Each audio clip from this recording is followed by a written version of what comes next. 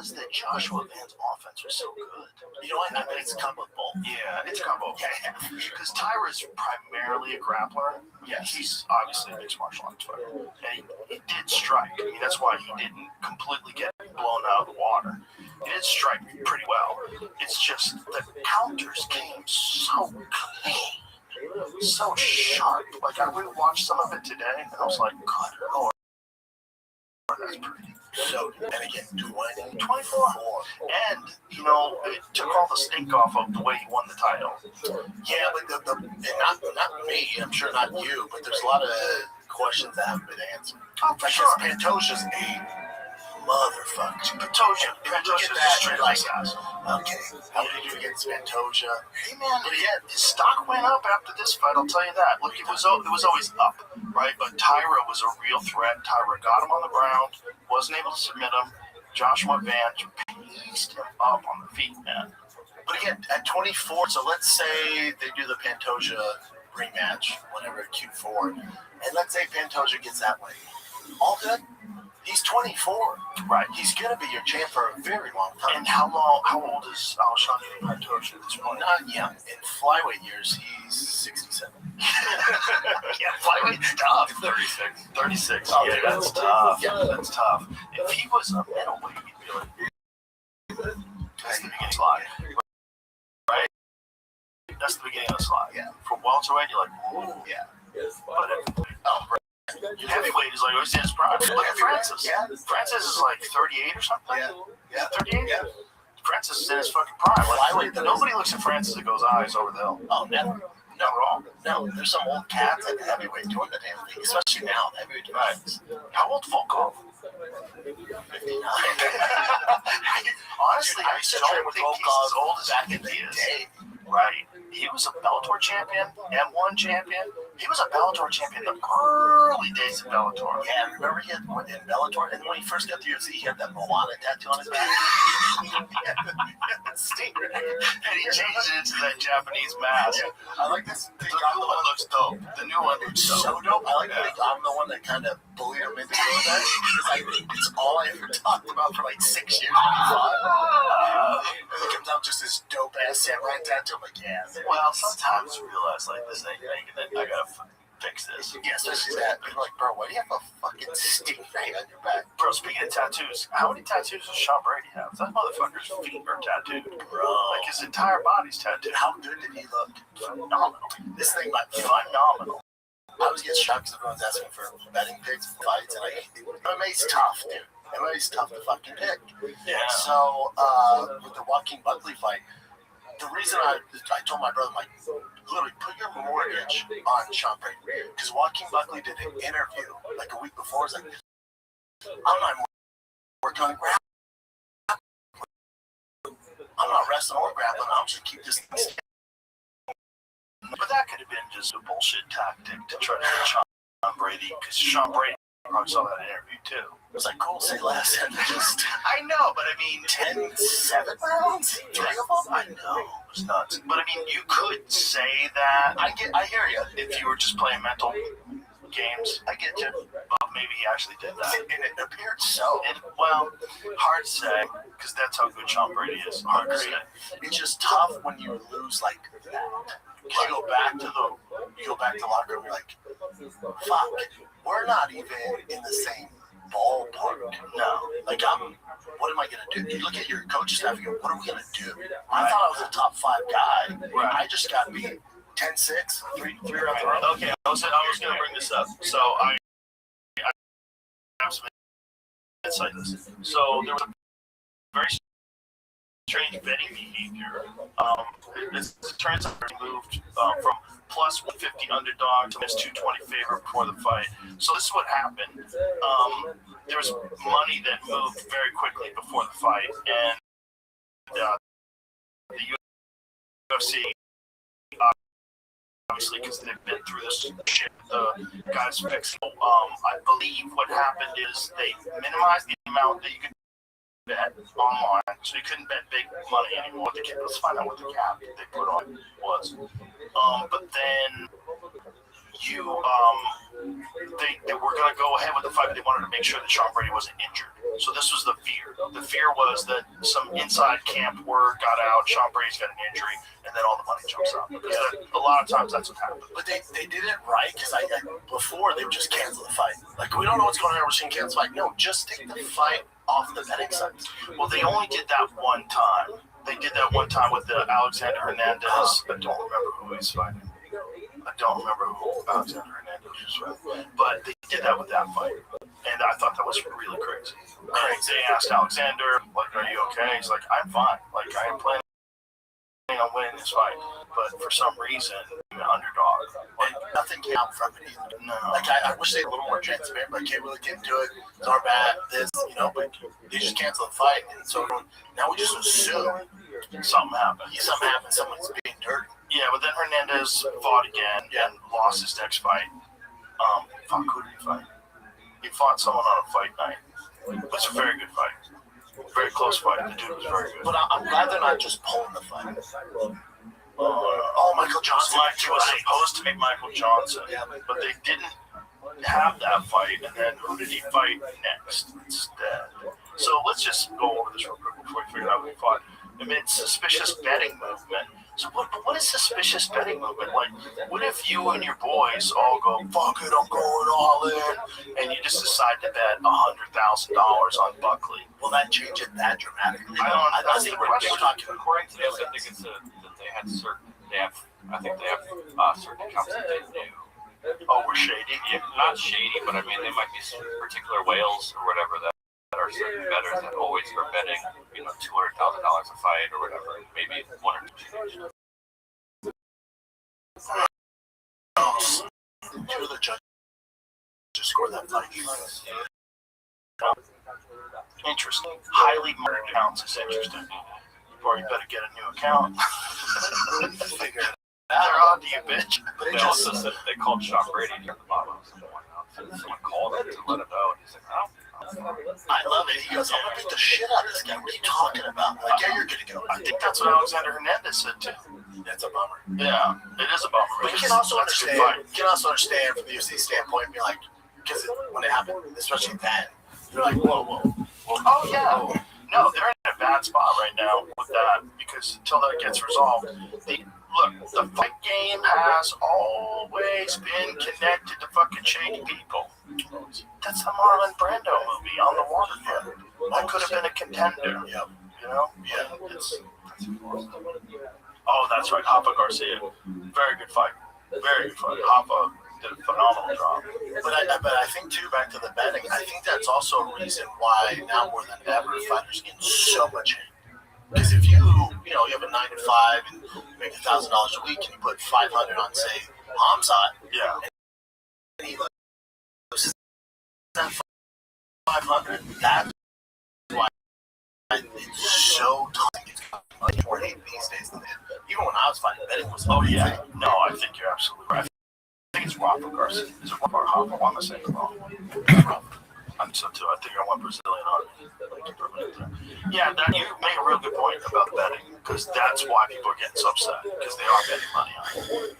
It's a big problem with some people. With some people, the ability to just bet on anything anytime you want. And now, Poly Market, all these different things, you can bet on, fucking anything. How about that fucking soldier that got busted? He bet that Maduro was going to get kidnapped. Dude, but my thing is, it's like the Pete Rose thing. At least Pete Rose is betting on his team to win. Right. This dude was betting on his fucking team to win. Right. Don't discipline him. If you don't think Trump's giving him a pardon, you're goddamn lying. Well, that's awesome. That's a weird one. But I mean, why is that bad? But the insider trading in Congress goes unchecked. Oh my God. Like that, bro. That's crazy. Like, if you get mad at that, people, what a hypocrite. You also get mad at that guy. Also, this guy who, it's not like they're compensated that great. Right. It's like, the house that we did. It didn't have to happen. It could have all got killed. It's like Pete Rose, too. It's like, damn, I think they know him now that he died. But, oh, great. Yeah, cool. That helps. Thank you. But it's also like, he never against his team. It's pretty Oh, that's true. I'm pretty sure. I looked it online. Really? Might have played against this team. At least at one game. I don't know if that's true though. Room for Pete Rose. But I just read something. I mean, it might have been a Pete Rose hater. That's what I thought. That's what Like, if he only betting for his team, I feel like that should be legal. That's what I'm saying. That's like the special forces guy. What, you trying to win harder? Harder because you want money? Yeah.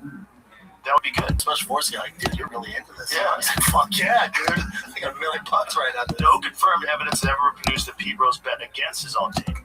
There you go. Cincinnati Reds, though there's some speculation. All official speculation. I must have read speculation. I mean, what the fuck? You say person believes Pete Rose probably bet against the Reds at some point, John Dowd said. But even he has acknowledged that his investigation did not produce conclusive proof of such bets. So I feel like you should be able to bet on yourself, fighter. I feel like you should be able to bet on yourself as a baseball player. Why not? You're just betting to win. Now, betting to lose, different story. But so if you just say, is that because you can't tell them how to bet? Like, if you're going to let them bet, they have to be able to bet on whatever they want. Like, man, I don't know if I'm win this fight. I'm going to try. But I think I might lose. So let me just use money just in case I lose. So I try my hardest. I lost, but So it's money. It's money. Yeah, that's good. It just opens a can of worms you don't want to deal with. So nobody bet. Right, because then, what if you won? You're like, I won. Yeah, but I lost money because I fucking bet against myself like an idiot. Yeah. Right? You made no money this fight. You have to be a fucking psycho, like, to try to win, knowing it's going to cost you money. Like, your whole camp, paying your fucking trainers, your manager, everything. What's like the Hamza Strickland fight? You and I, right when that fight got announced, we text each other and I'm like, good fight. I know everyone's gonna, Hamza's a big favorite, but we both went, I don't know, man. I can see it. I was nut riding for Strickland the whole time. I was like, that guy is the fucking captain of the deep water. He knows how to go into deep water, man, and he knows how to survive. He can survive. And the thing about Hamzat is, if he takes you down, he wants to hold you down and just beat on you and not expend a lot of energy looking around. He's got super underrated grappling, super rated. We saw he almost threw Hamzat, like, later in the fight, and he did wind up on top multiple times. Like, he ain't easy for anybody. Far from. And he had a blown out shoulder. Oh, that's the other thing. Everyone's like, well, Hamza was coming. Sean had one fucking arm, and when he did throw that right hand in that second round, he wobbled Hamza. No one talked about that. Most sniping punch was in the second round. Yeah. He flash knocks out Hamza, and Hamza's like, And he probably fucking jolted his shoulder with pain. and I still defended it. noticed he was doing this at the beginning of the fight. Before the fight started, he was doing this with his arm. So he's warming up, he's doing this, but he keeps right. I'm like, well, that's what I do if my shoulder's hurt, to see how hurt it is. Yep. How does it feel? Feel the range. Yeah, how's it feel? And he was only going to here. He kept doing, but deadpan killer look on his face. That motherfucker still won. Yeah, Still won. Here's my thing about it. still fought. But a lot of guys would have pulled out. A lot of guys would have said, I can't use my arm, I'm pulling out. Especially for that Magneto fight. I think with Strickland, too, now that he won, people are like, is he a Hall of Famer? 1,000%. 100% he's Hall of Famer. My thing with Strickland, too, it's like he's going to be a bigger star now more than ever. I think that fight is the one that put him even bigger. The thing about Strickland is he's the guy that's not supposed to be here. Like, everyone, when we talk about, Chechens or Dagestans or wherever these war-torn countries are from, they're like, this is the only way they made it out. Dude, Strickland grew up a poor white kid in America, disenfranchised. Dude had an abusive father. The odds are so against Strickland. And this motherfucker beat arguably the best striker in the weight division of all time when Izzy Adesanya. Beat him at fucking striking in Australia. And then they give him arguably the best grappler of all time in the weight division. And he beats him. So all of you listening, all you guys are closer to Sean Strickland than you are to LeBron James or Patrick Mahomes. He's just a tough white kid who trains his ass off. He's a blue-collar guy. He doesn't run a 40 and a 4.4. He doesn't have a 40-inch vertical. He's got one bad leg from a motorcycle accident. It almost ruined his whole career. Dude, I get chills talking about it. Dude, he's the guy. He's that blue-collar guy through hard fucking work. He's a Hall of Famer, bona fide Hall of Famer, and beat two of the greatest middleweights of all time. In all his fights, he's an underdog. Fluffy underdog. DDP underdog. Granted, he lost, but I thought he won that first fight. Massive underdog. Easy, massive underdog. Second fight with DDP, he fucked his shoulder up too. Driving a dirt bike like a fucking psychopath. Crazy. Crashed his dirt bike, fucked his shoulder up, and they told him he had to fight. So you had to take the fight. So you had to take the fight with a fucked up shoulder. And one of the things you notice about when he's throwing right hands, in particular in this fight, I noticed they were awkward sometimes. Yes. Sometimes they just looked weird, like he was trying not to use his shoulder or something. Compromise. Yes, 100%. And I saw some of that in the second DDP fight. Where it looked like he was kind of throwing his punches weird. Which sometimes he does anyway because he goes around the guard. It's awkward. It's strategic. Yeah. He's throwing shit that you're not going to block correctly, and then he's going to land you clean shots. But when you see him when there's nothing wrong, because he punched some fucking low-level promotion. Oh, that's right. Yeah. So, He's a wild boy. He's a wild boy. So they gave him like 8-month suspension, something like that, 6-month suspension. So you see him against Hernandez where he's perfect, and he looks fucking phenomenal. His striking looked phenomenal. Everything looked phenomenal. Oh god, he looks like he looked better. Best we've ever seen. And then he beats Hamza with one shoulder. This episode is brought to you by Ketone IQ. I don't care who you are, performance is mental. I talk for a living, so I'm always looking for a way to stay sharp. Ketone IQ is one of the few things that actually feels like a game changer. It came out of a $6 million U.S. military research program on human performance. It's a small shot of ketones, fuel your body makes when fasting or training, and your brain loves it. I use it before long days for a smooth, steady focus, no spikes or crashes, and it's clean. No sugar, no carbs, no preservatives. Go to ketone.com/Rogan for 30% off your subscription order, or find Ketone IQ at Target stores nationwide in the protein and electrolyte aisle and get your first shot free. They're so confident in it, they'll even offer a 60-day money-back guarantee. Go ahead. And so if you count them out based on the fight, we all thought Hamza won. A lot of people did. Look, it's a lot of people that know fighting thought Hamza won. There's a lot. I think it's split among journalists. I think I was reading something. He's a journalist. I don't let it read. I really read the headlines and then move on. You be careful with journalists. I'll listen to former fighters or people that have been around the game a long, long time. If you have Hamza winning, okay, nobody was robbed. But I can give you a pretty good argument why Strickland won that fight. Yes, I can give you a damn good argument. He was even like, I was talking to him inside the octagon before the fight. I said, "What do you think?" I said, "It was really close. It was really close." Because you really never know with judging. We've both seen fights where we were sure that one guy won and the other guy gets it from the judge, so you don't know. So, in my opinion, I would have to go over it and watch it again. Because when I call fights, I'm not really. What you're trying to do is make some entertainment out of moments and put some weight to it and express maybe to people that don't know exactly what's going You're also on. listening to your other partners in the booth. Right. Well, DC's great at that. DC's the best at wrestling in particular because he's an elite wrestler, and there was a lot of wrestling moments in that. So that's what you're doing. So you're not really judging the fight. If you're judging, you'd be silent. Like Eddie Bravo used to judge fights unofficially for the UFC in the early days. And what Eddie would do is he would have a piece of paper, draw a line down the middle for each guy, and then he would have categories: strikes, kicks landed, punches landed, takedown, submission attempts. He would mark all these different things. Like every time something would happen, he would mark it down. And then he would also go by who landed the most damage. And he was really good at it.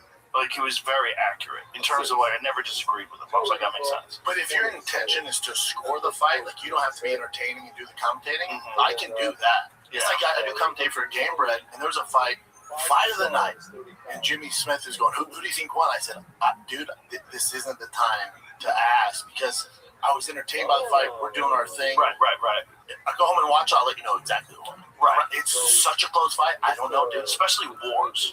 Especially a crazy war. It's so hard to figure out who won. Some wars, like let's think of, like, what if Tyra and Joshua Van had made it to the end? That's a tough one. It's a tough one. I mean, Joshua Van definitely did more damage, 100%. Which is the number one thing they are supposed to. Right. So I would judge that in favor of, like, conversations about the Gomez fight.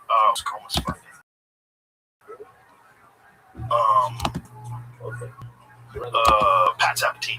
So Pat Sabatini was fighting Gomez, and all Pat Sabatini did was clinch him and try to take him down. Took him down a couple times, but when they were standing up, Pat landed a few strikes, definitely. It wasn't like he was completely outclassed on feet, but Gomez landed more. So I'm like, okay, I know Pat spent the majority of the fight in control, the majority of the fight clinching, the majority of the fight working towards a takedown, but it was unsuccessful for the most part. Gomez bounced back up to his feet every time, never took any damage on the ground, never got close to being submitted. And then when they stood up, Gomez was the one who was going after him, landing strikes.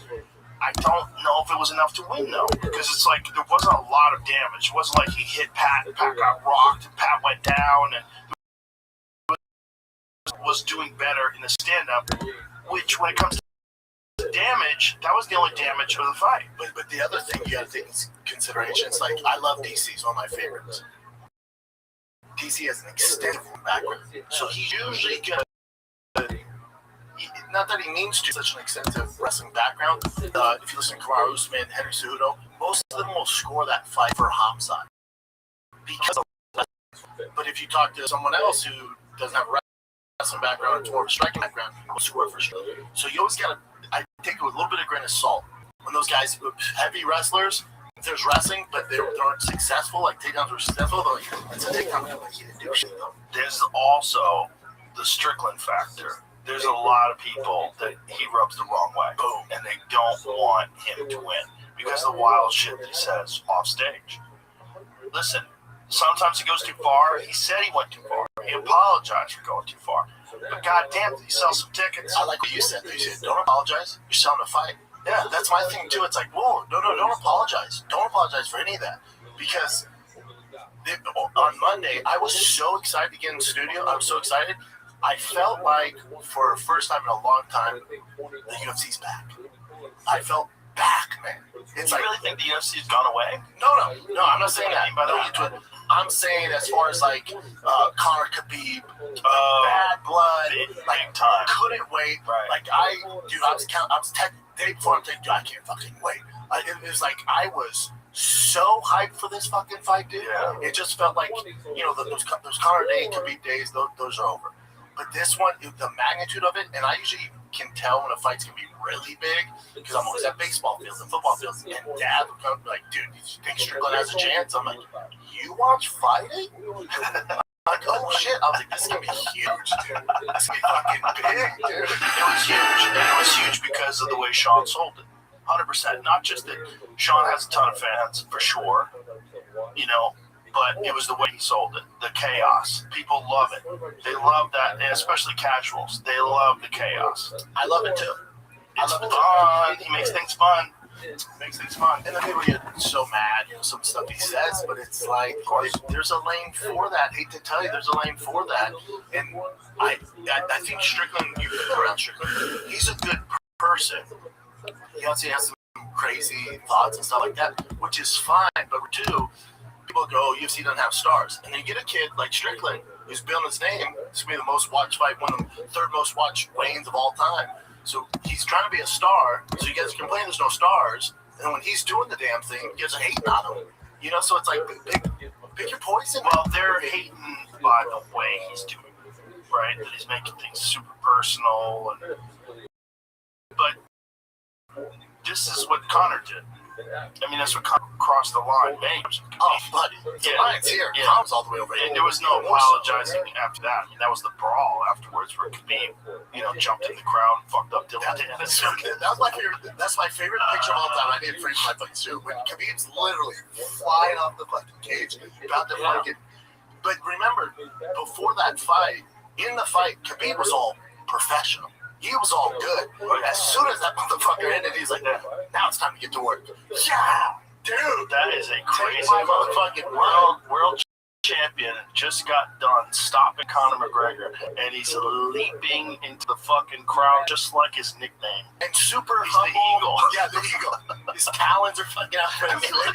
I mean, you couldn't come up with a better nickname for that dude. You know how Dan Henderson has that flying punch that he landed on Bisping when Bisping was down? Yeah, that's like his logo. Yeah. That should be Khabib's logo. 100%. With like wings on it, like a flying leg. Fucking animal. Dude, that was...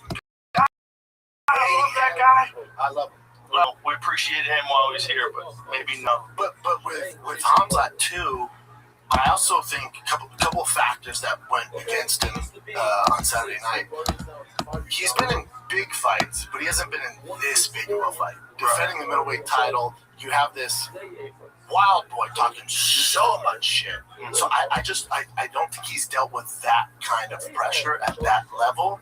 And then also, Hamzat's always kind of had a cardio issue. Because remember, when I went to his camp, I called you. I'm like, bro, I've never seen someone so fucking, I'm talking vicious. Fucking everybody destroying him. I was like, oh my God.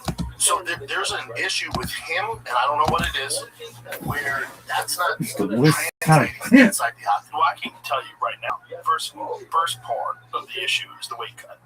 He cut 100%.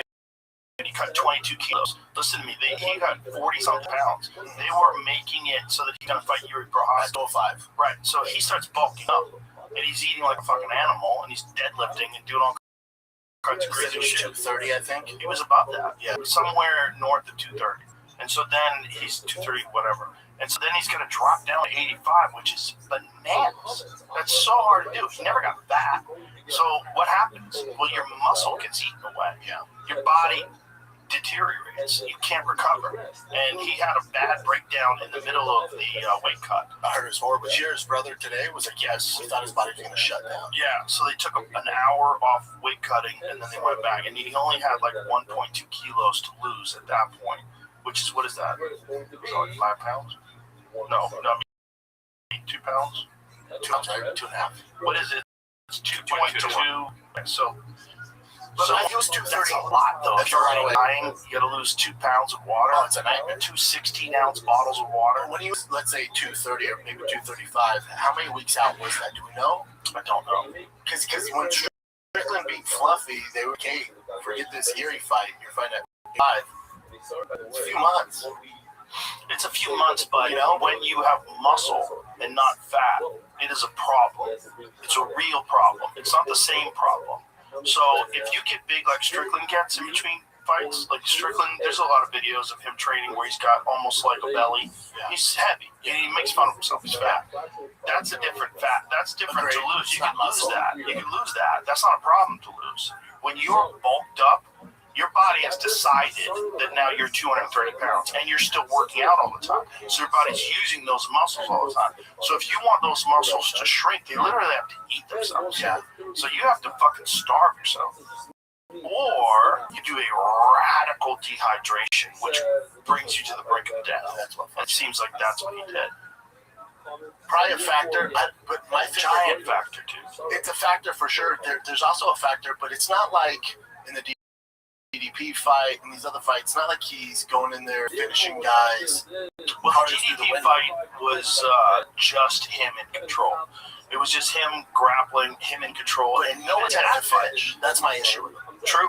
He just wanted to secure the win. And then here, what could be? It could be.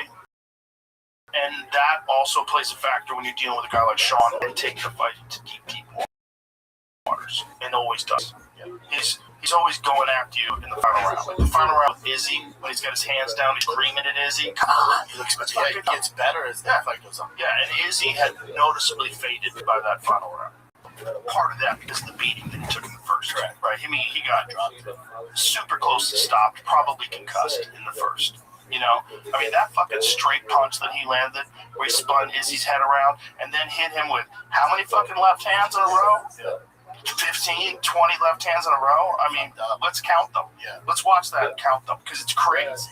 He just bang, bang, bang, bang. If you think you're going to go and just fight normal after that, you're concussed. Compromised. Probably you have a concussion. Yes. Just by the way he went down, his head spun around. It was a right hand, right? Wasn't it a right hand? It was a right hand, yeah. And it's picture perfect right hand. Picture perfect straight right. I mean, it was picture perfect. You don't get a cleaner, better right hand. And then blast him with all those punches in the clinch. You're gone after that. You're a shell of yourself. I think my thing with Hamza too is after, again, you jump to the weight cut, his line that takedown falls to his back, and Achilles cut. Dude, I think his body was shut. His body was shut down, and he realized that he went real hard in the first round, but doesn't have the gas tank. He said, let me coast. I can survive at the bottom here, but I need to catch my breath and try to finish this guy. Might have been a strategy. And he got better that third, fourth, fifth round. Right, because the strategy might have been, listen, if I'm on my back, no big, like he tries for a takedown, can't get it, he realized like, oh Jesus, I'm not going to be able to fight standing up like this for 5 minutes after that first round, because his body almost shut down 24 hours ago. 24 hours ago, it is the dumbest fucking thing we do in sport, where we allow these people to pretend that they weigh a certain way. You pretend. It's a 185-pound fight. The fuck it is. Neither one of those guys. 100%. Strickland is actually a bigger guy than him. Strickland, big boy. Strickland in that night in the cage is a bigger dude. He looked healthy, right? And I think part of that you can attribute to the fact that Hamza killing himself. Well, what Hamza said to Dana as soon as he jumped out of the cage, he goes, I'm done fighting. I'm going to 205. But apparently now, all he's talking about is a rematch. Back on. Yeah. It's back on. So so got to do. He has got to limit his calorie intake, and he's got to literally burn the muscle off. He can't just keep dehydrating himself like that. So you would have to talk to someone who's an expert at that. But my friend Cam Haynes, when he runs these ultra marathons, what he does is he gets himself down like 160 pounds. And the way he does it is he just limits his fucking calories and keeps working out the exact same way. And he looks terrible when he does it. Like he looks so tired all the time. But it's just sheer willpower gets him down to that weight. But that is slow running for days. Correct. That's a different thing. We can't do that. Right. What he's doing is exploding and moving quickly. And my personal opinion is you have to be biologically healthy to do that. You have to be a healthy person. You can't just be big, right? And you're not healthy if you almost died a day ago, because that's really what's going on. And we think these guys can recover, but how much do they recover? Well, they fucking for sure don't recover 100%. Not 100%. That's why I'm excited for him at 205. Like a lot of people are like, oh, I don't like them. Like if the weight is an issue. At 205, if he's 100% Hamza, I know he might be a little bit 100% Hamza. Could be a lot better than that 7%. That's great. Strickland ain't gonna do it. He's gonna he didn't fucking make the weight the first time. Oh, 100%. He's gonna talk mad shit. It'll be fun. He's a fucking coward. I beat him with one arm. It's gonna get crazy. You gotta fight him at middleweight, but he's gotta go to some expert in losing weight. Oh no, I'm not saying Strickland Hamza at 205. Strickland's gonna stay at fucking 85 and dominate. No, Hamza, he's going to do that rematch, and then that's it. He's a 205. Well, I think or to your point, he has to maintain a weight that's realistic and still perform. But he's got to figure that out. He's got to stop lifting weights, right? So whatever he was doing that got him up to 230 pounds, whatever it was, we're guessing, right? That's what I'd heard. He was north of 230. Whatever he was doing, he's got to not do that, and he's got to do mad cardio, just cardio, like working out, like wrestling, hitting the bag, hitting pads, and cardio. I'm a big proponent of do your sport. Get your cardio from your sport. Like I see it across the board. Like I get a little little hesitant when I saw all these videos of Hamza, hitting the tire with the hammer, doing all these runs. Like, yeah, but I'd rather you get your cardio from actually wrestling against top level guys and fucking get after it, dude. Because what's Strickland? Do you see Strickland doing all this heart rate monitor? No. Why is his cardio so good? Because he fucking spars like a madman all the time. So the Strickland you see in that is the exact same motherfucker you see in the octagon. They'll run their hill sprint. I'd rather get your cardio in your actual sport. I see it at the low level too, with kids. I coach football, baseball. These dads are like, I don't get it, man. I'm doing the foot ladder drill with my son 5 days a week. Can't catch football. I'm like, because we're not trying to see who has the best foot ladder. Fucking, we can do it the fastest. We're catching footballs. Do you think that there's footballs if you want to get better football? 100%? But do you think that some of that stuff has purpose? Yes, but not close to the fight. Interesting. Because usually what we would do is let's say you do a 8-week camp. Before the camp starts, a lot of that stuff, and then once you get for the cardio, was getting it in your training. Who agrees with you? Aljamain Sterling. Aljamain talked about this. Pretty good. Pretty fucking good. How good did he look against Alal? Dude, best back control in the game. So, I don't. Why is he so underrated? I don't get it. Why he doesn't It's get the loss, pure young. It's fucking crazy. So it's the win, the victory where he had an injury from an illegal shot. Yeah. People hated on him from then on out. Think how good he did against Evil? I know, he's amazing. That was a fucking split decision. Some people thought he won. Yeah, he could have easily won that that motherfucker. fight. So good. Yeah, Aljamain's the man. Yes. But he said that Merab does the same thing. Now, who the fuck has better cardio than Merab? I would say nobody. Nobody alive. Ever in any sport I've ever seen. Maybe that guy that broke the fucking whatever, it was 4-minute mile or something. But as far as what, Yeah, but he didn't get taken down. Exactly. He got punched in the face. people should just go to Rob's camp. Like, what are you doing? He's like, I'm wrestling. I'm fucking wrestling. He does run. He Yes. does run, and he does lift some weights every now and then. But he doesn't do any of that crazy garage stuff. And one of the guys that spoke out against the garage stuff was Cub Swanson. I shouldn't say spoke out against it, but what he did say was that when he did that, because he did some of the training lab stuff, he said he was too broken down. He said he was overtrained, and he said he was just too tired when he was going into fight camp. Yeah, so you're doing all the other stuff too. You're still boxing, you're still kickboxing, still wrestling. And he said he did badly in those fights, which is interesting because, the Mark Marinovich approach was very different with BJ Penn. And that was the best BJ Penn ever. The best BJ Penn ever. But they literally did no fight training. What they did is all plyometrics. And it's different from the stuff the training lab stuff's doing. Because the training lab stuff, he's doing bicycle work and all this stuff.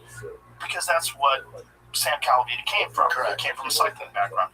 What Marv was having him do was all plyometric stuff and just build this fucking insane machine. He's like, BJ, you already know how to fight. Fact. You're not going to get better at fighting in 8 weeks, right? Fact. But what we can do is give you an unstoppable gas tank. And training himself, or when he had, wasn't him and his brother. It wasn't the most disciplined. He was phenomenally talented. And freak.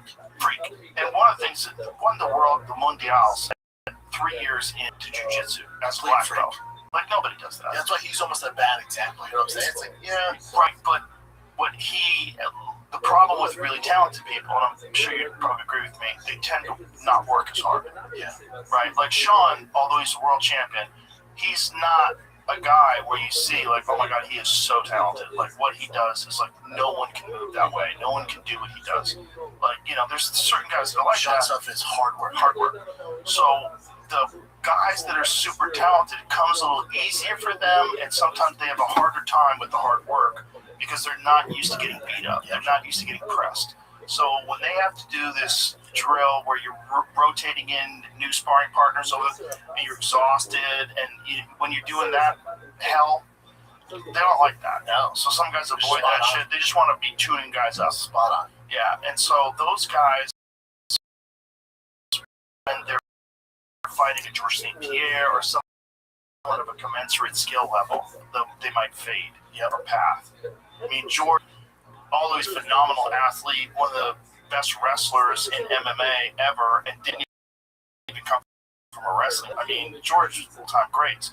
There's not like one thing that George would do that make you think like that guy's a freak athlete. There's never been anybody like him like that. No, far from it. To your point, far from it. Because I trained with George forever, and when we did, they would have us do some stuff like I did in the NFL, like sprints and vertical and the agility drills. Like nothing crazy. No, but BJ was crazy. BJ's crazy. BJ could do stuff where you're like, how the fuck can you do that? BJ could jump out of a pool and land easy. You know, BJ has insane flexibility. Like the way he moves his legs, his balance is nuts. There's a video of someone trying to take him down, and they have a single, and they are driving across the cage, and he's on one leg hopping with zero fear of being taken down. Like, but to your point, like the BJ's that talented. John's another one. Yep. Where it's right. Exact. Perfect. So fucking talented. And then the difference being like John always figured out a way to win, and John, if he had a bad camp for one fight, he would come back in the next fight and really fucking put it to somebody, right? Like the Gustafsson fight. First fight with Gustafsson, he doesn't train at all. Craig Jackson is like he barely showed up at all. Barely showed up and pulls it out in the final 2 rounds. It's crazy. Gets taken down for the first time by Gustafsson. Like, oh my God, Gustafsson might be the man. And John pulls it out. So the second fight comes around, and John trains hard. And John fucks him up. I mean, fucks him up in a way like, this is what would have happened if I tried. Yeah. If I prepared the way you prepared, this is what how it goes. You get a fucking beating. You know, and this is the dance of, like, who's the greatest of all time. And that's why the argument in most people's eyes is that John is the greatest of all time, because John was all those things, super talented, and when push came to shove and he had to get back into work and get gear, he would do it, and he would pull it off against DC. He would pull it off. The Stipe fight was, I think that was not Stipe. That was that's when you like we talk about. You know, Stipe is the Stipe that, you know, ran through the heavyweight division. The Stipe that knocked out Alistair Overeem, that beat Fabricio Verdun for the title, beat Francis when Francis was just crushing everybody. And I think that took a lot out of his chin, that Francis fight. I really that changed him forever. Because DC knocks him out right after that. And, you know, it wasn't the biggest punch in the world. It was a big punch, but he had taken bombs from Francis. Back to John being the greatest of all time, it's like when you look at his resume, it's just like, it's phenomenal. Wow. Phenomenal resume. As far youngest ever UFC champion. Crazy. But as far as like, did Josh Barnett win it earlier? Nah, I think John's the youngest. John's the youngest. And Josh Barnett was the youngest. And Joshua Van's second now. Right, so Josh Barnett won the heavyweight title at what, 24? Yeah. Those boys were. Well, didn't they strip him for steroids when everyone was doing steroids? That is. It's like when WWE, you guys get busted, you're like, oh, come on. Like, bitch, you ain't testing everybody. You just don't like Josh. Way to get him out. I love Josh. Way to get him out. But yeah, back to John, it's like, you look at his resume, greatest to ever do it. Yeah. Beat the very best in Murderer's Row. Murderer's Row. Now, again, it's not even comparable to today's light heavyweight and heavyweight. But then, you don't think so? No. Well, listen, close. When Alex was the light heavyweight champion, certainly comparable. Alex is the light heavyweight champion. Alex that beat Magomedov, the Alex that knocked out Yuri Prohaska, the Alex that starches everybody, that fucked up Jamal Hill. Like that, Alex Pereira and John Jones in his prime would have been insane. That would have been insane. Oh, man. Tough to beat the wrestling of John. Like, John's wrestling was on a totally different level. His IQ. His IQ. Would be tough, right? Look at he did the Cyril Gauntlet. Crazy. I mean, he avoided the shots. He read him like a book. Bullied him. Got hold of his neck, and like, I'll take that. But dude, if you go back and look at John, my fighting years too. You look at that light heavyweight division, 1 through fucking 15. Good luck. That's especially heavyweight. True, but good fucking luck. But if light heavyweight, okay, so not a lot of those guys are ranked in the top 10. How do you think Yuri? Well, let's think of Alex. How do you think Alex would have done against Gustafsson?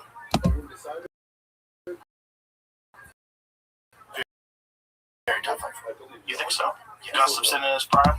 The Teixeira fight? Because he pieced up. Remember that fight? Yeah. Bro, that was a video game combination. Really knocked out Teixeira. Alex is one of those guys, similar to DC, that when John just reigned as champ, it's like if Alex was just born at a different time, maybe 5 years before, 5 years after, he's our John Jones. He was so fucking talented.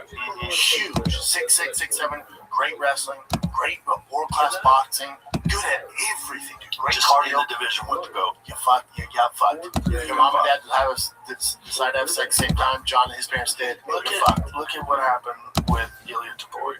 Think about the guys that he's fighting. Think about Max Holloway. Think about Charles Oliveira. Think about Alex. This blast. It's like if you're in that guy's division, what are you going to, especially at 45? I don't know what it's going to be like at 55. Obviously, the Oliveira fight was a one-punch knockout, but that was such a bad knockout. Crazy knockout. But when you see him and Justin next to each other, like, oh, Justin is quite a bit bigger. He's quite a bit bigger. That's a tough fight. It's a different fight than Oliveira. It's different, but fuck, then you see what Oliveira was able to do to Max. You're like, good lord. Like, Oliveira's a fucking beast, man. And he couldn't do none of that to Ilya. Yeah, the only thing with all that is, like, the 55 division, no one's in the prime. Like, Charles is in his prime when Ilya beat him. Justin's definitely not in his prime. Max is in his prime. They're all good. They're fucking good. Just surging. And already one of the greatest of all time. Yeah, he's so smart and so disciplined and so like completely focused and dialed in. Great at everything. And the crazy thing is, didn't even start as a striker.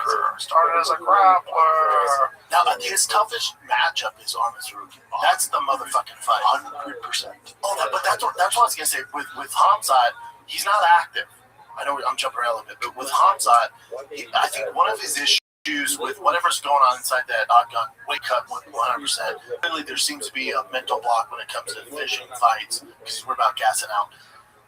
RAF, dude, take the page out of fucking book. Just wrestle all the Sarukian. I think he's wrestled like 8 times as fucking. I know. Just fucking dudes up, making all the money. He makes 6 figures every time he fucks somebody up. But he's active. He's staying active, staying competing. Yeah. And UFC's going, yeah, go ahead and do it. Yeah. So for Hamzat, dude, because he fights once a fucking year, which is not good, dude. Right. So it's like, stay active over there. Stay active like Armin Sarukian's do. Well, keep your weight down. Yeah, I don't know if he's interested in doing that. I signed with him. Yeah, but what was the fight that he was gonna? Do you remember? I think they want to toss him like an Olympian, which is that's where it's nice. Yeah, here's my fear. There was a recent event. There was a very weird event. I don't know, but it was kicks to the leg, punches to the body, and jiu-jitsu. Have you seen that? No, get the fuck out of my face. It was weird. Yeah. So Gleison Tebow was fighting. I apologize, I don't remember who he was fighting. And he takes this guy down, and the guy catches. He was trying to avoid the takedown. He catches his knee in a weird way, and it blows out. So that could happen to fucking anybody. Wrestling's a little safer though. I don't know about that because this was in the wrestling exchange that he took him down. Yeah, but those guys aren't exactly like high level wrestlers. True. True. Like the RAF has its top tier shit. Oh yeah, no it's doubt. So good. No doubt. It's but so good. Wrestlers blow their knees out all the time. True. It's just a part of the craziness of explosive movement and a guy is coming after you, and it's kind of what you sign up for. So for Hamzat, it's like, dude, we can't fight fucking once a year, and they have weight issues, and clearly there seems to be a mental block, and you get finishes because of your cardio. Let's do RAF. Let's get this rolling. Keeps your weight down, keeps you active, also keeps you in the limelight. Like,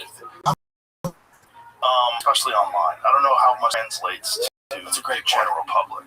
Dorks like us. Dorks like us. Good point. We are some riding. He beat Giorgio. Good point. Was it Lance Palmer, the wrestler that he tech falls nuts?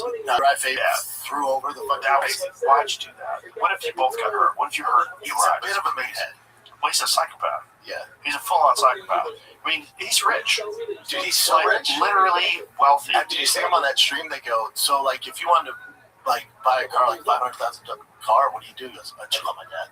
Yeah, his dad's like a billionaire. He's got tons of money, but he's not lazy at all. No, he's like he flies in the face of this like long-standing belief that we all had that if you come from a rich family, you can't be a great fighter. Dude, he's Batman. It doesn't matter if you come from the ghetto. He's gonna fuck you up. That's not like he's some fucking dudes like I'm from the favelas, you know. And like, good luck, cool man. Good luck with that fucking Armenian psychopath. Yeah, he's pulling up in a Maybach. Yeah. He gets shit. He pulls into. Like, I watch his YouTube videos. Yeah. He shows up and all the different stuff he does.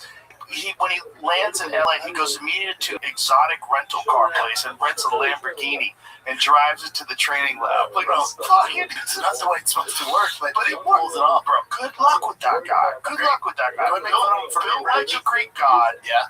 Can wrestle like a fucking elite top tier wrestler. And he can strike. And he can submit you. Good luck. And he's angry because he's a shot at the title because he hurt his back getting ready to fight you. Which is the best thing that ever happened to him.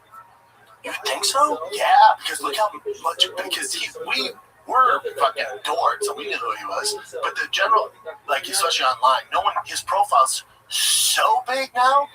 I think it's just with dorks.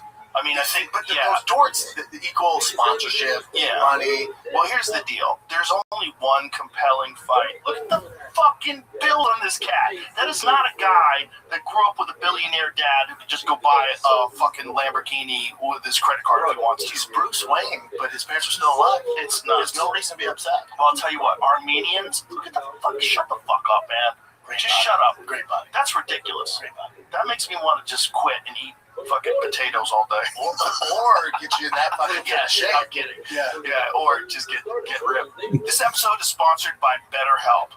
We've all been there, staying up late, stressed about the future. Maybe you're worried about finding a job or a looming deadline. Whatever you're feeling stressed out about, you don't have to get out on your own.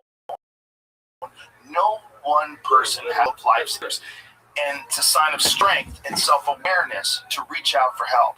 That's why this Mental Health Awareness Month, we're reminding you to stop going at it alone. Get the support you need with a fully licensed therapist from BetterHelp. They make connecting with a therapist convenient and easy. Everything is online. Literally all you need to do is answer a few questions and BetterHelp will take care of the rest. They'll come up with a list of recommended therapists that match what you need, and with over 10 years of experience, they typically get it right the first time. So you don't have to be on this journey alone. Find support and have someone with you in therapy. Sign up and get 10% off at betterhelp.com/JR. That's better, HELP.com/JR.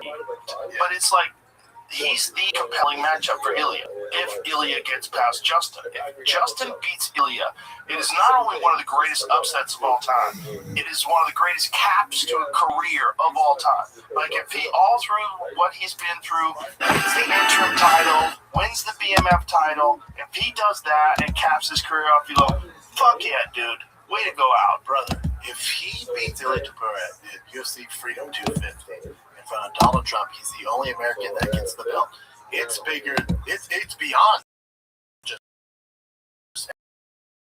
UFC. Yeah, Miracle on off. This is guy, Prime, who's knocking everyone to the shadow realm. He says to Charles Oliveira, "I'm sorry, it has to be you." Has a celebration party the night before the fight. At a party. He's drinking wine and shit. No, I wasn't. See? Yeah, I'm pretty sure he's drinking wine. Oh, no. I'm pretty sure he's drinking wine. Imagine that fucking psychopath. And he's got that beautiful fucking dude. Bro, such a tough fight for Justin, but I'm rooting for Justin. I love both of them. But just for the sheer fact that I like chaos, and that in front of the weird elites watching the fight, you don't know what the fuck's going on. It's gonna be great if Justin pulls it off. Yeah, if Justin pulls it off, it'd be one of the greatest upsets of all time, one of the greatest victories of all time. And if he does just retire, Taporia plans to celebrate before the Gaethje clash at the White House. Of course he's going to celebrate. That's his move. Whatever he does. Massive celebration dinner the night before the lightweight bout. I'm going to celebrate by everything organized. My team's already taking care of that. That's a mind fucking and a half when you're in your hotel room, you know, and you're just fucking scrolling on Instagram thinking about 24 hours from now you're going to be fighting, and you're like, what's this asshole on top of a table? Dancing. That's how sure he's the fuck out of here. He's eating spaghetti and fucking doing a salsa dancing. Like, what the fuck are you talking about, man? Yeah, did you see when all the fighters at the White House? Comes like, I thought you liked this guy. Yeah. You're like, yo, fuck. Because, why would you give your friend this time? Yeah. Well, forget that's last fight. That is last fight. And it's smart because that Patty fight is, you know, entertaining fight for the cat. As far as technical, it was so sloppy, man. It was just so sloppy. And Justin told me that that's what he wanted to do. Which he should do. He just wanted to just go fuck you and just come at him and just throw caution to the wind and just almost fight like he did like back in the PFL days. World Series of Fighting. That's what it was. Yes. Right. Yeah, that's right. That's exactly what he should be doing. And that's exactly what he should have done for Patty. It was a sloppy fight, but he got the job done. But you can't tell, like, and it's all good. This isn't a knock on Justin. All the years, all the wars, one of the greatest careers that we've ever seen. It catches up with you. 100%. It has to. And now here's Ilya Taporia. But again, I bet Justin wouldn't have it any other way. You have an opportunity to pull off one of the biggest, if not the biggest upset we've ever seen. And Trevor Whitman, fucking White House. Justin has an awesome series, The Art of Violence, I think it's called. It's on YouTube, and it's all talking about him preparing. It's all videos of him training, and Trevor Whitman's in it. And Trevor was saying, we love being the underdog. We love it. And he talked about being the underdog with Rose Namajunas when she beat Jacek, when she got Lee, same thing. The stop with Wei Lee was nuts. Crazy. You know, that she was the underdog, head kicks her. Yep, crazy. And that It's a little different. it is different, but it's similar in ways. The Zhang Wei Li is. Zhang Wei Li is fuck everybody. Scary. There's no one like her. The physicality of her at strawweight, she was a fucking monster. Like her training was bananas. Crazy. I'd watch her training and I'd go, good lord, who's gonna beat her? She's like shoulders and shit. But the way she trains like a dude, like an angry dude. You know what I mean? Like women haircut to show. It's not, and it's not a knock on the way women train. I'm not saying that. I'm saying like the ferocity was like she's filled with testosterone. Like she's trying to kill somebody. Probably it's Joe. It might be natural. It might have slipped something into her noodles. Did you see that one fighter who got busted? And she goes, "Oh man, I took my husband's vitamins and just had these steroids." Yeah, my husband. She threw her husband under the bus for taking steroids. She fucked up. Is he an active fighter? I don't think so. Is he? No, he's probably just some meathead. He's like, yeah. I hope so. Yeah, me too. Because if he's an active fighter, he'd be like, what the fuck? Now we're both fucked. Yeah. Say somebody gave you the wrong thing. Yeah. But back to Whaley and Rose, the difference with that is Rose was still pretty in her prime there. Yes, 100%. That's a good point. That's a good point. Real good point. Justin's not in his prime, but damn, he didn't look like he lost a step in the Paddy Pimblett fight. He looked like he was just being an animal. And Pimblett's fucking good, man. You see what Pimblett did to Bobby Green, and granted, Bobby Green's not quite at the same level, although he was fucking sensational. He looked good Against Jeremy Stevens. He keeps doing the damn thing. But also that style is so fun. Talking shit, pointing at you. Fun, man. So fun. Face. So fun. How about at the end of the fight, when I'm interviewing him, he's like, come walk with me. And he takes me over to Dave. He's, yo, Dave.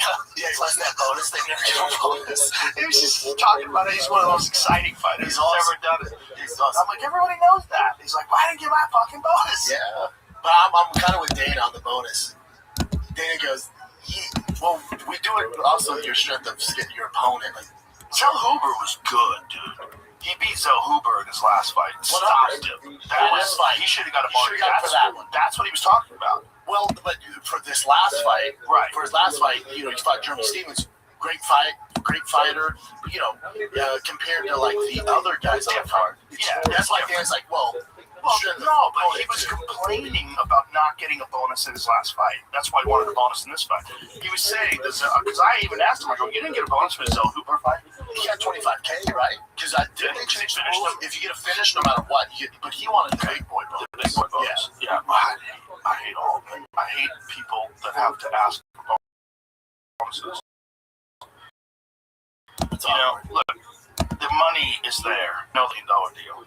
I'm a businessman. I'll say that right now. If I was running the UFC, the stockholders, they would fucking kick me out. The shareholders would have me fired. Yeah.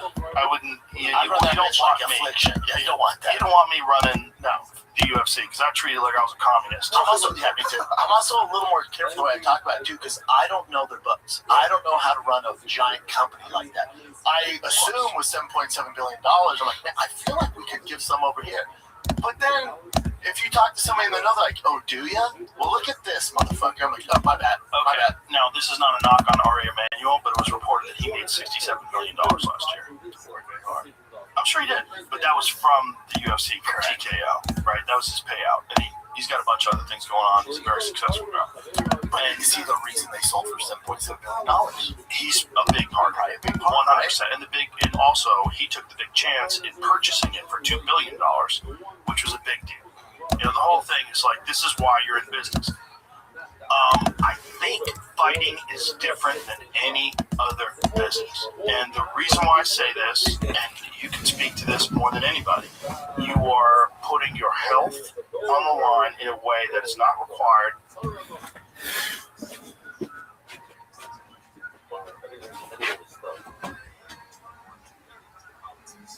Now that it's over,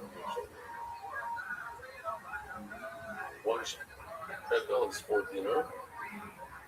60 is 240.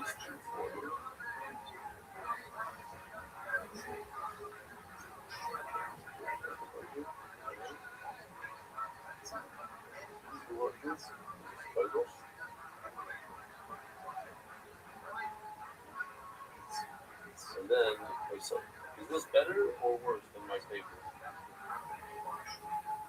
Look at this.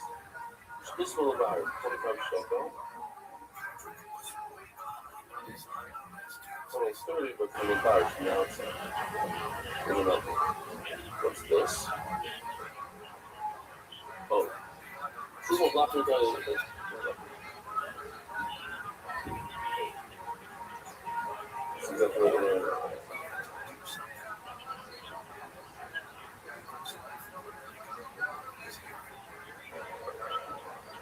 So with all the reds, you take one.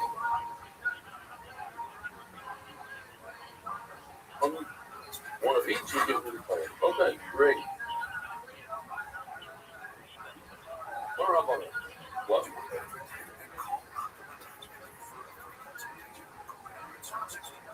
Yeah, it was close to nothing, or 2%. So we're gonna get there. All right, here we go.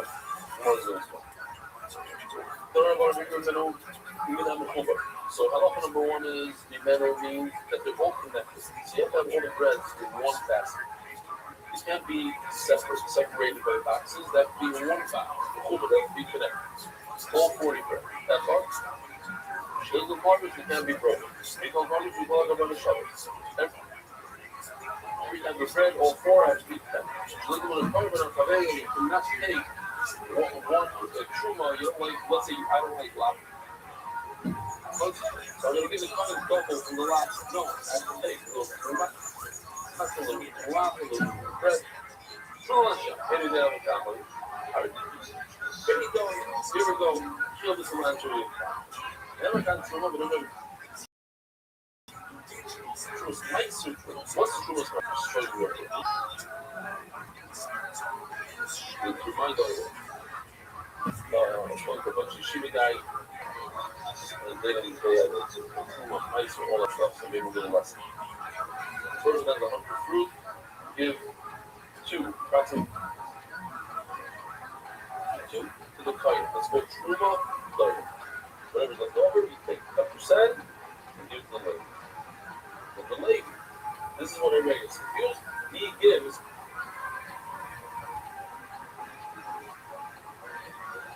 10% of what he got. And that's called Trumas Meiser. That's what we're discussing. So let's see it on the video. Just very quickly, it's the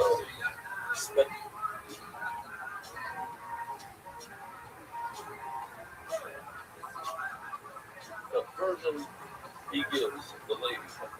And the lady takes one out of the 10 apples and gives it the guy that's called Trumas Meiser. So that is not a mash. That is 10%, but that's what it's called. I don't know about that. Okay, so it's sorry, I'm kind of who is sorry. Oh, he clocked me down too. Wait a minute, who told you to say that? No, it's not true, but never recorded it. It says by recording it, you do. So the shit is like, we did 7 different types of food that we did. The first one, you have to read with me some meat. Push that whole thing on show. I love Halo shear. I didn't know there's no shear. It says, shear. It's so interesting, you know? If somebody were to ask, same thing, somebody asked me once, how much pay left with you? I don't know. 10%, I don't know. You say it every day, every day. I have no idea what I'm saying. I'm saying a word. Different, okay?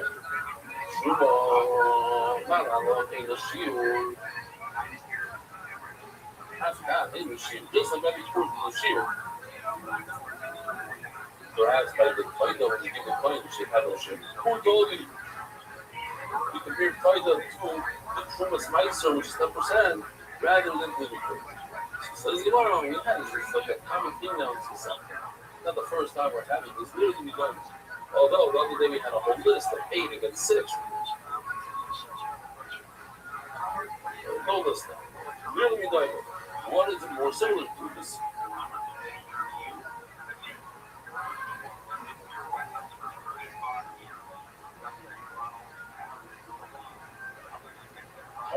What is more similar? On the one hand, it's compare it to on the other hand, you compare it to Trumas Meiser. Don't have Truma Shena Peret Truma, be Truma Shena Peret Truma. There's nothing, you don't have to take more Truma after you do Trumas Meiser. Done. But if we do before we do have to give Trumas Meiser. You're not done. You did the first step. The first step is the new fruit of the base of okay. But then you still have to give Truma and Meiser. She's a fruit. Oh. Or perhaps I'm going to do the Truma and the other. Where do you eat? Truma? The Truma and the other. Before you have to eat. Where do you eat Taida? All of your Truma. Before all of your Truma. Okay, Trumas Meiser, should have done become like that. Trumas Meiser can eat it with Chinese. No, I don't know where to learn it from. It's a concept. You can either learn Taida from Trumas Meiser, from the Taida, or from before it will be whatever you feel like. And the shape. Well, it says Manu. It's like the word Manu Truma Hashem. For some reason, nice. Manu Truma. If you're showing tonight a more solid Truma, I'm going to learn Taida from Trumas Meiser and step per se. This is more of a Manu Truma. I don't know how much to count. I really don't, never count that. Never know how much to count. It says by the 2 breads of Shavuos here, remind all of the nice picture that we made. You take the 2 sheep, it's the older one. You see, it's the older one. It doesn't have the wreath or the flower things around its head. But anyway, on Shavuos, you bring the 2 sheep and 2 special breads. Each bread is made out of new salt. How many saw on the cruise? Sorry?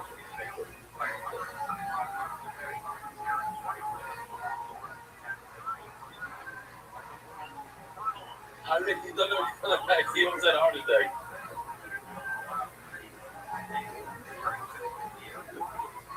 Literally got the lechem and then I understand lechem. It says the word lechem. Isar L'Chalam. Just like by the two breads and shkuas, each one is one Isar. I've got Isar L'Chalam. Isar, we know, how much is an Isar? 43 eggs. 43 eggs. 5 pounds of flour per chalam. Shy of chalam. Oh, you got the soup. But perhaps I can learn differently. Never got left when I left my part of that. And so once again, the thoughts of I could either learn I could learn the title from the Shtei Lechem, and instead of I know each bread is one Isar, or I could learn from the Lechem of Chayim. Each bread is 2 Isar. 10 pounds each. Shtei Isar, you know, Shtei Isar, you really don't know. That's how you guys get.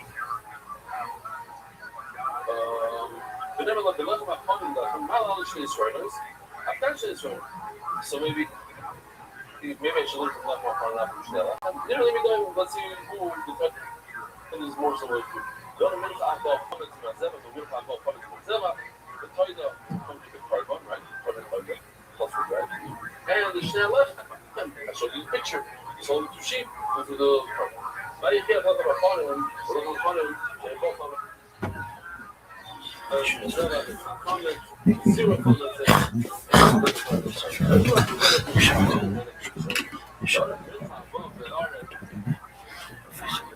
In any other business other than maybe football and boxing and kickboxing. You're putting your health on the line in a way that's different than any other business. You are the only thing that people are tuning in for. Without the fighters, there is no UFC. It doesn't exist. It is the entire product. The thing you're selling is entirely fighters. And it's fighters that operate for a short window of their prime. They have 10 years or whatever they have. And when they get out, you know, we've all talked about guys that are mumbling now. You can't understand what the fuck they say. You see, like, tics that they have and guys who have neurological problems, memory problems. It's real. So I don't think we should think of it like any other business because the entire business model is these guys' bodies and the consequence is their health and it's for the rest of their life. And so if you're doing something that is generating a significant amount of money for a very short amount of time, I think you should get a lot of money for that. If you're the amount of money that is left over for the other people, the people that are making the money, that put the money in, they should still get a lot of money, which is why they did it in the first place. But I don't think the balance is correct. Now, I'm biased, right? Because, again, I'm not a businessman, but I have a deep empathy for people who put themselves in front of harm and try to chase that glory for our entertainment, for the sport that we love. And I think they should be compensated more. Yeah, I don't think you're biased. I mean, obviously we're biased. We love fighters and I was a fighter. It's not even about being biased. It's just Fairness. It's fairness. It's fairness in the marketplace. And Well, the thing is, it's such a dicey thing. I know people hate when I bring up fighter talk, and I get sick of it too because I don't know what you can really do. Because I go, is it though? Because here's the thing: people will go, okay, they made 7.7 billion. Here's their overhead. We don't know what's going on, but it's like if the UFC is the only combat sports promotion to ever make money. Ever. Right. Nobody else has ever done it better or made profit. So my thing is like, is this just what it is?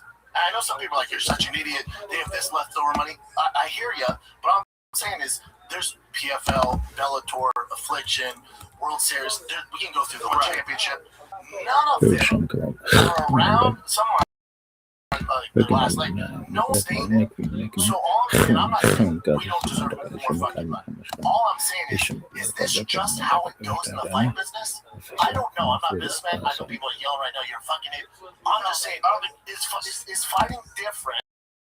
Where, hey man, it's not the NFL, it's not the NBA, it's not MLB. In order for us to continue this rise, this is what it is. It's 18% of the fighters. I don't know, Joe. Okay, well, that's what I'm saying. I don't. Good points. First of all, let's just give UFC its flowers because I love it. The kids say that these days. Give flowers. Yeah, good say. Have your daughter started using buns yet? Oh yeah, they use that. Yeah, just found my It's bad. Buns is bad. Yeah, I gotta try my son's like, I think it's buns. Like, is that good? What's that? It's ass. Yeah, no, but buns are always like cute buns. Yeah, I know. Yeah, we're young Jamie. Yeah, young Jamie. What were we saying? The UFC is the greatest organization in combat sports history, period. There's nothing even close. The product is so much better than any boxing promotion. And my friends that I've brought to the UFC that are boxing fans, like my friend Josh Dubin, he was like, the fucking production's incredible. He goes, it's so much more exciting than any boxing event. It's so much better. That is 100% true. They've also been a consolidated organization for, right? I mean, it was a different owner. It was Bob Myro from 2021 on. So for the last 25 fucking years, it's been Zuffa, right? They sold Zuffa. Now Zuffa sold to Ari Emanuel, TKO, but the same people are running it, right? It's still Dana White. It's still all these people behind the scenes. That's another conversation. Yeah, it's still Anik. It's still me and DC and Michael Bisping and all the other people that are doing commentary and you know, Dominic Cruz and Paul Felder and Laura Sanko. It's still, the team's the same. The team behind the scenes is the same. It's so polished. There's never a problem. When I show up at the UFC, everything's so smooth. You go in and say hi to everybody. I show my badge to the fucking security people. I say hi. We sit down. Everything is smooth. We got a hit in 5 minutes. Okay, great. Everybody's there. The sound guy's on point. The camera, everything is on point. It's so easy. And it's like the production in the truck is so fucking good. They always have the right angle. And Giordano's always on the case when it comes to like getting the right angle for a submission or getting the right angle for like if I ask for something, I got it right away. Like I'll push the button. Like, you know, let me hear his corner. Yeah. Boom, they're right on it. They're the best. High level. They're the best. And you notice that when you see other promotions. It's like other promotions, the camera work's not as good. It's like the machine is so good, and it's become like the NFL. Like, I know the XFL exists. I've never even heard of a game. One player. No one's even brought up a game that's going to happen. Never. I know it's a thing. Never. And the problem with casuals, that's the same with the PFL. Even though the PFL's fucking got really good fighters. There's really good fighters in the PFL. Far cry from UFC. Some of them are really good, man. That cat that just knocked out Renan Ferrar, the guy who's the heavyweight, that is Fedor's protege. Oh, yeah, the Russian cat. Bro, he's good. Bro, he's good. In the UFC's fucking shallow-ass heavyweight division, we could use that guy. I'd like to show up at that dude's hotel room in a fucking briefcase with all money. Like, let's go, dog. My thing with the UFC, when you talk about the staff, and you got to give them their flowers, they're the only one that's figured it out. They're the best. By the best organization by far. And they deserve to be rich because of that. They've made an incredible product. So do the fighters, though. I think your product is entirely dependent on the fighters. Now, this is my position with my comedy club. So, my comedy club pays different than every comedy club. The comedians make most of the money when it comes to the door. That's how it should be. But let me ask you this, Joe. If it's too much, like, dude, get the fuck out of it. But is the mothership compared to the Comedy Store, the Improv? Are you guys crushing them? It's doing really well. I mean, the Comedy Store is always going to be one of the great clubs on earth. It's a legendary club. It's dependent upon who's there. The difference between the way the Comedy Store does it and the way we do it is that we bring in national headliners for the weekend. Like the weekend, it might be Dave Attell. Yeah. This week is Tony Rock. Is there another club that does that? Is there? Because it's a little different. Regulars. Is there another club that does that? Sure, most clubs do that for the weekends, but the thing is, they don't have the same lineup for the weekdays. Yeah, because the weekdays we've got Shane Gillis, Ron White, Tony Hinchcliffe. Kill Tony's there every Monday. It's a different setup. Is there anybody doing that? Because the comments have to be. So my whole point is, whatever you run your business, it's like. Is the model where you're doing it, where the comics are making the majority of the money, is that a sustainable business? 100% makes money. If we take Joe Rogan out of it, and some dude wants to start a club and did the same thing, is that going to be profitable? No, you have to have talent, but that's the difference. It's like the thing with the PFL versus the UFC. You have to have the talent, right? And the reason why our club works is because everything, look, it's pure luck. It's pure luck. Everything had to line up. We had to hit every green light. It had to, COVID had to happen. The Comedy Store had to get shut down. All the employees from the Comedy Store had to get fired. We had to not be able to do stand-up in LA. I had to be worried about my family and like the crime and the riots.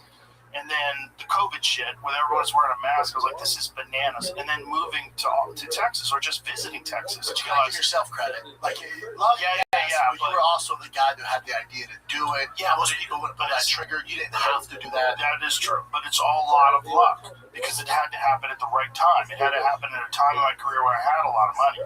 You know, so it had to happen when the Spotify deal took place. So I had all this money. Yeah. And then it all had a lineup where I was already the number one podcast in the world. So I can easily get people because of you, John.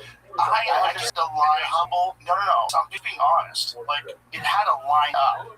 So I couldn't have done it on my own. I had to come here, and Ron White was already here. So Ron White's a big reason why the club. I mean, he's one of the main reasons why I moved. I know. Because I was like, even if I never do comedy again, and I was really wondering if we were ever going to do comedy again, Ron's here. I'll hang out with Ron. We'll have breakfast. So when I moved here, and then all of a sudden Tony moved here, and then Tom Segura moved here, and Brian Simpson moved here, and Hassan moved here, and Derek Poston moved here, and it was like, oh shit, we got something cooking. And then Tim Dillon came here, and then it was like, oh my god, and then Duncan Trussell moved here. I was like, holy shit. So they're moving because you're here. Right, but they had before the mothership opened.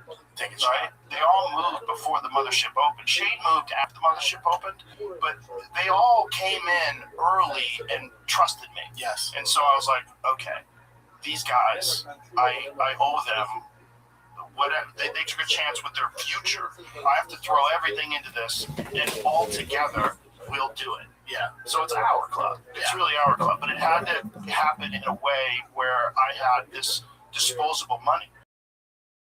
I had disposable money where I could do it and it wouldn't hurt me. And then I set it up in a way where the comic so much money, so that way people so they're all week long during the week. They don't have to go do shows other places at their home club. You're doing it right, but I guess my example for like can the UFC do that? Because my example for you is like, can these other comic clubs do that and sustain and grow and have money? They could in New York, and they might be able to do it in LA. So I don't think you can do it in LA right now because the store's open, and the store is always going to be the premier club in the world. It's always legendary. So it's on Sunset Strip. Even though LA's falling apart, it's still the legendary destination for stand-up comedy. It's one of the main reasons why I was excited to move to LA. It was Mecca. It was when I was a beginner and an open micer in 19 store, like you're in the store. They still do though. I don't think that's ever going away. Of course, it's, you know, the store comes and goes in cycles, right? It always does. It always goes in cycles depending on who's in town, who's there. It's all comedy clubs are dependent upon what talent is in town during the weekdays. And if you don't bring in talent on the weekends, that's the difference. Like, so the store doesn't bring in headliners for the weekend like the way our club does. I told Scott Shore, I was like, that was Peter. Sorry. I told Peter Shore, I was like, I think you guys should do that. I think you should, like, but do they have to bring in? Because you can still go on a Saturday night and you'll see, you know, yes, they will, but you could have those people there still as well. Like, they could also do shows with that person, and you have two other rooms. That's what you have the OR and you have the bedroom. You have 3 rooms in one location. Like, you can still have the OR filled with top talent because they don't give a fuck where they're performing in the big stage or the little stage. In fact, most of us prefer the little stage. The OR is an amazing room. But the thing is, it's like you have to have enough talent in town, and a lot of people moved out of LA. A lot of people moved out of LA. Yeah, Joey Diaz moved out of LA. Like, a lot of people moved out. Theo moved out. A lot of people moved out. So the problem is, you would have to have enough talent that was there all like us. Like, we're all the time. I think, going back to if the UFC could do this, like, they're profiting so much now, there's no reason to. That's the other issue. This is the problem. You want to hear my idea, though? Rational. You want to hear my idea? Yeah. You might be like, you're out of your fucking mind. Okay. And again, I'm not anti-UFC, nothing. You cut my fucking wrist right now, Bob O'Reilly spills out. I fucking bleed. Made my entire career. Yeah. When that Paramount deal was announced, I'm a wild boy. When that Paramount deal was announced, what I would have done is, and this is the issue why things will never change, I would have talked to all the managers, all the fighters and said, we're not fighting another fight. They signed a huge deal, $7.7 million. If you guys want to get your equal share, nobody's agreeing to a fight bout, to a fight card, unless we get, I don't know, someone's going to figure out 30%. So it's 18% right now. If we go up 30%, which they're still going to have profit, if they agree to that, then we'll fight. But there's no deal if we don't fight. Right. Those days are over now, so you missed the mark. Now you're going to say, yeah, but they can get other guys to do that. And I'm saying across the board, we all agree as fighters, we're not going to fucking move an inch. If you get fighters to agree to that, it would work. That's the problem. It'll never happen. Not in a million years. That was my idea. Then here's the thought that Dana White has this thought about fighters that when they get paid too much and they get rich, their careers end earlier. Well, that's the other thing. Arman Sarukian. And he's right. Yeah. And he's right. Well, there's Arman. Yeah. Bruce Wayne. But for the most part, he's right. Don't go through anybody's He's kind of right. He's kind of right, but it doesn't matter. That's on them. Yeah, agree. That's on them. Yeah, that's fair. Yeah. I mean, he's right, but you can't protect them unless you have a bonus that you're going to pay them out when they retire, and they're not going to do that. But the other thing, I think Sean Shelby said this, might have been Maynard, one of them, was like, the other guys get paid a lot, and then we offer them fights, we're not getting the fights we want to make. Once they have that goose egg, like, they're not fighting that fucking guy. I know, but again, you can't base it off of that, because I'm sure there's some guys who will do it. Yeah. And you fuck with them. But it's not a reason not to pay. Listen, all this is hippie talk, but I feel like if I owned the UFC, I would not feel good if people didn't feel compensated correctly. This is just my feeling, and I'm not a good businessman. If you want a good businessman, you got to make the most money possible. I don't know, Joe. You've done pretty fine. A lot of luck. You work harder than anybody else. Well, I work hard when I listen. I stick with things and I have a good work ethic. That is true. But that's half the battle. Yeah. But I'm not like a businessman in the sense of like if I was running a business like that, I wouldn't treat it the same way. I wouldn't say I'm trying to make the most money possible. I would say I got money, and let's just make this motherfucker the greatest thing of all time and make everybody feel good about it. Yeah, but again, I don't know the in and outs. I don't know if you can run an organization like that and be profitable. I don't know. Well, it'd be profitable, but it wouldn't be as profitable. Yeah. That's the thing when you have shareholders. So when you have association to your shareholders, maximize profits.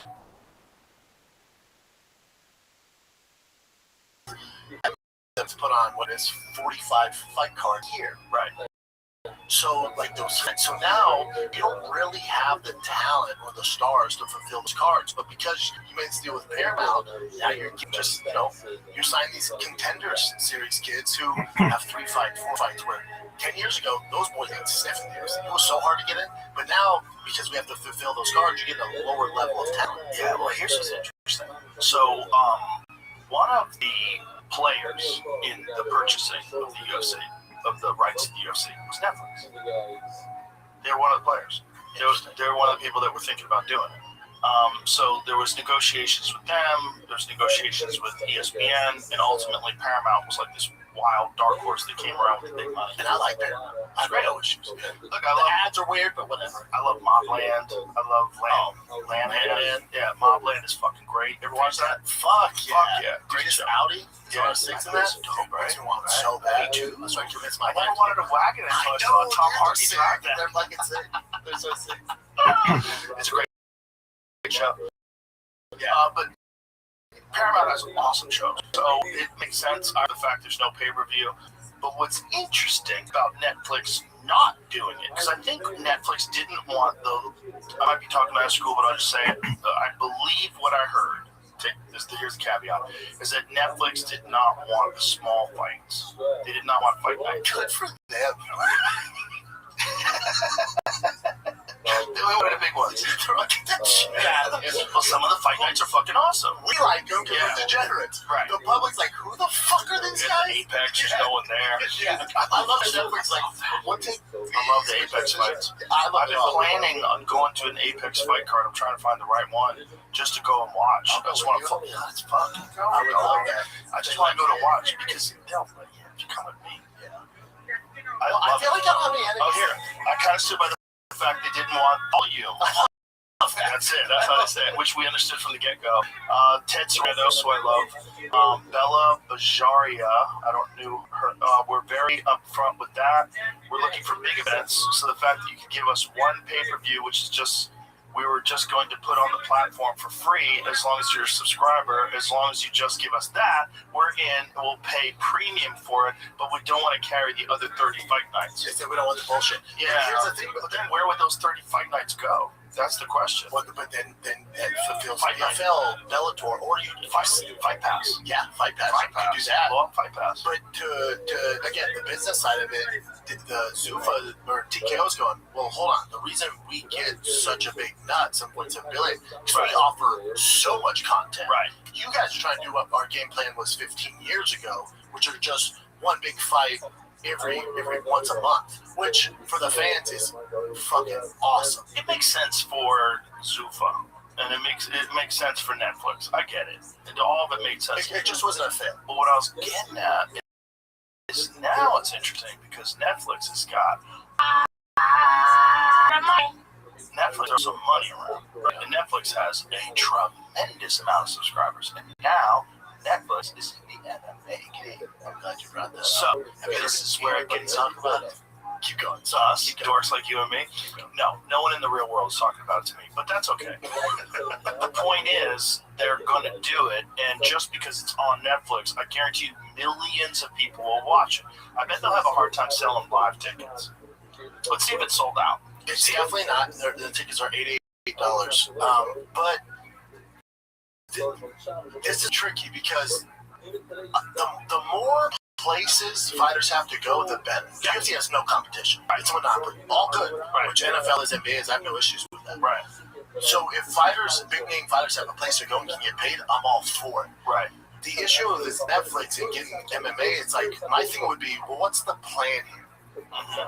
So Ronda and Gina fight this weekend. You got two 4-year-olds fighting the main event. It's going to get good numbers, but again, and you know this, you've been in business with Netflix, they're not going to give you the real numbers, right? When you negotiate, they don't give you the real numbers. Like, no, they don't tell you shit. They say, you did great. They don't tell you. But then all of a sudden, Jake Paul did 400 million people. I'm like, really? Did he? So they're going to say... Netflix say that? Netflix, No, it's like 400 million some people. bullshit like that. Some How many bullshit. people have Netflix? I don't think they have that many. I made up a crazy number, but it's a ton of people. That Just last article said that they have over 300 million subscribers. So 100 million people were So say 100 million. Yeah. So say 100. But so and right now, you know, and I get Ronda's being promoted. She learned from Dana. She's like, we're going to destroy the White House. I disagree. I don't think it does. But Netflix will tell you they did. 2, Well, 3, here's the thing. 4. Even if it gets really good numbers, Jake Paul versus Anthony Joshua draw 33 million viewers on Netflix. That's really good. That's really good. I don't know what the Sean Strickland numbers were. They might not have been 33 million. Maybe they were. I don't know. The thing about it being Paramount does not have the number of subscribers that Netflix has. How many subscribers? I'm guessing. I might be wrong. I think they have like 60 million. How many subscribers does Paramount Plus have? But this one you're not taking into consideration. Paramount and the UFC, it's only in America. So in Canada and like Paramount in Europe, it's not a thing. Right. So what are those views now? Right. You know, like when we're adding Can all they this up, get Paramount in other countries? I don't think the Paramount's in Europe and shit like that. They're watching on like Sky Sports, I think. They have a different deal. Oh, it's pay-per-view. Yeah, I think you're right. Okay, 79 million paid subscribers. So that's a big difference between, it says globally, 35 million are in the U.S. Are there any countries where Paramount is not in? Let's put that into Yeah, it's just for you. just for U.S. Yeah, Okay. because you can't So see Sky that's Sports. so that means it's only 35 million people that it's reaching. Period. So So they'll never get to the Jake Paul number. The Jake Paul number of the Anthony Joshua fight, that's an accurate number, 33 million. They're never going to get to that. But remember, the White House is also on CBS. Are watching regular TV. I mean, maybe they make 30 more views. Oh, my dad's from. That's just on Channel 4 in Denver, Colorado. You need your rabbit ears picking up. They still have regular TV, man. Regular TV is crazy. Like, some people have to fucking move the antenna. The signal's coming in bad. Crazy. There's some people out there with regular TV. Yeah, That's wild. Where they only have the 4 channels. That's They're crazy. just getting their news from like fucking, Robots. Fox. They don't even get Fox. Fox is cable. That's right. Yeah. Regular TV, you ain't getting jack shit. They can swear on Fox. Can they? I believe so. Because it's not cable. I think you're allowed to swear. I think so. Fox. Well, there's a broadcast version of Fox. Right, but is it regulated? Broadcast. But Fox still Right, but broadcast and cable. So what do you mean by there's a broadcast version? So there's a version with over the air. What's available through the air? Right. That's what the FCC is. So the broadcast version meaning that you could just get it with a regular antenna? Yeah, it's like a local Fox station. Oh, okay. Okay, you're right. Okay, that's right. I'm so old. I remember when Fox was just cable. Channel 31. I remember we Married wanted with it from The Children. Simpsons and Married with Children. Yeah. Simpsons too. Maybe it was broadcast back then. Maybe I'm wrong. I think I have. Hard to get the strongest signals. Oh, okay, but it was always broadcast. Okay. My fucking times changed now because there's like, we talk about Mobland. Mhm. There's so many dope shows. There's so many good shows out there. But it's like hot for like a week. And then something else comes. There's too many things. There's too much. Like, I don't, like, there'll never be like Game of Thrones, Sopranos, where it's like the entire world shuts down. Right. We all just kind of binge it when we want. True. And there's a new show here. It's not good, man. True. That's fact. Try selling a show right now, like that. I was talking about my Gearhead's Gone Wild on Tubi. Tubi has fucking, I think, 300 million subscribers. They're big. But trying to sell a show, They have 300 million subscribers on Tubi. Tubi's fucking massive. I didn't know either. When I first got the offer, I'm like, weird. But again, trying to sell a show is fucking tough. A car show? Tough, dude.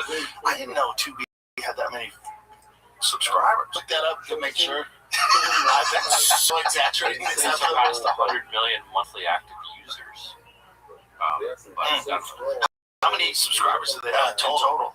I know that the numbers Is it a are subscribe thing, or is it like a YouTube thing where you can just like view it? I would imagine it's tiered. It's a free ad-supported streaming service rather than subscription-based model. it's free, but they have subscribed, and then you can get the non-ad paid where you pay, I think. Oh, okay. So you Like can just get it for free. Yeah, like YouTube. YouTube Red and Right. Red. YouTube is probably the biggest. Well, like they probably have the most active viewers worldwide. Hey, not even close. Yeah. No one's. But remember they tried doing like shows and it just ate shit. Like YouTube Red. They remember YouTube Red, man?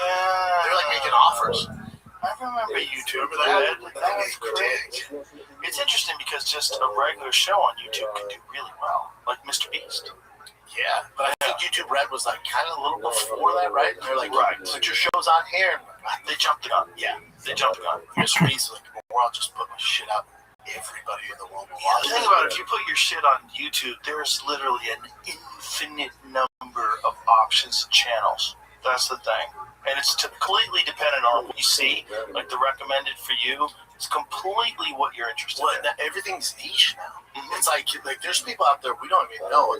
Like my kids, like, Dad, he has 60 million subscribers. I'm like, what the? I never heard of this fucking I guy. know. You know how much money he's making? Yeah. It's all niche. Uh-huh. It's niche. There's that, but then there's also astroturfing.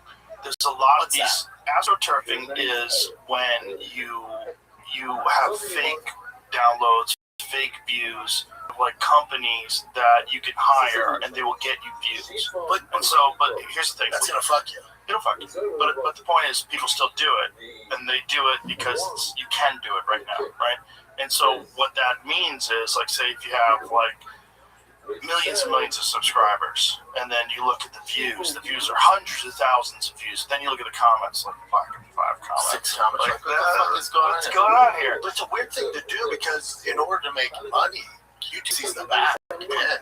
So if you're trying to make money off your show, Right. you're not going to make money. But it'll get bigger because of the number. So here's the thing. So if you go to like BrandonSchaub.com, if you did that, if you have Brandon Schaub's YouTube channel, and I looked at it, I'm like, damn, he's got 25 million subscribers. I should fucking subscribe. People do that. They'll click on it, and they'll click on your views or your videos more often. They're like missing out. Like, this guy doing something right. Of course, it definitely. I'm not saying that that's responsible for all the views that you'll get because of that, but it has an impact on how people see you. You look more legitimate, and if you're trying to develop sponsored deals or some sort of a brand endorsement deal, like, well, I've got 20 million subscribers on YouTube. Like, oh, this guy's big. That's true. Big.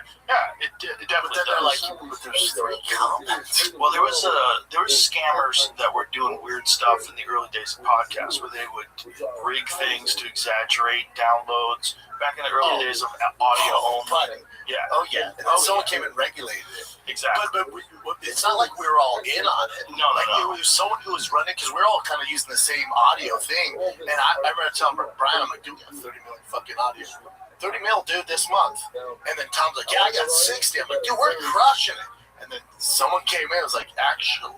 Yeah. What it was doing was like every time someone clicked on it would count. So that like, I'm talking completely. If they start and stopped it, right? Yeah, it counted over and over again as multiple listens. That's right. And I think they do that with other things too. Like, so you have to figure out like who the actual number of people. But people have been accused of making like you can pay to get Instagram accounts. You can get followers. There's companies that will get you followers. I don't know if it's legit or legal, but I know for a fact But that some doesn't people Instagram have in done the that. background, doesn't YouTube, don't they try to shut that shit down?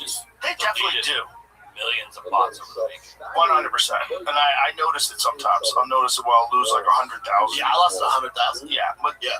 there are bots, 100%, and there's a ton of them, and they catch some of them, but some of them are more sophisticated, and then they adjust. So once they realize what gets them caught, you can run an AI program. Yeah. So if you run an AI program and you have like if you're in fucking Singapore or wherever you're at doing this, you can run an AI program that controls a bunch of different cell phones that has a bunch of different accounts, and you can have them even commenting on things. And you'll notice this sometimes. And they'll be programmed to comment positive or negative, or and it seems like a fucking person, man. Wow. But you'll see that there's like a bunch of numbers after a couple of name like Bob 67254, and then you see like, God, I don't think Bob's a person.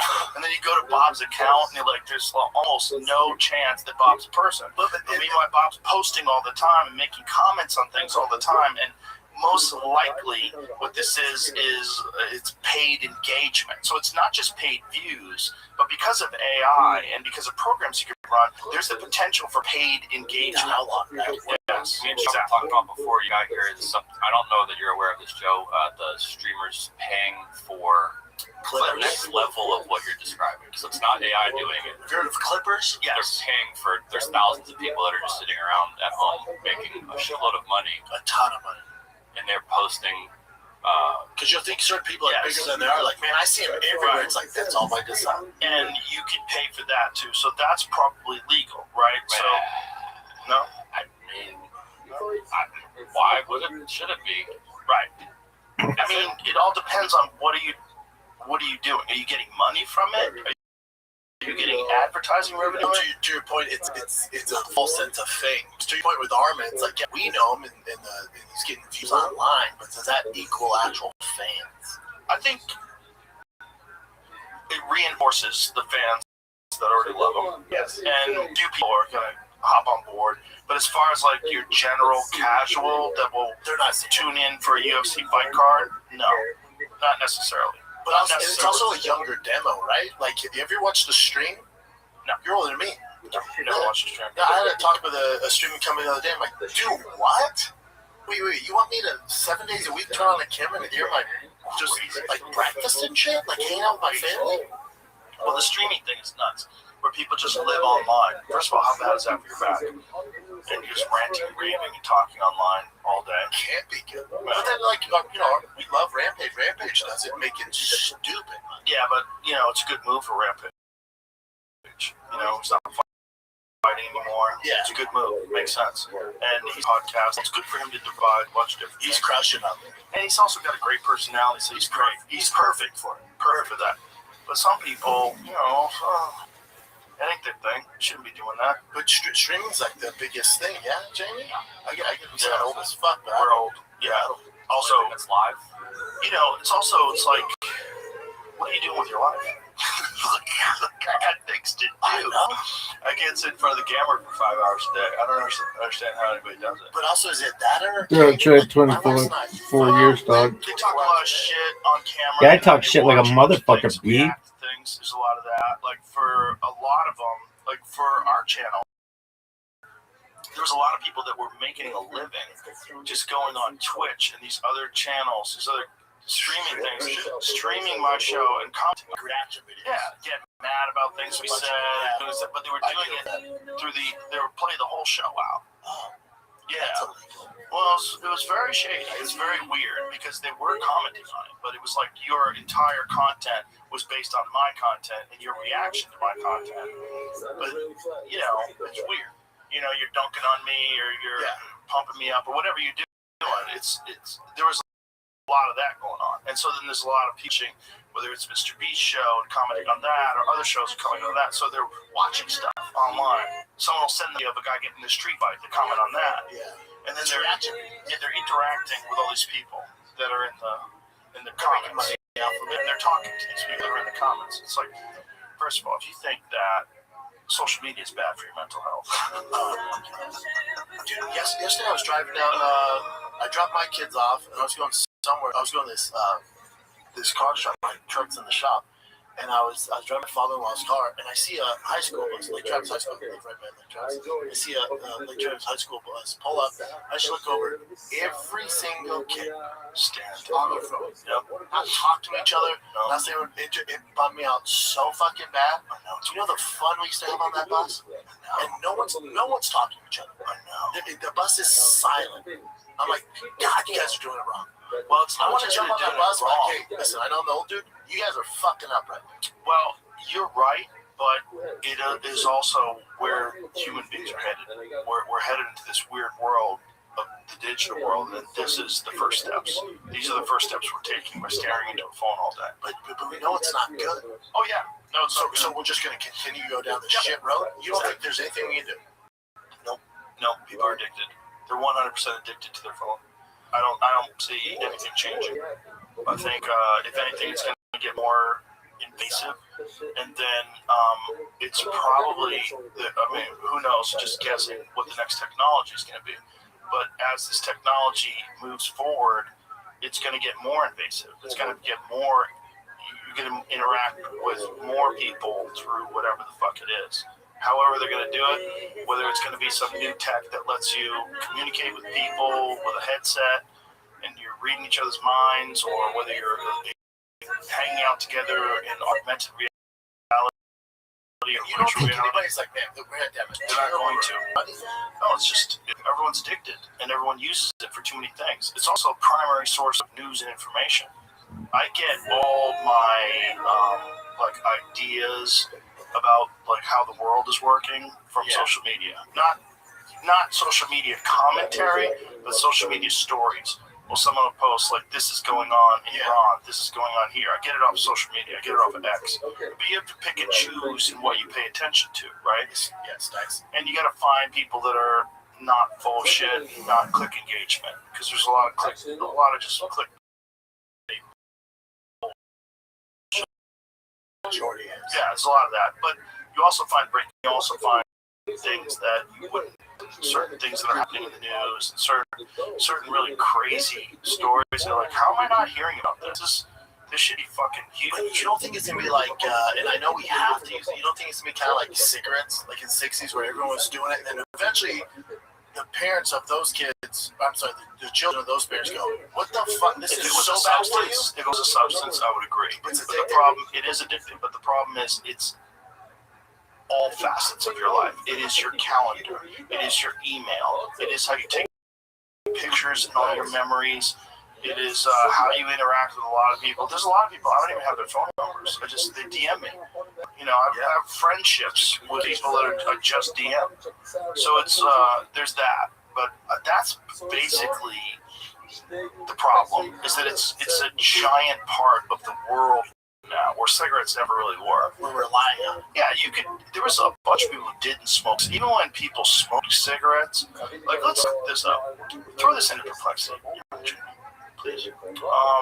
During the height of smoking in the United States, what percentage of adults smoked? Let's guess. God, Back in the day, whenever it was the nuttiest, like the 50s or whatever, I think it was 50%. that'd be high, right? Crazy high. Crazy high. I was thinking like 33. But it might be higher. Because those old days, man, everybody had a cigarette in their hand. Johnny Carson show. Yeah. People walking on the street, smoke on planes, smoke on buses, smoke on trains. Everybody was walking on the street smoking. But what percentage of those people were doing it? Okay. 40 to 45. Wow. In the mid-1960s, the height of cigarette use in the U.S., roughly 40 to 45% of adults smoked, which works out to the order of 80 to 90 million adults. Wow. Shit, that's incredible. That's incredible. American Lung Association summary notes that adult smoking has fallen to from around 40 to 43% in 1965 to about 11 to 12% in 2022. I think it's back. I think people are smoking. Really? It's lower. I think people are smoking. I see it a lot now. That's hilarious. That's San Francisco. That makes sense. San Francisco tree. Well, you hear what they're doing in the UK? If you were born before or after a certain date, you can't buy cigarettes when you turn 21. Just to stop people from. Exactly. So people that were born in like fucking whatever year they set it at, but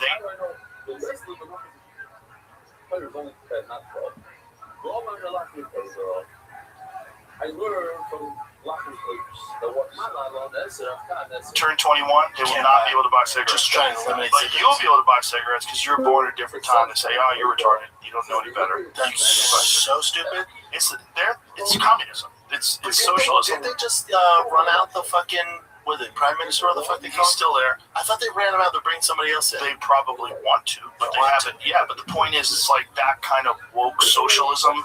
It's like it's the government telling you what to do. When I say communism, I don't mean like they take all your money, because they'll definitely do that eventually too. Yeah. But what they do is they tell you what you can say. Correct. They tell you what you can do. They tell you what medications you have to take. It's all socialized medicine.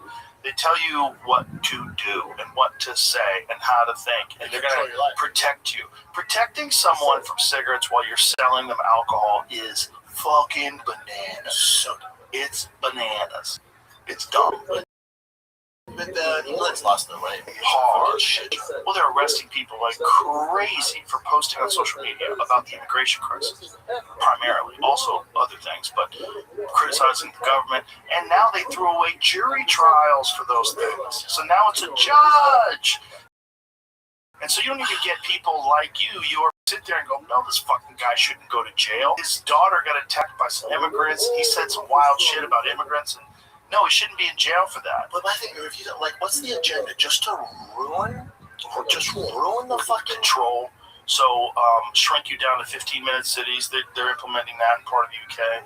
The other thing is a digital credit system, right? So a digital credit score, a social score, and some sort of centralized digital currency, which I think they're probably going to try to move us all into eventually. But your social credit score with this digital currency, then you have what they have in China. So in China, and do something stupid, guess what, fuckface? You can't buy a plane ticket. That's wild. Yeah, you can't get a loan. You can't get a house. And it keeps people in line, and then the government can do its job without protests. You can piss real quick. Let's piss. I got pissed. Let's go. We'll be right back, folks. So much better. I know it's hard to concentrate. Bro, you were talking, I was like, oh man, I don't want to hear this phone to piss my pants. What were we talking about? Let's talk about your show. Cigar Brother? Hold Dude, last time I smoked it backwards. I got roasted so hard on that. I didn't notice, but maybe I just smoke them backwards from now on. Switch it up. That is wrong, but it's really the same. It's just where the label is. Yeah, man. I'm a rebel. Smoking backwards.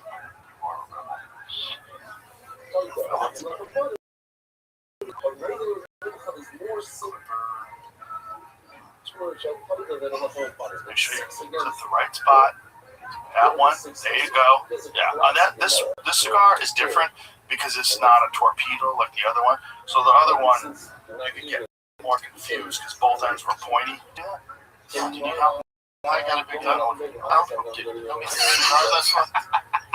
Only in here.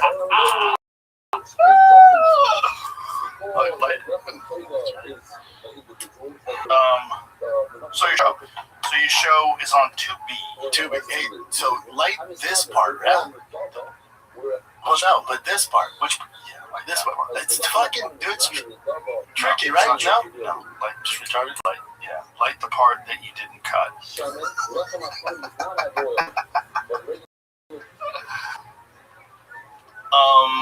What's it called? What's your show called? Your Head's Gone Wild. Oh, that's right. Just like Girls Gone Wild. Same text and everything. Is that a problem? No, hell no. That guy's thinking fucking on the lam in Mexico. Is he really? Is he hiding? Yeah, I think so. Either way, we're good. Didn't he get like kidnapped? Didn't they? Fucking Here's some dicey shit. Yeah. That turned out pretty sad for him. Yeah, it's a card. I mean, it's shit we'd be doing anyways, you know? And then they wanted to make a TV show out of it. So, like, I went to Calvo Vipers. He scared the shit out of me. Calvo Vipers. I went to the biggest Porsche collection in Austin. I'm obsessed with those off-road ones? Yeah, I think Russell makes them. Russell, I forget the exact name, but Russell doesn't know what the fuck it is. When it's an off-road, like that vibe, I don't know what it is, dude. I fucking love them, man. Why do you love off-road ones? I don't know. Is there a dirt track where you can take a Porsche off-road car to? Oh, I'm sure. Where? I bet, especially in California, like Johnson Valley and all that shit. Oh, yeah. But out here, there's places out here people that hit me up about. Right, but when you go off-roading, generally, you're going off-roading with a truck where you can bounce over rocks and shit. You can't really do that in an off-road Porsche. That's like more for those crazy mountain roads that are in the dirt. Yeah, that's a car. Russell built fat. Ooh, that's dope. Dude, some dad had one at the base. That's a 993? Yeah. Oh, wow. So they took a 993 and ooh, that's pretty. It's my favorite thing in the world. Wow. I don't know why. Look at the wheel wells. That's crazy. Wow. Perfect daily driver, too. That's real. You know what? I have a fucking problem with those extra front headlights that they stick on the hood. Not like them.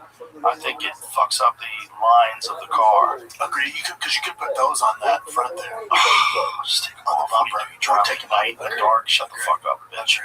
You ain't really off-road. I mean, you're off-roading, but you're not in the woods. Oh, don't get to at nighttime. Like all my trucks, I got that Ram 2500 AV. That thing's never seen that. Right, but that's different. That's a truck that looks fine with the extra lights on it. Yeah, but still. Porsche, I agree. I think it's like whenever I see those old 911s, like the 1972s, and they have those extra headlights on the hood, I'm like, ew! Yeah. What are you doing? You're ruining the lines of one of the most beautiful creations. That's a fake tits. Like, what are you doing? No, extra fake tits. It's like you get two fake tits on your fucking you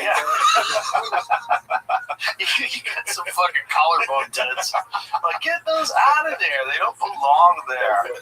More is not always better. And the shape of a Porsche, especially those long nose Porsches, it's so beautiful. When you have dumbass fucking headlights on the hood, like, get it's just not meant to be. Yeah, get out of here. Yeah, I like different shit. I agree those headlights do fuck up the lines, but like the thing I'm just into different shit. Like I like when they swap the LS's in the Porsches too. Oh yeah, that's dope. Yeah, just the sound. That chop. Yeah. Yeah, I don't know. It's shit like that, man. I like those. A lot of people think that's heretics. That's like, oh my god, well, you should go to jail for that. Oh, dude, I probably water-cooled LS engine in a Porsche. Bro, this guy's like he's the head I go, you ever driven one of those LS Porsches? And he was like, what the fuck did you say? And I'm like, you don't get LS? Like, fuck no, I'm like, yeah. Okay. No, they're awesome. Yeah, I just like different shit, man. Yeah, Rutledge Wood had one of those. He had one of those. What's the fucking Japanese cat that does the wide bodies? Oh, I know what you're talking about. I saw RWB. Yes. Yeah. He had one of those with an LS in it. It's pretty sick. And there's companies that do that. Yeah. It sounds incredible. It sounds like an American muscle car, but yet it's in a car that's like 2,000 pounds. Dude, and all I do is search Facebook Marketplace for RS swap Porsches. God, we get some good deals because no one really wants them. Isn't that crazy? Yeah. Because everybody wants cool. Because the air cooled has that raspy. They are the best. It's a wild sound. That air cooled sound is a wild sound. As I'm getting older too, it's like I've had trucks with 1,400 horsepower, I've had cars with 1,100 horsepower, and then if you just get an old school Porsche air cooled with 250 horsepower, manual, it's all you need, dude. They're so fun. As you get older, you're like, oh, why am I chasing this fucking horsepower? Yeah, because it's just about driving enjoyment. It's not about, you're not racing it. You're not on a track. Oh, dude, I knew I had issues when I was driving my kid to his fucking baseball game, and my car was running hot. My TRX 1,400 horsepower was running hot. I converted to twin turbo Hellcat engine. It's like 1,400. It's run on E85 fuel. There's no E85 out there. I'm in the middle of fucking like dripping springs. I had to pull over on the side of the road because the engine was smoking. And I just went, what the fuck am I doing, man? Who am I doing this for? It's not like I'm taking it to the track. Yeah. Who am I doing this for? Well, a Hennessy has 1,000 and you can drive it everywhere. Yeah, that's probably the way to do it. Hennessy TRX or Hennessy Raptor. I almost bought one of those, and then I got that AV Ram, and I linked it with Diesel R. Transmission, I got this freaking bigger turbo on there, fuel system. No, bro. I don't know if you're into that stuff, but I'm picking it up today. It's finally done, dude. Ooh, that sounds fun. Oh, dude, I can't fucking wait. That sounds fun. Yeah. So the idea is you just driving around, going to different places, having people do different things with cars. Yeah, like check out what people are doing, Yep. different mods they're doing. And it's like that old school like car shows that we grew up on. Like you'll throw up facts about Porsches and about the car, and just pop up with that stuff. And it's like our boys, like Gordon Ryan was on there with his TRX. He has like 120,000 miles on it. Does he really? Dude, that thing's so busted up, but he just drives it every day. He off-roads it. We go in his car. I'm like, dude, I said, Gordon, I'm gonna tell you the same thing I tell everybody when I get in the car with him. I know it's for TV. I just show off. Nobody's trying to get hurt. He's like, I got you, man. And was just fucking ripping this thing, dude. I'm like, I flip with things, man. It ain't fun, but it ain't fun. But it's just shit we like, you know. And it's sort of like you want to do a TV show. I'm like, yeah, let's ride. Interesting how much that's a male thing. There are women that are into cars, but I don't know any women. I mean, I'm sure they're out there, but I don't know any women that are into cars the way we're into cars. No. Some of them like cars. They're into some. But like for me, it's like that is one of the things about having some money that is worth it. Like I always tell people, having a nice house is great. It is great. There's definitely nothing wrong with having a nice house, but after a while, it just becomes your house. Yes. And if you're in a humble house that has a nice kitchen, a big TV, and a couch, and a nice bed to sleep on, you're sad. You're kind of sad. Yeah. Like the difference in the way you feel when you're home versus a nice house is not much different. The difference in driving a nice car is like you are taking a ride to work. You are at Disneyland. You would wait in line. And you're boom, and you're fucking shifting your own gears. It's fun, and the shit, it's excitement. Dude, I live through you, kid. You know, obviously we're in different tax brackets, dude. I gotta do my thing on Facebook Marketplace and shit. I picked up tires the other day. Guy goes, "Holy shit, Brendan Shaw buys tires on Facebook Marketplace." I go, yeah, dude. Who doesn't want a fucking deal, man? Put those in the bag for me, dude.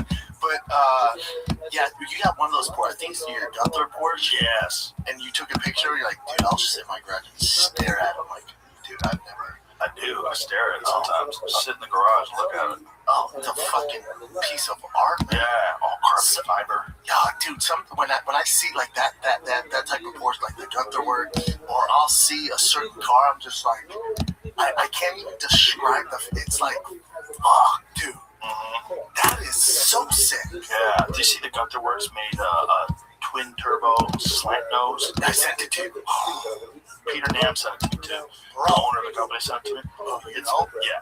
Well, I bought it off him. I bought one off him. Not the slant nose. I didn't bought know if the you're other doing one. like customer service. No, doing Peter. It's awesome. That's it. That car is insane.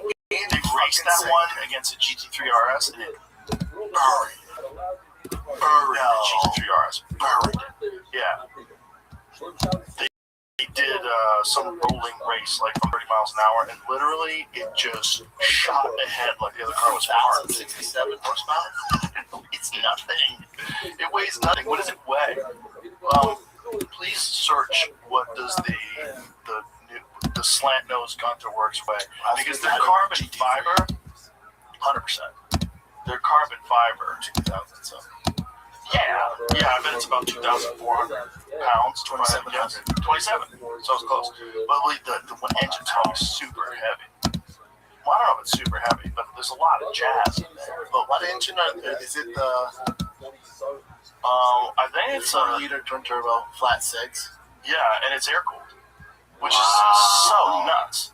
1,000 horsepower flat six air cooled engine is crazy. Bro, and everyone, like you talk to anyone, like I want 1,000 horsepower. You think you want 1,000 horsepower. Now it's not like your ZRX, ZR1X. It's not like that. Like if you buy it, or like at my Demon 170, from the factory, you're good. When you have a TRX or your Corvette, or I've had other trucks, but my Ford Lightning, if you're reaching 1,000 horsepower, buddy, you think you want those problems? You do not. Right. It's a fucking nightmare. And then also, every week I was in the shop, calling buddy, doing something. I'm like, this is exhausting. Well, this won't be like that. Like the Gunther Works ones are reliable. I've never Different story. had one. No, those are great. But the question is, does that have any traction control? Like, Jamie, could you please look up whether or not these new Gunther Works Porsches have traction control? I don't know how they can do that now. I know they can do it. There's like a computer thing that you could buy. Is Gunther's in California? Where are they at? I believe so. Yeah, 99% sure they Dude, were. you should connect with him because I'd love to do an episode with him. A wooden chip knob based trip to Motorsport carriage. Oh, well, that's good. It's nice that it has ABS too. That's dope. You're gonna need it. You're going. Yeah, 1,000. But see if you can find the race between the GT3 RS and the slant nose, bro. It is hilarious. And the sound it makes is orgasmic. I can't imagine how much that thing is. Wonderful. Oh, it's got $1 million. Yeah. Here's my problem with Porsche. Is even 20 years ago when my very first car I bought, I had money. I got a podcast, but this is 15 years ago. I bought just your base 911. Went to the Porsche dealer, bought a base 911. I could afford it. It was, I don't know, 80 grand. Now Porsche has become, it's almost like what Ferrari was 10 years ago, where just the base Porsche is so expensive, man. It's pricing out their margins. So now it's become, and we've been on Porsche for how long? Like we've always talked about forever. We start shit. Watch this. Oh my god. Top Gear. Oh, it's Top Gear. Great channel. Yes. So these guys, they do a rolling start. I guess they did a rolling start because they didn't want to dump the clutch on this $1 million car. Hey, safe. Watch this. Watch this. When they get there. Look at that interior, dude. Watch this. Go. Bro. It's not even fucking close. It's not even close. It's not even close. That's insane. And a GT3 RS is a fast car. But this was not his car. Obviously, this is, someone else's car that they're letting him test. And so whoever bought that car and spent $1 million on it, how much did they cost? $1.2 million.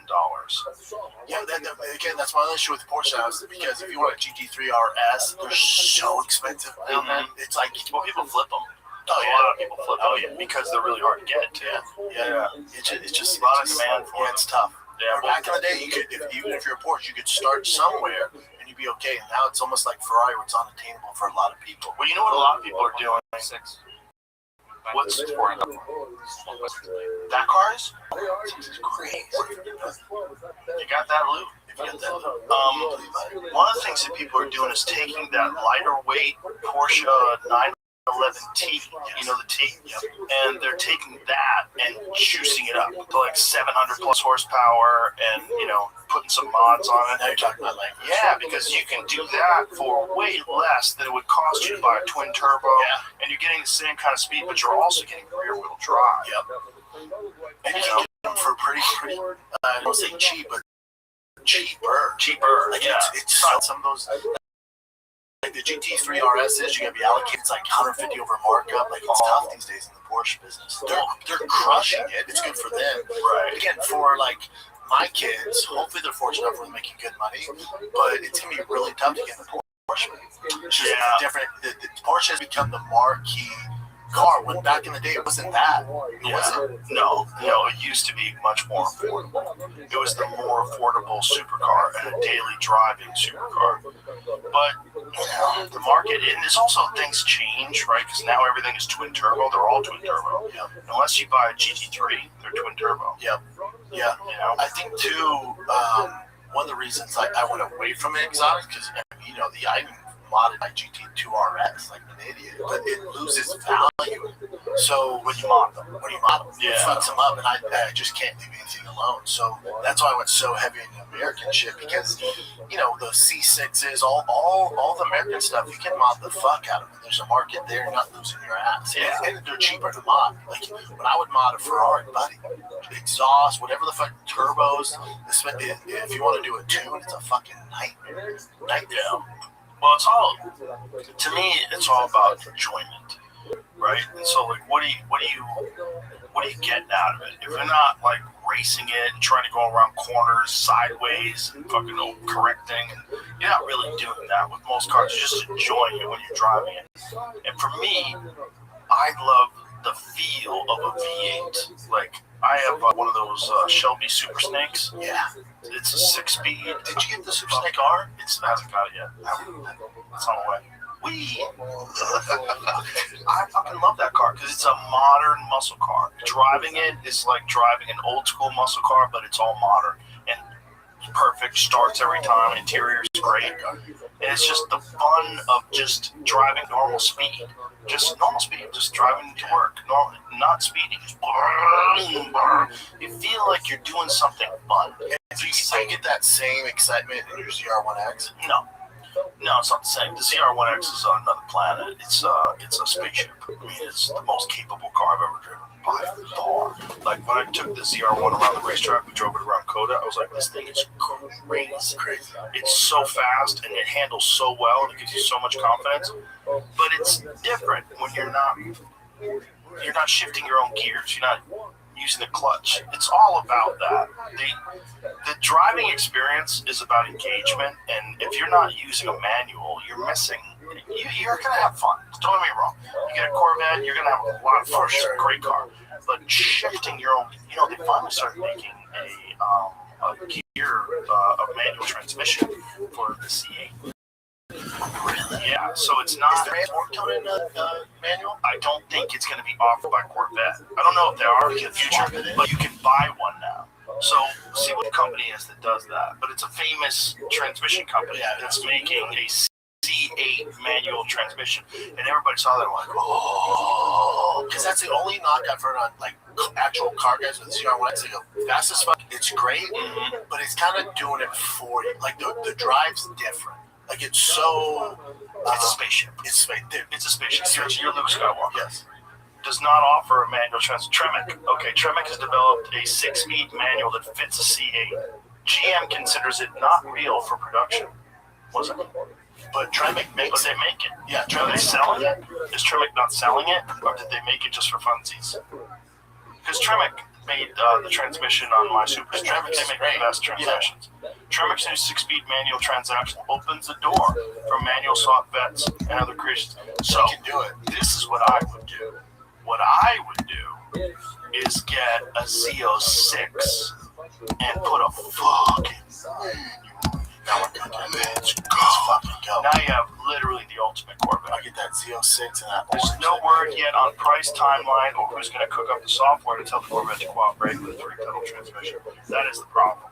Because you're going to have to. And the ECU. Yeah. That's a big problem. Yeah. Like the biggest problem I've had is with the ECU. People don't realize, the guys who do all the mods they do, but it's like I got a 2024 Ram, and right away I'm like, all right, what mods am I going to do? I'm talking to Randy's Transmission, Banks. I'm talking to my boys at Diesel R, and they're like, you got a 2024? I'm like, yeah, what's up? No miles, man. Like, I fucked up. Like, why? Like, because 2024 and up, there's no way to unlock that ECU. You have to find an ECU from a 2022 or earlier. And I'm like, okay, those can't be expensive. Oh, they're blood diamonds. Because everybody wants that. You're looking at $7,000 for an unlocked ECU. Wow. And that's not the ECU. That's not adding any power. That's just to get it so you can add the power. Oh my god, that's crazy. And the Diesel R, they were like, dude, we have one. Don't fucking way. Well, how about this new law that they passed where your car's going to monitor you and then they're going to have a kill switch in your car? So to keep people from drinking and driving, or maybe they don't like what Brendan Shaw posted on Twitter, they just fucking shut your car down. I think that's Even what is bullshit. Yeah, a lot of reason to buy old shit. Put that please into perplexity and ask them when this law is being passed and what the law entails. Because I've been hearing a lot of different versions of it. I want to know the exact version of it. First. Well, it's passed nationwide, and Thomas Massey voted against it, and I think Fetterman might have voted against it too. I'm not sure. Real federal mandate tied to 2027 model year cars. It's about impaired driving detection. Yeah, but this is dark. The problem is if it has a kill switch. How? Right. Okay. Why people call it a kill switch? The system may be able to prevent the engine from starting or shut down performance if it decides you're impaired. So that's a kill switch. So that is great if you're preventing someone from drinking and driving. Correct. That is not great if you are Nick Fuentes, you're in your car and you're. But that's the Trojan horse. Like, they get you in with that. It's for safety. That's the thing. Amazing keyword there. Maybe. Well, the thing about that is, I think they already have that with the Corvette. I think with OnStar, if someone steals your car, Correct. You can shut it down. right. So That's a security. if you have Corvette and Brendan Shaw is running from the law and you try to get to Canada, But can't they do that with your Teslas? that's probably it's a computer. It's a computer. Of course, they probably can do that. I'm really bummed out that Tesla canceled the Model S. Jamie and I were just talking about it before the show. Oh, they could all go away. I don't give two fucks. I know it's your boy, but I just don't care. I listen Shut to your you mouth. do your thing. I drive it all the time. I love it. With all the cars you have, I love it. it's the one thing I'm I like, love it. Listen, I love V8s. Look, I drove my Raptor here. you know, I'm just badass. A fanboy would say that should be replaced by that Roadster. So yeah, but the Roadster's a 2-seater. My car is a seater, 4-door that goes 0 to 60 in under 2 seconds. But, well, why would they get rid of that? I've never had 4 Because people they're in my car. never what? I've never had 4 people in my car. Okay, you haven't, but like the other day, I had to pick up my daughter because she was being driven, and the car they were driving got a flat, and I was on my way home at the exact same time, and I picked her up and her friends. So I had 3 friends in the back seat, 1 in the front. Yeah, I got everybody in my car, no problem. I like having a 4-door. I have a family. I know you're a single guy. Like for you, a Roadster would be fine. That's just a Not for you. it's a small car anyway. I think the X is pretty dope too. They also canceled dope. Actually, Tiffany Haddish had one, and she showed me they could dance. Yeah, I've seen that. I was like, this is crazy. This is crazy. I only do 4. I don't have anything 2-door anymore because kiddos. Like, Right. I just try to create the most badass dad whip I can. Yeah. It has to have 4 doors. Well, I mean, I have 2-door cars, but I always have to have a sedan. I like a sedan. Your kids are older than Yeah. If I didn't have a Tesla and I had a sedan, what I would get is the Cadillac, the CT5 black wing. Let's go. You can get a manual. You can get the new one, the F1 is only in manuals. The high horsepower, 685 I don't know why I couldn't say that word. 685 horsepower from Marble Mountain. 685 horsepower, and it's only manual. But take my fucking money. I want an automatic. I think so. If it's that. Yeah, manual sounds fun, but if you're driving it all the time, Especially where, if you live in LA. yeah, Depending on where you live. yeah. Jamie, that could be you, bro. Like, we were just in New Jersey. Bro, that's huge. I'm not saying it's a bad car. I'm just like, I'm going to drive it 10 miles a day. It does. Yeah, It's an awesome 10 miles. No, it's not. Dude, the feeling in that car with the torque and the sound of the engine. You can't go anywhere on 35 Listen to in traffic. Give some fucking volume. Let's hear this driving. Yeah, well, Jamie's not really a car. Drive it to the golf course, but like Once a week. Yeah, but the sound. Look at that fucking old carbon around it. Here it drives. Here it drives. Here it drives. Here it is. Drive. Bitch. Let's go. Why would they do this to me? Why would you have a video of this and not have? You want to sell cars? Play it for me, please. Here it is. Just click that though. That's the black. Oh, my dick just got. Oh, and we can spice that up. Hey, Bubba. That's fine. It comes from the factory. It's fine. I get this shit's muffler, son. I know you can get it really loud, but the thing is, just that alone. There we go. Come on, dog. Yeah. all right. Yeah. He's in. Yes. Sandy, don't understand. I feel. Oh, that's a cammed up one. That one's nuts. That one's nuts. Oh, there's a lot of mods. Dudes jack those up above 1,000 all the time. Oh, that's going to get robbed. No. Come on. Where's our where's Sergeant? Don't even drive anywhere. Where's he going? Come on. Where's he going? You live in a nice place. Are you buying crack?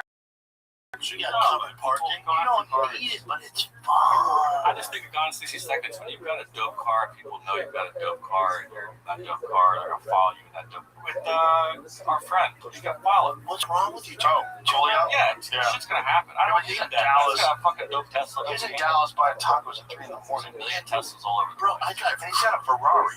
I drive Ferrari crazy is shit. shipping to the Cadillac. I've never had. Have you had any issues? I've never, especially out here. You can catch an issue every now and then, but the thing about Texas is everybody's armed. Like, you can't just roll up on someone and try to take their car. You're risking your fucking life. I walk away from the club too long ago. On right in front of ADVs. People get carjacked in every city. That's a fact. That's Now why where I I live, don't like having targets. Now where I live. Come on over to the burbs, dude. So you think if you have like one of them Cybertruck? So supposedly Cybertruck is coming out with an SUV. Allegedly. Elon won't tell me. Won't tell me shit. He doesn't want to tell you. I got a big fucking mouth. It was online. People have showed things, but like, we don't really know. What have they showed? Potential, like, it looks a little bit like the mix between an X and a Cybertruck. See, that would be a smart move for them to make a Cybertruck that's an SUV. It's a smart move because you already have the shape. Just instead of having the pickup truck part where no one's using, Yeah, extend the seats. yeah, have the seats back more, and you could even shorten the wheelbase a little bit and make it like, like one of them smaller Cadillac SUVs. You could, or you could just say fuck all that noise and get a Hellcat Durango. So Stellantis does. The Hellcat's back, baby. Hellcat Durango. Godfather Hellcat Tim is back running fucking Dodge. Yes, That's why. Thank fucking God. Yeah, Dodge got crushed. They got silly with that electric thing. It's some French guy running. Is that what it was? He killed It's all America. That's what it was. He wanted to destroy America. facts. Like I want Politan Pizza Roca. It's like the most iconic American Dodge. Dodge Viper. Well, that's a V10. Yeah. Dodge Viper. You had, but just big engines, right? You had, gasoline engines. You had, of course, the Challenger Hellcat, Hellcat Red Eye. Crushed it. Are they gonna discontinue the Challenger? No, they're coming out with a gas Challenger. So they fucked up and came out with a Challenger, all electric, and a Charger. Was it a Charger? And a Challenger too. They did both, right? You can't change it. They're coming out with a Charger that's gas powered. Yeah, the Charger's dope. I've seen some reviews of it. It's dope. It's dope, and it's fast as fuck. Here, now we're talking, Jamie. What do you think of that? Yes. Okay. 20. Here we go. Look at that, Jamie. Here you go. Yeah. Now we're talking. The Durango kept Dodge afloat. Engine. That's what you need, Jamie. You need a goddamn V8. Like a fucking. You're gonna come in here with a fucking hairy chest. Oh, goddamn American. Yes. That's what you need. That's it. Forget the Cadillac. We're onto this now. We're onto this. I wasn't. This is also people were. This is a robbery car. Trackhawk. That's why I'm off that. Trackhawks are great, dude. What do you people steal? There's not that many of them. Yeah, people are. Okay. How about you get a Hennessy? And tell them to leave the badges off. Hennessy's are so. Just have Hennessy do it and leave the badge. I just recorded all the time. Bro, such a one world you live in it. Did you see Hennessy did a super dude? Hennessy finally did a super dude? Yeah. Fuck, I love it. Hennessy does dope shit, dude. They do dope Mustangs. They do dope Cadillacs. They take the Blackwing. Fucking See that's why with Tubi, it was like, let's see how these 4 episodes go. They do. Do you know John? Me and him had a conversation. You should do a show with him. That's why I want to do a show with him. I want to go to Gunther. Yeah. But John's great. He's up the fucking road. He's great. I can connect you with him. He's a good dude. He's a friend of mine. Me and him had a combo because when I was building my Rap to get to 1,400 horsepower, I called him. Well, I'll hook you up with Gunther too. Yeah, they're great. Peter's very cool too. Yeah, dude. Oh, the Durango with the cat. So how fast he smokes. Yeah, That's probably not a Hennessy one. well, it doesn't matter. I mean, they put a Hellcat one of those fucking things. You're dealing with insane horsepower.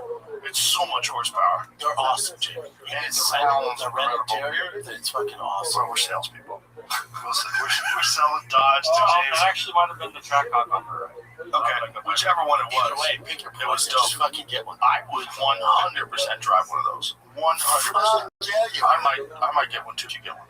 Shit, Let's make it go. cold. Were they charging? Let's go charge. How dare you? You son of a bitch. But you know what, man? He's not wrong though with the way gas prices are. I talked to Tim Dillon today. I was on the phone with him when I was in the studio. He told me that gas is $7.90 a gallon in LA right now. That's down from what it was. I was out there in commercial, and it was up to $8.40 something.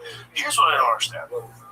Are we getting oil from Iran? No, that's So Maybe 3 or 4%. So are they just fucking us in the ass? They just know. Oh, Americans know if we go to war, we can increase the gas price, so we just go along with it. Prices went up because some of the gas can't get to where it needs to go, and so they need to make that money. So they just fucking. Isn't it funny? Like they're like, we're gonna make money no matter what. Yeah. The American people are gonna lose money, so we make the same amount of money. And also, fuck you. You need oil. Well, my whole thing is even like when we go to war, people are like, yeah, they're just doing it for money. It's like, how much fucking money do they need? They're all rich anyway. American gas prices are rising mainly because crude oil has become more expensive due to the war with Iran and disruptions in global oil supply, plus normal seasons and cost factors in refining, distribution, and taxes. Biggest driver, crude oil in the Iran war. But what if we got all our oil from America? Which we can do. Well, if we did that, why would oil go up? Because it goes up. Prices are global going oil. Well, Start selling it. that's stupid. Yeah. That's Market. Yeah, but they're a bunch of crooks. They're a bunch of crooks. We should have a national oil company.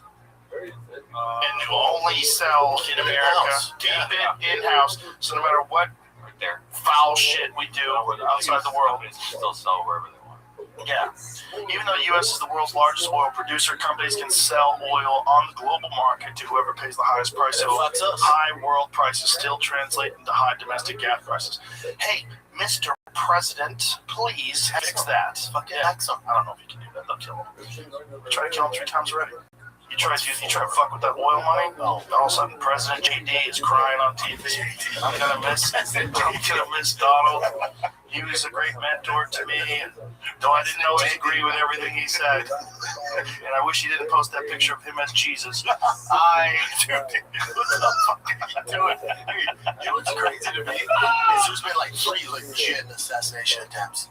And it's in the news 2-3 days. And we're just like, yeah, it's crazy. And we move on. Well, there was another one that barely made the news where a guy showed up and tried to attack JD. You remember that guy? No. Yeah, see? I know. This guy showed up, I think he was at the White House. I think some guy showed up at the White House. You see this guy who just got killed or got shot in Cambridge? So this guy, he had a shootout with the cops 3 years ago. Went to jail for 3 years, got out, and was walking down the street in Cambridge, just unloading his gun on passerbys. Yeah, just shooting random people on the street. This guy had gotten in a shootout with the cops and only did 3 years. That's insane, dude. Yeah, a shootout with the cops. I think 20 bullets were exchanged, and he only did 3 years. Bro, here's the other problem is I saw they took again, whoever's doing these polls, you gotta be an idiot to get stopped on the street. Look at this guy. This is wild. He's just shooting at cars. Bro, by the way, I'm running that guy over. Oh, 1,000. Especially from my Moda, my Land Cruiser, where I know it's not going to mess up my car. That's insane. Meanwhile, if I was in Cambridge, though, I'd probably go to jail for life. 100% you're fucked. Yeah. For defending the public. But I saw a survey that said 1 in 4 Americans think the assassination attempts on the president are fake. I wonder what percentage think the world's flat. 24.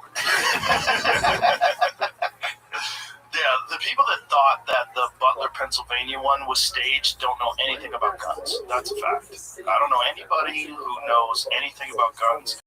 It thinks that the president let some guy nick his ear with a bullet. That is behind him, the firefighter who lost his life. That guy got shot by a bullet that was intended for Trump. And then there's a photo of a bullet whizzing by his face. Anybody that thinks that's staged is out of their fucking mind. Or the guy at the correspondence dinner who rushed in. Yeah, they think that's fake. And it's like, hold on, so you think this guy who's a teacher, educated, clearly kind of had his shit together, threw away his life?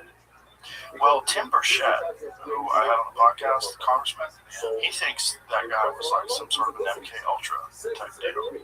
And he says he thinks they still do that. He thinks someone's still doing I've that. always thought that. I'm not trying to steal it. I'm sure he has way better points than me, but if they did MK Ultra all those years ago, when you go through the list of Charles Manson to Unabomber, you think it's stopped, right? And you don't think they've gotten better with it? Exactly. So you just think they're like, oh, okay, the public knows we're going to shut this down. No, dude. Yeah, they expand on it. It gets better and better and better. For sure, they're still doing that. And that could have been Thomas Crooks, too. The guy who tried to shoot Trump in Butler, Pennsylvania. That one was weird as fuck. That one's so weird because that guy's house was professionally scrubbed.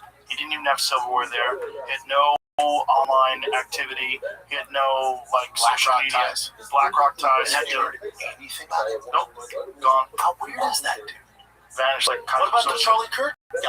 What about the guy who killed Charlie? We haven't heard Nothing. one interview with Is that him. not weird, dude? It's super weird.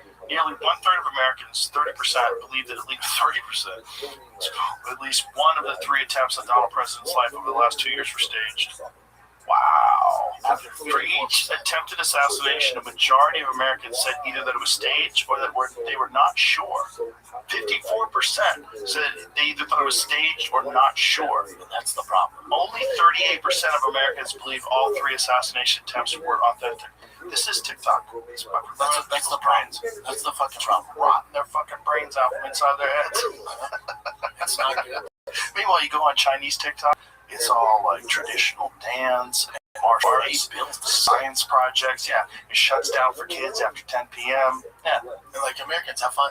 yeah, they're doing such a great job. And then they sold it, right? So they sold it to that American company, and they're just going to continue doing what the Chinese did and make the most amount of money, which is rotting people's brains out. Don't give a fuck. Wouldn't it be dope if this American company that bought it said, hey, there's clearly a problem with how things are emphasized and what your algorithm shows you, and what we're going to do, promote like exceptional people doing exceptional things. Don't you think they would get more users? Because as a dad, I'd be like, okay, you guys can have TikTok. There's some rules there. It's an educational thing. Now, not a fucking chance. No, it wouldn't get more. It would go right over to Instagram. Just like Instagram's all assassination. What if they did across the board? You would have to have no one cross that picket line, and they all would, because people are addicted to watching fucked up street fights and crazy things now. Like, my algorithm is all like people fighting in parking lots and There's so much of that. Man, mine's just trucks, cars, and fucking fights. On Instagram? Yeah. So my problem is me and Segura every day send each other the worst thing we find online. I don't start my day like that. I don't either. I don't either, but it's too late. But that's the only time I'm going to Instagram now. The only time, but then I'll check my. You've kind of gotten off of it, right? Yeah, this is so much better. It feels so much better. I go in occasionally and check Twitter to see what the news is, like what's trending, what's You're not like reading comments and all No.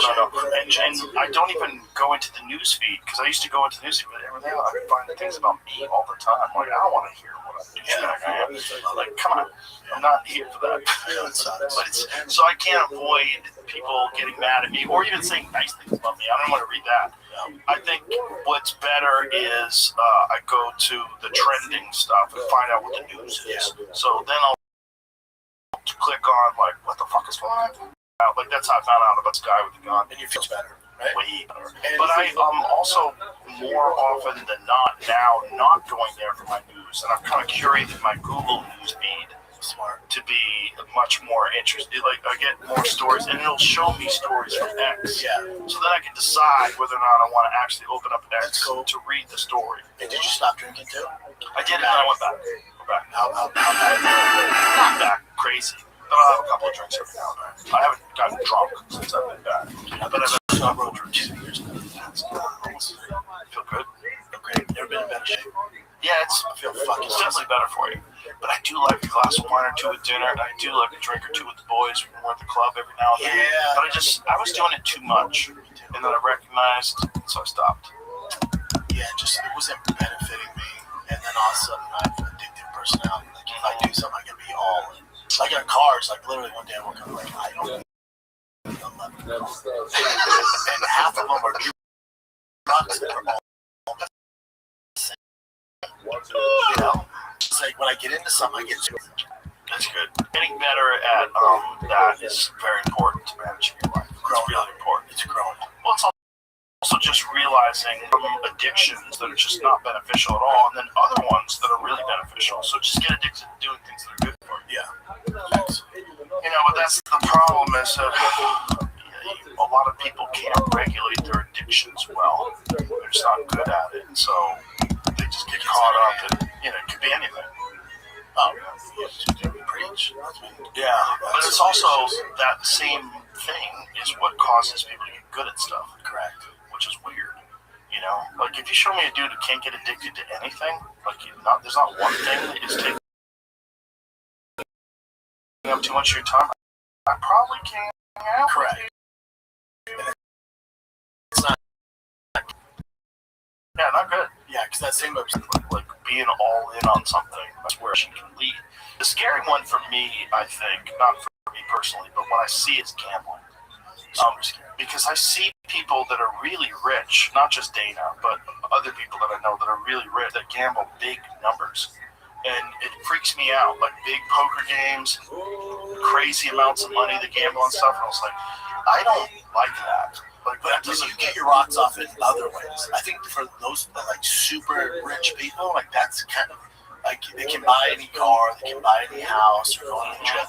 In order to get their rocks off, that's how they do it. Yeah, but it has to be a feel it. The juice has to be so high. high. If they bet $100 on something, they don't even feel it. That doesn't mean they might not even cash that ticket. Like they don't feel it. You know how you and I are similar with the obsession. Do your kiddos have that? Do you see it? Oh yeah. Positive. Super driven, but it's very positive. Kids imitate the atmosphere that they grow up in. Yeah, and if your parents have a hard work ethic and they're disciplined and they're kind, generally speaking, that's how your kids come out. Yeah, I think that. So when I see shitty kids, I generally think that it's at least part of it is from the parents. Dude, I coach teams, and I try to add because most of them are just talking. Hey, can I give you some advice, man? You gotta back off, dude. But they can't. They can't. They can't. They have to change who they are. And I tell them, I'm like, I'm trying to help you out here. You love baseball, whatever. You love football. Your son has told me he wants to quit. Now, the reason he wants to quit is because you've made it not fun, He used to love this game. When I first got here, nothing he loved more than football. Now he wants to quit because you've made it a job for him. You fucked up, dude. And who's it going to affect? A, it's going to suck for him because he likes football. You're not going to be able to watch your kid play football. Because you decide to make it not fun. You're gonna fuck up your relationship. I don't force them to go. I don't force my kids into doing anything they don't want to do. If they're not interested in it, you don't have to do it. But find something you are interested in. That's my thing. Whatever you're into, let's ride. I don't give a fuck what it just so happens. It's baseball, football. Cool, let's ride, man. Yeah, but if you have a great personality for that, and that you're very encouraging of your kids, but you're not. It's not you thinking that like your self-worth is not tied up to your kids' performance. No, you just want your kids to have fun. Yeah. The problem is with some people, their kid is almost like their racehorse or something. You know what I mean? That's exactly him. Their whole personality gets wrapped around their kid being an elite athlete, brother. And now it's worse because, especially in base, right? It's like it's a business, over $1 billion business. So now it's like there's these travel ball. When I was a kid, you had to be really fucking good. Let's just say you can travel ball. So there's the majors. There's 2 teams in the majors. There's 3 AAA, 3 AA, 3 single A. I just want I don't need the best 10-year-old. I just want to play. So I don't give up. He made the majors team. I don't give a fuck. It's majors, AAA, rec, wherever. Have fun. Have fun. And apply yourself to something. And apply yourself. And I don't give a fuck what level we're at. We'll play it all. And some of the parents, I'll come back from a tournament like, oh, you played double A. I'm like, yeah, it's baseball. What, you think he can only play majors? So what? I can sit around the water cooler and brag to you guys? I don't Isn't it crazy that people like talk down about a kid who's not playing as good as other kids? Oh, it's wild. Like, what do you? But it's like stage moms. You know, there's a thing like that where that's to your point. Everything's tied up in. Mm-hmm. What they don't realize is they're fucking it all up. Oh yeah, it's all gonna get fucked.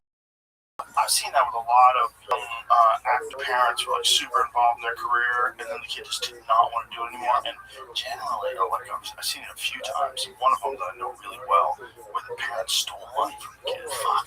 Yes, he stole like $6 million. I'll tell you what it is after the show. Oh, it's awful. It's awful. It's like devastating to find out. But it's like that's what they're doing. They're using the kid as a piggy bank. They quit working. They relied entirely on the kid. The kid's acting. The kid's pressure on the kid. Oh, I gotta afford all this so we can fucking live. And I'm 9. Not only that, but then the kid starts feeling like, hey, it's my I can't have cereal. Go fuck yourself. He's the boss. Yeah, I mean, he had problems with it too. They all have problems with it. And then on top of that, it's just super unhealthy for your kid to get famous when they're 10. Also for pretending. Get famous. How's it gonna affect your personality? Yeah. Well, there's a lot of parents out there, man, that just they don't understand you're developing a human being. And one of the reasons they don't understand is they're not developed well. Correct. They're fucking nuts. Or the biggest problem is usually the parents who never played. Right. And they're like, man, they'll see just a glimpse that their son has some talent, and then they're the worst. Did your kid into cars? Big time. Oh, that's big. You gotta teach them how to drive so they don't have to tell them stupid when they get old. That's what I tell them all the time. Yeah. All the fucking time. No, they're gonna learn how to drive a manual. It's the easiest way to your car. Jamie, you wanna make sure your car didn't get stolen? Buy a manual. The criminals these days don't even know how to drive one. You know how to drive one? Oh, he's gonna burn that clutch. I can figure it out. Yeah, especially if you're only driving 10 miles a day. I just don't want to. That's disappointing. Yeah, no, my kids so know their shit. Right there. Yeah, I mean, there's so many other cars in the world. What do you like? I'm not driving anywhere. Okay, but let's just put all that aside. What cars do you look at? Or do you look at a car that you like and go, that's a target?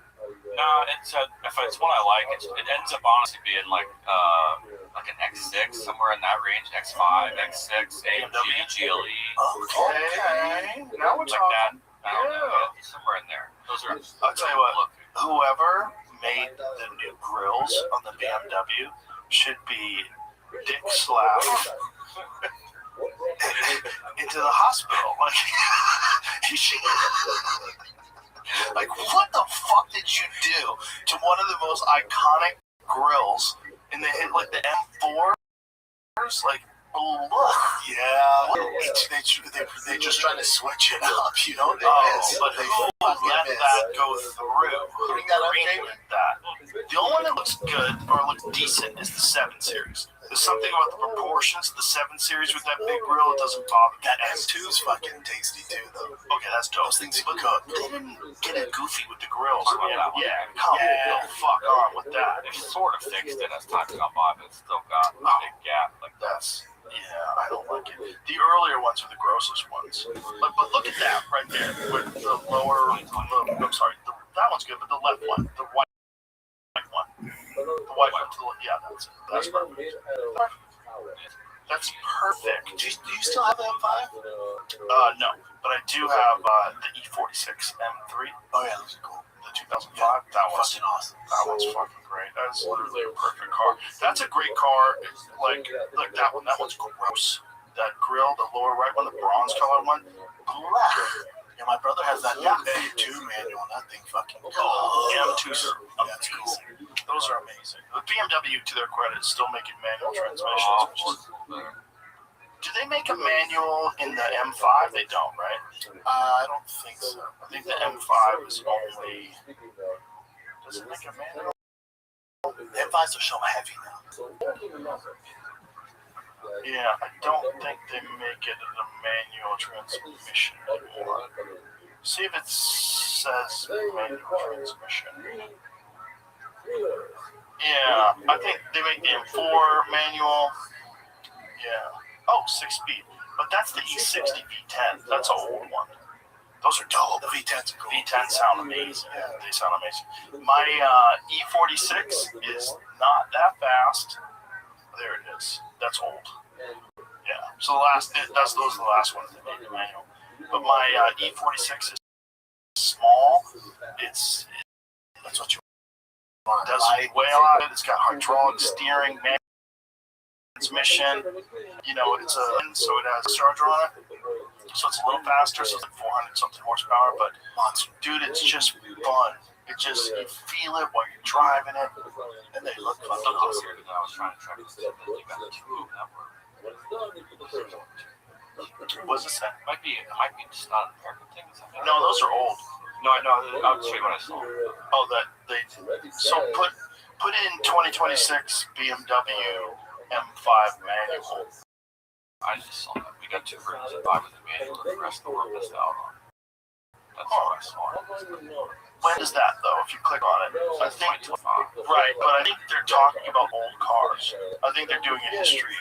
BMW it says 2 versions. They're talking about older cars. BMW still has great interiors. Oh yeah, Some manufacturers still fucking do it right. BMW does it right. They're really good. It's a solid car.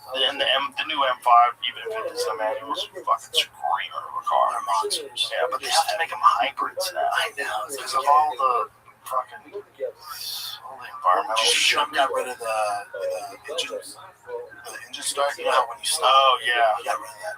that's good. I don't like that. And I don't like that. In some cars, I have to press the "don't do that" at every red light. Don't do that. Don't do that. It's fucking stupid. You're not saving anything. All you're doing is cooking my starter. Yeah, because the starter's gonna start. How crazy! Trump was like, "I'm getting rid of that." It's so annoying. Parking next to one of these. He's got a Maserati. Those are cool. In person, they're really nice. That's a beautiful car. Why don't you get one of them, Jimmy? Well,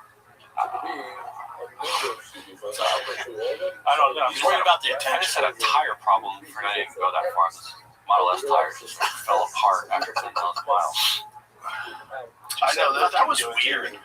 The way your tires fell apart was weird. Sense because he said he had a flat tire, and then you got to look at it. It was like there's the wires around. He'd worn down the tread at 10,000 miles. Well, that's the problem with electric cars. They're so heavy, so you're going through tires faster.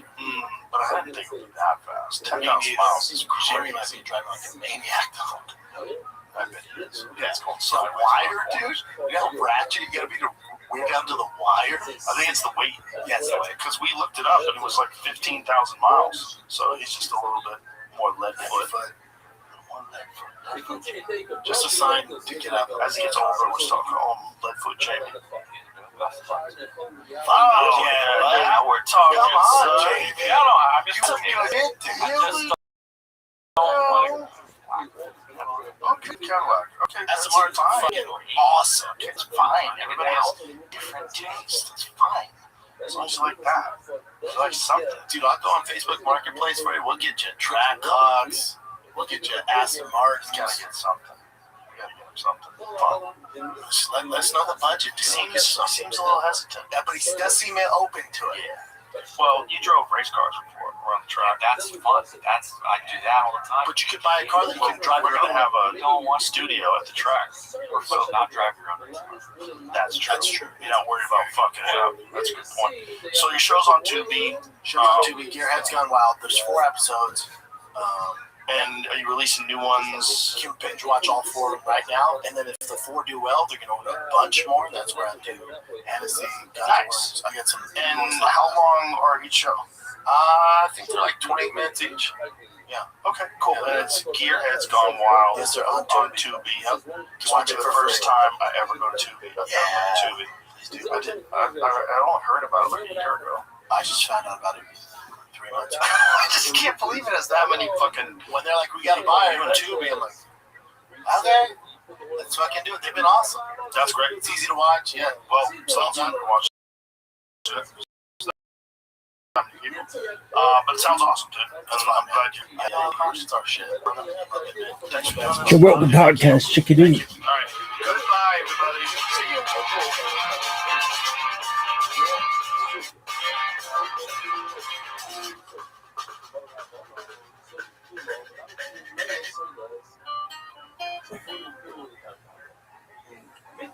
You mix the oil in with the still flour. You ever college butter? No. You saw this in the restaurant. You're supposed to pour the oil, mix it in when it's already baked polish. And my college remover.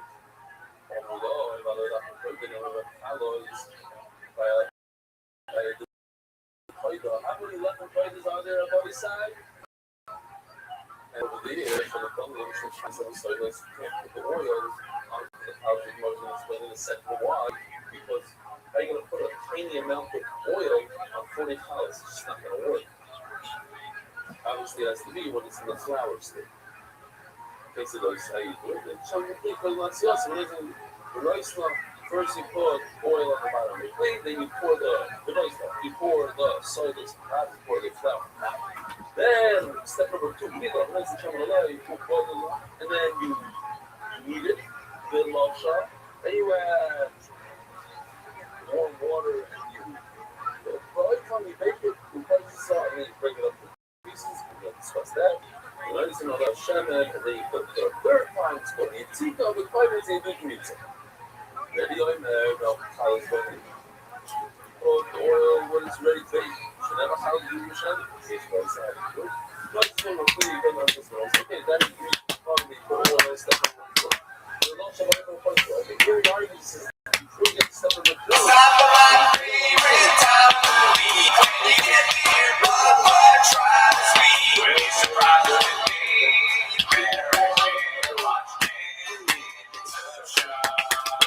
Welcome back to 10 Minutes to Shop.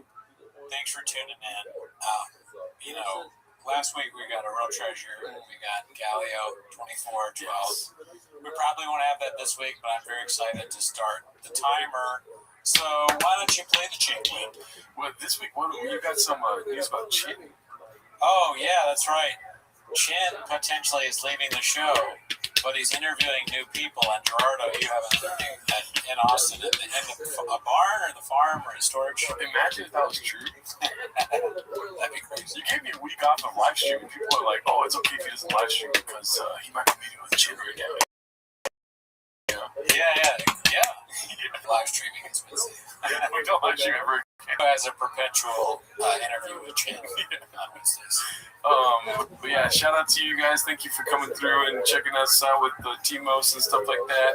We've got the first post on the Fighter and the Kids subreddit. I am like a shit, Dallas. Yeah. It was just posted, but the title was so good that we wanted to watch it. Oh, yeah. It's from Special Mushroom 285. It's called "This Could Be Rapist's Most Delusional Quote Ever." I don't know why it's not fully. Okay. They see me and they say, "Geez, you're just not charismatic." That's a real fluidity to the way you move. Real fluidity to the way you move. You're not just charismatic, right? Oh, wow. Wow. Yeah. It's a crazy thing for him to say. We've always said that about him, though. It's crazy for him to say it. Isn't it like exactly like you could, if you were writing a script and Callan's, you had to write dialogue for Callan, you would write and sing something like that. Jeez. Yeah, a lot of Jesus in this script, dude. The only thing missing is thighs. But look at your thighs. Your thighs are charismatic. People like Shab, so people think I'm much shorter in person. He's a monster. Yes, and then they see me and they go, Jesus, you're not just charismatic, but you've got there's a real fluidity to the way I build. First time. Oh my God, what podcast is that, dude? Kind of familiar though. Yeah, we watch porn. He's on another porn podcast, dude. No, This guy right here. no, dude. I hope not. He's on role playing right here. He's that guy. That guy. But he's a guy. I remember him. Not that guy I remember. I don't know who that is. Okay, maybe, dude. This is Italians Anonymous? I think the bald guy he does a show about lifting or something. Like he's a fucking authority on that. I don't know. Nah, he's never been to the gym.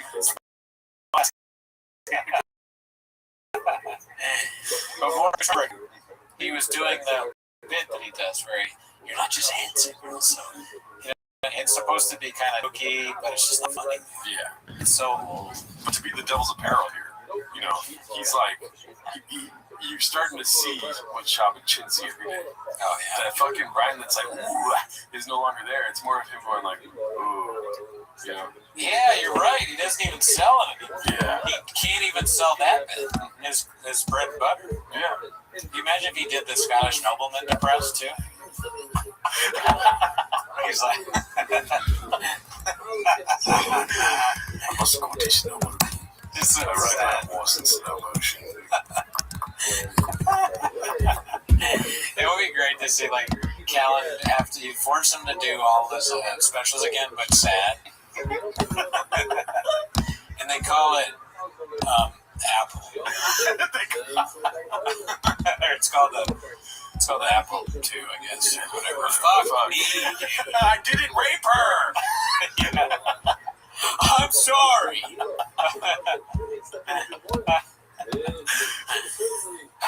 He's like, and then there was an African medicine man. He's like, whoa. That is probably the worst man. Just a horrible joke.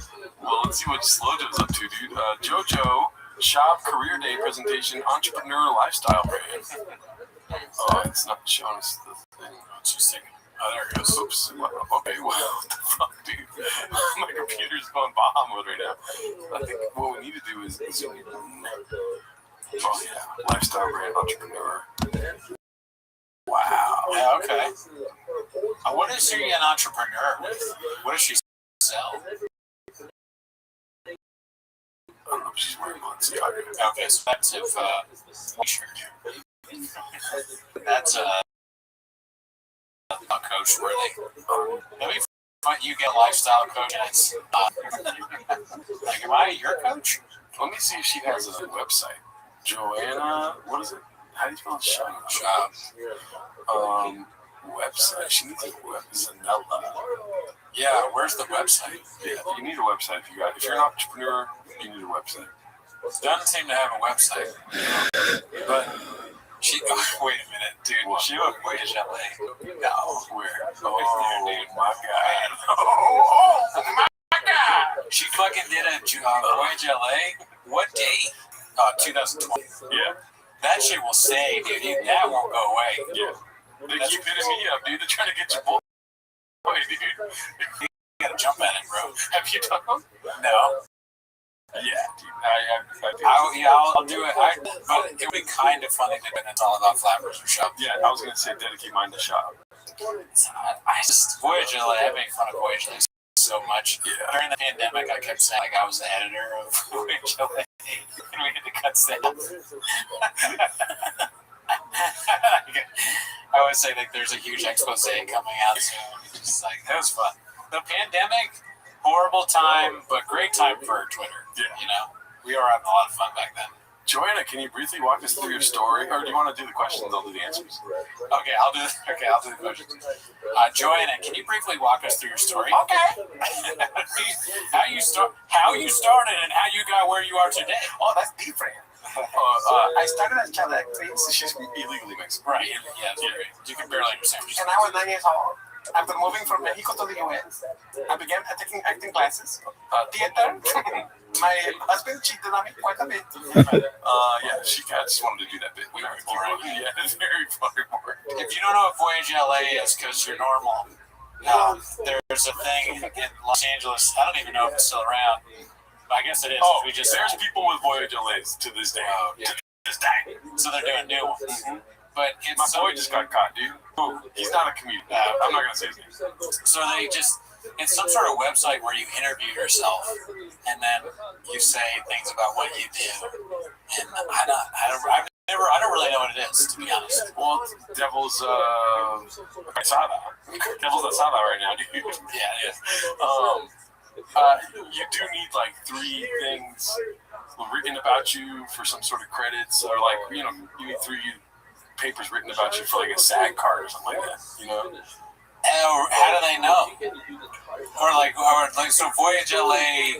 Maybe Voyage LA doesn't meet the criteria, but if they don't do their digging, you got something, daddy. You know. I remember David Costa. He got. The fucking truth teller. He got got by Voyage LA. Lemon Party. Ever heard of it? Oh yeah, shout out to them boys. This one's posted by Urban Space Cowboy 1, Dicey. So this is about Chin, I think. After thinking about it for a while now, I've decided it's time for me to leave and give someone else a shot. I just hope they care about the shows as much as I do and do a great job. If you guys would like to interview for the position, send me your email and phone numbers. Also let me see your Instagram page so I have an idea who you are. Oh, crazy. Oh yeah. But we don't. It's probably fake. That's right. I don't know. I mean, I haven't followed up on anything this week. I've been so busy. I saw this and I was like, that blew my mind. And I looked through the Reddit and I was like, oh, good, it's fake. Okay. Because there's nothing else about it. The Reddit would be like fucking A couple of fucking fire extinguishers for sure. Oh yeah. Well said. Yeah. You would need to be in there making sure the restaurant's not being shut down. If anything, this is just like a health inspection. You know, they're just checking the temperature. Yeah. And I think I don't. This is just a thing. Hey, we can go on. What was I gonna say though? Oh, but the people in the comments were saying maybe he was just drunk and commenting in the middle of the night. That's hilarious. He has like a drunken fantasy about quitting.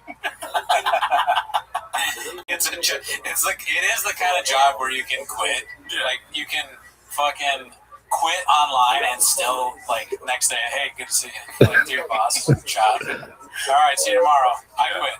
I'll see you next week. Another thing to note here is that he posted this a minute after the last con. I don't know if that has anything to do with it, but he wrote that fast. You know what I mean? Yeah, I mean, it's not Chin because it's the Reddit, right? That doesn't make sense. T-Fat-K. Author. No, it's author. So that means that the person that owns the Patreon channel posted that comment. Yeah. On their Patreon. Well, what does that even mean? I gotta know more. For sure it's Chin. Tell us. Yeah. But is it real? I don't know. Let's go further down the fucking pipe here. I haven't checked in on Chains at all this week. Yeah. Okay. Throwback to the absolute cinema that was Chang circa 2022. Wow, 2022. Where were we doing the show? Probably. Wow, it's been a long time, dude. 2020. Maybe not. I don't know. 4 years. I don't think we were doing it 4 years ago. Okay. Wait, when did the Gringo Bobby come out? I'll check while we watch this. They're like filtering the face. Oh no, she's dating a girl now. She's dating She used to. daughter. She used to date Netflix.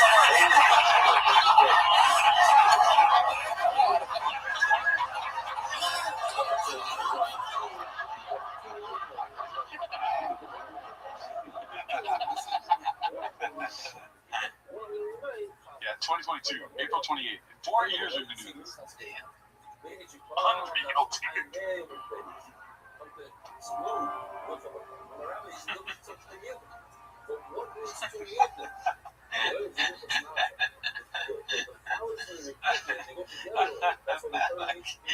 Just laughing like the funniest thing I've ever seen. CTE.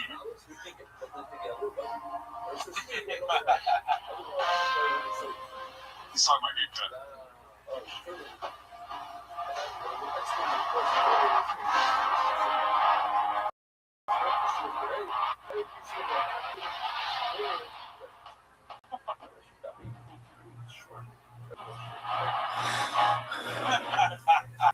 I remember that one.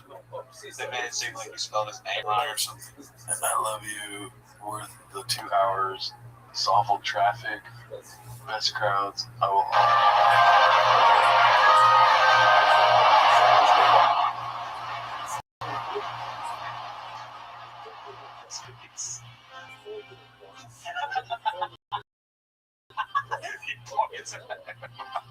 Oh, that's so funny.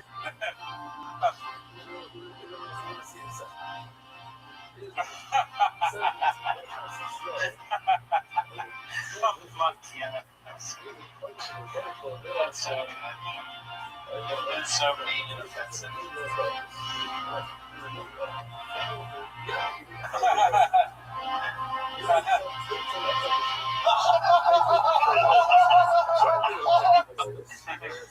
What a terrible comeback, too. Yeah.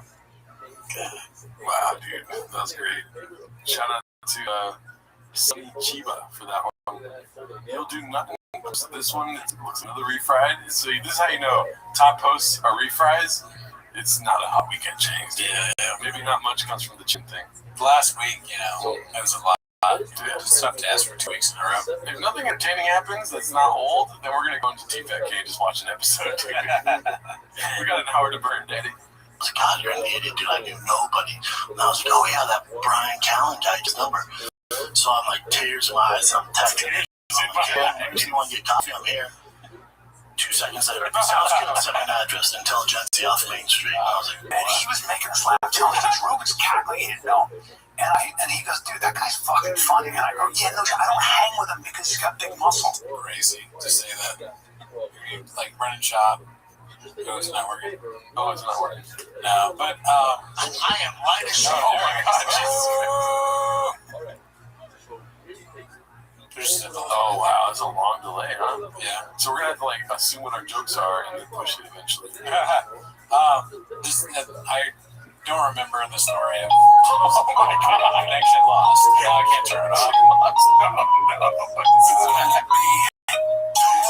If you really trying to do something, I'm out here working like I'm really trying to prove something.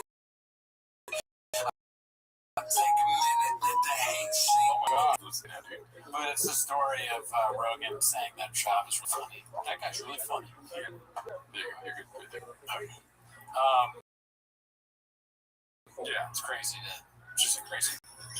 Yeah. I don't know how they're chaotic. I had to go span of 10 seconds there. I mean, I do sort of, but for the most part, he was fucking hilarious. And I said to him, I go, let's do a podcast together, and we'll talk about fighting. And he said, no, we're not going to talk about fighting. Let's talk about life. And that's how Fighter and the Kid. It's probably more like. that makes sense. He gets done. He's like, man, we should do this once a week. I'm like, I don't want to do this once a week, man. And he's like, yeah, you just break down fighting. And I was like, oh, let's say you don't know me. I don't want to break down. Like, my life is fighting right now. I don't want to do that. He always touches his chest, dude. He says people that touch his chest are gay. Every clip he's touching his chest, dude. Yeah, he just doesn't get it. He's got a straw, too, or something. We talked fashion, cars, comedy. I'm in. Yeah, he was like, all right, we can do that. Oh,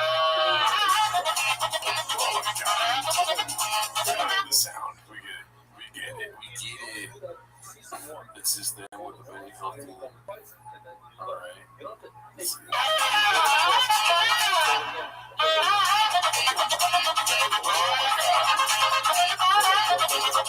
Ryan was like 4 years old doing this too.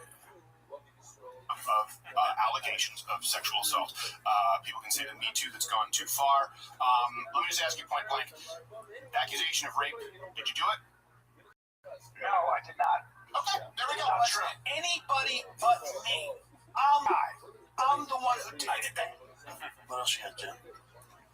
Nuts.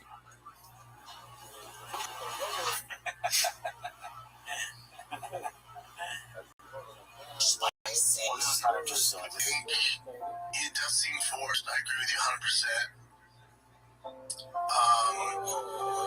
Most of the time I can tell Brian doesn't want to be here. And here's the thing, it's not that, like, me and Brian are still close, still love Brian, we still talk all the time. We don't have much in common anymore. We're like that old married couple, and the kids, you're empty nester, and the kids leave the house, and you go to dinner, it's like, remember that? I love that everything goes wrong in the storage shed. How, like, the sound, the lights, there's bugs, there's other people. We thought we had it in Calabasas where there'd be doors and people walking in randomly. But it's like all of that times everything else now. Yeah. It'd be funny. I don't know why this came to me, but you know, the Quiet Place or whatever, where the aliens follow you if you have sound. It'd be funny if they came to the store. They hate Brian. You can hate on us for having bugs and stuff, but like, we're in my apartment next to a motel full of crackheads. That's true. You know what I mean? And they have the same problems we have, like squeaky mics and bugs. This is not. We were never number one in podcasting. We're not friends with Joe Rogan. The only thing that we don't have, obviously those things, is our and career. We're not going there and saying we're entrepreneurs. True. But you chat. They'd be like, the kids would be like, talk about T-Mos. I'd be like, is this T-Mos? Or like, yeah, it's T-Mos. I would like not break character with the kids. Kids are raising their hand. We're just calling like his names and stuff. Oh, is that what you think? Yeah, like, how tall are you though? Yeah. Are you wearing Crocs? Shot. Why are you so fat, kid? But you hit a homer. Yeah.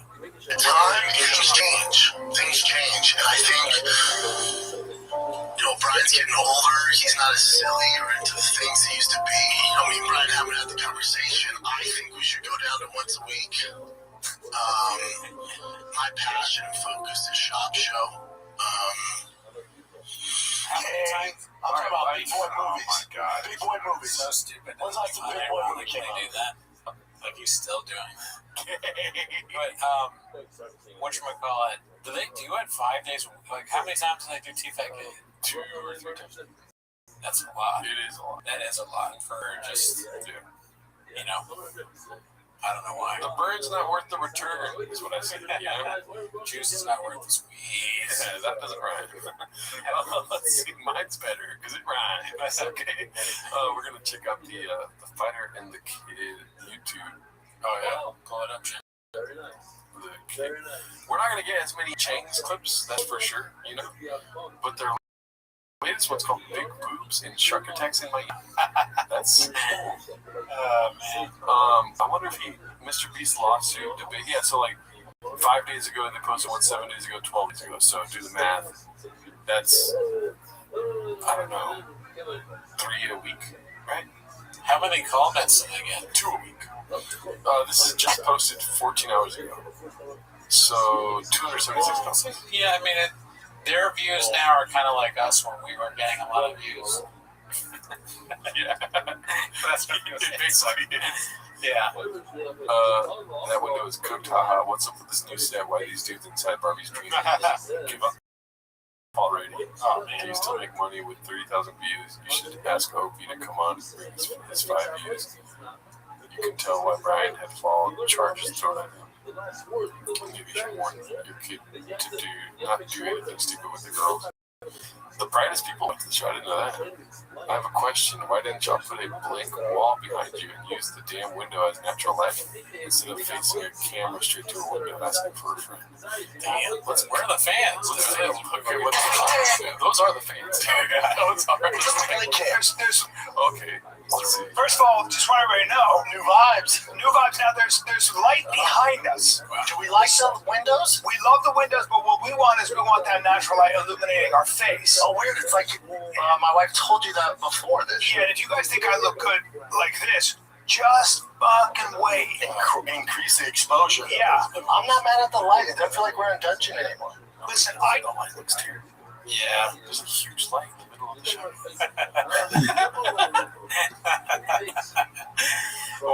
Where are they now? Are they still in the storage unit? This looks like a house. Okay, it's a house. Is it the barn though? I don't know. Do they make the official switch? get it recognized for being on Mad TV by people, and that means that was 30 years ago. And those people are dying. More than that, and that means that I'm aging slower than I thought because they still recognize me after all that time. Now I was in Hawaii. Okay? I was in Hawaii. I was on Waikiki Beach. Water's amazing. Weather's amazing.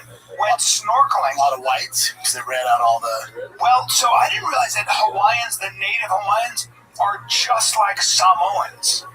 And their high school there, I think it's Baku, one of the high schools, is one of the most heavily recruited from the NFL. Okay, talk about the studio. Yeah. What the fuck? Where's the big reveal other than just, what it looks like? Yeah. I just did it. Timestamps. Let's see. Old memories starting to think. Okay, it's just like another episode, dude. Chiropractor viral clip reaction. So new TFAT video is 45 seconds. Can we rank these? All right, let's just rank these that are in frame right now. So right now we got intro new TFAT studio. That's 45 seconds long. Oh, it's Brian. push buttons. You gotta push buttons to rank. Okay. Oh, they're not working. Dude, give me Okay, cool. But so Brian Callen's Hawaii trip. Callen's. Do I have to push a button? Oh, no, my bad. I thought you were gonna read. Callen's son ditches him for two girls. Old LA memories of starting TFAT. The worst. That's the worst one, dude. All right, so that's Brendan's Miami trip, chiropractor viral clip reaction, game bred, bare knuckle fight breakdown. I wonder what that is. Is that just Brendan talking about being a host there? I think so. Brendan on fighting again in family life. Fighting again. Canelo size talk and chinchilla coat debate. Okay, that's my number one, I think. Chinchilla coat debate. I like that. Islam, Ian Machado, Gary, and Carlos Freitas debate. That's kind of funny because the last rep he was like, I just don't care about fighting. And the longest ones are him talking about fighting. And there's 4 fighting ones in a row. 5. There's more. Oh, there's 5. Yeah. Adrian Broner, I heard, is losing his mind. Studio rapping. Fine. Yeah, okay, why don't we listen to that? Let's do that. Oh, wow. Boys, Are you on the road this weekend, pal? no, buddy. You to watch Strickland? Yeah. Are you on the road? No, I'm not. Bean cheese. Bean cheese. You're not because you suck. No one wants to see this or that. You don't have any dates, you fucking old weirdo. You're 75 years old, dude. That's social media. This isn't real. Stink. I like that he's sad and he's like, I just gotta figure some. I'll figure it out. I'm good. I'm just really I'm fed up. No, I got it. I'm alright. I just want to fucking die. It's like the Uncle and that Osama Siddiqui joke I watch on Funny AF. I want to die. I don't like that. Oh, your uncle's Brian Callen? Are you on the road this weekend, pal? No, buddy. You to watch Strickland? Yeah, I'm gonna watch Strickland. How's that? Pink shoelaces. Let's see. Studio. Okay. All right, kids, that's it, man. New studio, new vibe. It's a work in progress, though. Next time we see it, it's probably gonna be a little I like this new studio. It's nice. It's more quiet, right? I love that we got windows, too. I know. You gotta switch around the studio, but we'll get to it. All right, kids, we are, guys. This is the Fire Kid. We're out. Peace. You're not gonna. It'd be funny to show the fucking bar. Yeah. Show us more shit. you want to watch the chinchilla coat debate? Oh, yeah, we can do that, my man. Can't sleep on that, man. Like, what do you think is gonna? Is it that? I bet it's Canelo's wearing a chinchilla coat, but I hope that it's Chop's wearing a chinchilla coat. Let's see. Do I know what a chinchilla is? Yeah, not really. Chinchilla, I'm assuming it's some small animal. There's a lot of a picture of me and Joe with Canelo. Go check this. See it? Yeah, look at that. Oh, I remember this photo. Look at that. He's so much bigger than Canelo. And try to go. Size of your head. That's got to be the angle of the camera. You got a big head compared to him, man. Try to put the two white Mexicans next to the white boy. More Mexican than both of them. That's really fun. That's funny. By the way, he's that much bigger than he is. He's tiny. Tiny. He has a thick neck and big, but he's tiny. Tiny, but oh boy. Canelo's so small, dude. Yeah, he is. Why does he rub the chair when he says it? I don't know. I think it might be a nervous reaction. He's so small, Teddy. Yeah, it might be a nervous reaction from them having almost zero chemistry. And all, like, zero views, too. They don't have anything to talk about. Oh, yeah, man. You got a big head there, dude. Yeah, my head's big, Teddy. You think after fuck, we didn't talk about View Park today, and like you gotta remember to like talk about the commute deer. Oh, yeah. Yeah, I forgot to talk about that. I don't know why he's just in the corner doing this the whole time. Oh, yeah, we didn't talk about that. Blah, blah. It is funny them doing that is kind of like one of those movies where someone's too high and they're trying to relax themselves or whatever, and so they do that. Yeah, the most relaxed. It's weird. Imagine doing this the whole show, dude. Yeah, I mean, it's gotta be a nice couch. I'll say sometimes in the show, my mind kind of wanders while I'm talking or listening, and I start doing this, but it's like rare, or like this. But the whole show, you're right, it's a little off-putting. He's not really. He's got shoes on. Yep. Yeah, he's probably 5'7". Oh, yeah. What? Wow. Interesting. Okay. He can fight one of the greatest ever. What's that coat made of? I'd like to know. That little chinchilla is that white chinchilla. I think it's white chinchilla. That was pretty good. It was like you're in its eyes right there. Well, that's what I think that is. You know what chinchilla is? Oh, yeah.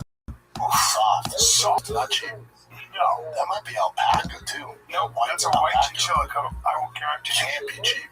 No, that's. Of course, Ryan knows that's evil, maybe. He's like, yeah, I know that. I know chinchillas. When I hear people talk about chinchilla coat, I just remember being a kid and going to on a hiking trail and then talking at some hiking camp, and they're talking about all the chinchillas, and kids were like, oh, chinchilla cute, or whatever. Then you got people wearing Yeah, that's what every kid's dream is. Yeah, they see like a cute chinchilla.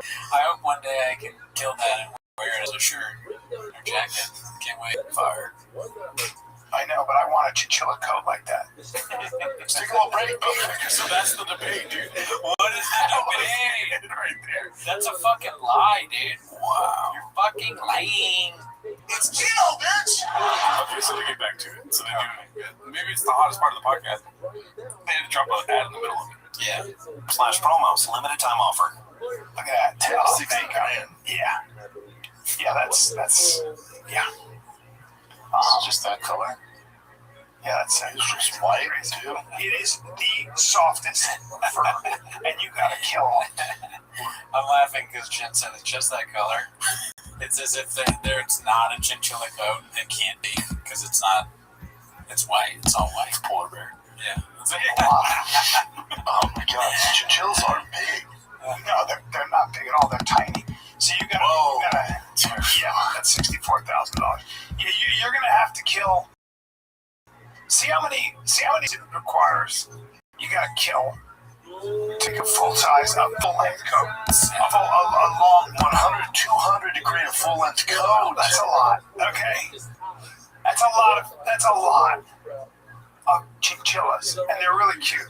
Because chinchillas are small, 100 to They talk about this for a while. I want, that other podcast that's like very big. It's the guy, he's chubby dude with glasses, and he yells at what? Oh, Caleb? Yes. Okay. He yells at people for like spending too much money or whatever. Yeah.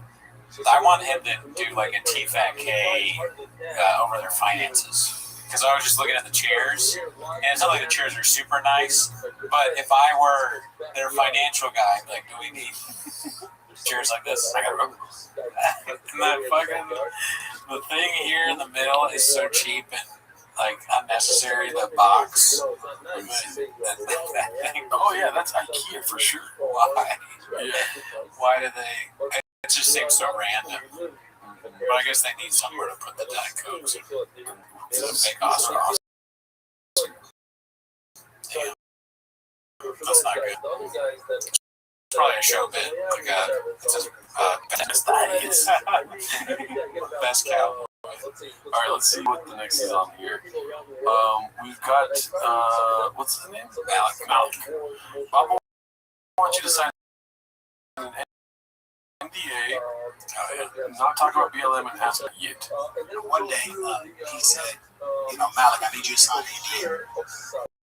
I said, why? This whole time, he's like, bro, everybody signs an NDA. NDA Walker. Leo Vaughn, Brian Callen, everybody signs an NDA. I said, why? We've been working for 7 months. Why don't we sign an NDA? He said, if you don't sign the NDA, you just can't come back. I said, yeah, Chappelle go to my house, look for me, because nobody heard from me. I was like, man, I'm not signing the NDA. And I just like, to the point where I was like, bro, let me just call him. I was like, bro, I'm not signing the NDA. He was like, fucking why? All the shit I did for you. I was like, yeah, what did you do for me? So, you pay, bro, I give you $3,000 a month. I said, yeah, you said you give Brian Callen $15,000. I said, bro, I'm doing all the work. We're doing all the work. I was like, bro, it's like, I told him, I feel like I'm on a plantation. That's what I told him. Just like that. Just like that. All my discussions, all my beliefs, all my opinions are about this time George Floyd movement. We can't talk about it because your audience is middle of America. You have 2 black guys. We got to cancel that out. He was like, people don't. Wow. Yeah, I mean, just I don't hear anything that's not a fact. Yeah, that's spitting facts for sure. More frustrating than that because I believe everything he said, but he wants to talk about things he can't talk about it. But in addition to that, he's got to deal with Brennan just being a fucking idiot about everything. He's like, Malik probably wants to tell a joke, or he's like, why don't we? He's like some suggestion that's helpful, and Brennan's like, no, it's okay, or whatever the fuck he says. It's probably infuriating. And keep in mind, he's paying Brian Callen $15,000 while Brian's not on the show. That's crazy. I forgot about that. Yeah. He's not even on the show. Yeah. What the fuck? That's very generous for shot to Brian. A month to pay a criminal. A month, 15,000. Oh my god! Why? Right. There must be like, I don't even know. You open the lid and you see a bunch of bad stuff inside. If you do TFATK investigation, if you go too deep. Yeah. So if he's making $15,000 a month off the show, I mean, is that an increase or a decrease? Like, he's making less now doing the show 3 days a week than he did when he wasn't on it. He should have just kept the fucking deal going where he doesn't have to show up. Oh my god. He's like, Malik, we need you to come back. Brian needs you to come back because he makes more money when he doesn't do the show. Shops, Aaron, again, Chappelle are not going to save the show at this point. What Brennan needs to do is get on the phone. He should have found a way to get a spot on Funny AF just as like a guy gone up to Kevin Hart and Chris Rock and be like, I need you to do the show with me. Here's what, I'll pay you $3,000. You can't talk about any black shit. And I pay Callen $20K, and he's not going to be there. They're like, well, we would pay $30K to never see him again. So, and we won't do the show. Fair deal. Yeah. If Brian disappears, we'll give him a lot of money. If you can guarantee Brian can't do stand-up anymore, I'll do a show 7 days a week. I'll commit my career to Brian not going back. I think my thing that I said to Wall on that show was that Brian is medically unfunny. Diagnosed there. Let's see what this next one is. What happens next? Part 29. He just keeps coming with them hitters.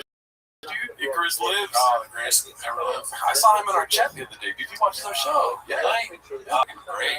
Shout out to you. That's social media. This isn't real. I guess that means me. Yeah, but he's like crazy.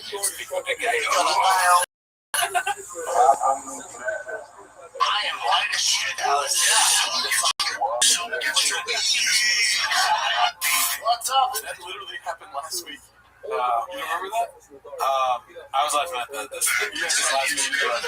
Dude, he's fucking Einstein. Monday morning, October 17th. It is a glorious morning. And Shout out to they'll be property to come in positive or negative, or they look good. And it seems like a fucking person.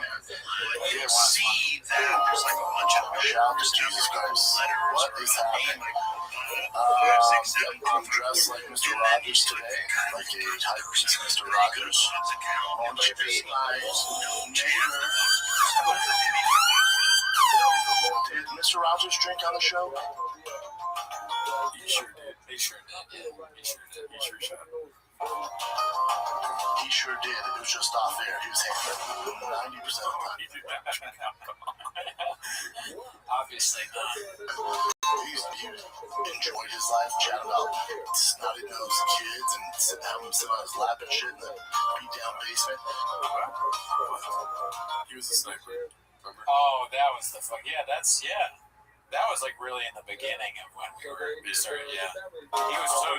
Shab was pretty drunk when we started, I guess. Oh, yeah. Yeah. He was drunk for a lot of He recently got sober. I don't know if you know that. It's been like a year, probably. Really, only a year? I think so. This phase is ridiculous, though.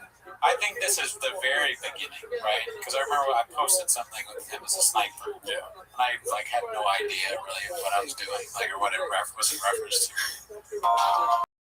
You know, he was a sniper in the military, like one of the most decorated snipers.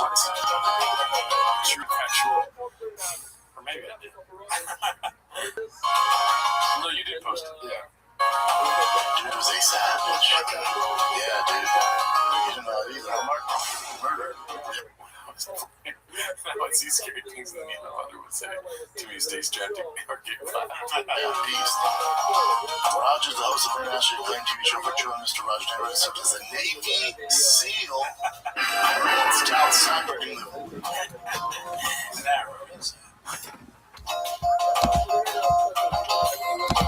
Marine Scout sniper during the Vietnam War. Ever heard of it? With a large We kill. were like dying using Word. Ever heard of it? If the state is false, Mr. Rogers never served on. Maybe that's like an urban legend then. Stumbles down. Spicy. Nah, dude. That's real. Marine Scout sniper during Vietnam era with a large number of confirmed kills. We have to state it's false. Mr. Rogers never served in the military. After another rumor, Mr. Rogers always wore long as he could to conceal tattoos of all his kills. Yeah, dude, he had like a skull. He had like, you know, the hardcore. Dude, this thing's full of shit. This is Navy SEALs.com. The facts. This is Navy SEALs.com. Someone hacked their page. Oh, well, yeah, well, maybe someone hacked their page. Let's take another break from chatting with the bros, because, listen, it's Thanksgiving. We got a lot to be thankful for. Family, food. It's a draft. Free bots. We got a lot to be thankful for. Family, food, and free brats. Free brats. That's right, with DraftKings Sportsbook, he found out I was a fighter, and he had tears in his eyes. He was telling me to stop fighting. Casey. Affleck. So random. And that means something to Shab. He's like, this shit means something to me. me, dude. Yeah. It's not about the thing they're saying; it's the person saying. Yeah. Do you think he has a real memory of it, or like it's just like a guy he likes, so in his mind it happened? Maybe he sits on his couch just watching. And then like he gets another one of these stories. Like one day he's like, his wife's like, "What are you doing?" He's like, "Just met Carl and Anthony in the fucking elevator." It's 100%. And there's a ton of them. Carmelo. I just met Carmelo Anthony Towns.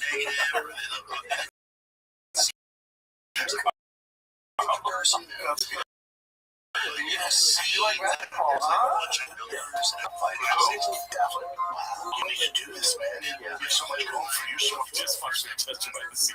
Yeah, or fucking Goodwill Hunting. You like replace the guys. You need to do this, man. You know what my dream is every day I come here and you're gone. I'll see you. You're different from us, Will. Kid, I see you around. Yeah, I didn't know you. You must have been practicing for a role. Yeah, they must have recommended that Manchester by the Sea. He was doing Manchester by the C-minus student. And the Oscar goes to Casey Affleck. Have you seen that movie? Oh, it's sad though. Okay, I'll watch it. Yeah. It's too vacation. It's a movie about Brian. Yeah, it's brutal. Okay. This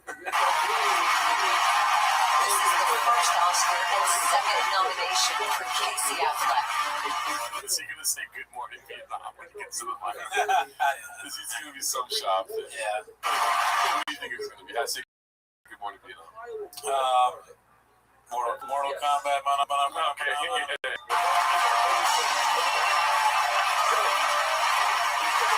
What's up, Dallas?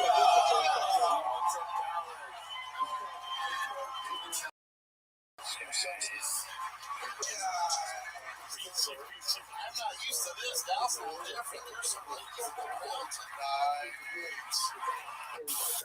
Shout out to you, Chris Lives, dude. That was great. Great work, like always, dude. It's the hang. The hang is the best once the regular people are out of there. Thank them.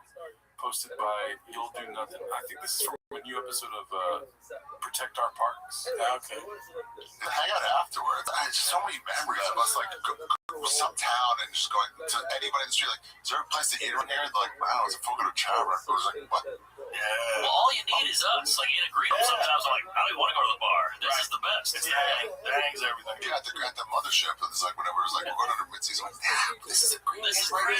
Yeah, this is literally what the green room is. It's just them talking about how great it is to hang with them. Can you believe we're all here, dude? That's almost like I think the funny just doubled down. Dude, honestly, look, it's Shane, it's Ari, it's Mark, it's Joe. Imagine a fucking folk show. Yeah. What? Somebody walks in, just call them gay. They're like, guys, this is fun. Yeah, but Mitzi's once it clears out is perfect. Yeah. Well, once the regular people are out. Yeah, once the crowd leaves. Well, that's the cool thing about Mitzi's. It becomes a private club after 11. Yeah, That's nice. Well, once the regular people are out. Yeah. People don't understand what a green room is to the point where you can't get in there unless you got a fucking code. There's no just walking in. He's so happy, dude. No walking. They can't say you can't do things to hurt people because they literally can't get in. It's made it so that people are now safe from us. In the cocksucker. Well, once the regular people are out. Yeah. It's the safest comedy crowds I've ever been. Alright, what's this one? Job lying about the amount of money he spent on helmets immediately retracts when one's chin pulls up prices. Plus my chin menudo. I'd say $10. I was like 201. Who's closer? You're just late. This is technology. You say $320. We might be getting up to $350. $800. Wait a minute. What? $800 per buying new kit. Per helmet. Yeah. For the helmet. Yeah. For the deluxe The light Apache right there is 408. Damn, even the dick's voting inspection. He got suckered. He spent twice the highest price that they found. He spent twice that. Oh my god. I think he likes it. So that's like the whole Balenciaga thing, right? Just the shirt that he paid like an insane amount to have that Balenciaga. You could literally just press Balenciaga onto his shirt. If you work at fucking Dick's Sporting Goods and you see Brendan Schaub come in, here's what you do. Grab a Sharpie, write Balenciaga on a helmet, give it to him for $1,000. Pocket the difference. You're rich. Yeah. Stack that over a week, you're toast. Yeah. He's so dumb. It's about, and we just got these in. I don't show them to everybody, but it's Balenciaga T-ball. I can only sell you 5. Yeah. It's like that's all we have. Because look, you can even be like ridiculous. They break really easy. Like who would buy something like that? Yeah. So you gotta get a bunch of them. You come back next week. We have Hermes cleats. Yeah. Here at King Shocks, we actually just did a collab with Louis Vuitton. And we've got a couple blowers in the back that I got LV on. A collab between two guys that makes no sense. That's awesome. You fall for it. Yeah. On that side. But it says that he retracts it. Let's see that. So all together, $800. $400. Yeah. Oh, okay. $800. If you go to right now, check. Wow. Boring. Very boring. I mean, I hope that it's not for the future of families, but helmets cost. Yeah. Oh god. Nightmare matchup posted by Belvedere Deer. I don't know if you need some sort of like context for this. Is that Thor or who's this? It's, what's his name? Brock Lesnar. Yeah. I said Thor. I mean, not odd. Look at that. He looks like a fucking superhero. Yeah. Alright. Okay. That'd be a hilarious Marvel movie. Like that Brock Lesnar versus this is the bad guy. Captain Insane. Alright, this one's posted by Big Battle at 416. How is this not the fit for bring your mom to school day? Oh my god. Just Bean Dip addresses shit! Fuck, we almost didn't see that. Wow, dude. You do nothing. He addresses Galileo 24. I bet you it's not that, though. It's going to be some Chang's dish. You'll do nothing. Post this. At Vince-C6s. Is that C6 Corvette, my man? I made a realistic, matchups for UK or US for Sneak. Are you going Galileo 12 or Galileo 24? For me, it's all about family. Someone has to be New Control. This is how funny. Yeah. Damn. Okay, I was trying to like do the. It's very like those a movie a long time ago where there's a little girl, she's getting made fun of for something, and they're like, oh no, and she's like, you know what, I am fat. Look at how fat I am. And everyone like loves her. Yeah. Which is good for him. I mean, he did not know. No. Because Gallo is easier to say than Galileo. He made things that he doesn't know more. I mean, it's just even more embarrassing that he said Galileo. Yeah. Where did you get the E, dude? If you would have said Gallo, I would have been like, he trolled us. Dude, pie in my face. But no, dude, there's not a chance. Where did you get the E from? How fucked up is your brain? There's no E. But, devil's esophagus. It's LL, looks like LI, Galileo. Oh, like okay. But then you would just say Gallo. Gallo, yeah, well, then it's like... Well, his brain is so much more advanced than ours, he saw one L, one I. You know why we're wrong here? We can't be devil's esophagus on that, is because I'm looking at the right now. He said Gallo. But he can't have gotten that wrong. Well, you're wrong because you're assuming he knows how to read. That is true. He kind of was like, he started reading that thing. He's like, chin. He read one where he said chin. Go ahead. Unreal. I wonder how far into the podcast this was. This is from Chandra. Yeah. It says on the screen. I can't read it. It's all about family. Someone asked if he knew you got trolled. It's so funny. Yeah, see, he's lying. Someone asked if he knew you got trolled. It's so funny. Let him answer the question. Yeah, no, yeah. He said, it's so funny. It's so funny. You remember we talked about this before? Because he's really upset about getting trolled. You know, from Fast and Furious? I didn't even know. I'm into that. You definitely didn't know. It was, is it Gallo 12 or Gallo 24? For those who don't know, it's from Fast and Furious when he's in the fast food restaurant. And No, he's not in a fucking fast food restaurant, you donkey. oh my god, the Gallo with the burger joint. It's not Galileo, man. Pizza place. Jesus, This is not a burger joint. Yeah. Is he trolling us now? Yeah. His brain just doesn't work. And you can see I go, Gallo 12, Gallo 24, what the fuck? No, we don't see that. You said 24 so And he still says, he's still saying Galileo. Dude, if this happened to one of us, dude, red alert. We're watching all the Fast and Furiouses. If we're gonna try to cover it up, you know what I mean? We're gonna note all the references. Yeah, I mean, if I get made fun of like this and I want to say something about it, I'm going to try and know what happened. So I guess 24. And then I go on a rant about 5.0s and 4s. Oh, I didn't see the rest of it. Yeah, I go on a rant about, because I'm like, Nobody cares about that. dealing with that. Of course, there's gonna be cars you don't know, and like, you know, it's fun. I don't even do as many podcasts as you guys, just because I'm doing my show right now. But like, if you talk enough, like sometimes you're gonna get tripped up. Yes, we've all said that. But it's different here because He's a truck guy. yeah, and it's not a car. It's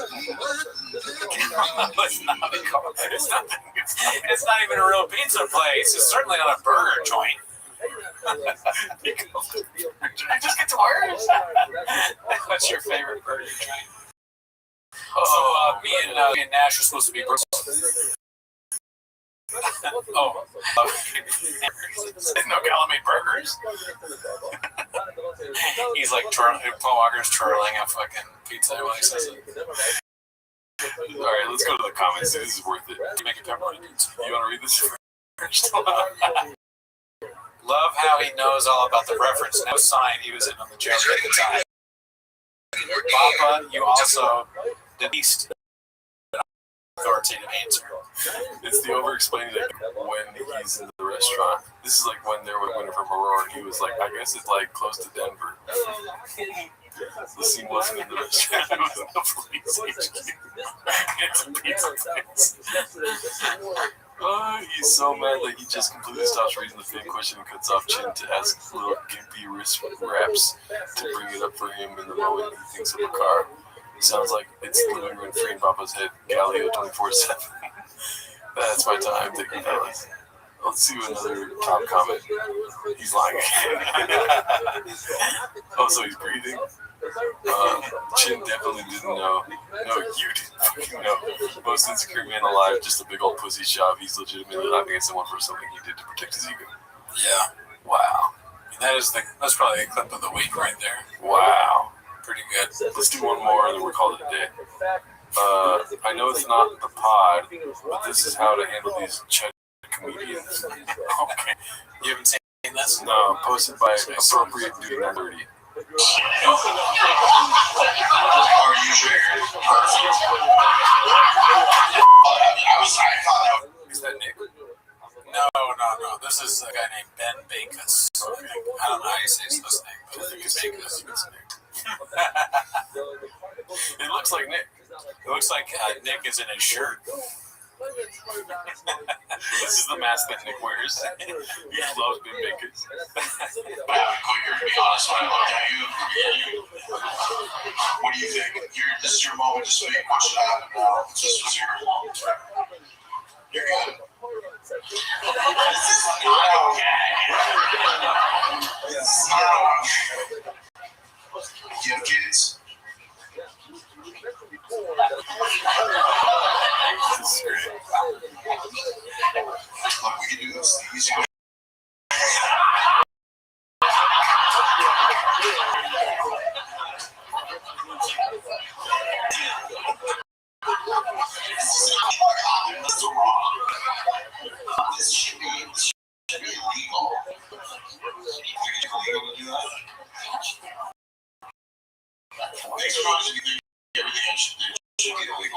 And that's why we need the 50 for need some freedom of speech. There she is. Preacher doesn't get into fucking Harlem. Josh Denny watches this and he's like, I was so close to it. Shoot me. This is trash. This guy's facts. I forget Josh Denny. I get mixed up with Josh Terry. Oh, fuck. Yeah, you're right. I mean, Josh Denny's the glasses guy, fat Yeah, white guy, yeah. pointless. Everything he does is views good or great. No, he gets no views. He gets no views. Yeah. If she had powers, she could take your rights. What did you say? Nobody can say that ever again. Like if she could freeze my bank account right now, she would freeze my bank account. If she had the power to do it, she might actually. She kind of looks like she works at RBC. So she might. I love that your friend here is like just trying not to laugh. That's so fucking funny, dude. Oh man, these two chicks are great. Yeah, they're just, they don't know what to do, I don't think. Yeah. They're just confused. She likes to red because this is pretty fun, to be honest. Like, this is pretty entertaining. But you're upset, and she's like, I can't laugh because I'm going to laugh. She wants you to have a good night. And I think you will have a good night. You got to see your shirt on, tits out. Keep going east, you'll end up on the 80th floor of some building with a bunch of Arab dudes and open air.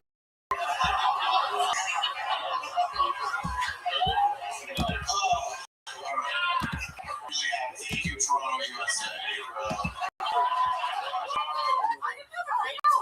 What was wrong with it? You're taking racist jokes. He's not from Canada. Guy and different job. That's so funny. It makes you desperate for Sean's comedy. That was rough. And that guy posted that. He posted himself. What the fuck? I've seen him post a lot of to this, and it's like always kind of just, it's Josh Denny. Yeah. It's like, that's what it is. Oh, it makes more sense. So he liked it. He thought it was good. He does that. Were you triggered, like, unironically? I mean, I'm gonna stop doing that. I tried to do this. This is so stupid. I tried to do this bit with my wife where I was like, "What if comedians were like doctors?" And the doctor goes, "I regret to inform you that the results came back, and unfortunately, the cancer cells have metastasized. Are you triggered? Did that trigger you? Oh, I'm sorry. Did I trigger you?" And she was like, "Don't." She was like, "This is not funny." I was like, "Really? It's not funny? It's not good. Is that right?" All right, and then I did another one. And, You should try it again. yeah. And be like, the came back, and you are true. The other one was this might. You guys should really, in this moment, a lot of times, families say the last thing that they want or things they haven't said with your dad because he's gay. Your dad's gay. You're laughing. You're stupid. That's great. All right. This is Ben Baca's fucking gay material. Are you triggered? Are you triggered? I guess what are you gonna go be in the top floor with a bunch of Arab guys later? Probably. You work at RBC. Gay. You know what the best part about that is if you went home and started crying. If he did or me. Afterwards. Probably because that kind of stand-up makes you think that literally not to bring back something that we talked about before, the Green Goblin is under control. Yes. Right? There's a mask that's like, "Hey, Ben, say something about how they're triggered, Ben." And he's like, "No, I don't want to, please. I want to tell, like, original material." "No, Ben. No, you have to talk about how trans women are ugly or molesting people, or I don't know what the fuck. They didn't want our kids. That's what I want, Ben. Ben, you're gay. I'm not gay. I'm not gay. Oh, you're triggered, Ben? No, I'm not triggered. No one's triggered. It's just, we're not offended. We're just kind of bored. No, you're offended, Ben. No, really, you're not offending me at all. I don't really care. Yes, you are. And then that master's crying. Oh, you think I'm funny? We're trying to get you on Rogan, Ben. Wow, I can't believe you posted that, dude. Yeah, Yeah, it's crazy. Just compose it yourself. This shows the lack of social. It's a martyr. You know, at the end of the day. Yeah, he's brave. Yeah. He's one of the 250. I wasn't being ironic, but he is a martyr, dude. For him to post it, like other comedians, like Matt Rife and them or whatever, they're just like, no, why would you post that, bro? What if he really is a martyr? Like, so when we see someone doing stand-up well, like a good joke, like Brent Weinbach, the next Brent Weinbach show, Ben Bacon shows up with a bomb strapped to his chest to blow himself up so that good jokes can't be told. You triggered me, and now I triggered you. Apple. The phone says Apple. Ben Bacchus is being searched in Israel right now. He's a terrorist. Yeah. No. He's a comedian terrorist for sure, but Yeah. I think that's it for this week. If you want to check out the Patreon, we watch some of Funny AF, and then we watch Me Bomb. Yes, so Gerardo stand-up, Funny AF. It's not my stand-up, it's me bombing. Oh, yeah. It's me bombing. Gerardo does every time he does stand-up. But yeah, love you guys. Have a great rest of your days. Next week.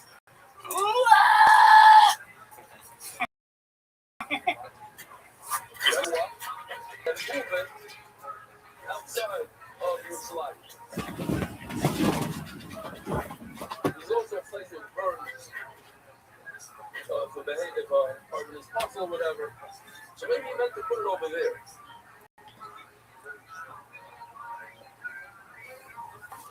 He says, Once I was a stand-up comic.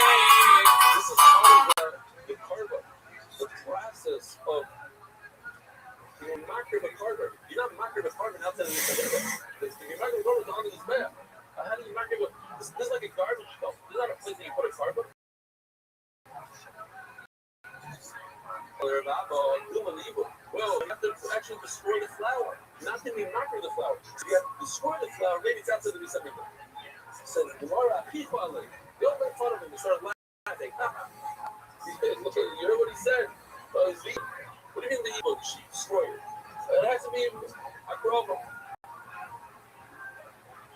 So, just as a second here. Bomb the shit. Bomb that shit. Somebody makes fun of somebody Bomb that shit. in public. That's it. Great time. Went on a cruise. This is the way we should handle cruises now. If you go out on a cruise and there's a disease outbreak, you're not coming back. We've got too many fucking problems in this country for you to come back with hantavirus. You're dead. Say it. By the way, don't release the information to the public. I'm telling the Trump administration something we don't have to do anything. But once they still listen, I'm telling you right now, I know they'll have a more problem with this. Just bomb the shit. And by the way, this is the new standard. If you have a lot of cruise, if there's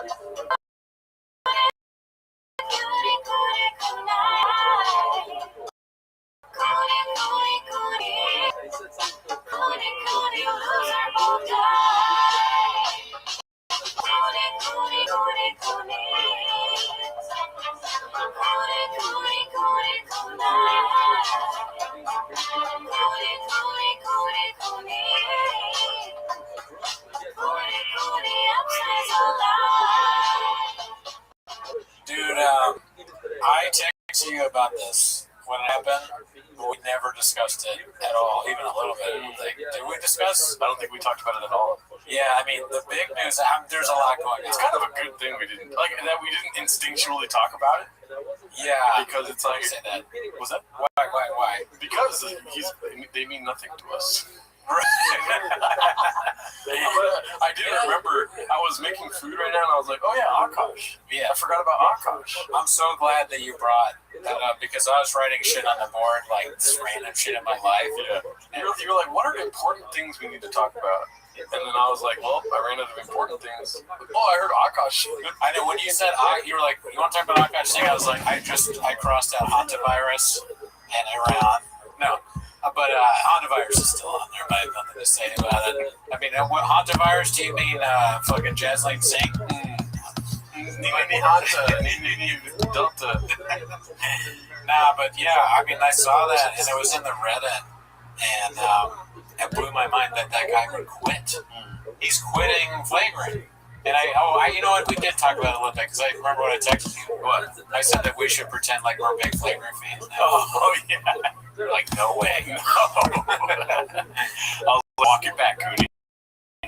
I think it would be kind of funny to be like, it's just not addressed. We don't say why. Yeah. I don't know why we even thought this was bad. It's like a great show. Dude, I recently watched the best of Akash Singh. Funny. Okay, now I don't see what you're Or yeah, for my Akash fans after he left, but that doesn't make any sense. Yeah. I watched the Too Lazy on it, of course, because you need to watch, Now that's a good YouTube channel. very good. Very good. Not talking about enough. That's facts. It's like, it's me, Too Lazy to Try is like the New York Times, perfect, right? And American Redact, the Washington Post, although maybe it's something better than the Washington these days. Wapo. But yeah, no, I would wake up in the morning when I was a kid. I would go downstairs and my dad would have the daily bulletin. And without fail, he would hit one of these and then have the paper every day. It felt like I was normal. Yeah, my parents read the fucking paper. Yeah. And when my kids wake up, they're gonna see me downstairs with Too Lazy to Try. Is that how you watch it? Like that's not like this. I listen in my car, but yeah, no, like I'll be at the breakfast table. Your children come down, like there's no there's no sections. Like there's the sports section, art section. Mom is reading the fashion section. Dad's at the sports or whatever, And I'm like, can I get the cartoons or whatever? So I have a phone, and my son's gonna be like, can I get the fucking podcast cringe or whatever? I'm like, you have your own phone, but yes, you make sure it's good that you have Too Lazy to Try, American Redact, and podcast cringe. Yeah, so we're all and finish your eggs. Yeah, it'd be funny if they have like a fucking some Reuters or some like real news thing they land, and you slap it out of their hand. What are you doing? That's fake. Yeah, it's fake news. Fake news, nerd. What are you, fucking mainstream? Are you legacy, son? Yeah. Are you watch Red Bar Hours last night? How much of it have you watched? Go to your room and watch Red Bar. Bars, yeah, like old Red Bar sniping around anymore. What did Red Bar say on the June 24th or June 2024 stream?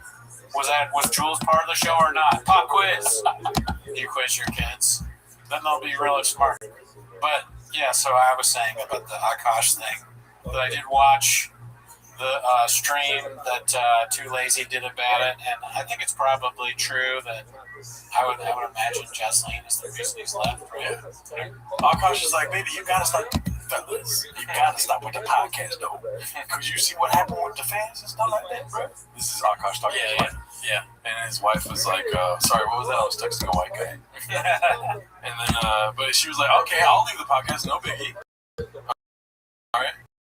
Pie on my face.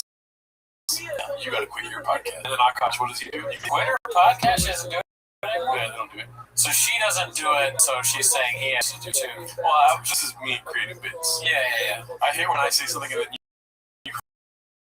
you're like, oh no. But I want to know if she's, because it's a good point. Hey, we're back. Hey, look. Oh my God. We were recording, dude, and this never happened. But we lost footage. Audio. Oh, we lost audio. I have footage of you not being able to tell it's a croissant. But I don't have the audio. Need that. Fuck you. You gotta be on my side here, dude. He didn't know what a croissant was for roughly 10, 13. I think we find like 10, 13. He had a bit where I was eating these baked goods things he found on the street, and he was like, giving them to me, and first one he goes, he's like, how about that? You got me, because I expected, I think that's part of why I didn't know what a croissant was briefly, was that you told me, like, you made it sound like it was going to be like only fucking coffee cake to me. Like in my brain, I came here, I was like, Gerardo's done some crazy coffee cake shopping or something. Because you told me to like, stay hungry, bro. Yeah. I mean, you come here, you're hungry, all right? What did you respond with? Good. Yeah, I was like, haha, good. And so the first thing you brought out, you're like, well, this thing is just like some random ass croissant, you know? So he sits next to you. It was like a croissant. You know? Find them anywhere, dude. Dude, that's just so heartbreaking. Yeah. You know what I mean? We did the whole taste testing thing, and it wasn't recorded the whole time. I mean, it's crazy. It's crazy that happened. I'm gonna have to wait in line at another and get other coffee cakes. You know, you're freaking. Think deeply. We just recorded. No, well, not about what we just recorded. Oh yeah. Think deeply about what you're forgetting right now. Coffee cake. No, something else. And you may not get it, and that's fine, because I understand, because I will tell you something you've forgotten that we learned from watching others. Oh, watching YouTube. We don't matter. No. Although that is also true. What? No. You forgot one of our core tenets, which is bots. Bots. How can I please tell me how I can find the bots right now? I mean, yeah, it's definitely the bot. Everything is a bot's fault, or the team. But no. Formula One just turned off our fucking audio. Yeah, the fucking Roadcaster has the hantavirus. It's transferring from animals to podcast equipment at this point. The virus that goes from podcast equipment to men, we're done. No, what you're forgetting is it's funny how God works. Oh, fucking, yeah, damn. It's funny how God works. Sometimes God steps in and he's like, oh, Brennan forgot a croissant and then was roasted for fucking 5 minutes. Not recording that. And we also lost the bits we were doing about Andrew Schultz. Yeah, I mean, that we can just say. That, like, it's hard to recreate this. But we didn't really even... I don't even think we scratched the surface on Akash. Will we this episode? Probably not. We can if we want. The fucking bitch left the show. Yes, bitch. I'm so heartbroken. His career. Well, we're heartbroken because we missed out on that bit, and it was fun, and we did it. But, like, you know, we didn't give up a huge podcast to do stand-up because our wives told us to. Yeah. That's pretty bad. Yeah. I mean, I feel like, I wonder, was the part where that I feel like I should because the whole fans are calling his wife a whore in the comments. Yeah, no, I didn't get that. Yeah. I mean, if you have a show and everyone is saying bad stuff about your wife, you're probably not going to want to do that show anymore. That's the fans. If you liked Akash, you shouldn't have done that because now he's gone. I'm not going to stay in a show with this girl calling his wife a whore. Damn, I've been having a rough day too, dude. Oh, yeah, before this? And then that shit happens, dude. Damn, I feel for you. Do you want to talk about the rough day? Not really, but I was like, dude, ever since Saturday, I was like, I can't wait to record on Monday because we're going to do this coffee cake bit.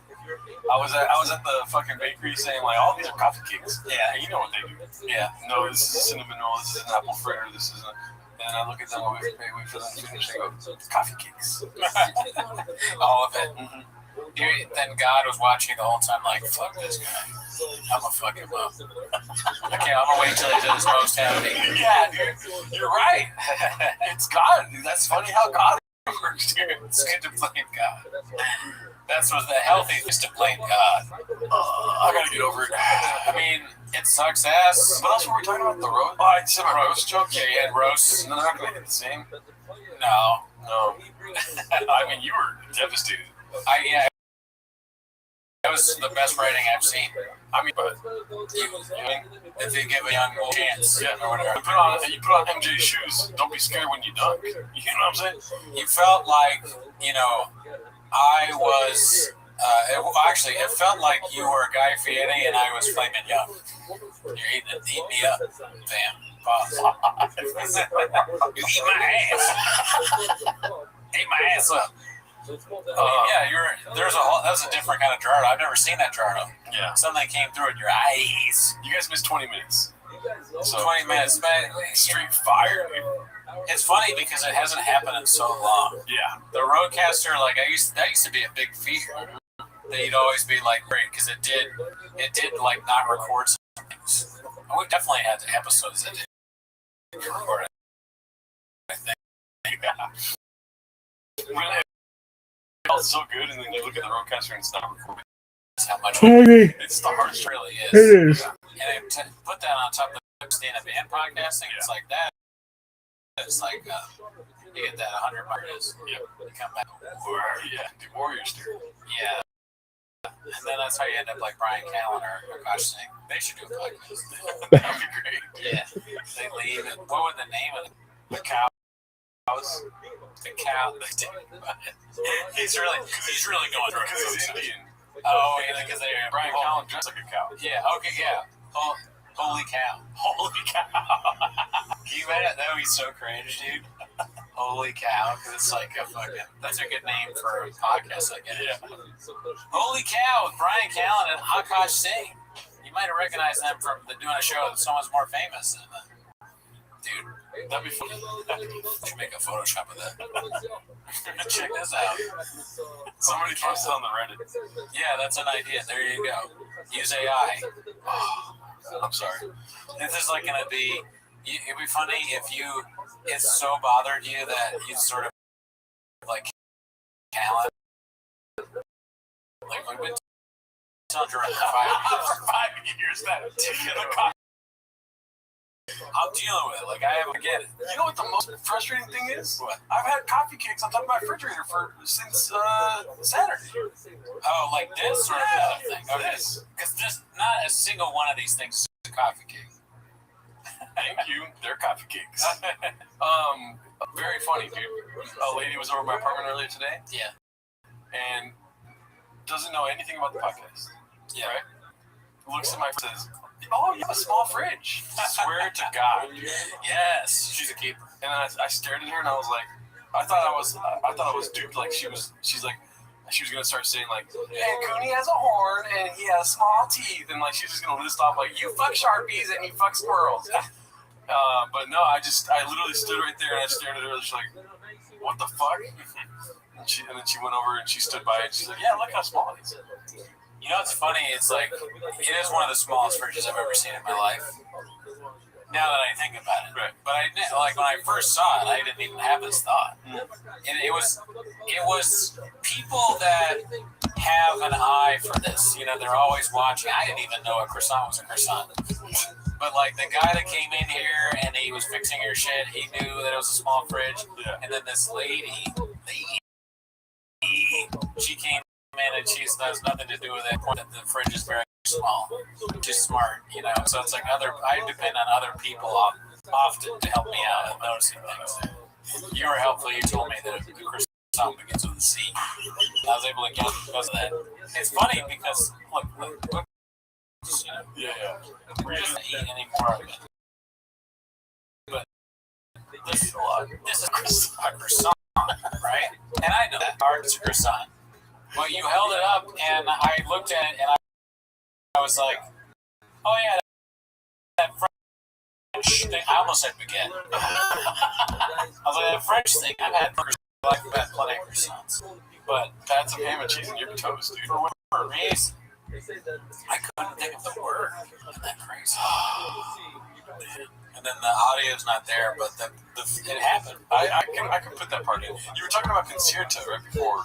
Yeah. I switched. I'm off Vyvanse because Vyvanse gives me headaches, dude. Don't get me started. Yeah.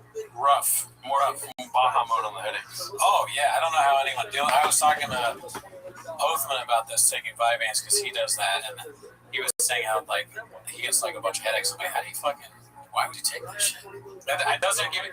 I think I said this before on the stream. Like, the Vyvanse is supposed to be, like, the limitless drug. Like, what's his name? Bradley Cooper movie. Have you seen that? Okay. At no point was anyone like, you're acting like a limitless guy now. You're Bradley Cooper. And, like, almost nothing changed.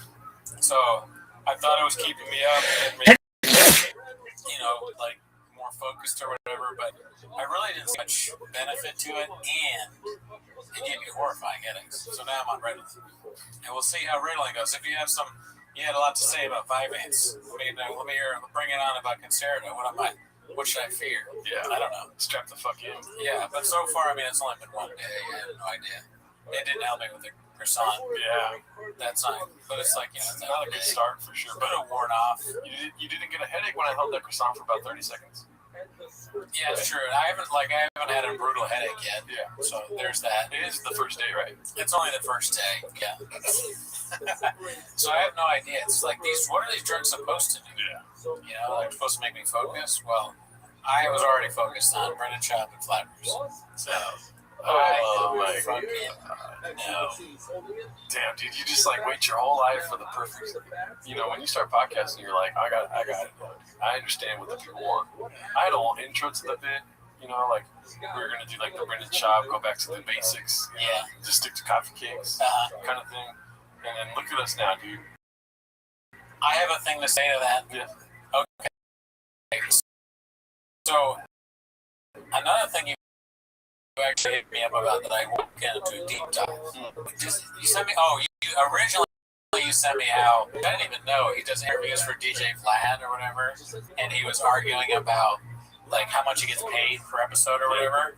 So that took me down a deep dive of like that, and then the Bobby Lee thing, and with all the Mad TV people. And then even this morning, I was like, I didn't have enough. The Mad TV, I listened to just the Harry Spears interview with Bobby Lee on the way to work.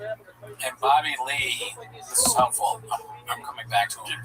Sorry, but Bobby Lee says to Harry Spears, whining about his career. He's like, dude, this time, like, have you ever watched Ken Burns? And Harry Spears like, who the fuck is that? He's like, one of the greatest documentarians of all time. He had a documentary about World War II, and if we were back then, we'd be in this horrifying war, going overseas, being killed and all that, but we were born today. So really the worst thing that we're dealing with right now is that the roadcaster stopped working. Right? But other than that, you get coffee, cake, wherever you want, people go along this thing. My small teeth, I may thrive, I have a successful podcast. I'm making enough money to live. Yeah. This is excellent that you're saying this because I had a similar perspective shift earlier today. That's good. I was driving home from baseball practice, and I saw a lady, like walking, but like I don't know how to say. I think you would understand what I meant if I said like each step was intentional. Oh yes, of course. And she was going pretty fast, and she was pushing a stroller. Didn't see what was in the stroller because I didn't notice the walk until she was past. You can see inside the stroller. Yeah. And then there was a kid behind her, kind of like aloof and just like. And then there was a man behind the kid.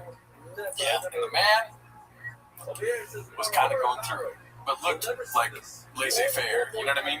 He looked like he was just like head in the clouds, just like. But the lady's mad. They have a kid, and he's just going like, look at the sky.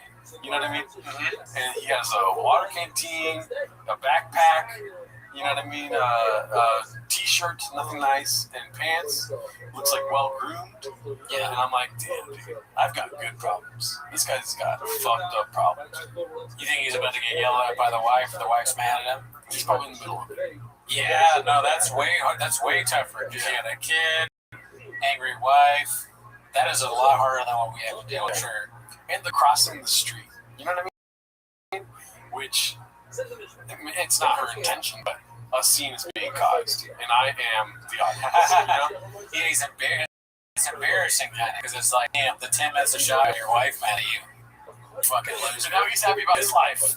Yeah. Your life is so sad it made Jarno happy. You got a kid out of a stroller, and we don't even know what's in the stroller. It could be another kid. Yeah. The wife is mad at you, bitch. I wonder what he did. It'd be funny, like you showed. I'm so sorry to ask you this, but I mean, you seem angry. What happened? Like, is there what? I'm just curious. Is this something I can fix? Start the timer now. Yeah. I do this podcast called 10 Minutes of Shop, but, I'm not looking at Reddit right now. So you're like a Reddit in real life, like angry couples. Yeah. Can I take a picture of you for Reddit? And I'm going to post on angry couples or us. Our angry, husband and wife. You know what I was thinking while you said that? I don't know why my brain goes to this. So, That's an Yeah. so you get then you have a woman and a kid you're paying, and just in front of other people, like you're pushing a stroller, and the woman, the actress that you paid, she stops the stroller and she goes, "Hey, you thirsty?" to the man and the son, and she pulls out like 3 reins, and then they drink energy drinks together, or just like random weird shit like that. Just like a family doing weird stuff. I think that could be good. They're not mad. They're just like they all pull out a magic mind. They all drink it together. Why not? Yeah. I'm just creating content left and right, dude. Yeah. That's good. Who the hell is this guy? I wanted to pull something up here to show you. Yeah. I believe it's here somewhere. Oh, yeah, found it.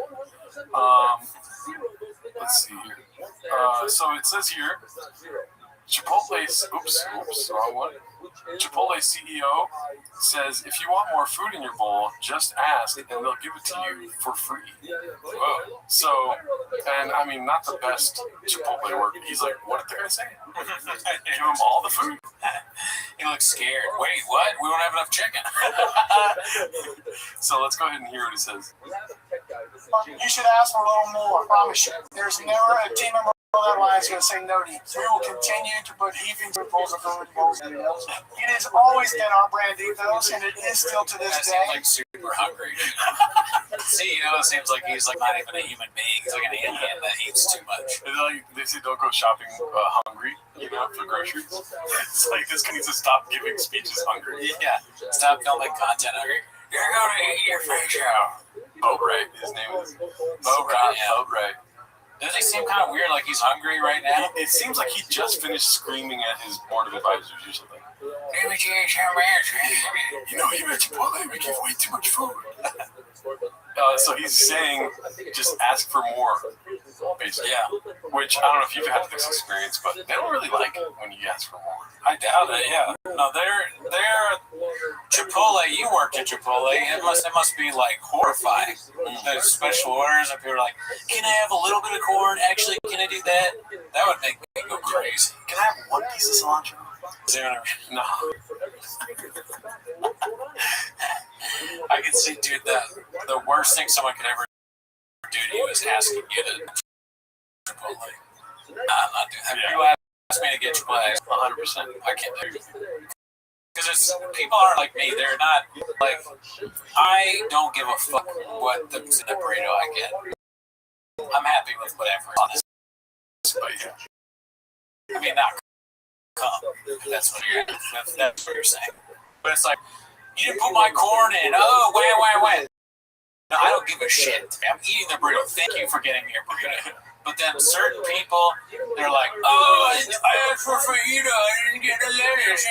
Shut your fucking mouth. I got you a burrito. You fucking ungrateful fuck. I hate that. Yeah. If somebody, it doesn't matter what, even if the burrito only has chicken in it, I'm probably going to be like, that's kind of weird. Thank you for only chicken? Only? But I'm still going to be like, man. Scott Boatwright's like, you can ask for more if you want more chicken. Yeah, what's his deal? Let's see. We serve big, beautiful bowls of burritos. No questions asked. You're not skipping people. We're not. I tell my team all the time, put as much food in that bowl of burritos as you possibly can. I want the consumer to tell you it's too big. We're about abundance. We're about value. Value equals benefit over price. If I can hold the price constant, which I am working hard to do, even in the face of mid-single-digit inflation that I'm seeing in my business, I'm not passing it off to the consumer. We're absorbing. Do you want more? I need people to eat food. This sounds like they're about to raise the prices. Yeah, it does. He's like, this is just to cover for, like, all right, I thought about it. It's funny that he's started asking for wages. Now you're fat and I'm poor. I fucking, it's interesting to say they're not going to pass the price up to the consumer. I went to Vons to get a 12-pack of Diet Coke, and it was $12. God dang. Yeah. $12. Whoa. Vons is passing the price off to consumers. They don't give a fuck. The Strait of Hormuz is closed? Yeah. Vons is like, that's what we're getting our DCs at, dude. But that's nice, I guess. But you're right. It does kind of sound like he's setting it up for, like, and by the way, burritos are now $35. I don't know. So when you go there, you ask for more. They don't. They get mad. Here's where I'm at, and I understand now. I have to remind you. Yes. I'm no longer eating at Chipotle ever. Oh, that's right. Yeah, you're still doing that? And as soon as I say this, 5 days later, because this was 5 days ago, and I'm counting the days since I've been. Yeah. This guy's out here talking about we need you to come back. He knows this is gonna get me back. This is a message to you. This is a lot like that ex that message. I told you about that? No. Where she said, you were right about my brother. Everything you said. Oh, yes, I do remember, yeah. What if your brother? We're not finding out. Yeah. Right? You turned down that free chicken. It's exactly the same thing. Yeah. She's trying to reel me in. Not working, Daddy. What if she sent you a thing about free chips and guac? I probably would have responded. I did respond. She messaged me again last night. Oh, wow. And she said, it depends. And then she said, yes. Didn't respond. Didn't respond. Damn, you go. That's fun. That's record, dude. Yeah. You followed it up. Mm-hmm. She's so in her pants, dude. She's so wet, she's gonna shit herself. What was that thing? The thing to see?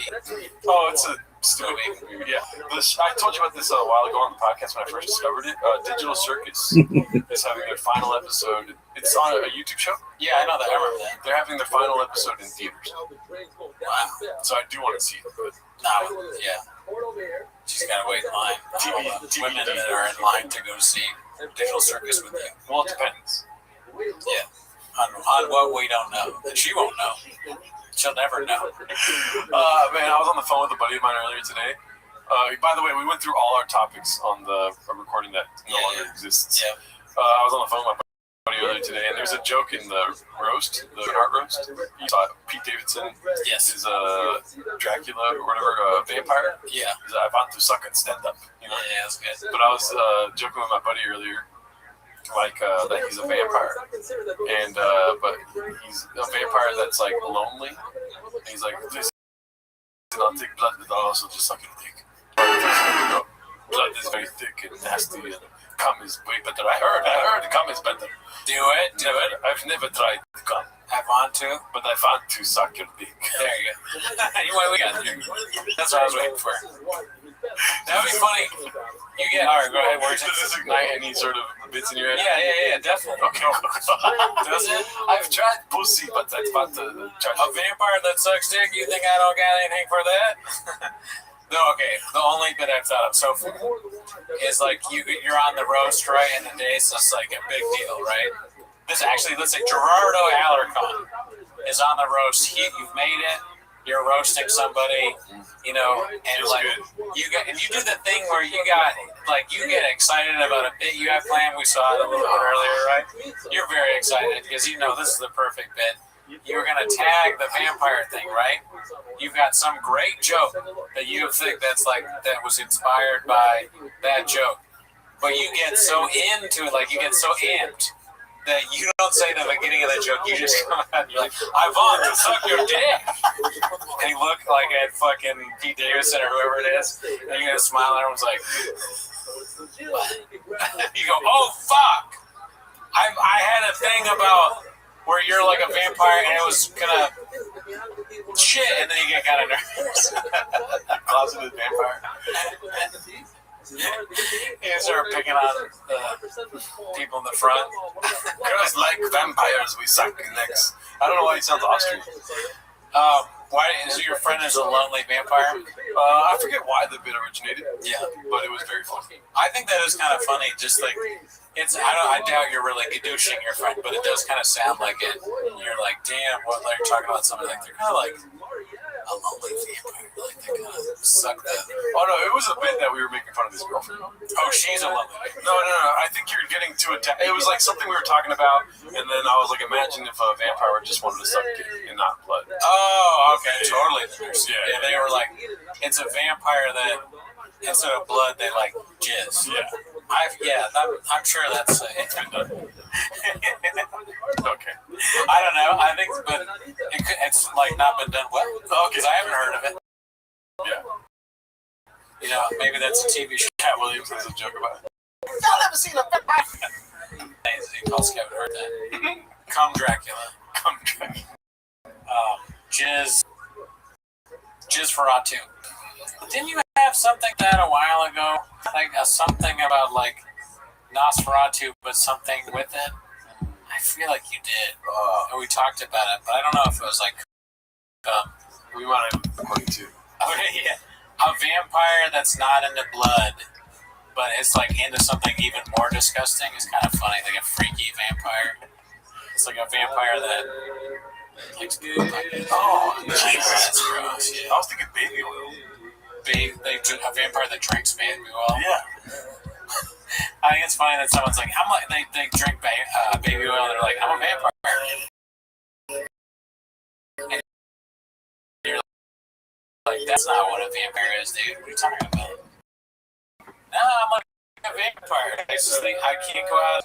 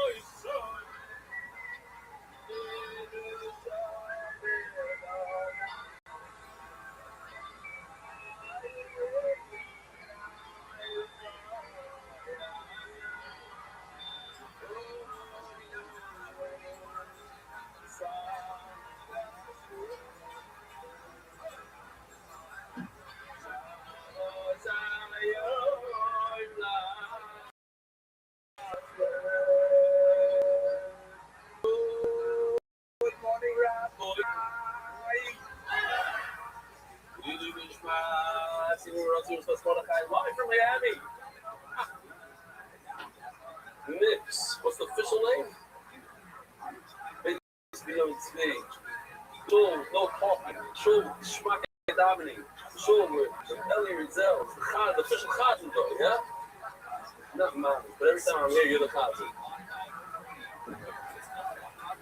Great player also. You get this flyer from Pomegranate. Still, about the $20,000 soda machine outside. You soda is with the ice. Oh, and lots of schmack for learning without it. So thank you for having me. But the good joke for Pesach after such an inappropriate email on the issue of beers. One of the designer's words reveals a certain narrowness of mind. Put it mildly. Be strong and carry on. Yeah. We did a good job. He mentioned regarding the provision of fathers not to remain in Europe.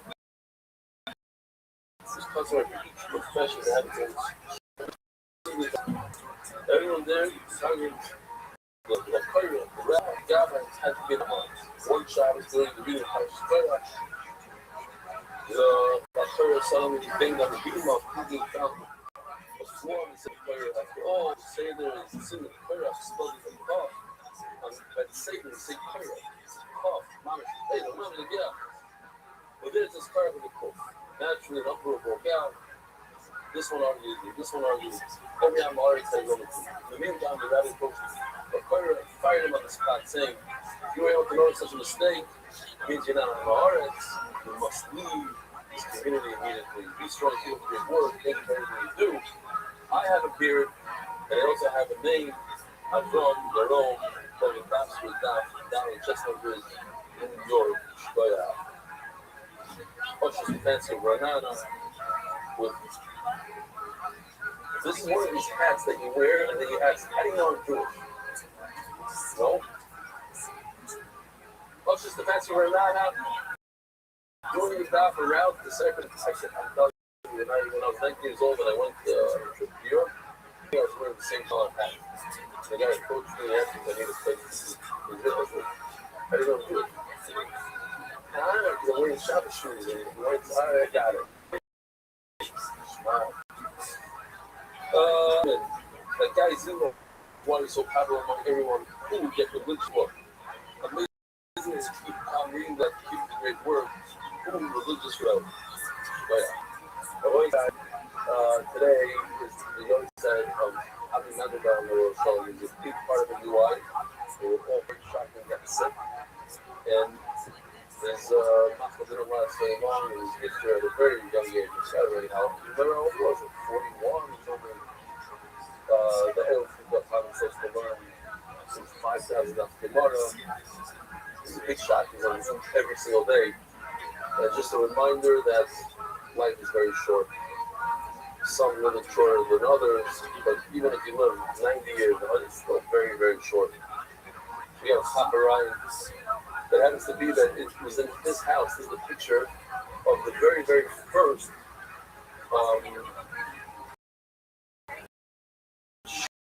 here outside of MDY. It's like when I went out, I think that's Gary Bonasha, it's a lot. And that's him right over there with the black beard, brown beard. Michael Chesels sitting right in front of me. Now that MDY is taught by Ish's Kyle, how to be a mixologist,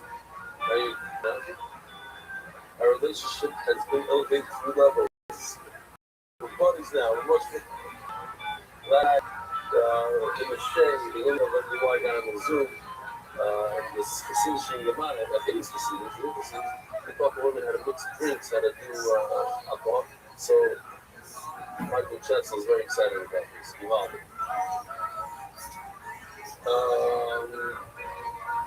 So this person loves the daf, the whole thing, the Shkafa, the AI, the whole thing.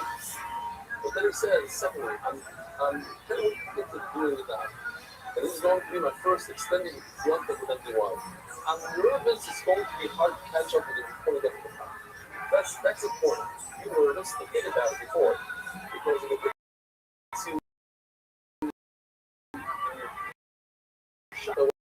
what happens, that's when you fall off. I'm going to work really hard to record as many shows for young kids so that people will before, before, and after. It's a very, very difficult time for me, especially a 3D youngster that is as drama. I can't even tell you from last 3D youngster chase out for stolen.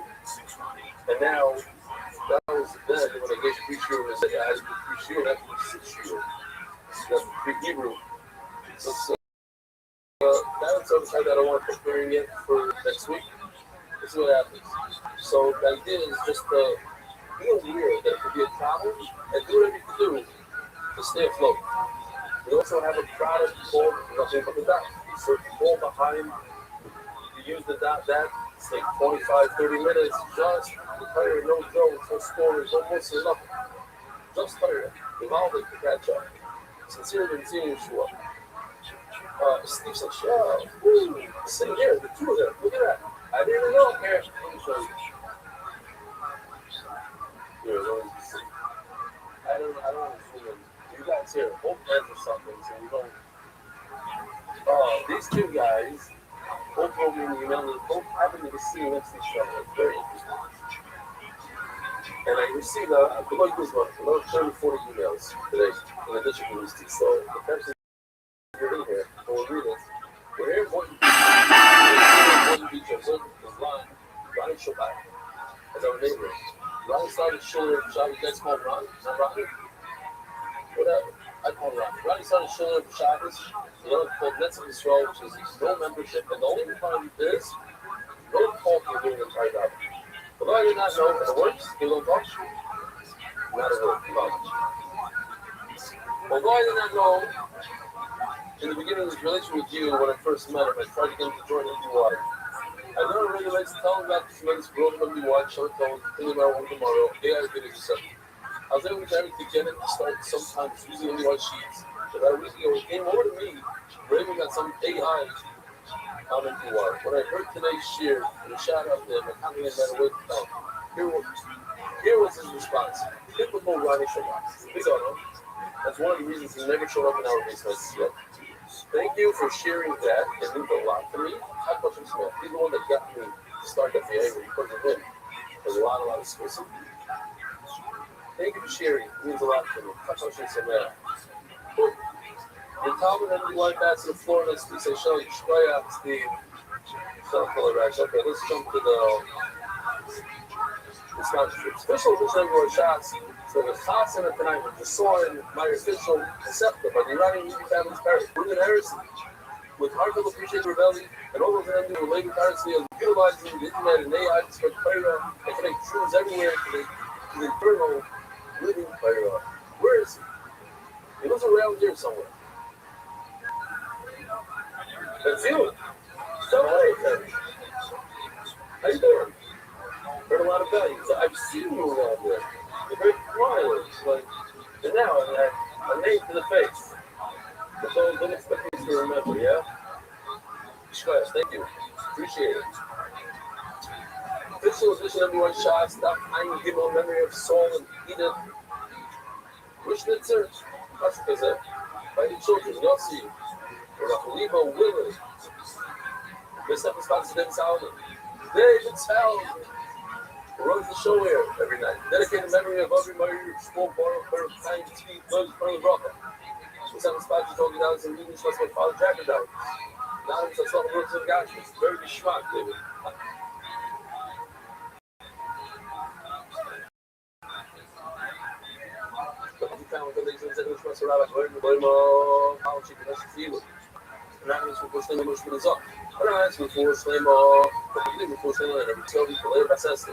So many people, those big mountains over festival, so proud of you. I want to keep steiging. Celebrating down with Gambia Island, paying out of rebellion to change my meaning of life, and Almighty. Blessing my humanity in the world, but listening to so can be wide with broken Sean Sparrow. Long responses are silent with Bush name of the murder approach from Miriam, anonymous with Meredith of Paul, and Sarah, and Rock about Sarah, blessings in all areas of life. I want to say tremendous Shkoyah. I don't want to forget. Lucky Dunn speaks you in from New York to come to live cheer. What's your name? Corey? You know the Jaffe? Flew in from New York? Yeah, I know you're embarrassed. You get embarrassed a little more. Raise your hands and everyone sees you. Shalom Aleichem. Monty Bunsky, they know already. Even so, let's say hello. Where's Monty? Monty. Wait.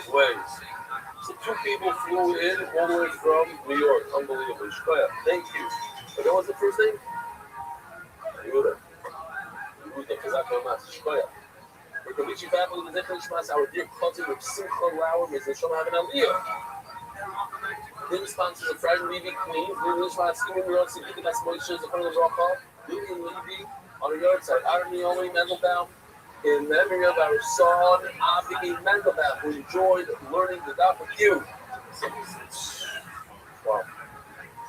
Yossi Mendelbaum. In memory of my brother, Abigail Mendelbaum. Of Menashe Ben Aaron, who just read an email. I read an email from Yossi, who joined the daf to help his brother have a foolish layman, and he hasn't missed the daf, a whole long email how it changed his life, etc. He thought he's doing his brother a favor, did him a favor.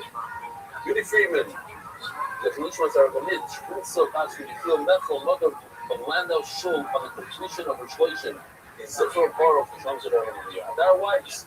Hafasi Shayov and Shmuel Yehuda Baldwin, a famed scholarly, a.k.a. Ali Zay's team on his Chassan tonight.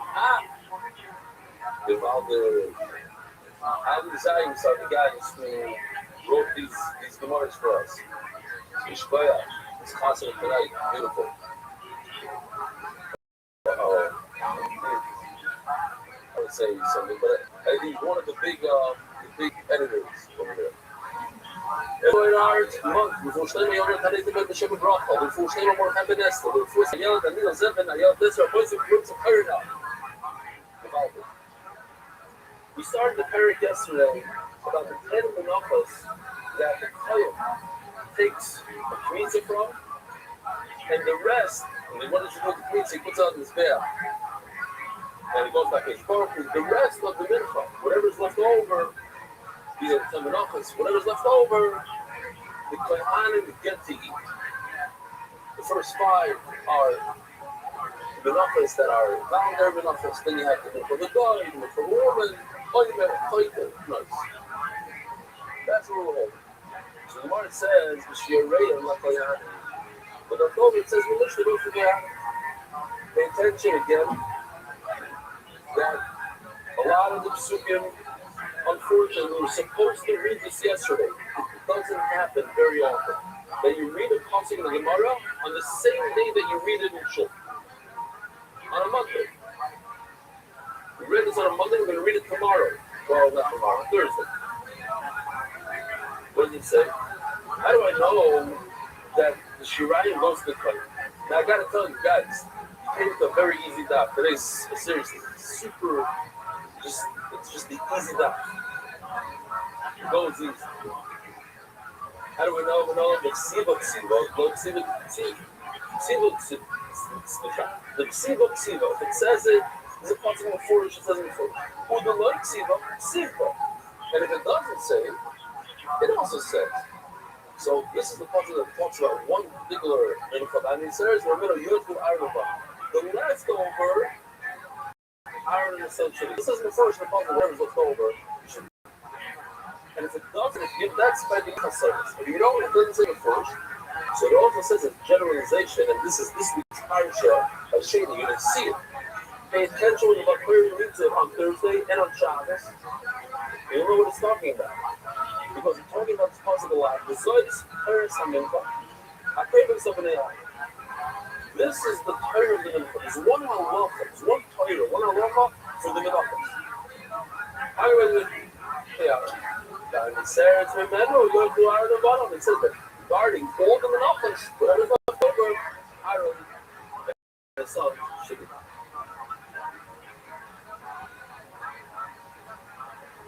Mark starts off asking, where do I know this? He says, well, what do you mean where do I know this? It's possible. No. What I meant to ask is, well, keep the looking at all these guys over here, most of them are all from me. That was my question.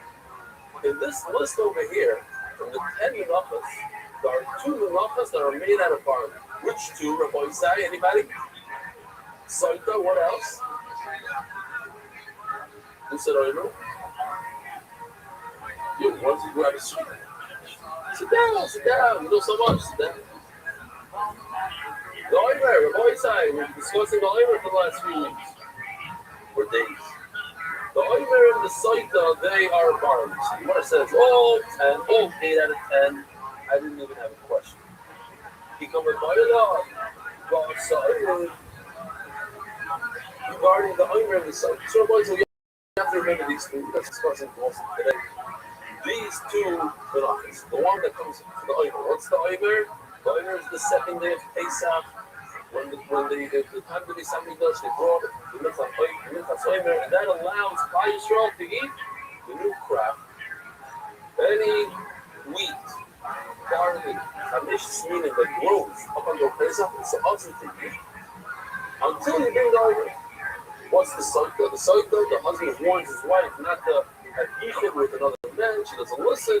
Now he doesn't trust her. He brings her to the Mikdash. Whole long process, she has to get dressed with this clothes, that thing. They give her the water with Hashem's name. But one of the things is, she has to bring a mincha. What does a mincha accomplish? To see whether or not she was chayta. She sinned or not. It's the mincha what she did. I'm saying this, I'm just being mocked for later on. This doesn't work. I only need a source for those 2. Well, so here Nami says, but even those 2, they can be Metzes, Shirel, Peyada, and the Metzes, Shirel, Peyada. Once you get pizza, why do you think about it? The guy goes like this, and takes this amount and puts it onto the bed. So what do you do with the rest? Obviously, the rest goes to Peyada. Says the Gemara, I'll leave it there, I'll come in by them. In the Mishnah, we saw not bloody kids that come grab on. The guy goes like this. The rest goes down. Sometimes even if the guy goes like this, does a pizza, the rest goes in his back also. There's 2 applications. There's one pizza that goes in his back, and there's the shrine over. Where it says, there's a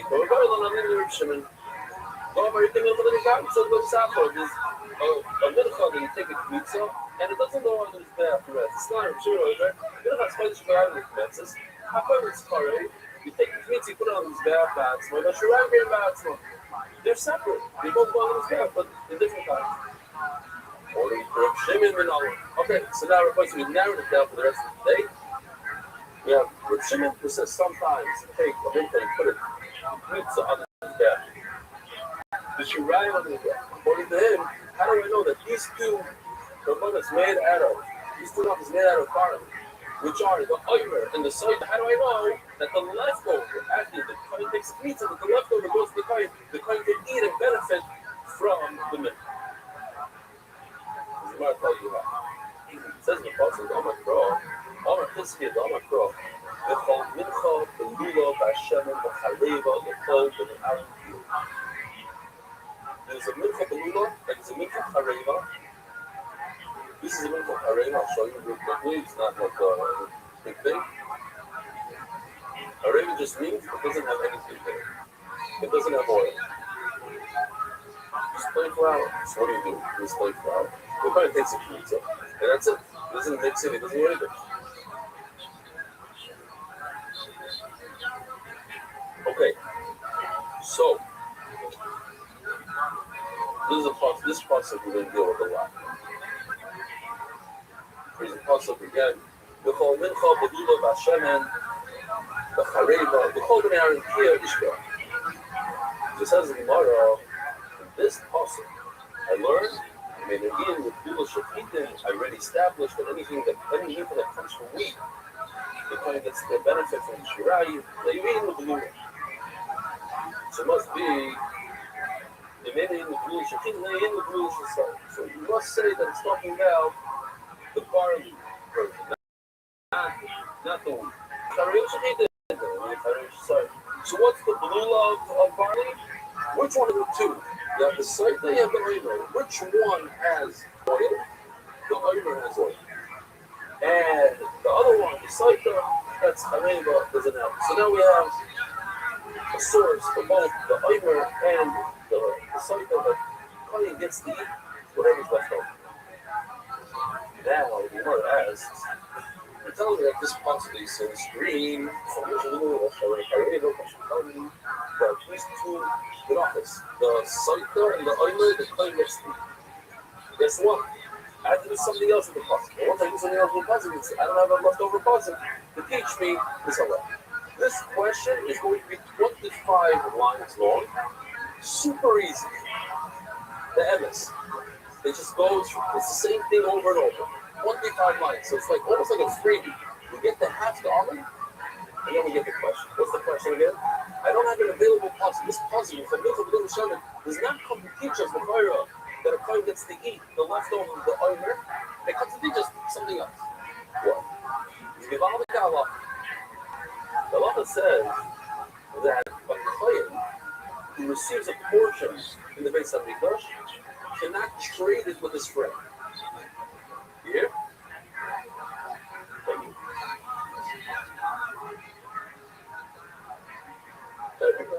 Now, let's say the kohen does not like steak. He likes steak.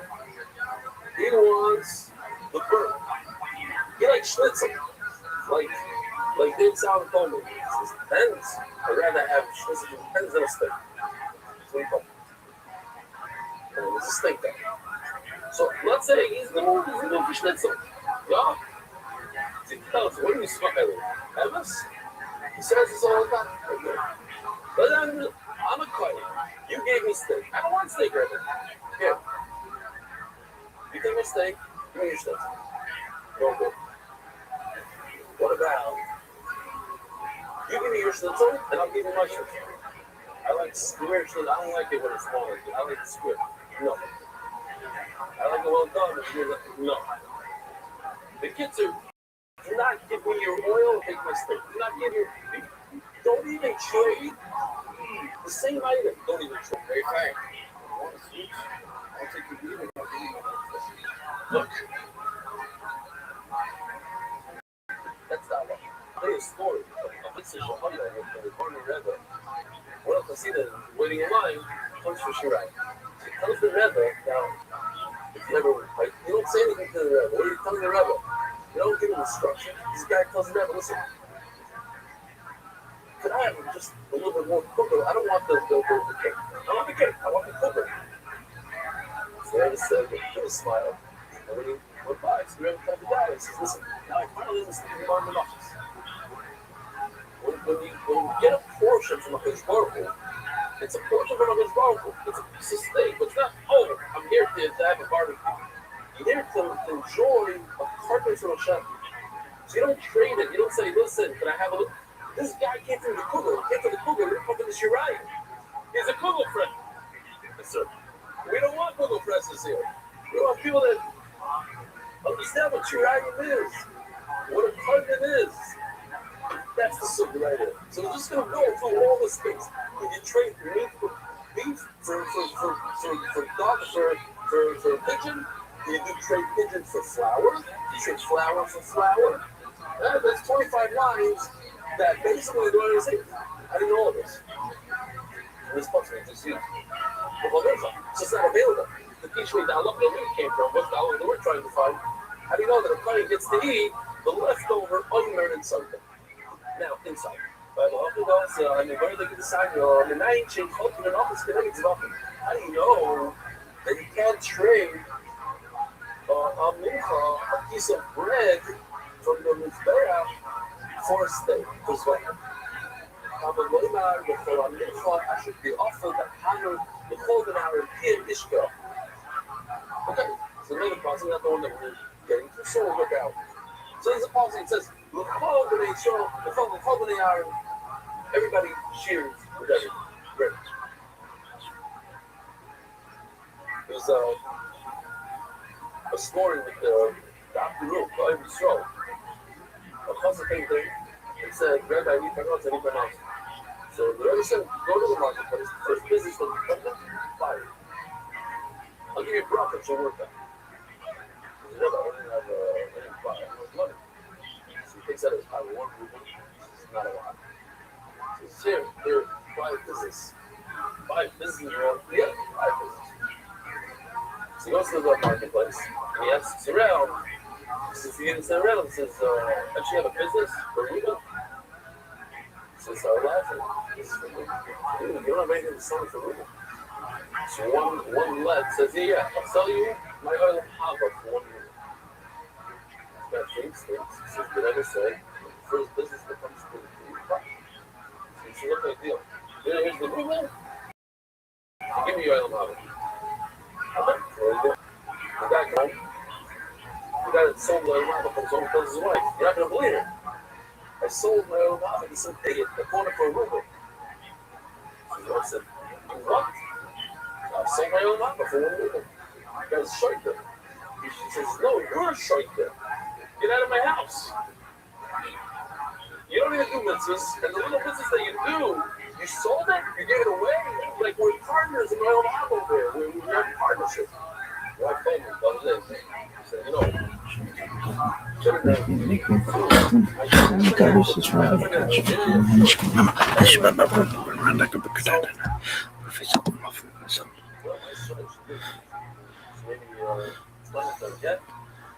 not putting up with all this for nothing, you know. Anyway, so the guy was, was like a phone at his house. He goes, what's up, Steve? I said, okay, I made a mistake.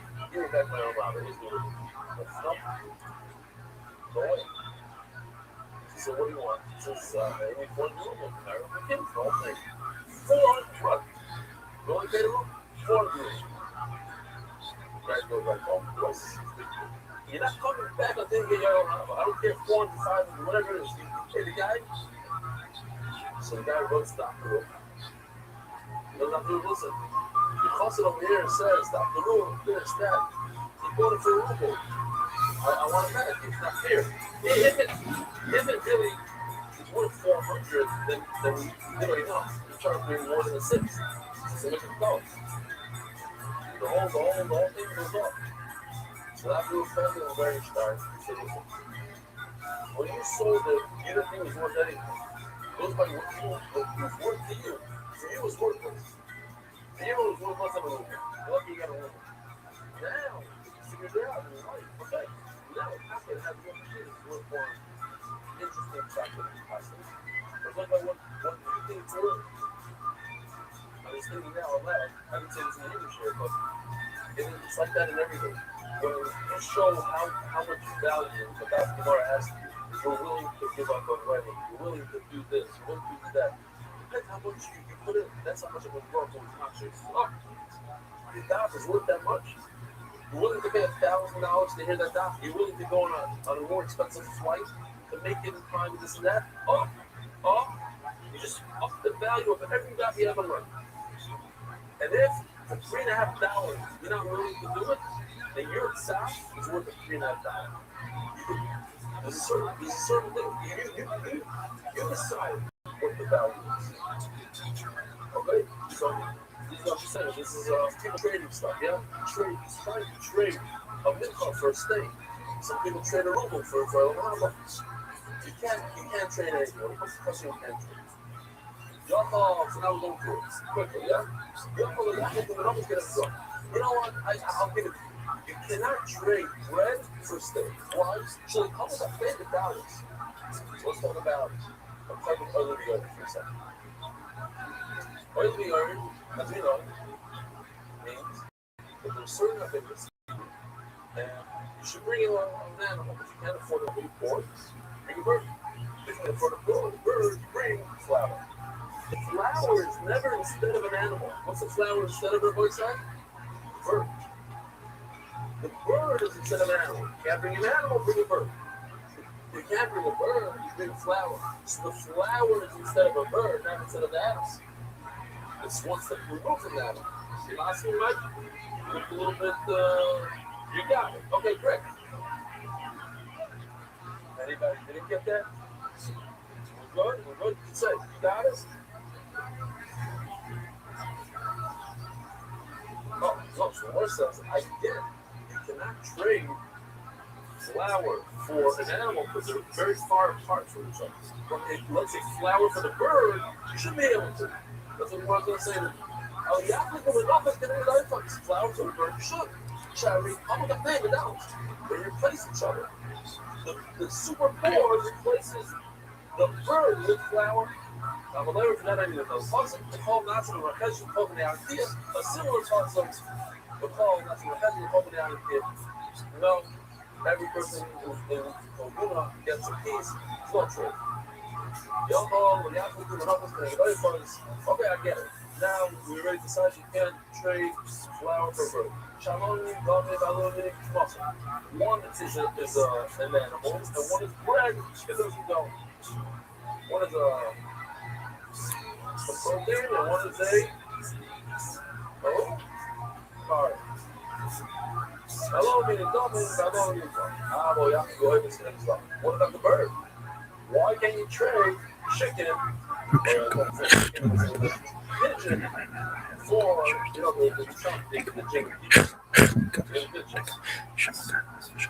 yeah, why can't you trade pigeon for steak? Now, I'm not plastic over the island. Okay, so I have another thought. I'm not plastic over the island. It makes sense that you cannot trade steak for a bird because the birds, how do you chef the bird? How do you do the meat on with your finger? And how do you chef an animal with a knife? How do you have to do it without spraying it up? But maybe you should be able to trade one for another mincha. So let's say I have a cracker type of mincha, and you have a soft, moist, like a sponge cake. Do that. Crabs. Share the way last year in the eye. Because both of them have pizza.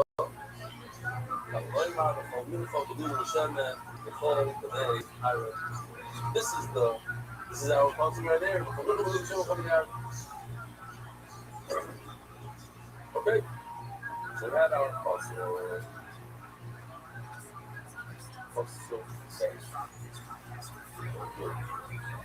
So okay.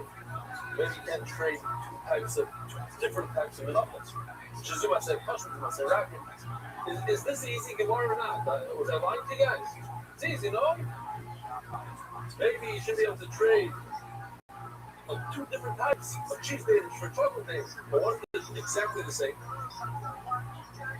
No, but one is going to hurt. One is going to hurt. She's going to say, one is soft, one is hard. Maybe I'll trade the same exact item, the same item. What does it mean? Let's say I'm a client, I'm going to be in the base of the dish on Wednesday. You're Eric. Tuesday. So I tell you, look, I'll give you tomorrow, you take my share and I'll take your share. In other words, we barter. I'm not in the mood now. It's not enough now. Every client gets a very small piece. Let me build it up. You build it up. We'll trade it in time. No, even if it's the same item. I'm living with my rate on the phone now. Yeah.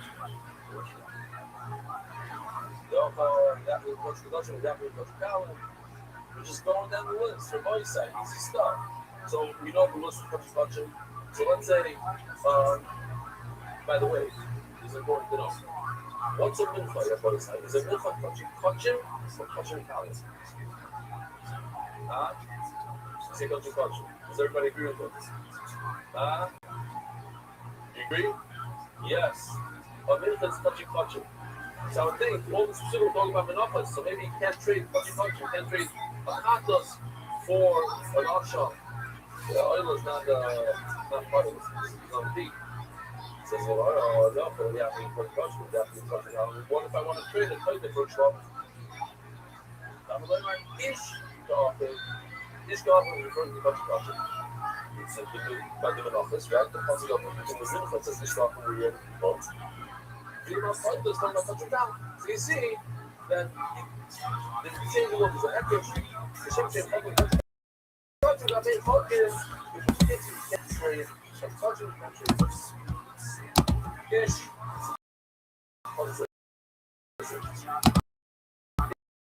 Ish,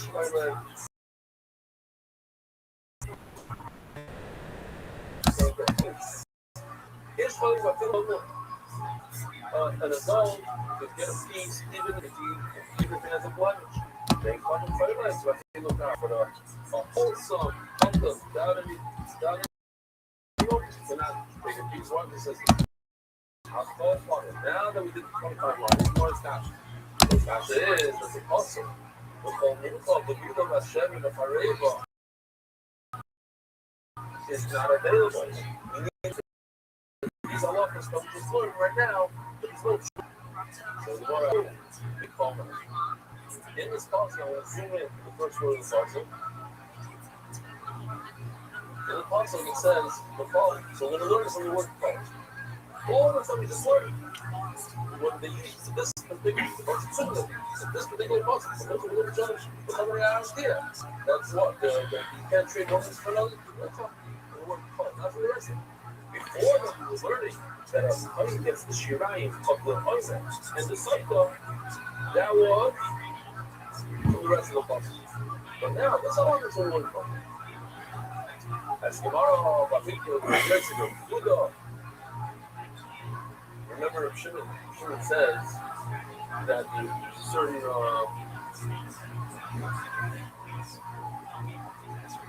no, that was yesterday's Gemara, the first one, we didn't learn it today. We should have maybe gone back, but we had it two times before. The Shimon says that the Rikikin in the palace, the Rikikin in 5 houses is considered in the dust. That's what Shimon. If they really argue, as you learn it, he looks for the word pump. He says, I already used up the word pump. How do you tell me that all these elections is from the word pump? He says, no. Whether we're going to see review, they're not going to see the vision. That's why it's so around here. I see that I put the phone because the word the phone is split into two. One we know that the against the universe that we are and hits. The halakha over here that we just learned that you can't trade a mincha for a mincha, that we learned the word call. The halakha that we started off with Sylvia, that if money gets to eat, the leftovers of the driver is from the rest of the policy as so. The mincha of the little Hashem, where's the rest of it? Right. So that's that. That's this question. Now, again, going back to the original question. We have two monopolies that we don't have a source for. What are the two monopolies? A cycle and an Oimer, and we know that one that a fighter gets to eat all the leftovers. He calls a giant bowl. He takes a little bit, the 3 fingers full, puts on his back. You have a ton of flour now. How do you like the fucking shit? You know, I'm not. I'll tell you. We're like what? Show up everything like you're about. I see up in the corner, look for way, right? The whole carbon of holding culture and fuck out of the fall shop. You hear this? Once again, it is super. It says, all the carbonos, all the culture, the whole carbonos and culture. We have here at least 4 million. All carbonos and rabbis look each other from inside. What? So Yoshi Baruch Hashem did a fast forward on this. You guys remember this? This is what's sorry. He has all these components in the back of this wagon and in the front. What do you see in the front? Flour, but also the oil. You see the jug of oil? Let's say that we use a quarter of that oil for the whole process of it. Sorry, the ear, the head, the coat. What do you do with the rest of the oil? The rest of the oil, look at me on it. How do I know? So let me just show you this video real quickly. Yeah, my video. But it doesn't fast forward over here. Oh, he also has to spin it on the floor a little bit. 7 times, right?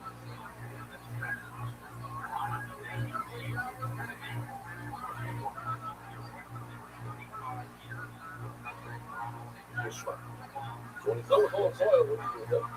That's what I do. These words over here. Can't go out at night. I mean, they can't go out during the day. They sleep in a coffin.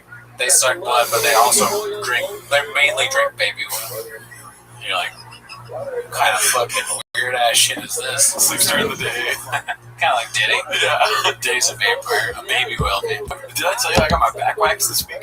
No. Yeah. Whoa. That's crazy. Is that the first time you ever done that? First time ever, dude. It feels fucking weird not having hair in the back, dude. I know exactly what that's like. You've done it? No, but I've shaved my back. It's nuts. Yeah. My back feels weird. You know what tell me there's gone, your shirt feels weird? Yes. It doesn't like sit on your body, right? And I'm like, I can't know. oh man, do I have good posture? Or did I just shave my back? Damn, because you're kind of hairy too. I'm hairy. Nice. And the person that did it was like, oh god, and they saw my back. So obviously, I want to know if it was painful. No, it was not painful. I was like preparing myself. Literally, I woke up. You know how like when you're getting ready for a rough day, you wake up and you sit on the edge of your bed and you go. Just get ready. Yeah, definitely. You do that every day. I do that before someone shows me a croissant and asks me what they're called. It's the toughest thing there. So I got up and literally the first thought I had was like, fuck, I'm getting my back waxed today. And then the whole day I just had that, like a sad song playing in my head. No headphones, just like, I'm just like, I feel like I'm fucking Mel Gibson and Braveheart about to die. And it's kind of nerve-wracking because you think it's going to hurt like shit. And then, you know, next thing you know, I'm laying down next to some hot wax, putting hot wax on my back. Someone else doing it. Yes. Yeah. Imagine me. Yeah, they're like, all right, here you go. I'm going to give you a kiss. And then I was like, just give me a countdown. And they're like, 3, 2, 1. And then it's just like, all right. Yeah. I was like, oh, it's not that bad at all. Wow. I actually recorded. You've had someone film audio. Oh, okay. Man, and you just said, like, the place you went is just across the street at that motel, right? Some crackhead. Where'd you get? Yeah, no, I went to a vampire's house. They sucked my dick and waxed my back. It's kind of funny, like, someone, like, that, like, the thing they do for money is waxing, but they're going through it, like, so they just wax a guy, like, random dudes. Like, he's just out in the front of the hotel, just waxing you on the side of the road. But where did you go? A buddy of mine did it. I think I have it recorded. A friend? Yes. Is that his job? No.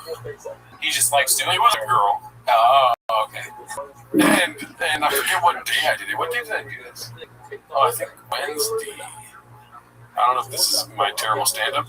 It's probably my terrible stand-up. Maybe it's this one. That's terrible stand-up too. I forget what day it was. It feels like it's been forever. It would be fun if it was a woman scream. He like you scream like a woman when it happened. But he just had David Hart. Yeah. Wait here. Let's listen to the first strip. That's all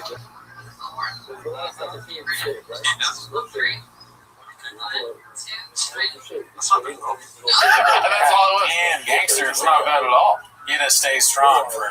It's funny. It sounds like it's outside still because there's like a little bit of like fucking birds chirping. We're literally in a park. Birds chirping in the air. Gerardo's getting us back, Jay. Man, that's funny. That is a good bit to get your back done in public. That could be a podcast bit. This fucking shit. Throw that out. Film yourself getting your back waxed in public at a park. You might get arrested. I'm not gonna lie, there was a picture back, and I did not like the picture. I deleted all of that shit off my phone. I'm like, are you kidding me? What's the matter with me, dude? Yeah. It's just like you laying on the floor like this is not a good look. Yeah, and I mean, pictures are like, I'm ugly, so I like to delete most pictures taken of me. And I'm like, what? It's just like trying to get the nicest picture possible, and I go, oh my god, why? Who does this? I love it when I'm trying, like I'm making faces in like a work photo or something like that, and I'm trying my hardest to like smile and stuff, and then I look at the photo and there's one that I'm like, fucking horrible. And I go, well, I'm not uploading that. God forbid they use that on the. And then other people do the same thing. Most people are better at smiling on camera than I am, but sometimes you see other people. And also, it's notorious in comedy, right? You know how they would take pictures of you, like the worst picture ever, and post to a photographer. I always try to be like that when I was taking photos, like. Yeah, dude. I forgot what I was gonna say. I was listening to you. Oh, well, you're talking about how you had the bad look where you're like on your back. Oh no, I was gonna say this. Have you ever been called photogenic? No. Never? Well, there's been a kind person in your life that's called it. It's important. Yeah, people have lied. Okay, like, so I did a photo shoot recently, not to brag. Okay, and people said I look good. So you have been called photogenic. Was your instinct immediately to go to some ugly pictures and be like, I am not photogenic? I didn't do that, but it's sort of like I just was like, oh, thank you, but in my head I'm like, liars. They're full of shit. I immediately, somebody called me, they saw 2 or 3 pictures of me and they go, oh, you're so photogenic. And I was like, watch this. And then I pull up a picture of me like, with damn, faces. you'd have proved wrong. Yeah. I don't know, That's why a do I do farther. that? I should have just been like, you're right. Yes. Yeah. Yeah. That's the thing that, it comes to you over time. Whether you think they're telling the truth or not, even deep down, it's probably be hard to believe it. I was like, 1 second, recently deleted. Look at me on the floor with my back. And it's just me like, it's the worst picture of all time. Do you want to see it? Sure. I'm not showing it to the people. If you pull up a picture of your name spelled wrong, you're like, well, what about this? What does that do with anything? My fridge isn't small, bitch. It's a big fridge, you fucking asshole. If you lie down to the fridge, does it look bigger? Dude, who does this? Look at that, dude. That's a bad picture. Oh, yeah, it's not good. That's not fairly done. Yeah, it's a rough angle. That's my hair. That's without any wax. Oh, yeah. That's funny, because mine is so full of. Yeah, yours is all fucking crazy. We're gonna make sure Gerardo's fridge is full. Gerardo wants more food in his fridge. My back has an equator where it goes. Yeah. And then it's just like the north and west hemispheres are fucked. Yeah, well, listen, don't complain because you've seen what I got going on. Yeah, I got much worse. I can't go to a pool by myself, and like I have to do something before I go to a pool. Yeah, it's funny how God works, dude. Yeah. Because you got that back, but you don't have the top. The top? Oh. Yes, correct. I am very bald. Would you be willing to trade bald for just back hair on your head? You know how back hair is different than regular hair? You know how it's coarse and thick? Probably not. The way you're describing it doesn't sound good. Look at that guy's head. It's back hair on his head. I don't think a woman would like that. I'm dating this guy who has back hair instead of hair on his head. It's coarse. It looks like it would look like I shaved my back and put it on my head. Maybe like a broccoli. If you could turn it in one of those broccoli head, then I would do it. You get wax strips from your back and just place on your head. You go out like a toupee. Yeah, definitely. Oh, yeah. I mean, toupees are in now. You ever seen Jeff Dye? Oh yeah, He's a big deal. Jeff Dye, dude. I mean, when though, right? When did he get a toupee? No, his last name. Damn, dude, that's good. Fuck. That went right over my bald head. Son of the croissant. I saw, I didn't watch the whole time, but Jeff Dye was like going out, like him and Ben Avery finally got into it with each other and then like squashed it maybe. I don't know. Did you watch any of that? I haven't seen any of that. I've been literally too busy with Ari Spears. Did we talk about that on this? Yeah. No, I mean, not only a little bit. I would kind of breeze through it. Oh, yeah. I was fascinated by the Mad TV stuff. Well, what happened with Avery and Jeff Dye? I didn't watch the whole thing, but it's on that show last night, something or other. I like those guys. They're funny. And at first, it's very, contentious. Because Jeff was trying to do his bits, and he's like, Ben is in a crutch, or whatever. He's just like making fun of his disease that he has, or whatever. So Ben comes on, and he's like, kind of messed up that you're making fun of my disease, or whatever. And Ben's like, or Jeff goes, well, you've been making fun of me. And so I go back and forth. But my favorite part that I heard was Ben goes, when Jeff was angry at him, he's like, Jeff, I just, people just want you to be better. Which is kind of true, yeah. We just want Jeff Dye to be better. Or stop. Or, yeah, he can stop doing what he's doing. What would make you, this is what people really want, dude. Yeah. Like, what would make Brendan Cooney, and no bits, no skits, 8 inches, I know. Facts. What would you want more? For Jeff Dye to be better? Or for Jeff Dye to stop? That's a good question. Because I ask myself that daily. No, I want him to be better. Oh, yeah. I want him to stop. I mean, it's just out of control. The stuff he puts out now, it's all rage bait. I haven't changed. My friends, they're all pussies. I'm just kind of, and then I hate everything. I don't have, he's like, I don't want anything bad to happen to racists, okay? Yeah. I think racists are fine.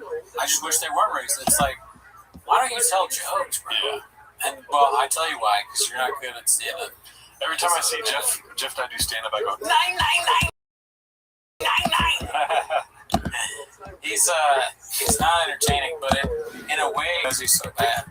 Like, without Jeff Dye, there wouldn't be that. I almost want to do a Jeff Dye impersonation there by accident. Something like that you can talk about where you go, oh my god, what is this? This is horrible. How did this get anywhere? Okay, since you chose your path and there's no turning back. Shit. I don't know what I said. I have no idea. Coffee cake's hit. But what is better for Jeff Dye? He's a good stand-up comedian, or does he just go full of face? Because better is a different. If Jeff Dye at Ben Avery podcast and goes, I should be better, and then he just goes further into the fucking red militia. What's funny is that it might actually be worse for him if he got better, right? If he was actually good at stand-up, people might start paying attention. He would just go into the the obscurity, right? What he's doing right now is probably getting him the most money and attention he's ever had in his life. Yeah. He's saying he's MAGA, people are too woke, he's being canceled, the left is coming for him. Ben Avery and his psycho trolls are ruining his life and all that. It puts him at the center of attention. If he just stops being like an idiotic, hacky, racist or whatever, then no one cares anymore. True. But unless he's very talented, he's not. And it's hard to give that up. I feel like you would change your answer if I played Jeff Dye stand-up. Maybe. You'd be like, he needs to stop. There is no getting better. And honestly, there's probably no getting better. But there's sometimes where you see like an open micer, and you're like, that's probably the worst fucking stand-up I've ever seen. Right? And then you watch Jeff Dye, and you're like, oh, much worse. And then you see that same open micer like 3 months later, and you're like, oh, what the fuck? That was good. Definitely. And Jeff Dye does a lot more spots than that open micer. So I don't know if there's a possibility of him getting better. It goes back to the whole thing where it's like, this guy gets so much opportunity, how is he this bad? I mean, how many times have we done this to him? You're on to his fucking page, it's the same fucking shit over and over again. This is what happens when the roadcaster stops filming. We go to Jeff Dye. Jeff Dye's best opportunity to be on a podcast is if someone's roadcasters. That's how his comedy career started, is because like somebody forgot to like hit record, the machine stopped recording, and then they're like, well, we recorded every topic we were going to talk about, so I guess Jeff Dye it is. Even if you don't believe in the Bible, you have to admit Jesus was a nice dude. Even if you hate the Bible, you gotta admit Jesus was a nice dude. He's not lying. It is exactly what the title said in the beginning. That is indeed facts. Yeah, Jesus was a nice dude. That's why I like him so much. He was nice. He would go talk to everyone. He'd say, hey, love everyone. That's the answer to all your problems. Love everyone. First comment. Nowhere in the Bible does Jesus tell everybody to love everyone. I wouldn't know, but I'll believe it. I love how the comments prove your point. And they're like, but what if they look different than us? He's like, yeah.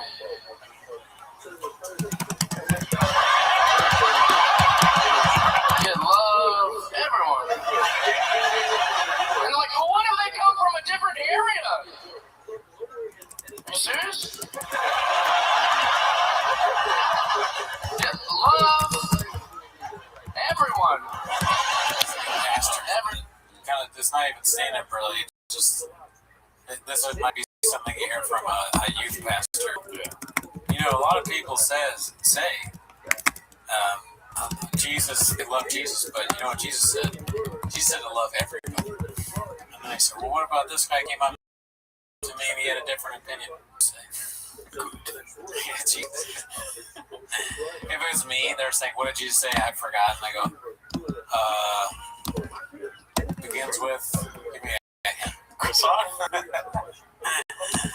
Jesus loves everyone. Okay. Yeah, I don't know. Is this a joke? Is that it?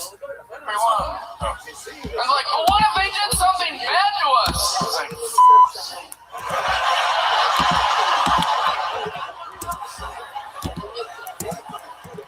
guys, forget all the other stuff I was going to talk about. Just remember to love everyone. Love everyone. The least of us, the rich, the poor, different colors, wherever people come from, smart, dumb, ignorant. Love everyone. Love everyone. I thought it was his Stussy behind him. He's at some fucking weed conference. He's high as a kite. Everyone in the audience is high. Yeah, dude, Jesus. Dude, who's Jesus? He's a big deal. I heard he's on tour. You should read that book, man. Jeff Dye, dude. I don't know who this guy is, but I'm gonna follow YouTube.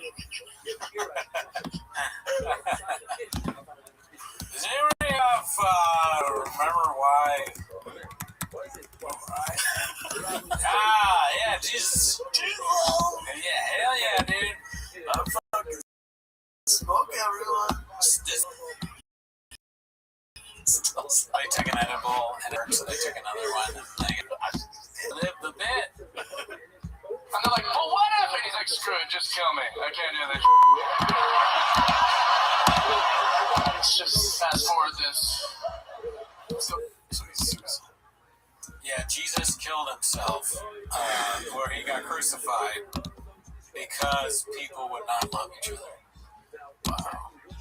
Well, that's exactly how I felt after my bit didn't work. When my fucking coffee cake bit just ate shit. You know what I mean? Now I gotta go wait at another fucking coffee house to get these stupid ass bakery items, you know, to do it again. And then to do my roast jokes. Would it be offensive to have a crucifix, right? Like a Jesus crucifix, but instead of Jesus on it, it's a roadcaster. Photoshop it. And you know what else we might have missed, dude? Is our too lazy to try bit, dude, that we were doing. Oh man, that was a good bit. That was a good bit. How do you feel my pain? Well, I was with you the whole time. It's rough. Yeah. It's rough. But yeah, no, we like it. Too lazy to try is like the newspaper growing up. Your dad instead of the sports section. Now if we're dads, we'd be watching Too Lazy to Try or American Read. Dad, can I watch instead of the cartoon section? You're like, all right, here you can have. Make sure you drink your Magic Mind and watch Podcast Cringe. You hear your son in the other room like, oh, Brendan Schaub is a fucking idiot. You're like, oh, he's growing up to be just like his father. They grow up so fast. He did his first Mortal Kombat game yesterday. Dad, Timmy wouldn't let me watch Podcast Cringe with him. Hey, you guys should watch Podcast Cringe together. I'll take away both your phones. And then you'll have no American Read Act to go back to. Yeah. What is, if it's like the newspaper, what is vegetables?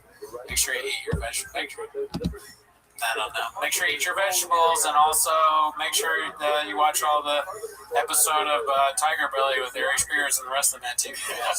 Now, kids, make sure to have some Black Buffalo. The fucking, or what is it? That's nicotine.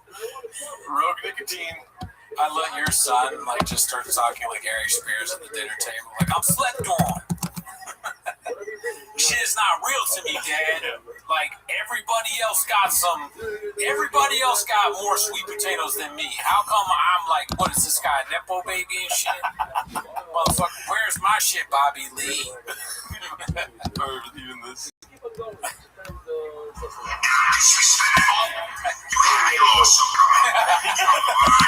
And then he also grabs her line.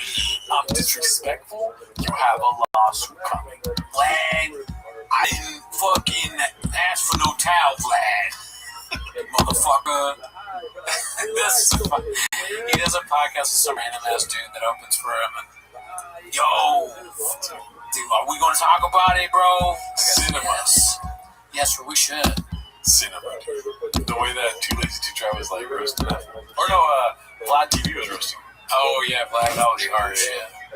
And Vlad goes, it's kind of believable because I like Ari Spears' comedy. I think it's hilarious, but he has so much like baggage. Yeah, everyone seems to think this about him, and it is very easy to believe that he would be a hard person to deal with in the studio and ask for too many things. And have a makeup crew. Yeah, that's great. Can you imagine if that's true? Really going in there and demanding a makeup crew. Why ask for more money at all? Just if you're getting $4,000 an episode, be happy with that, dude. He's a great talent. I understand that he's not where he wants to be, but it's kind of like you don't want people to know that.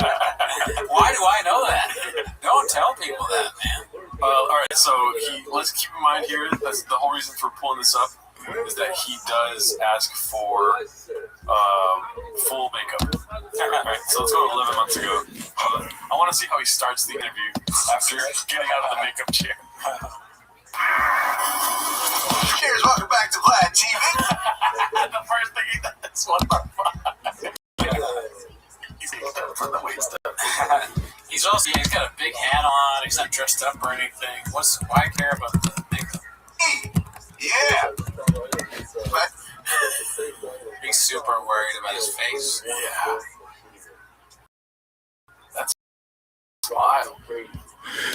Yeah, ask for makeup? No. I hate makeup. I don't really know what it's like. I mean, if they're willing to do it, sure, but it wouldn't never be in my. I go to a podcast. Someone asked me to be on their podcast, some comedian. I go, "Where's the makeup?" No, of course not. I wouldn't even know what to do. Brendan Walsh puts out a video tomorrow, and he goes, "Brendan Cooney asked for a full makeup team." What's it called? I remember when I was in theater, there was a show where I thought I was a young guy in the show. Yeah. Right? And so I'm doing a rehearsal, literally 3 months straight of rehearsals every night. Yeah. Doing my thing, learning the play, this and that. Yeah. And then the week of, it's called the tech rehearsals. It's like you full makeup and stuff like that. Dress rehearsal, tech rehearsal, same stuff. Oh. makeup team comes in the first day, and I'm just like shooting the shit in the big chair, just like, and then when fucking Al Pacino told me to fucking do that thing, I told Robert De Niro he's on something right now. I don't know what it is. And Joe Pesci agreed with me. I was just, laying with the which actor that is. Yeah. I looked in the mirror and I was like, what the fuck? They made me an old man. And the whole time I was convinced I was a young guy. Wow. I was preparing as a young guy. And you didn't notice you looked, or you didn't realize you're old till you looked? Yeah. Wow, it must be good. When it finished, I was an old man. I was like, what the fuck did you guys do? Like, they're like robots. They're like, it says here that you're supposed to be old. No director told me that or anything. And I was like, no, well, that's not going to work out because I've not been doing this whole thing the whole time. And then the next day, I ran away from them. And they had to chase me down. The makeup people? Yeah. Because you didn't want to be old? Yeah. Yeah, and it was also, skits and bits pretty funny. I was a fucking menace, you know what I mean? And so I ran away and I did the whole dress rehearsal without makeup, and they're like, "What? He's on stage!" Like they couldn't find me the whole time. And all my buddies laughed because I was like, "This fuck, I look like an old man, dude, like an old white man." That's crazy. And then I got in trouble, and they forced me to go through makeup, and I had to do the whole thing. And the whole time I did not like it. I was talking shit to them. What was the play? On Old Town. I don't know that play, but it's just funny. That's called Old Town, and you didn't know you were going to be an old man. I think it's called Old Town. It's like a croissant thing. I'm pretty sure it's called Old Town. It was called Croissant Town. Calm down, Jake. It's Croissant Town. It's Old Town. Let me make sure it's called Old Town really quick. I want to see Gerardo interview Ari Spears. Oh, hell, dude. It would definitely like cause an earthquake or something, dude. Two personalities meet. Who leaves? Our town. Okay. Yeah. That makes a little more sense. Written by Thornton Wilde. That name sounds familiar. I don't know it. Yeah, dude. No, the first message I sent you was saying we should get Ari Spears on T-Mo's. I'm down. And then I said, no, I was just joking. You said I'm down so fast. I was like, I don't want to meet Ari Spears. He was. Were you a fan of the Mad TV? I was never a fan of Ari Spears. Oh, okay. Which is weird. Because I've heard nothing but great things about him. But he just always rubbed me the wrong way. I was more of the silly guys. The dude that played like a kid or whatever, like the super tall guy, Michael or something like that. Yeah, he's funny. I like that guy. And then Bobby Lee. Oh, Stewart. There we go. And then Bobby Lee, obviously. Very good. And that's about it. I can live off of those bits. Will Sasso was great. And then I like when growing up it was like SNL for me. It's funny that Ari Spears is. Oh, really? Yeah, it's like your SNL. SNL was SNL. Oh, it was SNL. Yeah, most people probably like SNL more than Mad TV. Ari Spears, I never considered him serious, but he acts in those interviews. He's like, I was more like, fucking raw, and like all that. But I kind of thought he was a goofy guy. When I watched this thing, I was like, this guy's goofy and hilarious. Are funny and all that. I had no idea. Yeah. It's not the best. It's just not a good look for comedians to be like, I was stepped over. Fucking The Godfather, dude. Yeah, Cat Williams a little bit, but I think Cat Williams is the best to do it though. He is the GOAT of being stepped over. Yeah, no, I mean he's a lot more funny about it for sure. He has good roasts when it comes to it, and he has a good humor about it. It does when you watch, even though at times Cat Williams' life very well may have been falling apart in front of completely disintegrating. When he was on these episodes being interviewed, recently, I should say, he made a comeback and he was funny. He looks fine. Whereas, Ari Spears, when he's on it, you're like, is this guy okay? Yeah. He's arguing about Glad TV and makeup and the loss of income. And he's threatening lawsuits because he didn't ask for makeup. He didn't get his towel. That's weird. Yeah, it's a ridiculous thing to about that. That's the character assassination you're suing for is over a towel that you're rude. Yo, what up, it's your boy Ari Spears here. Listen, man, I said I wasn't going to this because I didn't feel like I really needed to. Very funny. I was going to address this. Same thing with Draymond. following this? No. Draymond Green. About what? Here, let me pull it up here. Him and Austin Rivers. I said I wasn't gonna do this because of fucking, but I'm gonna do it right now. Yeah. You look at this, dude. I'm full on the Draymond Green train. It's like first in my algorithm right here. But it's an episode I already watched. I do like his breaking down the playoffs. Yeah. But What's up, everybody? Welcome back to the Draymond Green Show. Today's show. He's not retired, is he? No. Draymond Green, Charles Barkley addressing Austin Reeves. Mr. Rivers this week. And he's been talking, and then he went on this thing and talked, and went on another thing and talked, and I thought it was cute. We'll get to it right here. Right now, what's happening in his head, he's thinking, I don't address things because people talk about me. And that's it. But I need to address this, though. That's like thinking in my head, like, what's happening here? I'm like, why are you being quiet? And then he says, I saw some comments coming through to my number. Comments talk to you. Who did I think of right when I heard this? Brandon Shaw. Pretty good. Oh, yeah, no, even more. I read more comments.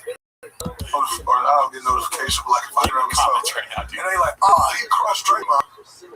Draymond can't say nothing back. Number one, I don't do back and forth. So I say what I have to say. If you notice, and I'm done with it. I'm wrong. I don't. But then he's talking about it right now. So that's why he had like a blank stare for a while. He's like, but I am going to talk about it. Best way to do it. Say you're not going to say anything and then say it. Double down. Oh, by the way, for the audience at home, this is not Ari Spears. I didn't have the thing on the screen. Go back. I don't do that. That ain't how I move. I don't move when spoken to. I speak when I want to speak, and then I move on. However, I saw some. And then he goes back to the comments. He's talking about bots, dude. Oh shit! Somebody should. No. He's not talking. No, I'm saying that for us, they're bots. But somebody needs to tell him these are just bots. If only he had a team. Yeah. They come through that said he crushed Draymond. Draymond can't say nothing back. And if the whole notion is you have to be a better player to say something about someone, then now this is a double standard. Y'all see how this is working out, right? Like because. So he's talking about Charles Barkley. Okay. Stuff, but yeah. I thought it was very funny for him to mention the comments and then be like, so we can talk about it because this comment's saying these things. Very good. I'd love to see like a super cut of all the people that do that. I'm sure. I mean, we've probably done it, honestly. Oh, yeah. We read all the comments, but I never suck a song. But I'm going to address it because the warrior-like spirit in me that said Aries, because that's my zodiac, is fighting. But I'm going to try to be a gentleman about it as much as I can. Apparently, Vlad decided to do an interview where he's taking shots at me and throwing me under the bus. And let me just say for the record, Vlad, you are a coward, a narcissist, and a hypocrite. Because I didn't even really watch the whole video, because what turned me was he started out by saying, we're not friends. You said to me in my face on multiple occasions that we are friends. But now all of a sudden, because I asked you for a bump and pay, and that pissed you off, we're not friends, so which is it? We friends, bro. Don't say we're not friends, Vlad. You're my friend, bro. Like, all right, we got here together, fam. I've pitched you this idea multiple times, but we should get in a public squabble and just do videos like this. How that would be. But you wouldn't take it seriously. You would make a joke out of it. So, yeah. And then they make me real mad. And I'll make really mad videos. Tell the truth. And let me give you a little bit of backstory. So basically, I called Vlad and said, look, I feel like I want a little bit of bump and pay because I know my value. You once had Lord Jamar, Godfrey, Tony Ayo, Boozy, and me, all of which many times people said were your best guests. Who's the only one left? Me. Godfrey left, Jamar left, Yayo left, and Boozy left. I'm the last one standing. And when people go, yo, I watched the show because of you, yo, I subscribe to his channel. The moment your interview's over, I unsubscribe. There's value in that. So you're mad at me because I'm recognizing my worth. And I told you I wanted to be fair. I wasn't even saying pay me what you pay Boozy, because I get it. From a numbers business standpoint, I get it. I'm just asking you to be a little bit fair. And now here's the thing. Again, you're a liar, you're a coward, and you're a hypocrite. Because what you do is you want to be seen so badly instead of just doing what you do best, which is stay behind the camera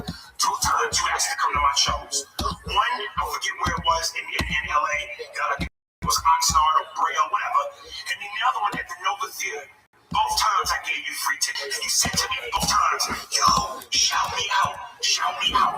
Why is that? Because it's so important for you to have that attention on yourself. And I didn't shout you out. Yeah, it has like Coming from the guys that do it. yeah, or like crazy homeless guy yelling energy kind of way. I don't know, not that I say that he's that, but it's the same kind of energy's there. Yeah. And I think working with him would be infuriating because he would definitely inadvertently spit in your face. You know, he's got that bombastic energy. Yeah. Yo, come on. He's from New York. I don't know. Couldn't tell from the New York. Because I knew that. Because I knew that. From the Bronx. Nicki Minaj, my cousin. No, not Nicki Minaj. Chachi, Cardi B, bodegas. I used to sniff Cardi B's pussy in the morning. I'm sorry. I go to work, sniff on some bee pussy. I'll stop. You know, when you get stepped over, sometimes you get really mad. And that's what's going on. And sometimes when you buy coffee cakes, it's not meant to be ate on camera. No, you don't. Sometimes you don't know what a person is. I'm going to eat all 4 of these later in just a moment. I'm going to watch the audioless video of it and just cry. Hey, if that's your process, that's your process. Make it happen, Jackson. Well, thank you for being available for me to say that. Is there any voicemails? Oh, how can we forget? Yes, sorry. I don't think there is. Oh, yeah, there is. If you want to leave us a voicemail, call our phone number. What? We have one of those? Yeah, actually. Thanks for asking, Cooney. It's 775-557-8667. What's the number, Cooney? 775-567-8787. 775-557-8667, and then we'll play voicemail in the air like this. Hey, gentlemen, it is the Dog over here. Just calling to say hi to you guys. See how everything's going. You guys are legit the best podcast out there. Thank you. Very impressive job. Okay. Anyway. We could have just said the best podcast out there. I didn't say regarding. We're the only podcast watching 10 minutes of Brendan Shaw. Thank you, Delco. But the real reason I called was just to say hi to Formula One. Things are going great with you. I don't know, call me, leave me a message, or maybe I'll just call, maybe a message next week. Touch base. All right, talk to you later. Kind of gay. So Delco is not going to be a mod. He's moved. Yeah. You're in the Formula One category. Just kidding. You guys are great. Shout out to you guys. Leave us a voicemail on 557-775-557-8667. There we go. See you next week.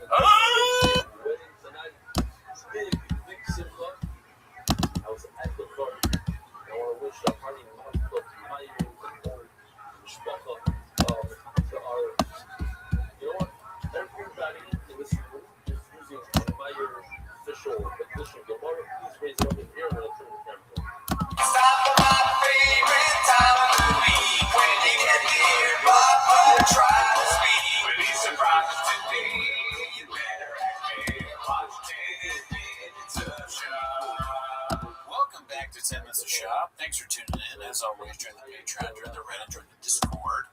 On our Patreon, you get early access of this show, but that is not why you're here. No, it's not. You're here to watch 10 Minutes of Shop. So start the timer, play the chip button. You just showed your whole phone. Aw, Yeah, come on, God dude. damn it. Yeah, start the timer for real. We know you're just phoning it in this week, dude. There you go. You just started. I saw you guys. You saw the timer start. Yeah. Alrighty, let's see what we got on Chang's this week, dude. How's your Chang's been going, dude? You know, I haven't really been checking with Chang's a lot this week. So you're depressed? Yeah, it's, I've been hyper focused on my side business. Calci, yes, and truck stuff. Truck business. I like your hat. Thank you. Yeah, I just got this from our favorite business. Oh, did you do that thing you said you were going to do? Dude, I tried. Oh, Yeah. what happened? Well, You want to tell the audience? well, sure. So we've been trying to. If you guys remember, there's the Drive Fast All Gas website, and they have the pictures of all these people that have bought the merch, and they write really fun, cool stuff about the merch that they bought. And I wanted to do that because I bought merch. We bought merch. We had this hat. There's another Drive Fast All Gas hat that we own as a team. We own it as team. And I looked, and you have to. I looked through my emails, and I have these like old emails where it's like review our product. Yeah. You click on it, and the link is dead because we bought it so long ago. So I think we need to buy a new thing, and then they'll let us do it. But buying another thing of merch from him, I want more golden hour jackets. Do they have those? no, sadly, this is a collector's item now. Yeah. Golden hour jackets. Some girl was like, I like the jacket. Keep in mind, she doesn't know anything about this world. And she goes, next, like, say next out loud. She's like, I like the jacket, but This is somebody you have to cut out. let me finish what I'm saying. I'm sorry. And then you'll cut it out. Yeah. She goes, I like the jacket, but why do you have two? If you, it was once for you, baby. But Yeah. I mean, what do you mean? You like it, but why do you have two? Because if one gets stained on it, I don't know. You like it. I'm a b-boy. Yeah, what are you talking about? All right, let's go. Chang's here. Start the timer. Play the Chang clip. So, new brother 6308 posted this one. Timing in all caps because Brendan Sharp is still gay. Is Brendan Sharp still gay? Yeah. Just a bad look, dude. It's a weird. Does he have a toothbrush in his mouth? Yeah. It's just don't have something in your mouth while wearing a leotard, Eddie. I wonder who. We probably asked this last time, like whose idea was it, or did he require convincing, or? I will say this, dude. I saw some spicy comments. Oh yeah. Why does it fit him so well? It's his. Yeah. He had this in his closet. She's like, "Why don't you put on that your leotard?" Oh, my jammies? He has it in his cubby. That is so funny. This is his jammies. It helps him sleep. Why does it fit him so well, dude? Why are his muscles like perfect in this thing? That's not a woman's leotard, Eddie. How did you even find it? Did they order it on Amazon? That would be a funny thing to get their Amazon history. All the redacted shit they ordered. If you see shop at an Amazon return thing, that'd be. I don't know why that's funny, but that'd be so funny to me. You see him, he's trying to stick like this into the return thing, it won't fit. I bet shop often he's like unable to fit the returns in. The code doesn't work. It's not even. He's like holding up the QR code for some other website. They're like, sir, that's a McDonald's QR code. Whatever. I'll bet you I will get it. I bet you I will return this Amazon. They're like, what? What? Slow Joe definitely just gets buzzballs off Amazon. Different color buzzballs, you know, right? That's fine. I'm sorry, I'm pretending like I know, but what's a buzzball? Oh, it's like that Latina drink. When you're spicy, you get a buzzball. It's like a little ball. You know those balls at pots? You know the balls at like liquor stores? They're called buzzballs. Oh, no. Or liquor. Oh, fuck, damn. She just goes on Amazon and gets buzzballs, dude. Sad. But it could be. That would explain the content. Yeah. She's fucked it up. Yeah. All right, let's see what else we have. I'll cut that part out. This is okay. That's very loud. Okay, have you seen this? No. Dave Oz66 posted this, dude. That's Daddy's number. Cosplay at the rodeo. It's pretty great. We can watch this probably 30 times, dude. We don't need the music. I don't want this to get produced. Yeah. But just look at Brendan's face, dude. Why is he doing that? He's eating a hot dog, Daddy. You know? Comedy genius. Oh, bits time? Time for skits and bits. Skits and bits. What do you think? You're so quiet. I thought you were I'm taking it in. So it's the same thing over and over again, his reaction. But yeah. He's doing a bit, right? He's doing the classic hilarious face, right? He's on camera, so he's turned it on because he's always on. And this is the best he had. He looks young there. Yeah. It's like aging. It looks like gracefully. Yeah, it's on the day he is a different. This day he actually looked different. He's younger. And usually older. Crystal sees this and goes, "You want me?"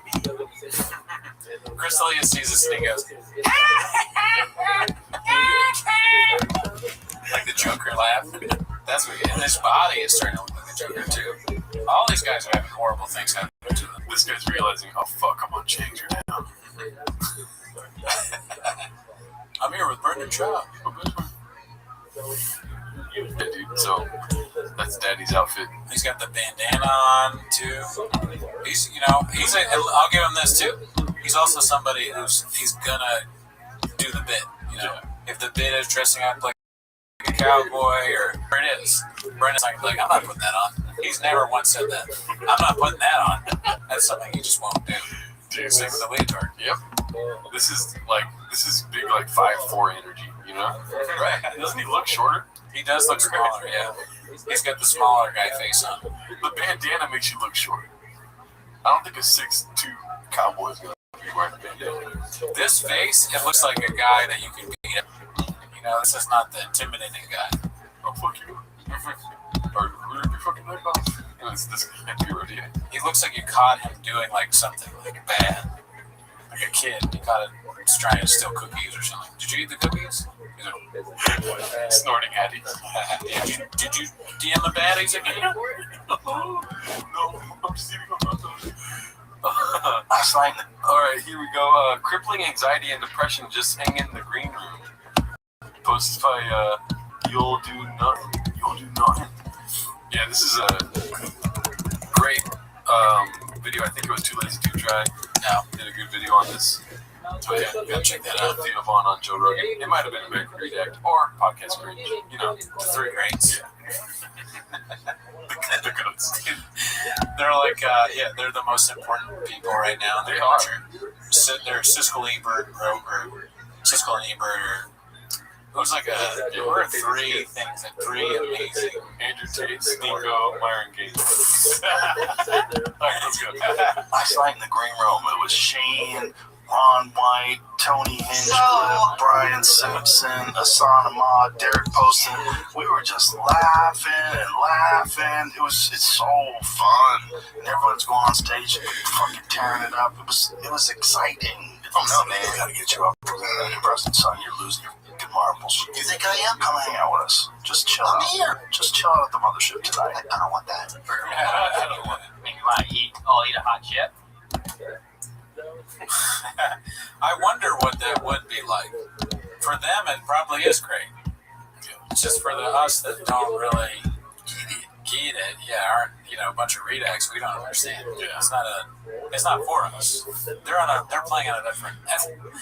There's levels to this shit. We're on like whatever level we're on, and they're at 4D chess.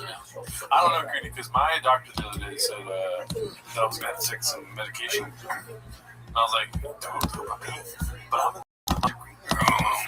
And he was like, oh, my bad, bro. His name was Jamal. He was his name, man. Yeah, well, that makes sense. It's like instead of Pagliacci, it's the mothership grade room. But I am the mothership grade room. Okay. That was fucking dude. I don't know what I mean. Dude, what are you doing, bro? You can always save it with some sound drops. Yeah, dude. That's why it's here. That's how you know how hard Brendan bombed. You just push like 5 buttons. I'll push 5 buttons and I'll remember longingly the dolphin sound. Unscathed. Yeah, that's how I left. One Usual 4460 posted this. Gotta love how her weight journey is documented with pics of her. Feel bad for a leopard in Minneapolis. Weight journey. She just looks the same. She has a fat fucking ass. We get it. Yeah, there's nothing wrong with either one. This is a hair journey. You changed your hair. Yeah, it's the same person, but virtually identical. Is she 50 years old? How old is she? I don't know. Good lord. Can we just talk about this picture for a moment?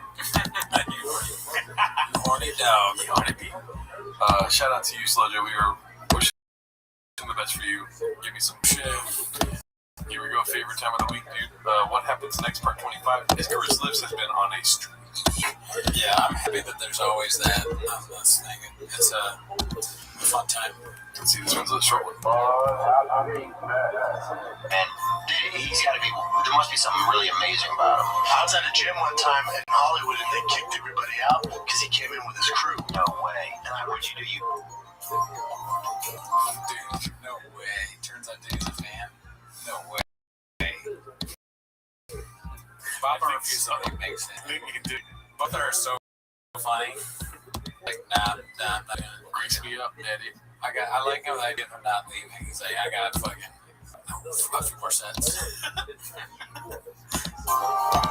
what'd you do? You head over the bar? No, I refused to leave. Oh. Nice. And they let me stay. Yeah, eyeballed me for the rest of the time. Voice. Roll count them for the rest of the time. Dye does that a lot. Jeff Dye. Did you ever think of voting Republican? That's Jeff Dye. And then I was like, women are a bitch. Yeah. I thought, dudes are cooler without hair. Actually, toupees are awesome. Do you really need listeners on a podcast? His eyes are great. We should start doing more bits like that. Bill Cosby. Oh yeah. He learned from other greats. Yeah. Either one is so bad in hindsight. I think it is IMPDD. I wonder what he means by that. He's a hype man. And he also slathers baby oil on new covers. I'm the P. Diddy of comedy.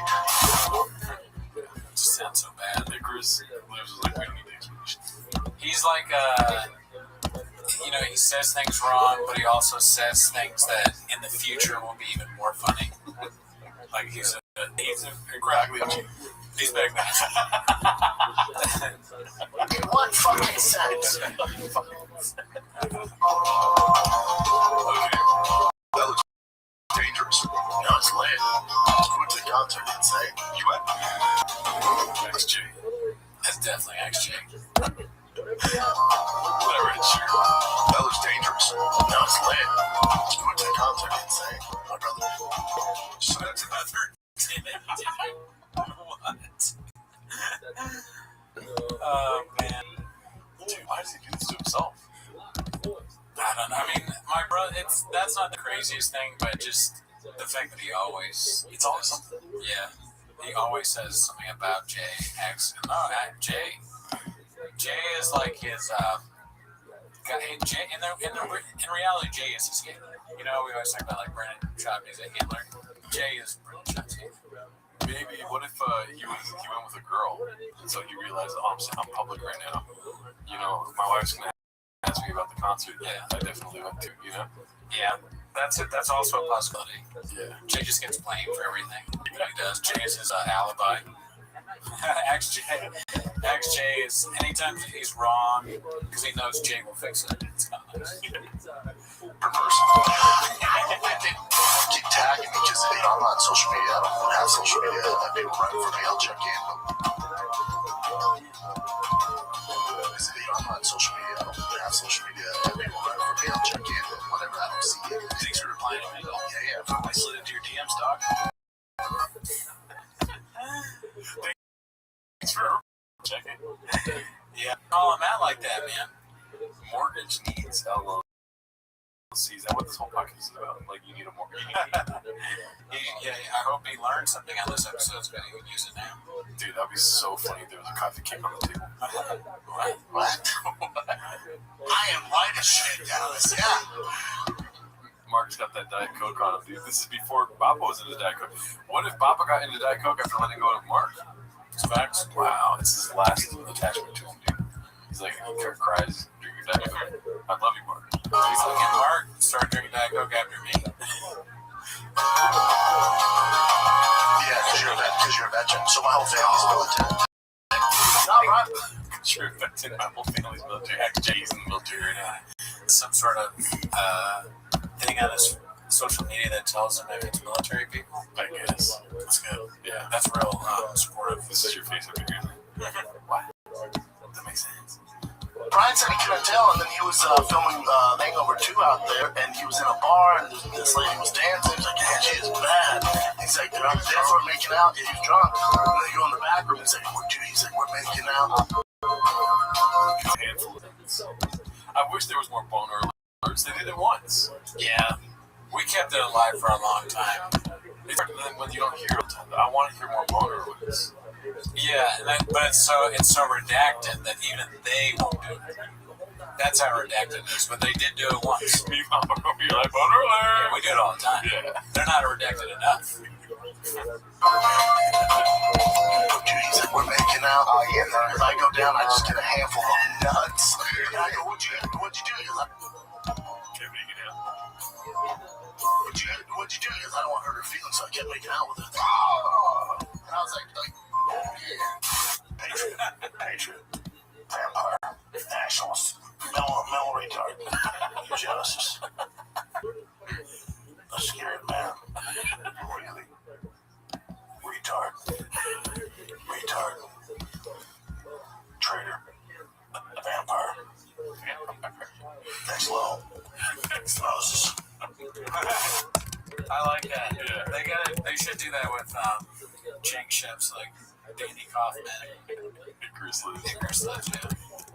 John Africa. Do you want to talk about what Mark was texting us the other day? Oh, sure, yeah. Yeah, dude. Mark was texting us that Slow Joe's alleged brother what was going Baja mode on him, dude. Yeah, out of nowhere, apparently, allegedly, Slow Joe's brother was like texting Mark saying that he sucks and he's like a loser and like should stop going on podcasts. Yeah. But Mark had, in quintessential Mark form, there were 5 responses to one, and just caducing the guy. But the guy was so annoying. It's a classic, annoying commenter in text form. Yeah. Like, he out here doing that, huh? That's good. Not like smiley, laughing face. A lot of smiling, laughing faces. Yeah. And then when he's making a sarcastic comment, crying faces. Yeah. Wow, real unbothered, smiley face, laughy face. He said, this is allegedly Slow Joe's brother speaking. Funny how this whole interaction just proves how emotionally unintelligent you really are, laughing face. I was never stressed. M- might be ChatGPT. Emotionally unintelligent. I was never stressed and never will be. Meanwhile, B has clearly been living rent-free in that empty head of yours, Gadoosh. And jumping straight to violence, which we all know, Mark, jump straight to violence. Yeah, same here, dude. Same.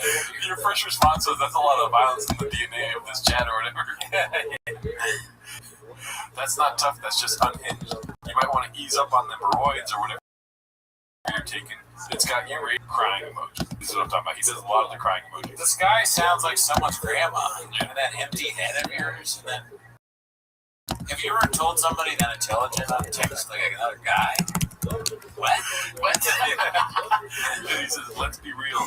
If I was actually in front of you, you wouldn't do a damn thing. I don't think you want to test that. No, I don't think so. He lifts cars. Yeah. Should we remind him, What's really funny is I reached out once and you're still going. That says way more about you than it does about me. Anyway, enjoys those guest spots on low budget podcasts, which, by the way, major offense taken. Yeah. Now you got 2 problems. Yeah, dude, you got a big problem. I hope you're not in Los Angeles. Yeah. Because I'll fuck you up. I'll twist your neck off, dude. Push the button. Okay. I will snap his fucking neck. Yeah, we get it. I have a show about 10 minutes shop. It's a low budget thing. I get all that. Okay, but at the end of the day, this is not social media. This is real. I will fuck you up. Okay. If you come into a room and I'm in that room, I'm leaving. I don't know if you're leaving. Okay, I'm leaving that room.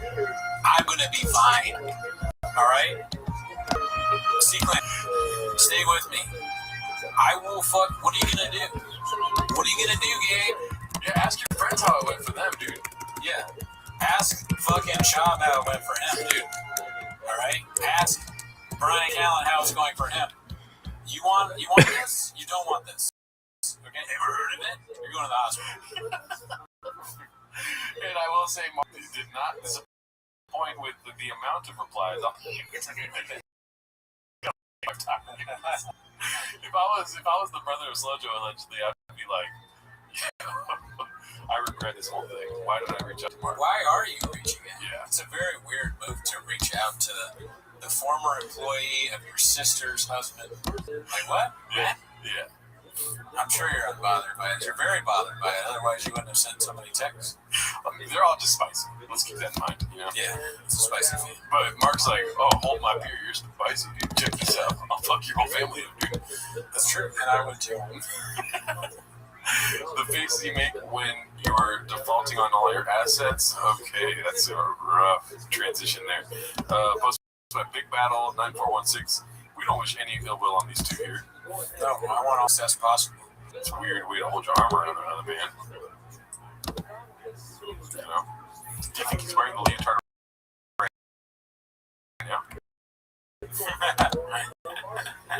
So I guess He's crushing that. He squeezes it. like that. It's always in the paper. This is how most of shop meals eat in like a to-go stadium container. Anything that reminds him of Erewhon. Oh yeah, that too. He wants anything Erewhon. Not a lot of cooking going on in the shop house. Yeah. A lot of eating out. Okay, here we go. Wake up. Be more banger content from the shops. Just dropped a big battle at 9416. Him and a leotard. We don't need to see it all. Solid. Yeah. Butters 16666. I think I put 26s, but I genuinely feel like I figured it out, guys. This looks like Voldemort from the first or second movie. Great observation. Wow. Yeah, the back he's getting old. You know, it comes for all of us, Father Time. Maybe that's why I can't get rid of any of his friends, because they're all his Horcruxes. Joe Rogan kills Harry Potter. Tries to fucking kill him. If he's Voldemort, who's Harry Potter? Hoskin. Okay. Tony Hinchcliffe is the Draco. Yeah, of course, right? Shab, maybe Shab is who's the guy that says I'm a wizard, Harry? I'm a wizard, Harry. You're a wizard, Harry. Hagrid. Yeah, Bert Kreischer. Oh, yeah, you're right. Shab, too. Oh man, Dumbledore is Joey Diaz or somebody old. Jimmy Dore. It's got to be a good guy, right? Yeah. Or also got to be gay. Oh, Dumbledore is gay. That's right. A wise gay man in comedy. There's probably plenty of those. Yeah. Gay men are hilarious. That's true. I can't think of any off the top of my head. You know what they do in their free time, right? Papa with the smallest dick. We've already seen this. I don't want to say it again. You know? Not really. Okay. Just real quick. We could stop it right away. Yeah. There's no chance that's for her. It's a huge leotard. She wears the tightest clothes of all time. You know? Yeah. Our word having trouble selling tickets. Posted by Savage712. No. That's so sad. But fuck it, dude. We ball, baby. Yeah, I mean, it's just like when Shop went to that Oklahoma or Arkansas club, you know? Yeah. They got a fucking movement. So you're not a draw. You're not a draw. No, you're right here. Okay? Do you mind if I do some research while you talk to the audience? Sooners are playing. Okay? Anywhere Brian goes, the guy's like, Sooners are here. Okay? I love Sooners. Right? Nobody knows who you are. All right? You didn't say that. You didn't say that. If you're lucky, a tornado will throw a couple people in here for you. All right? This here's Flappers. Okay? Those are big leagues. All right? You're in Burbank. Okay? You're not in one of them other places that don't have big draws. Okay? We got to sell out the show. Burbank, you got to compete with a lot of like the downtown. A lot of people just come here because they want to go to a Shake Shack. All right, you're not Shake Shack. Okay, so I'm looking up the tickets here, and they're not free. But this is for the Irvine Improv this weekend. Oh yeah, well the Irvine Improv's probably gonna have like a bigger acts. Yeah. Where should go? I'm down. Friday or Saturday, dude. I got a show Saturday, but special event. What's so special about it? Is this the one that's free? Let's see. Oh no, these cost money. He's gonna be in Chicago. It seems like that $30 seems like a lot to see Brian Callen. That is too much, dude. Give me $10 I'm down. Is it just him headlining? That's the show? Yeah. That's horrible. He's probably got a fire opener like that one guy. That white guy that works a lot. Oh yeah. Big dude. Brian Callen at the Improv, Hollywood. He's an improv. Okay, yeah. Who's buying that? To have him go out and be like, I don't know, I'm lifting and I'm getting old, but like I'm hot. Yeah. My phone is like controlling my life. That'd be great if I took a chick to go see Brian Callen. And then I just act like he was my favorite comic of all time. Maybe she'd ignore it. I'll tell you one thing. I don't care what happens. Next week's podcast is going to be lit. You'd have a lot to talk about. Yeah. That's the narrative. I would definitely wear like glasses and a mustache though. You know? just in case. I don't want to die on a Friday night. Beast of a Mom, hosted by Williams DJ01. Now these kids need fucking shit just never stops. Yeah, I mean, it's not the worst joke I've ever heard. No, it's pretty funny. And when I saw this, I liked it, as you can see down here. Pretty good. Granted, she didn't make it. No, it's not. Reposted. Yeah. The scam got rinks explained. Okay, so you know about the scam thing? No. You'll do nothing posted this. Basically, Brian Callen fell for a scam where Amy Poehler was wanting him on her show. No. On her podcast. Really? Yeah. And people are alleging that that's when he started getting really sad. Yeah, so let's start with the email. Let's actually read this email. A candid conversation on comedy and culture. And this is the episode where Tim Dillon fed himself. Yeah, okay. With those huge tits on. So someone sends this email. Greetings, Tim. I hope this finds you well. My name is Jules. Handle guest bookings for Amy Poehler, host of the Good Hang podcast. On the show, so immediately I'm like, wait, what? Well, I'm supposed to do Amy Poehler's podcast. Did I say about that? So I'm supposed to do Amy Poehler's podcast in LA.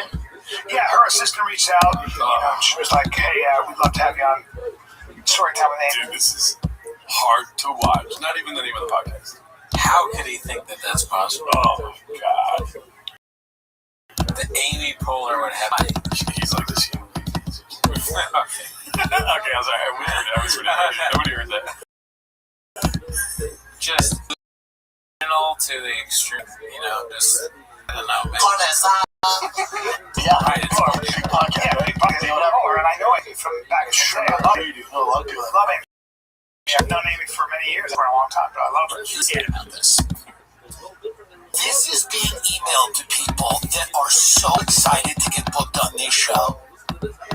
Because of the state of LA right now and how these people haven't worked in a while, and but they still have a home, and they're paying a mortgage, but they're looking at the money in the bank, the hourglass is turned over and it's getting less and less every month. And because we're gonna actually, I found out it was gonna be a Zoom first, because she does it with so you'll have somebody comes on the internet and then talks about the person there, and I was like, it's a surprise. It was probably like a friend of mine. So I was like, okay, great. So they have to make sure that your camera is all, Oh my god. So embarrassing.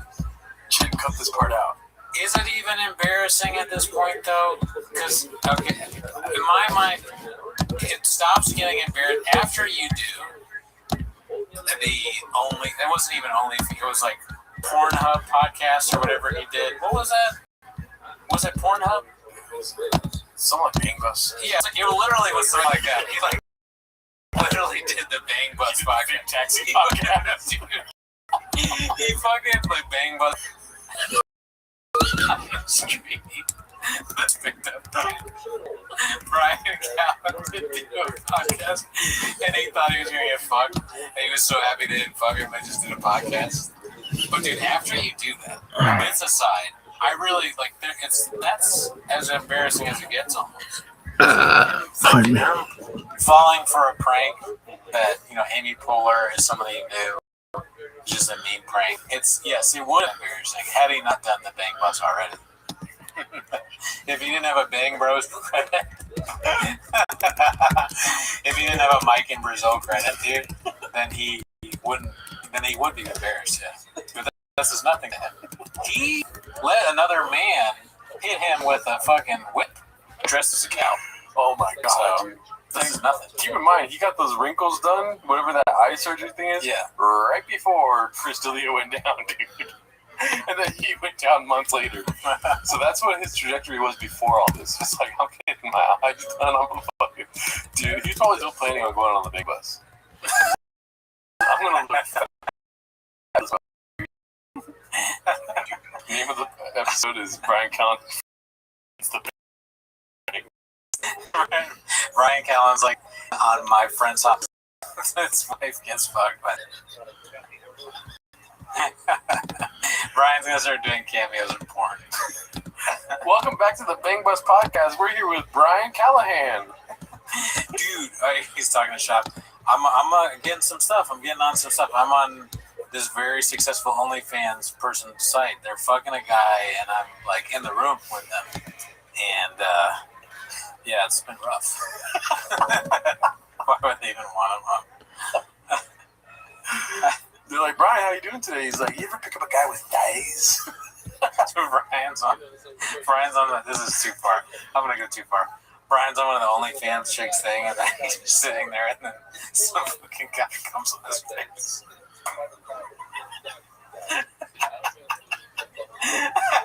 That's the prank. It's not even a prank. He knew it was gonna happen. How far is it removed from a guy hitting you with a thing? Yeah. Like maybe he's dressed in the cow thing. Yeah. All right, I can't believe I said he come on. Assless chaps coming on Brian's face, dude. How far away is he from porn? They keep saying that like Slow Joe and Chop are gonna do OnlyFans. Nah, Brian will do it first. It's like, hold my beer, dude. I met Amy years ago, and we had a nice little conversation, but I cannot believe that she has followed me and wants me on this show. I know her, and I know Amy from back in the day. I love her. You know a lot of people. I love Amy. I've known Amy for many years. I haven't talked to her in a long time, but I love her. And my producer calls me and goes, hey, do you know that Amy Poehler podcast? Do you know it's a scam? Next email is you send your bank info. The way they did it was so good. No, it's not. Gave me like all the questions. Like, you know, Amy can't wait to talk to you. They know somehow that I know her. They do their research. Comedians are desperate at any level. Remember that birthday scam? The one where it was like, this guy sends you a thing. Oh, my wife is a huge fan, or the wife said, my husband's a huge fan. They want you to perform for him, stand up on his birthday. Yeah. And we're going to Venmo you the money. Can you do it? So you Venmo them the money. Or I'm sorry, they Venmo you the money. And then they go, oh, I accidentally sent too much. Can you Venmo it back? And then they do this thing where they like cancel it when you do it or something like that. But I remember hearing about that and thinking, just there's no way. Like at the level that we're at, you think people are begging you to do birthday shit, but a lot of people fall for this. Somebody asked me to come do a show in Chicago, and no part of me was like, dude, we're going to Chicago. I was kind of like, this is not real. You thought it was a scam? Immediately. Yeah. Because I suck ass at comedy. Oh, really? You want me to go there and do something you've never seen me do? You know? That is a weird thing. Yeah, what is the scam? And so I just kept messaging them like, okay, for sure. So what do I do? And they're like, you just got to fly to Chicago. I'm like, okay, you're going to buy me tickets or whatever. You're going to buy anything. I don't think they were offering money. It was a bad scam. Even if that's not a scam, it's sort of a crazy ass. Yeah. Like, just come to Chicago. Mm-hmm. Maybe if I'm coming to Chicago, I'll do your show. But I don't know when I'm coming to Chicago. I should look it up on my DMs on Instagram. Let's see what else we have. So this is job reading, an ad read. Ad reads are a problem. Just post a clean minimum sky 2305. Haven't seen his post in a while. How you show up and wake up feeling your best. Because fun shouldn't come with a cost. Welcome to the grade. Welcome to nowadays. Whether you're easing in or tuning things up, the pace is yours to set. Minutes 10 to 20, a gentle lift, you'll start feeling lighter. Minutes 20 to 45, you're in a sweet spot, social, and you're in your groove. Minute 45 to 60, ride the wave a little longer or let it wind down easy. Is it legal? Yes. Nowadays, it's legal in most U.S. states thanks to the 2018 Farm Bill, which reclassified hemp as It's for hemp, but it's so funny that like of course shop has ads where he's like, is it legal? Yeah. And then some random year, the 2018 Farm Bill made this product a bill, like you gave you the ability to get it. an Thank God for the 2018 Farm Bill. hemp as an agricultural product or hemp-derived Agricultural. THC formula is crafted to sip like a spirit, just without the side effects. What's it taste like, you ask? Well, expect real fruit flavors, a crisp, clean finish, zero hint of THC, whether you're sipping solo or toasting with friends. Nowadays is a made to mix in with any moment. It's nowadays. So if this sounds something tasty you want to try, sounds something tasty you want to try. Who's buying this from this? I don't know. Now I want to order hemp to drink because someone says, something that sound tasty, you want to try it now. Try it now. Something said that. Something real. Mama say it He's like advertising the guy from Adam Sandler movies, the hillbilly yokel guy. I don't understand people buying the product, seeing that, but I don't understand the product seeing that and being like, all right, that's a great ad. That's the worst ad I've ever seen. Why does the product keep having shop rate it? Yeah, imagine this guy's like down in the dumps. He's hitting you up to be like, dude, I need people to sponsor my podcast. Like, can you please help a brother out? I used to fight in the UFC. And then you're like, oh man, he gave me a real sad story, you know, like I should probably help him out. He hasn't paid his mortgage in 3 months. You know? That's what nowadays said. Yeah. They're like, all right, yeah, we can get you a little ad read or whatever. They give him like a trial run. He's like, so if you sure want to drink something like that, then go for it. They're like, don't drink it before you do the ad read. He's like, I've never drank it. I think nowadays probably, okay, here's my redacted. So nowadays, they make the product. They get hemp is legal. They do the big legal fight, right? Years into it, they, everything is set to go. The CEO sits his boardroom down. They're all sitting, right? And he's talking. And he goes, listen, guys, I realize that our product is for stupid people. For redads, for just utter morons. Yeah. So we need to find podcasts. It sounds like a bad thing. It's actually a good thing because idiots will buy anything. So we got to find the dumbest podcasts that we can find. It doesn't matter if they fuck up how it's said. All we need to do is have a promo code and a link, and these morons will find it and they'll start drinking nowadays. So get on. Anybody got any ideas? Anybody got any? Oh, I did TFATK. There's a whole Reddit that talk about how stupid they are. That's why you're my vice president. Yeah. That's why you're the CFO. I don't know. Well, we should probably be sponsored by them too then, because we are literally more redacted than TFATK. That's a good point, I guess, but don't kill me. I will snap his fucking neck.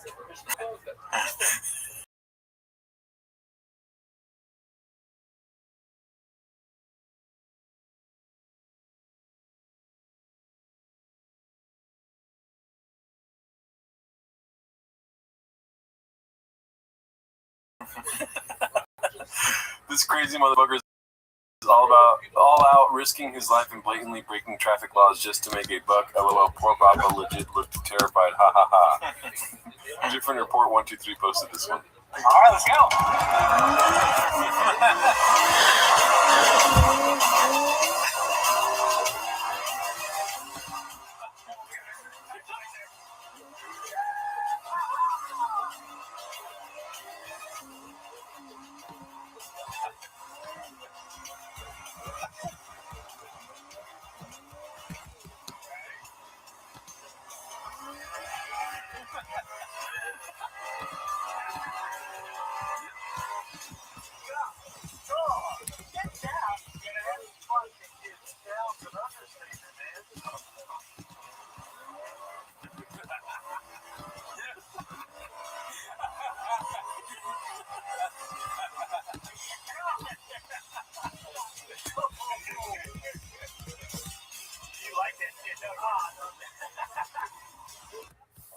man, he clearly doesn't.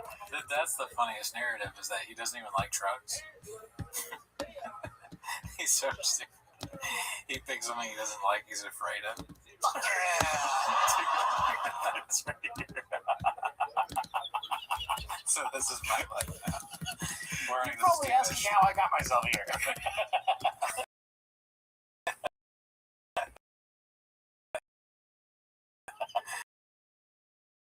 Why pick something you don't like?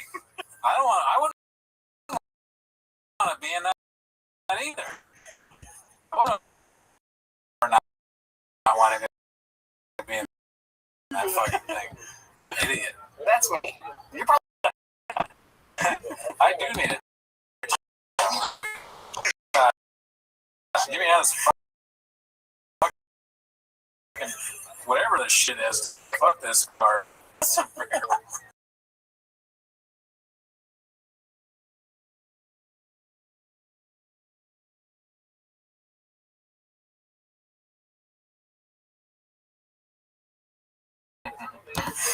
Oh, that's good. His arm is so close to the other guy. Like he's gonna grab the other guy and be like, hey, save me or help. I'm scared. That's just crazy body language. And then the guy at the end says, you like that? He's like, I love that. Yeah, that was a little weird. Oh, wow, that was great. That was fun. Shout out to you guys. Different or great post, dude. Good eyebrows. We've got another one here talking about lip fillers. What else you got, Clint? Clint Puller of Chips posted this one. Good eyebrows, that guy. I don't think I get them done. You don't do eyebrows? People think, Come on, dude. Come on. Why does he lie like that? Never. And those shorts are crazy, dude. That's crazy. What are you doing? Wow. Else wearing shorts? Lips down. I go, would you stop saying that? People, I had to fight people like, he gets his lips down. I go, would you stop saying that? Didn't get his fucking lips down. The way he kind of cowers, dude. Did you see that? Watch. He gets his lips down. I go, would you stop saying that? Didn't get his fucking lips. Yeah, he does. That's why he's doing that. He bimbifies his lips, dude. He's like, hey, bimbifies. Brian, no. That's the next thing. Or is it Byron now? No, it's Brian. That's Byron. Brian. Try nowadays. Oh, my bad, Mr. Whole Foods. I'm just done. God, it annoyed me. They said he got his lips done? Yeah, they're like, he gets. Second. You know how I know you're gay as a guy? What? Yo, you got some DSLs. Yeah, I got some fucking DSL. You got some DSLs on you. What else you got, Jim?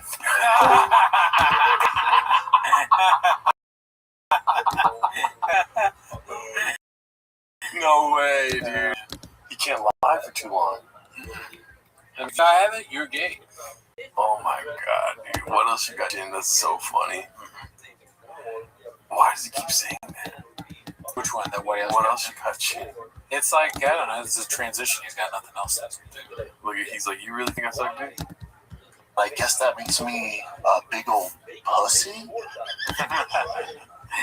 Why would you ever consider, like, as a dude, getting your lips done? I don't get it.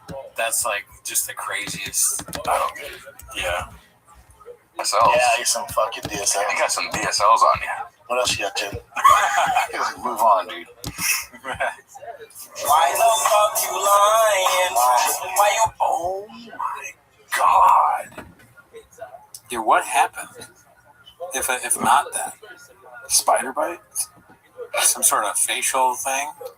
That's why I, on our other show, Raccoon Tweeties, I'm very honest about all the weird things going on with me. So to stave off, so you don't think, like my small teeth. No, there's been like that. I get them made smaller. My big gums, I didn't get them bigger or whatever. The horn on my head, that was there. It's been there. It's been always been a horn guy. This is so weird. Always lying. Oh my God. Stop fucking lying. I mean, does he not know that people can take pictures of him? He's like, people can't take pictures of video. It's just everyone, and then also there's. But I'm going to Mexico, so smoke there's fire. Yeah, wherever there's smoke, there's definitely a disaster. Always lying. Driving my son to baseball practice. That'd be funny if he was going to get his lip filler. When he saw the message from Nate saying you're a big old pussy. Every time he gets called something like that, it's when he's getting lip filler. It's like, oh man. Yeah, I was driving my kids. You're lying so much. Oh my god. This is insane looking face. It has to be Photoshopped. Very puffy. Addie's drinking lip filler. He's like, dude, I don't get lip filler, but when I'm drunk, I get lip filler. I'm glad that I don't. I'm glad that I'm not affected as much by, like, I had a McFlurry last night and my face doesn't look like I have big lips or a puffy, weird drinking problem.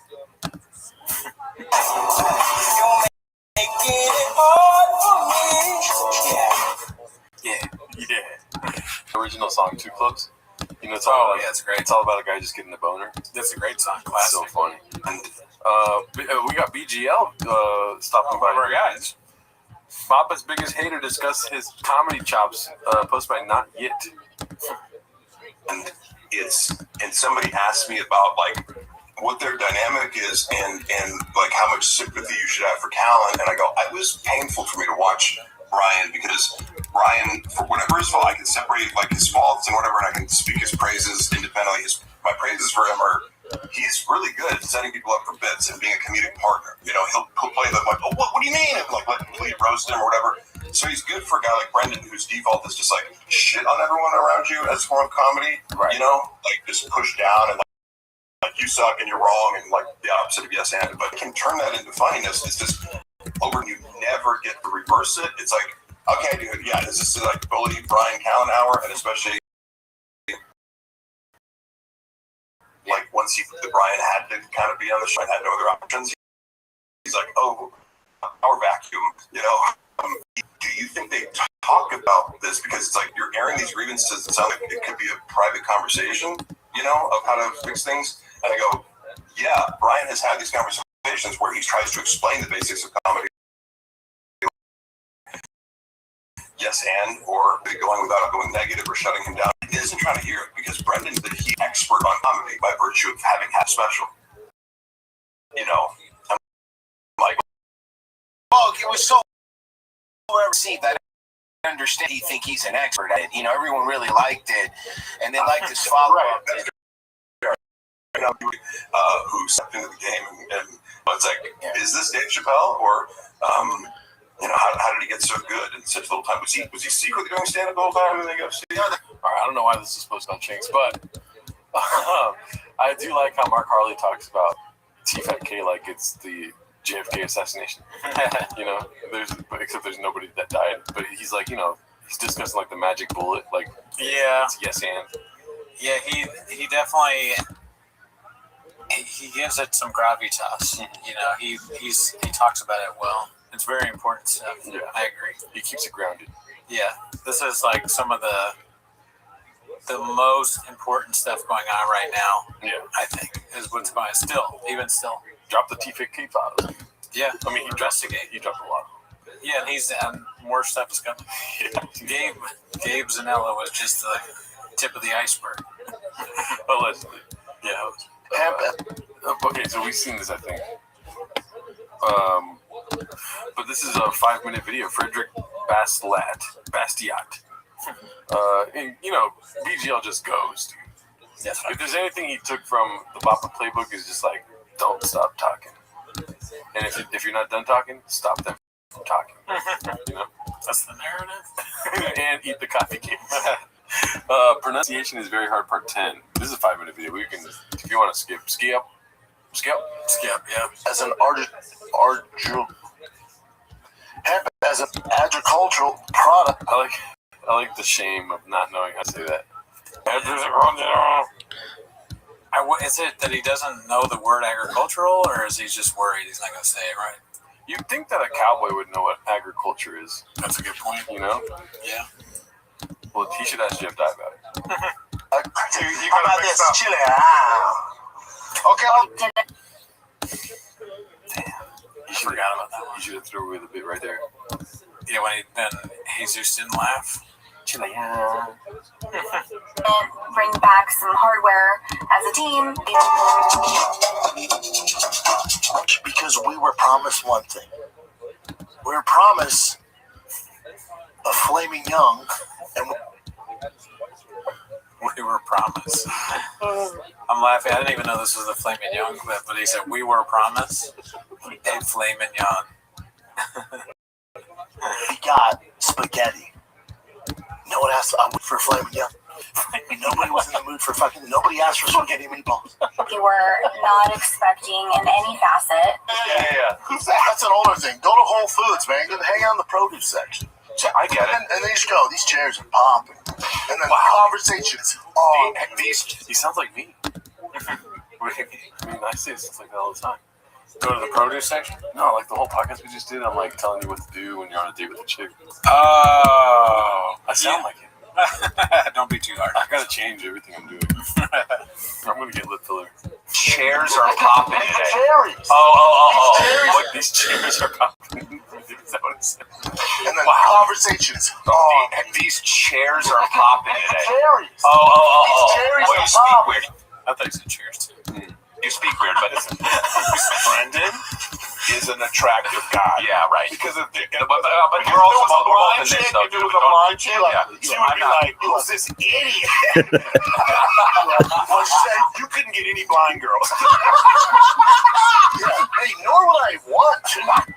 So, the government's going to get theirs. They're going to get theirs. And I realized that when I got the bill for the property tax. I went, oh, shit. Yeah, I'm not paying state, but I'm paying almost double in property tax. Oh, you kind of evens out. They're going to get theirs. Like, you're not going to escape that. There's nothing you can do. there are. Ever had a nice flaming young? That's just how he says it, dude. Oh my god. You don't have much to lose. You're shooting for the moon, but you're probably going to land on the stars. There used to be a high-end, grade A steak, ribeyes, the best fish in the world. They used to make it handmade. It was exactly what you wanted. You knew exactly what you're getting. You were going to get the best of the best every time you paid your pay-per-view money. And back. There's none of that going on. It's all a Farsi. It's all, I don't know. Farsi, dude. That one's good because it did the word, and he made a guess. Do you think farce? Yeah, farce. He looked at the word farce. I thought he was saying facade. Oh, But no, it's farce. Farsi, the language that people speak in Iran. Yeah. Or also, like, Neil Simon's popular for writing Farsis. Yeah. It's all a fart. What the fuck? There's fucking cookie crumbles to Pizzagate. But I'm not a conspiracy guy. If you want to talk JFK Jr., I'm your Huckleberry. You want to talk about Charles Manson? I read Chaos. I'm your Huckleberry. Wow, this podcast is so good, dude. My mental health is on the fridge right now. God, same with BMF shit. The problem is when you set expectations and then you don't deliver, when I give a shit. He's like, instead of I am Batman, he goes, I am Catman. Sandwich. Now you shit sandwich. Now, the one thing that could make this historic, like legit, like one of the biggest cards ever, it's a big ask, is if Justin Gaethje knocks out Ilya. The one thing that could make this historic, like A stork. Yeah, who brings babies. on the shores. Deer were coming up to the lodge. It's like straight up Jurassic Park style. It's cool. It was really cool to put together Bo Nickel versus Dukakis. Dukakis, We waited a year to pull out fucking Sugar Sean's dad. What? Dukakis is the name of the guy that ran for president in the 80s, Bush. Yeah. So he's got like these names and things in his head. He's a government plant, dude. It's a NASCAR rocket scientist. Wow. Yeah, he's Indian. Hand speed, light years different. Lighting them up on the feet, taking them down at will. And then you take them down twice, you get them down, you choke them out with a straight armbar. Call it! We all know how preposterous that is. There. I'm going to pretend I'm an innocent bystander crossing the road and try and stop this thing. All right. Bystander. An innocent bystander. Vincent. Bystander. That, of course. All right, brother. Now watch out, bystander. Oh, that's not bad. That's not bad at all, my man. You know what you can't cure though? Go up, Chin. What? Hold on. Look at her knees. Look at the knees. Yeah. You can't suction cup the knees. So she has my 600-pound life knee. She's got but she needs that extra support, you know? There are a lot of brothers that are all about that. Yeah, man, I'll tell you, Drake don't have the dick for it. Drake, what? Oh my God, bro. Yeah. Well, you wear leotards, dude. Crazy. We have here salt bay, and they're like fucking like throw salt over everything. Like you get an appetizer, like I got the tomato heirloom, you know, fucking slapped in the Tomato heirloom. That's funny, but Chappelle's face in the it's just like, what is this react even? You get an appetizer, like I got the tomato heirloom, you know, they're fucking slapping the tape, so like everyone's looking. On this week's Truck Diaries, and I'm feeding them Wagyu burgers. You know, you're And I'm feeding them Wagyu. That was great. in such a weird kind of predicament when it comes to the call it. We're taking bats and hard hickory axe handles to his feet. They were beating his feet, the top of his feet. He was in the back of a pickup. Why? They didn't like him. He was on the other side. He was on the opposite. He was on the opposite. He was part of an opposing. Dude, the brain is in a sleigh. That's good. They should do more of that. It's a fun adding to the show. Good for them for that. He was on the opposite. Haiku or something? He was on the opposite. What are you doing? Charles Lyrican fucking kid. Yeah, I think What the fuck? Why was he wearing a Phillies jersey, dude? That pisses me off. Usually there is any fest. Balls deep in baseball right now. It's more, and it's an excuse to go, they don't have much control. Well, keep that same energy when transgenders can go into the bathroom. You get aggressive, does your guy's wife go, you're not on a podcast, don't talk to us like that. You're not on a podcast. I'm like, this is how I talk. I'm an aggressive human being. This is how I talk. Wow. Well, What was your favorite one? dude. Oh, man. Flaming Young. Flaming Young? Flaming Young is nuts. Yeah. It's like having no clue you're saying Flaming Young. That is weird. His brain doesn't notice they said it wrong. And everyone wants to know, dude, like, is that what you think it's called? Or are you trying to say filet mignon? Why does nobody ever ask him these things? Yeah. I guess it's because he's a big guy and he'll fuck you up or something like that. But you don't have to be mean about it. He'll also, like, not listen, though. He's like, whoa, one second, let me finish. And then he's like, and then he fasts it, and he keeps going. Let me ask you a question. Yeah, go for it. Do you think if I ask him,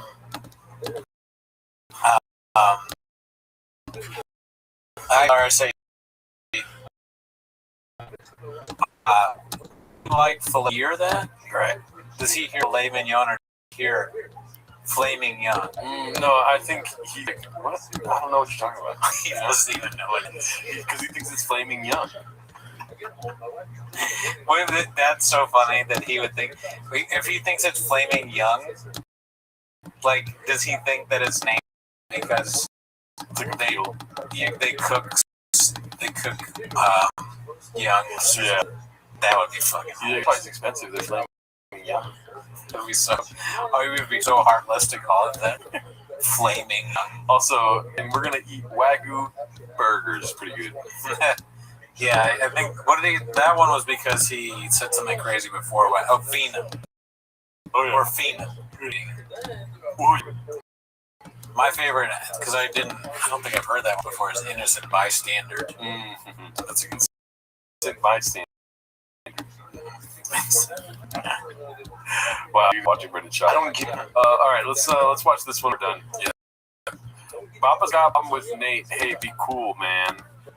Posted by Khabib Time. Oh shit, Khabib Time. I don't get why there's an issue between us. Where did it start from? It originally started with, That's not. Who's that? That's not Chin, is it? It's Griffin. Griffin. when I worked for Showtime. My paid job was to sell the fans, especially the casuals, that Conor McGregor has a shot to beat Floyd Mayweather. That was my paid gig. So I went around ESPN, all this stuff, trying to prove that Conor at least could land punches and win some rounds. That was my job.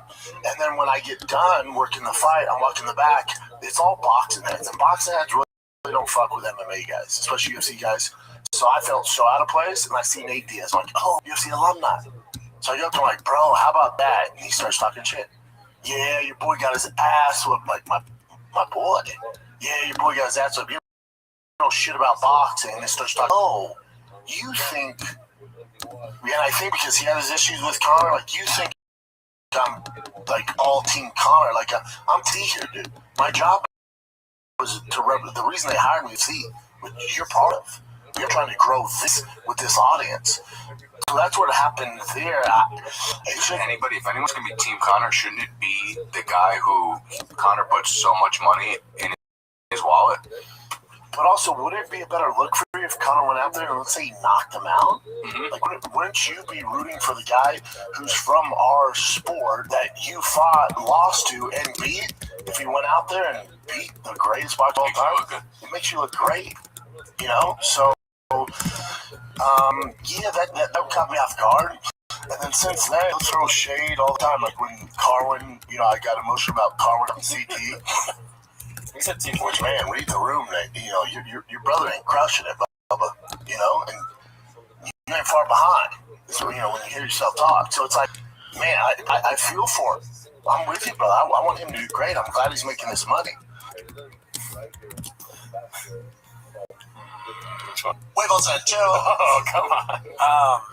I mean, that's the narrative, right? You know, I guess. Yeah, it's just Papa's like, it's so hard for him to like play the victim here, but he's like, I'm gonna try regardless. Yeah.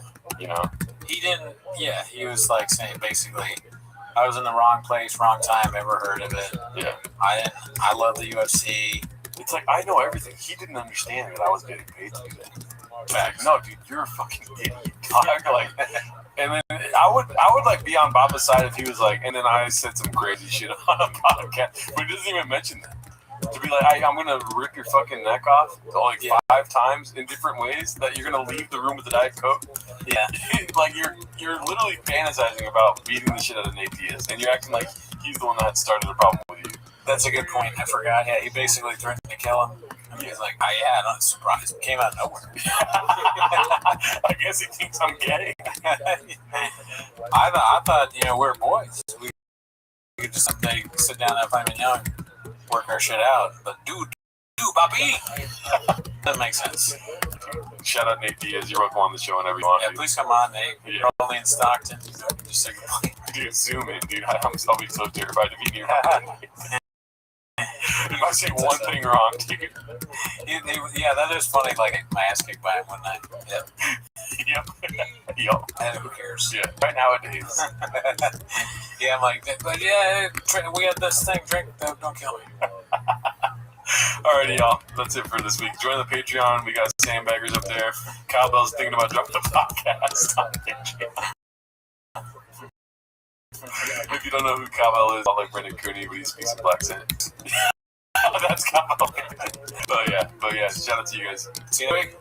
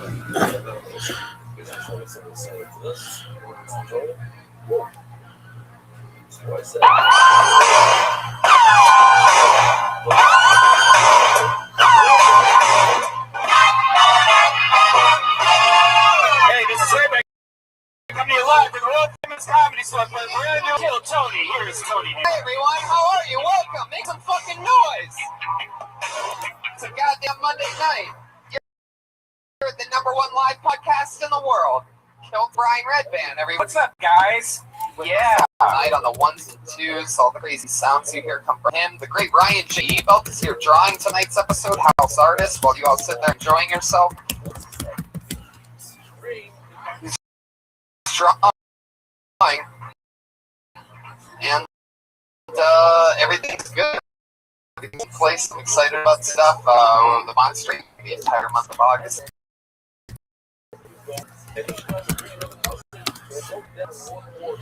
Bunch of other dates leading up to it and after it. All those dates are available to us.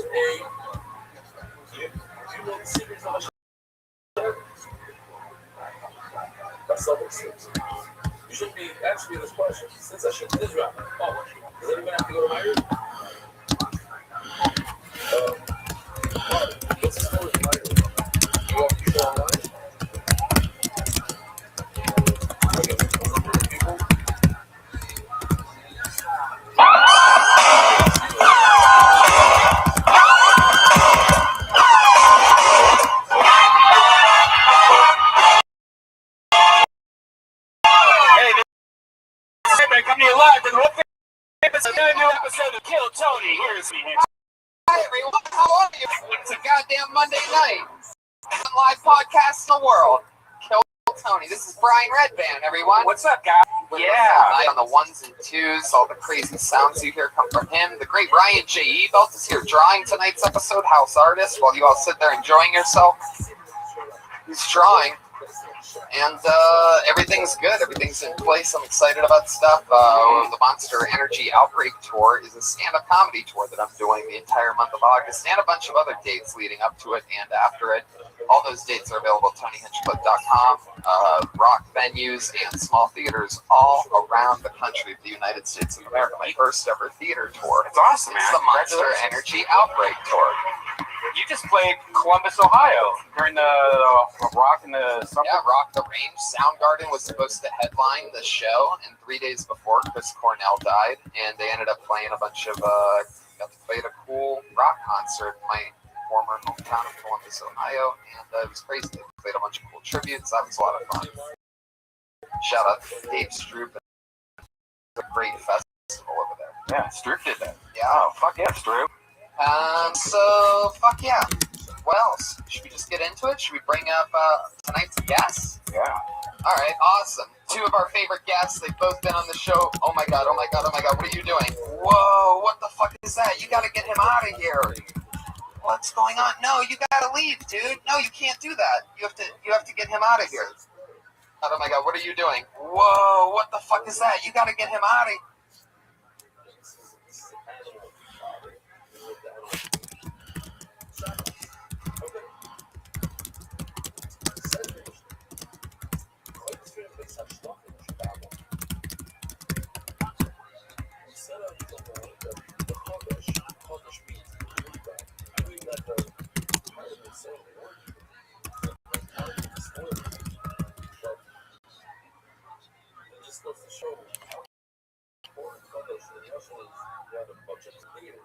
Oh, fuck yeah. What else? Should we just get into it? Should we bring up tonight's guests? Yeah. All right, awesome. Two of our favorite guests. They've both been on the show. Oh my God, what are you doing? Whoa, what the fuck is that? You gotta get him out of here. What's going on? No, you gotta leave, dude. No, you can't do that. You have to get him out of here. Patriot Jeff just stormed the stage. You have to get him all so crazy. Iron Patriot, I'm so disappointed. Ow! I thought that was it. I thought that was truly it. I saw him coming up. I pictured this numerous times. He was the entire, he was part of the, he was the band for the first, 50-some, 60, 70-some episodes of the show. He was the Iron Patriot. He wore a suit. Slowly over time, we found out that he was insane. He's been messaging us for a little over a year or two continuously to no response. And he just jumped up on the stage. And you saw that live. That was a live part of the show. If you're wondering why we call ourselves the #1 live comedy podcast in the world, that's why. Not #1 pre-taped comedy podcast. That was creepy. I thought it was a biker. I thought he lost his bicycle and he was coming up to his. I saw that fucking face. I checked both hands to make sure there were no weapons. But if there was a weapon, I was going to do this crazy front kick. I was half a second away from blasting this way. Exactly. That's what it would have sounded like. That was a very scary moment. I can't believe he thinks that that's okay. Yeah, well, I think that's the whole thing. He doesn't really think much. We have to get a restraining order or something. Yeah. This just got weird. Shit just got very real. Yeah. And he looked at the camera and shit, edit that out. Yeah, we'll definitely edit that out. Wow, that's crazy. So only you guys will ever know that ever happened just now. Shout out. Make some noise for the Comedy Store staff getting him out of here quickly. Wowzers. I was too stoned, I didn't even flinch. I just saw colors coming at me. It's an interesting thing. We have a mental health issue in this country that needs to be dealt with. People like that. That guy wears an Iron Man costume for, he does that thing at Hollywood and Highland. He's one of those guys, but he's the Iron Patriot. It's not even Iron Man. First of all, there's 2 or 3 Iron Men. This is what you have to know, and they're getting a lot of attention, right? He's the Iron Patriot. He's this version of the, what were those, the Iron Patriot fans in the room? Well, the Patriot's not going to be here. This isn't the show that we want to see. Anyway. He stands out in front Hollywood Boulevard. And then his whole thing is, he thought that he was the part of the show that worked. And once we got rid of him, we became the #1 live podcast in the he world. was holding us down. We got better ratings when we just bought shit off Amazon Prime and had other people do the Iron Patriot. His shit cost $8,000. You guys ready to meet tonight's guests or what? Wow, that was crazy.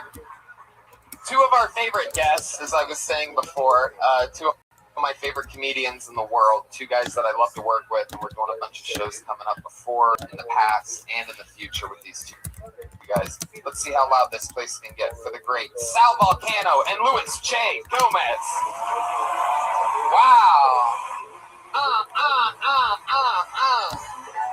Yeah. The best. Yeah.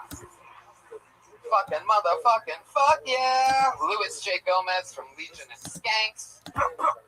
We're going to be doing the Skankfest at the end of June in New York City. Kill Tony for the first time invades New York City. And that's going to close out Skankfest. And I believe that, well, at least we're working on it. I'd love to officially announce that you're the guests on that. Right? Of course. Perfect. There you go. You heard it here first. So to close out Skankfest, it's literally going to be a super hybrid fucking Legion of Skanks meets Kill Tony collision course. Yeah, with all New York comics. That is June 27th. No, June 25th is the date of the Kill Tony. June 25th. But it's sold out. They can't even get tickets. Can't even get tickets. But you guys sometimes like give it away. Give some away. Oh yeah, if they follow @Skankfest NYC on Twitter, we give away a pair of tickets every Friday. Sal Volcano from the Impractical Jokers is here, ladies and gentlemen. Thank you. I'm excited to. Thank you all for coming. I'm excited to say that I am doing the Impractical Jokers motherfucking cruise, November 1st through 5th. Me, this guy, the Jokers, Bert Kreischer, Sarah Tiana, a bunch of other amazing comedians. Tony, can you stop promoting stuff that these people can't go to? Look how upset they are. I only have guests on that I have things that I get to promote myself now. It's like, hey, wonder what I'm doing with this guy. I'm excited about that. We're going from New Orleans to Mexico and back. Sounds dangerous. Yeah. Originally, we weren't coming back, but we had. Yeah, but good to see you guys. All right, God bless. I don't know if you guys noticed, but we got like fucking like trolled earlier, live from some crazy guy that used to be part of the show. The whole audience saw it. Before there was a band, we had a robot dressed as Iron Man that was our head of security. Oh, and he just had it. And this is twice in a month. I killed Tony. I attacked. He ran away. Well, at least it wasn't like the attacks at the Ariana Grande concert. So. Oh. Too soon. See that happen to everybody? Yeah, you're probably right. But maybe by the end of this episode, it'll be time for a good Ariana Grande show. Oh. We could break it here. So you guys ready to meet the guys that replaced the old Iron Patriot? I know I am. Missing 1/3 of the band tonight, but put your hands together for the great Pat Reagan and Joel Jimenez. It's the Kill Tony band. Jeremiah Watkins in Las Vegas tonight, doing some big boy gigs by himself. Oh, Cheech and Chong.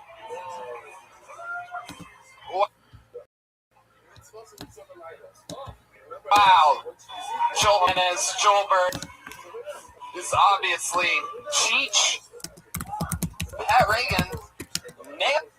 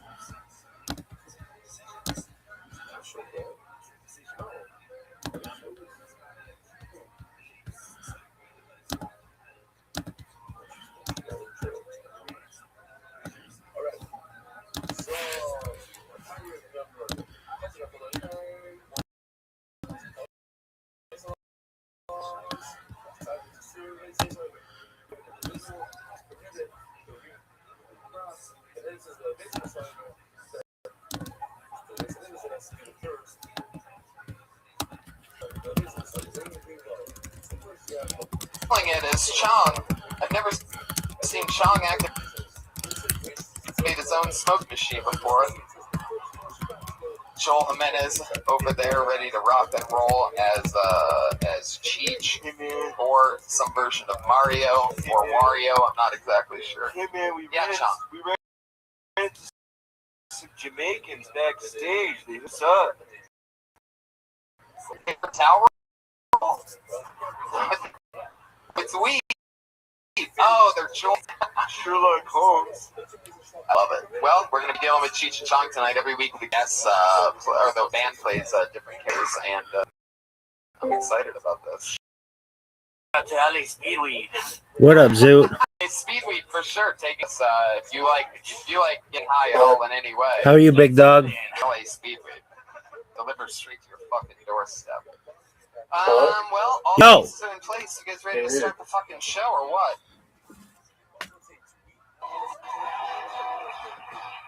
Live audience, are you guys ready to start the motherfucking show? Yo, what up, Zoot? Are you unmuted now? Hold on.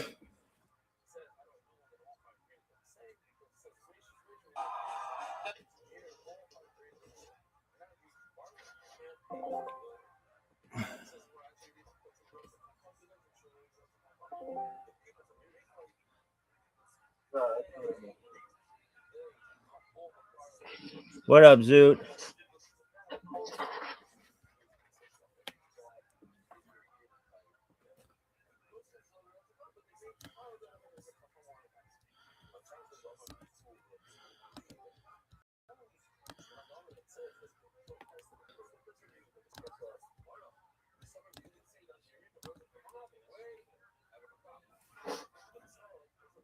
Zoot.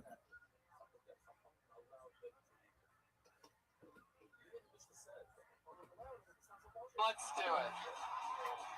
I love doing this show with you two. I found the guys from New York are really great guests at this. Thanks, Tony. Comedians, you know how it works. Zoot. You get 60 seconds. You know your time. What up, pimp? Sound of a kitty. That means wrap it up then, or So double dosing medication. I'm tired.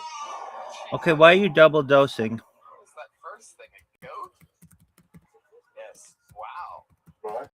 Yeah. I'm angry. It's a goat. He hates goats. Yeah. Well, that means don't worry. Don't go for your time. The goat seems. Why?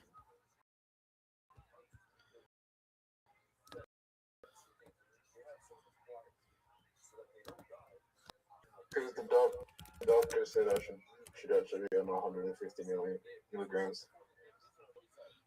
Okay, so are you feeling any better? I'm 175, so I should double dose. Anything can happen with this. Wait, that's more. Why don't you just do what your doctor said?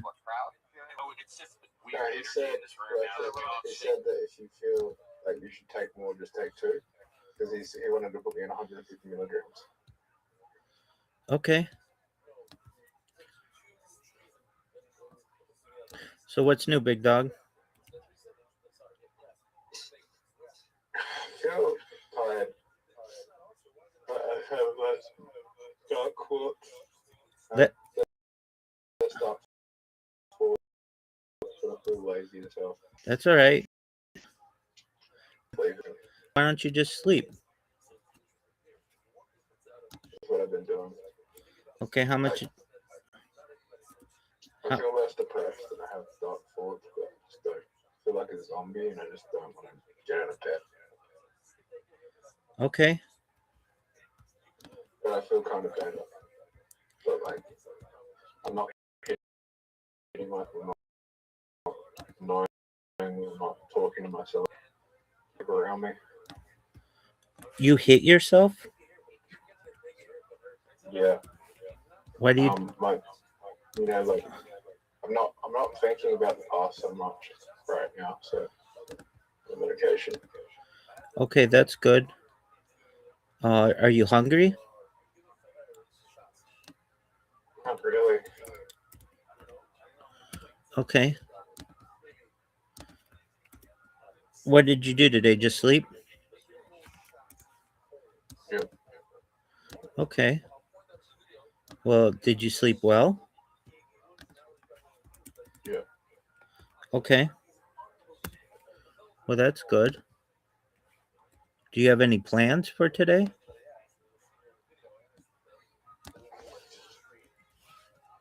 It's 9 o'clock, so let's go back to sleep. So, and then wake up tomorrow and figure it out.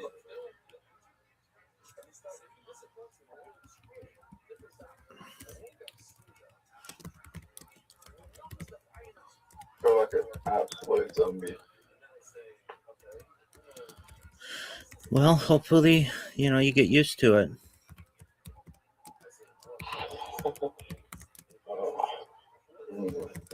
Oh, my book came.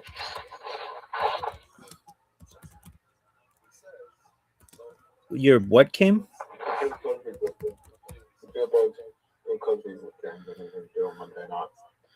Which one? It's called Common People. Okay, so what's your joke?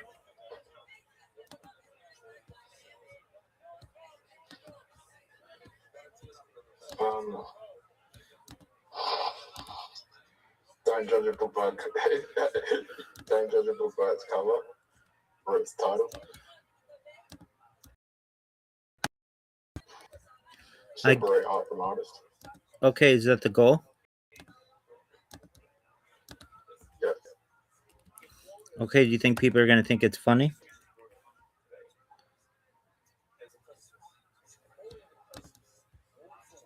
Yeah. Okay, that's cool.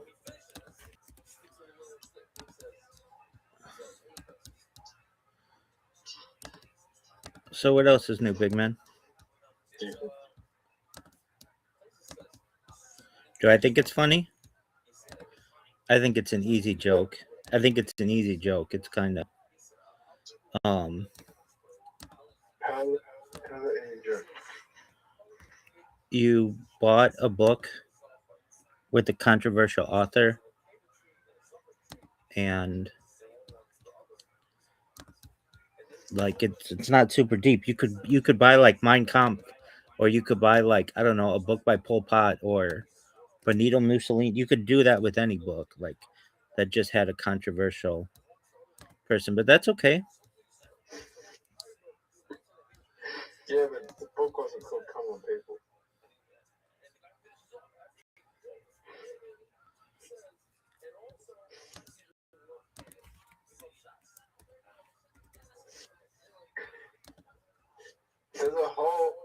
There's a whole chapter in this book about keeping your kids in school. Yeah, dog. He didn't want people to drop out of school. He's really big. He's really big in education. He has an education doctorate from, I believe, Temple University.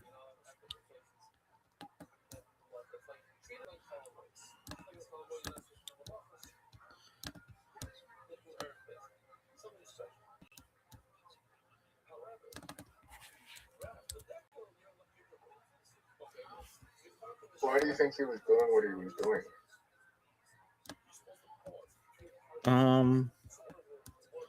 It's a good question.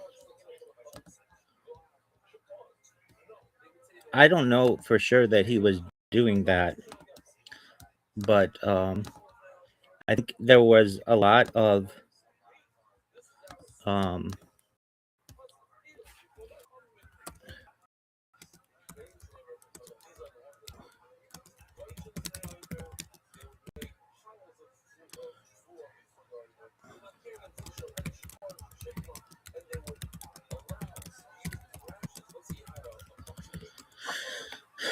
It's just a thrill that he could know he could get away with it because he was one of the most powerful figures in America, and he had the thrill of like no one would believe him if they came out. Perhaps. And he got the thrill out of that.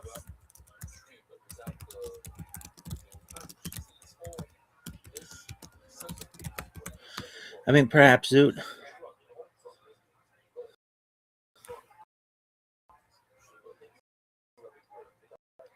I'm not sure. I don't know exactly what went on in 50 plus years ago. And this joke that you're doing is old. It's like not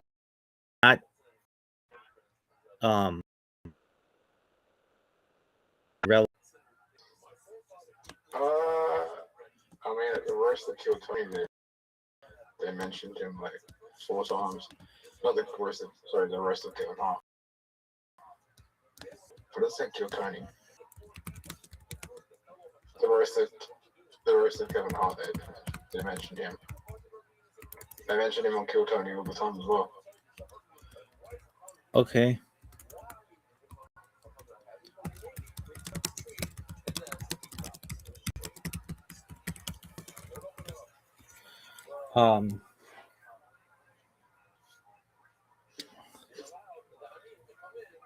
It's one of those things that, I mean, I think that people might it's funny, but it's like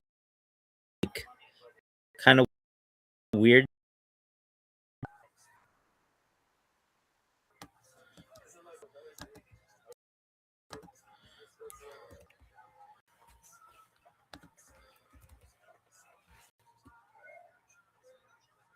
So the any Brussels brand funny names. Dog, these aren't funny jokes. Creativity is funny.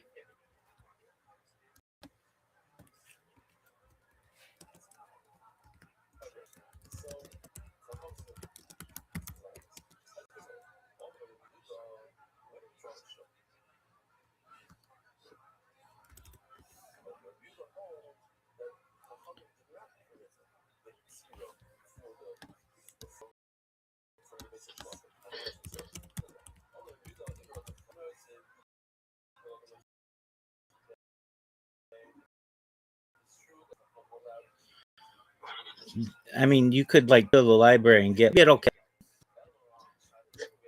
but It's not just called Come on People. It's called Come on People, the path from victim. okay.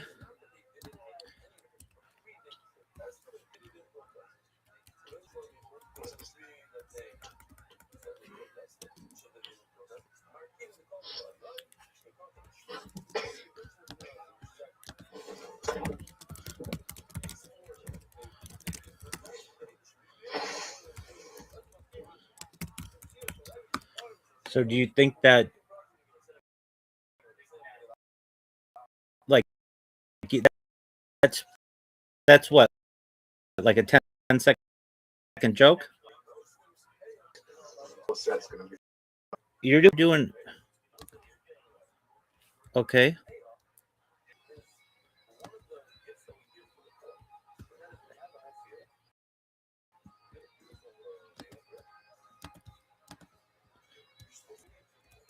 You're doing that much on this? Yep.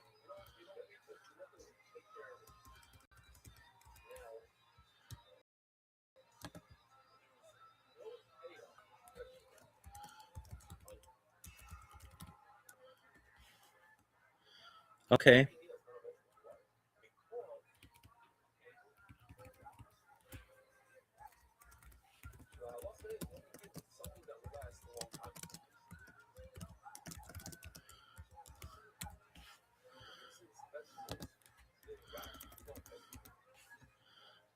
Are you excited to do it? No. Okay, so then why are you doing it? Of course I am. Oh, okay.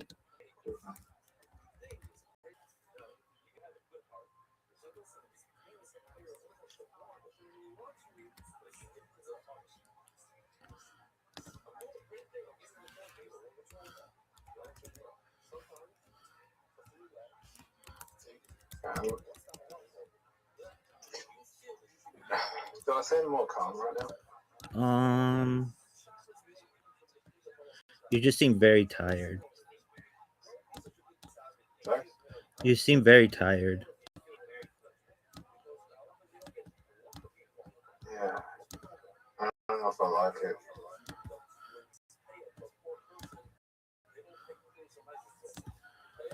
I mean, my thoughts are getting less dark. That's frequently dark. That's great.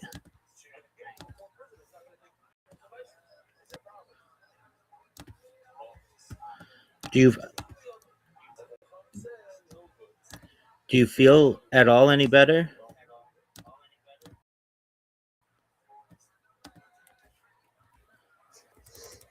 I mean, I'd love to probably can't get that. So it is feels, unfortunately. That's true.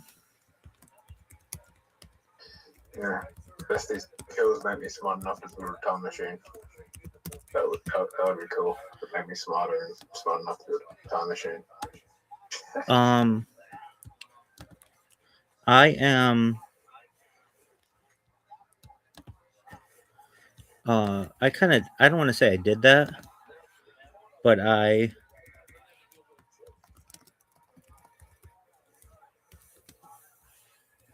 I built a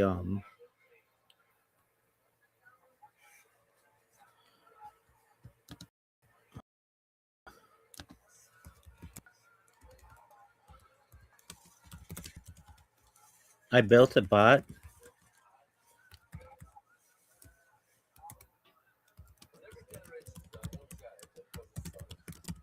Here's the thing, there.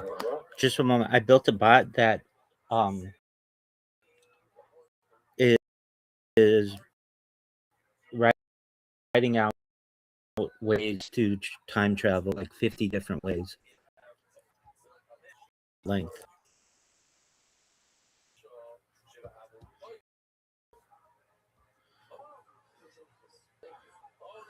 The bot's figuring out how to time travel. Yeah.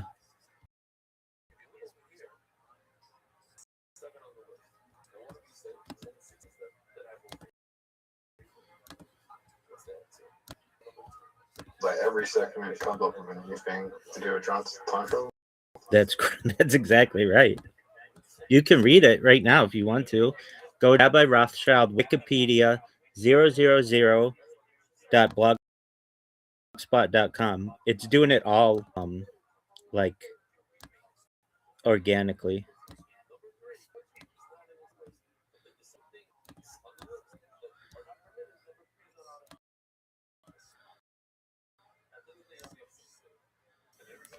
Rabbi Rothschild, what was it? Rabbi Rothschild Wikipedia.blogspot.com. It's a one word. Yeah.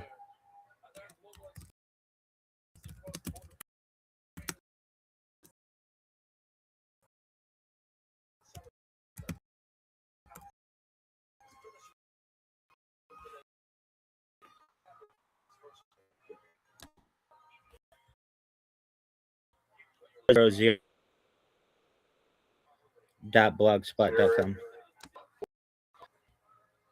It's Rabbi Rothschild Wikipedia 000.blogspot.com. L-O-G spot. Yeah, blogspot.com. Rabbi Rothschild Wikipedia 0.blogspot.com.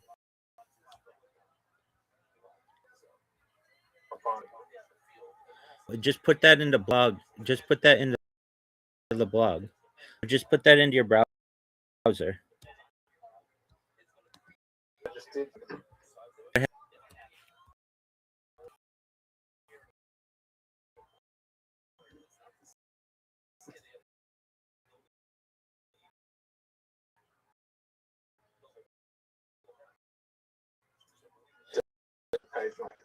Then you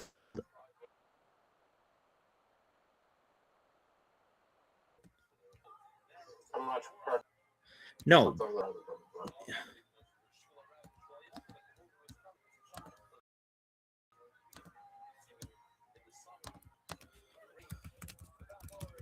was reading Chrome. Sometimes it doesn't work. Chrome does like Chrome's weird. Okay, it'll work if you do it correctly.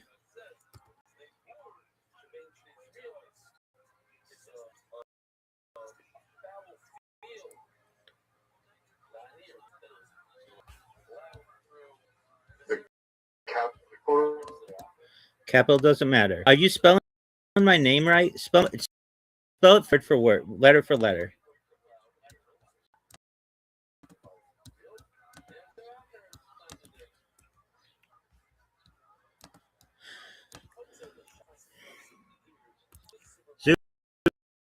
Dude, spell it, dude.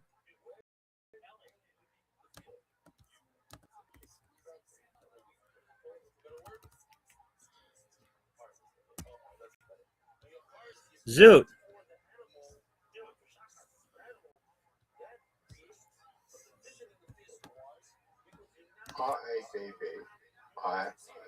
RABBIROTHSCHILD 00 No. .blogspot.com. Rabbi Rothschild. You didn't put Wikipedia. Oh.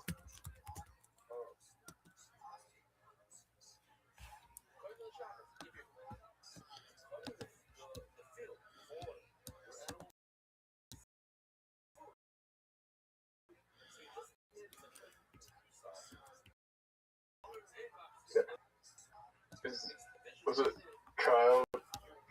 Is it Rothschild, Rabbi Rothschild 00 than Wikipedia or Wikipedia 000? It's 3 zeros. It's Rabbi Rothschild Wikipedia 000.blogspot.com.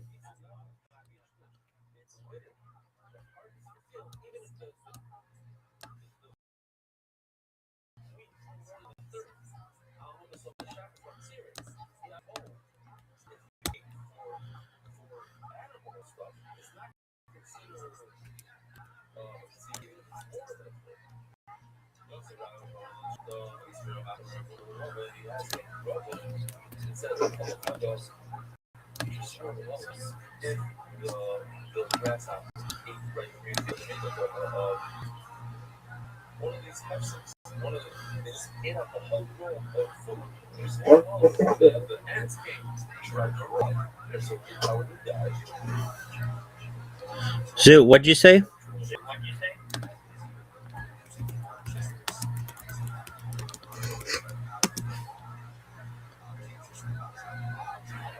Yeah, I got it. There you go. Knock yourself out.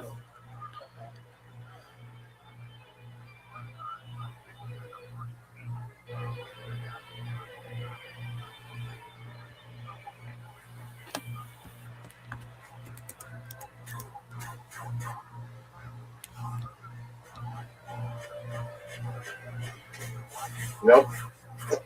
Didn't work. Spell it for me, Zoot. RABBI ROTHS CHILD WIKIPEDIA 000. Hold on. Spell Wikipedia. WIKIPEDIA.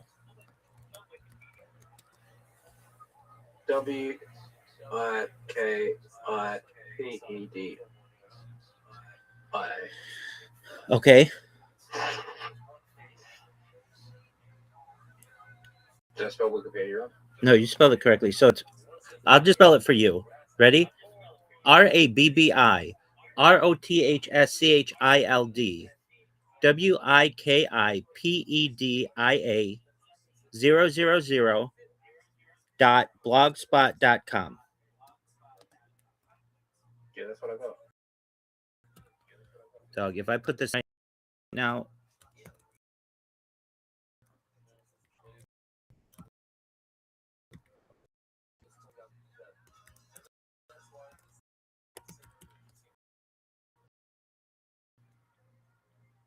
it works for me perfectly.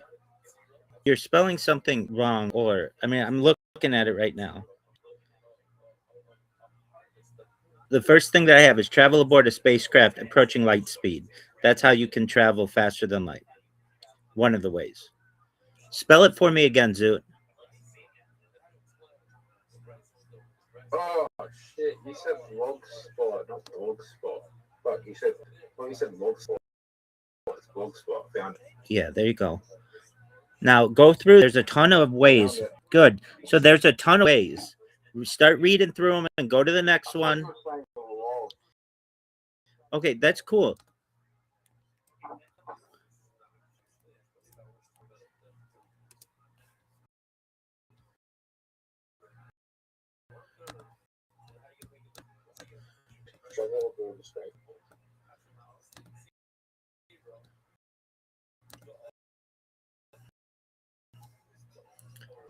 But there are so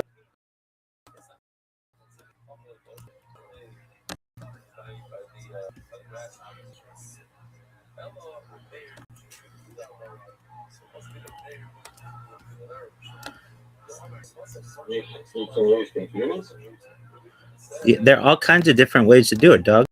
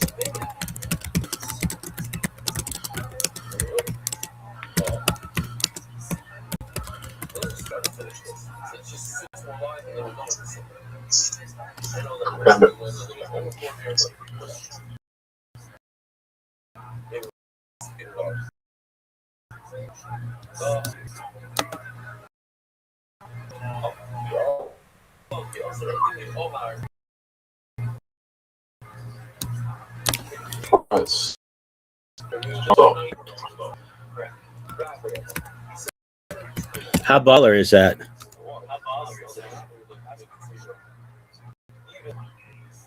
Smart's listening to our conversations. No, it's not.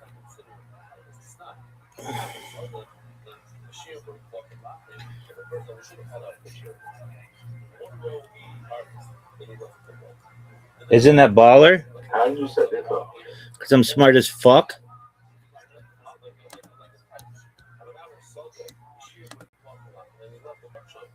What is this AI? Yeah. Oh, yeah. You think I'm doing that? Come on, dog. Yeah, you're not that smart. I'm smarter. I figured out a way to have AI write all that shit.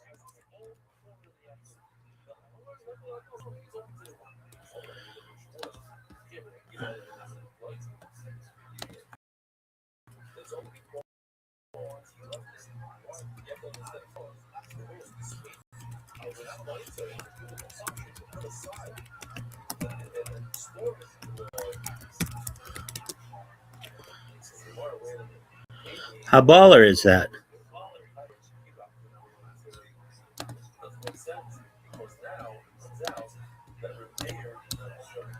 Keep going, dude. That's a huge website. So go to the next one and go to the next one and go to the next one. There's a ton of shit.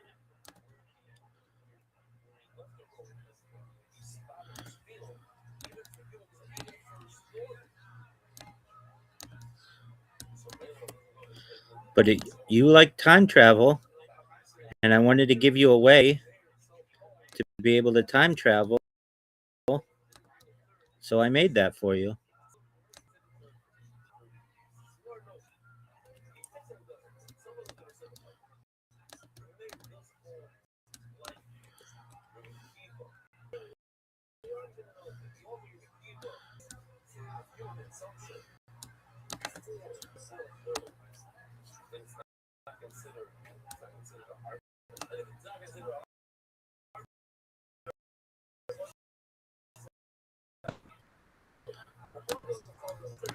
Hey,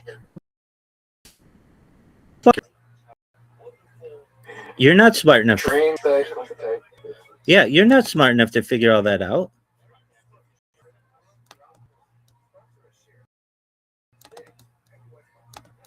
Hey, shut the fuck up. People in the future will think that's the coolest fucking thing in the world.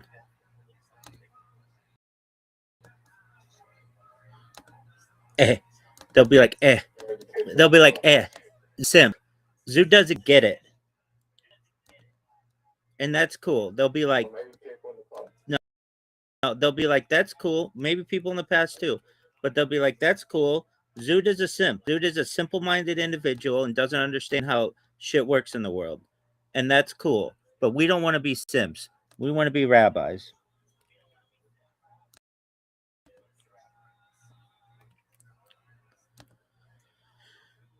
Why dreams?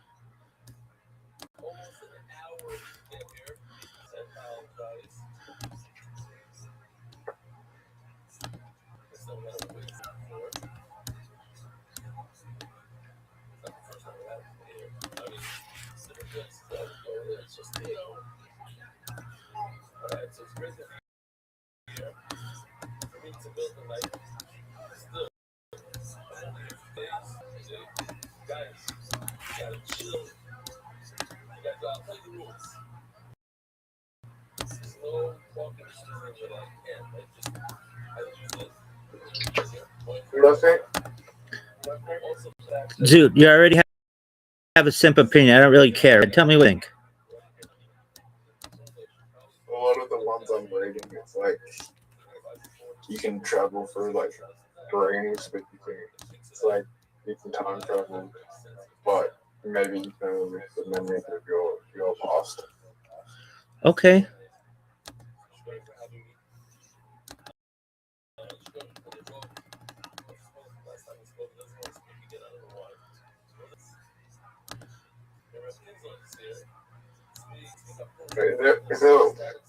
Okay, I can go to the option.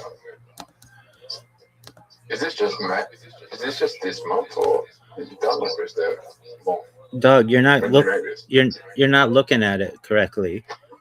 You go to the next one and then go to the next one and go to the next one and then go to the next one and then go to the next one. I wish I could make them all like in a list, but because the articles are so large, Blogger does not allow it.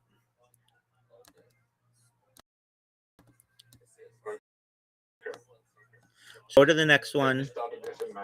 I started it in April. I think maybe it was May, but I think it was April.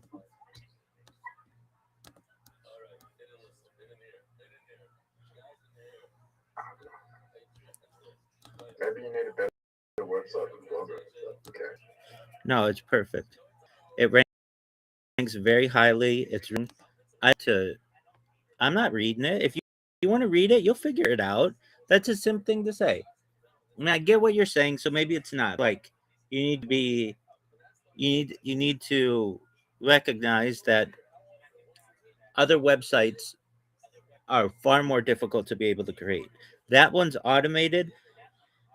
Before that, it's different types of supercomputers. Before that, it's mega projects of Earth. It's perfect. It's just exactly what I need it to be. Someone in the future will take all these bloggers and work them all out. That's fine. That's what I want them to do. Have them do the work.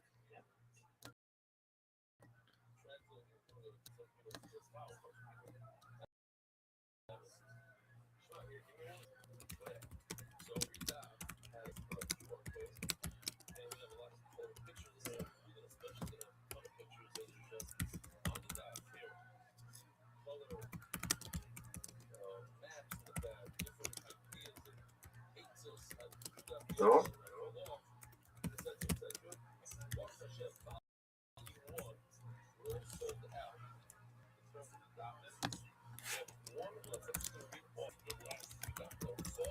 You know what? I'm gonna do. What's that, Big Dog?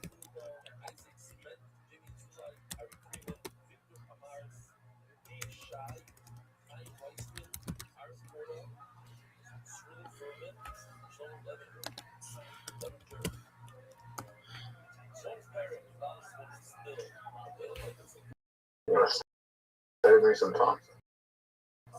Just go to the search and find anything that you want. And it's a very new website, and I haven't built it out yet. It's really new.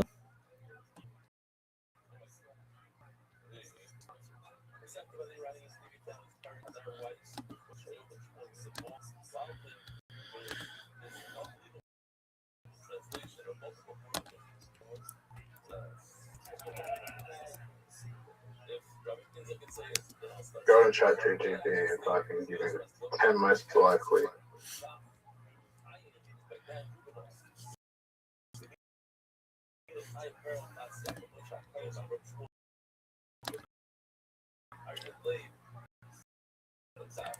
Yeah, anybody can do that. These are public. Go to ChatGPT looking, saying if it can help me find on your website. Oh, I don't know if I'll be able to do that.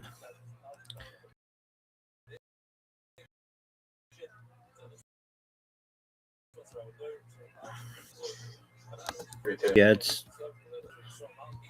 you could just read through it and then go to the next one and then go to the next one and go to the next one.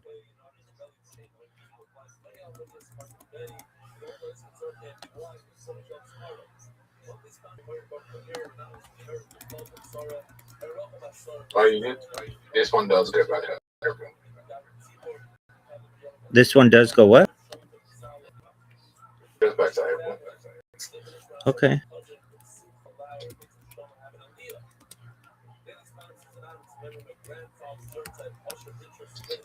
How long did you work on this? The bot? Like, I don't know, a couple hours.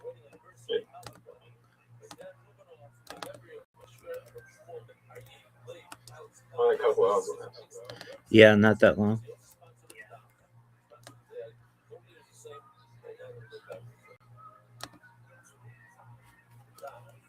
How many bots do you have? Like 7.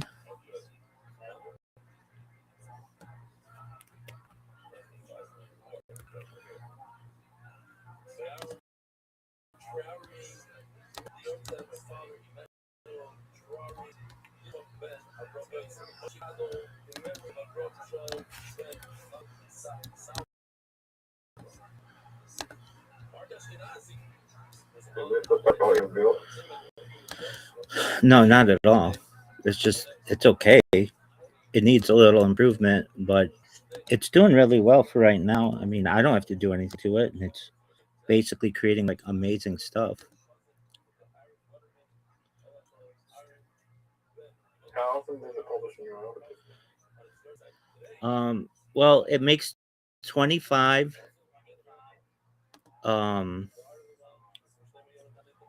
It's a really good question. It makes 25 outlines of each topic. So usually like one topic an hour.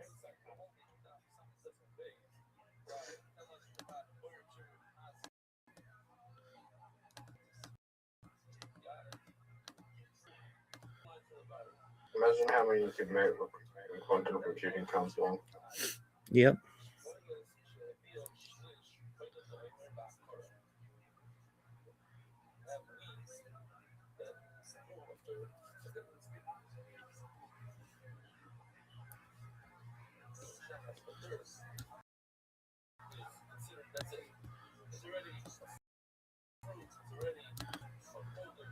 Keep going through them though. I mean, it's not like it's a one amount of information. I get that, but it's not so much that it's still not like it's still big, but it's not like ridiculous. Yeah, it's still it is pretty big. It's pretty ridiculous.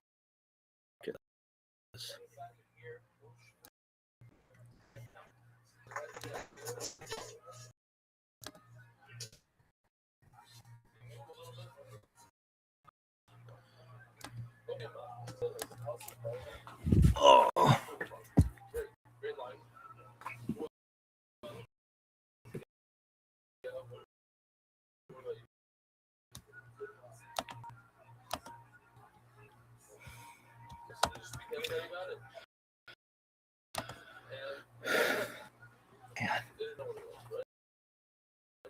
I just made another bot. Goal is blogs, and I've created over 1,000 thus far.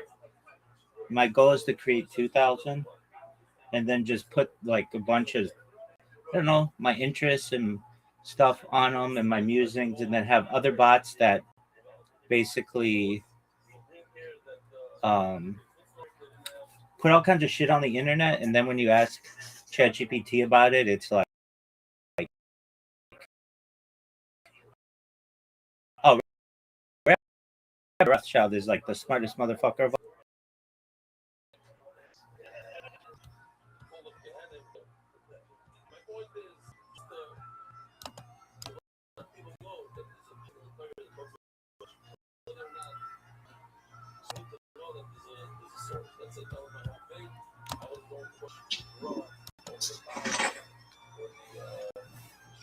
Like you could do the same thing. It's like the same thing that people did in the internet, where like it's same with AI. You can make AI think anything about yourself.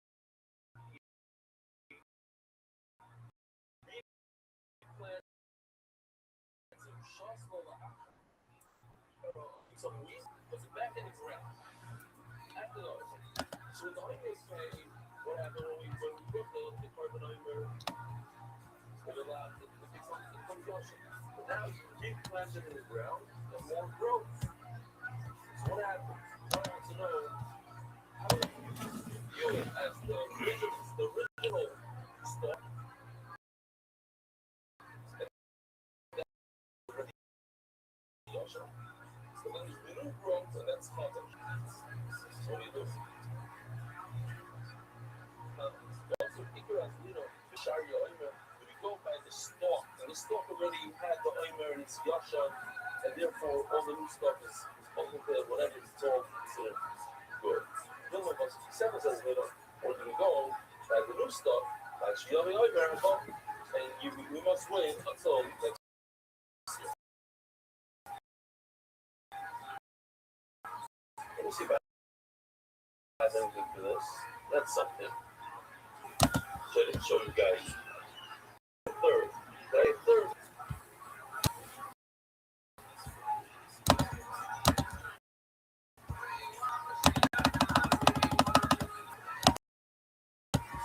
So we go by the stalk, the original wheat already is multi-wheat, or since you replanted in the ground, the new stuff grew out of that original wheat, we go by the new rye, by whatever it is, the new grain that came out. And then when Pasuk 7 says, we still have something, but I don't want to do it for now. It's for the next week. Perhaps you can really write in this case. Yahweh, she's sipping on the skin of the parents. So let's talk a second about our cover, just real quick. So when you take a branch from another tree, and you have to get into those two trees coming together. That's what the Gemara is talking about.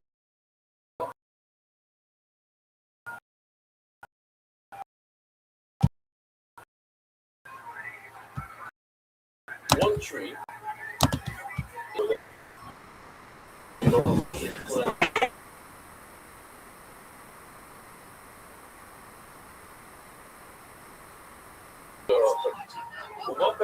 And on the branch, there's fruit. Also, even if you get 200 times the amount, the fruit grew 200 times. Let's say start out with a little tiny dot, and it grew into a giant pomegranate, 200 times the size.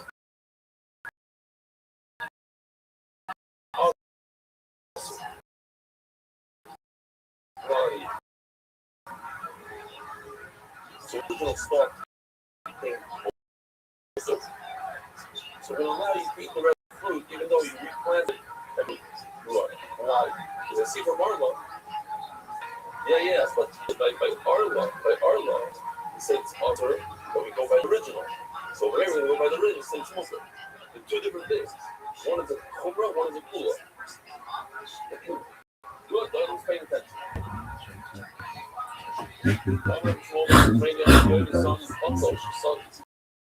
Another right. It's like the money. Shots was there. Even something called plant barren. It's where you plant. Well, the worst thing is to plant wheat. But even others can I say that even if you plant the money together with the grapes, it's also easy. So what the fuck?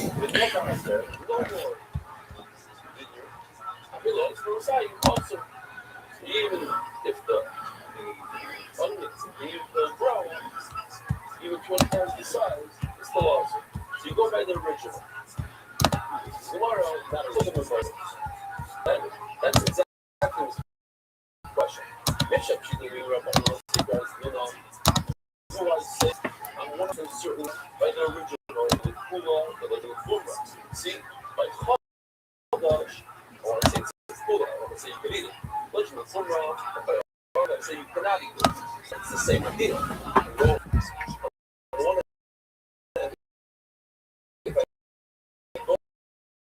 By the original, by a little bit shaken up because I was a little bit shaken up. I was blatantly Patriot got up to a scary thing because that's one of those guys. And here, let me put it to you this way: you know, I make fun of people a lot. I roast a lot of people in that market, in that brand.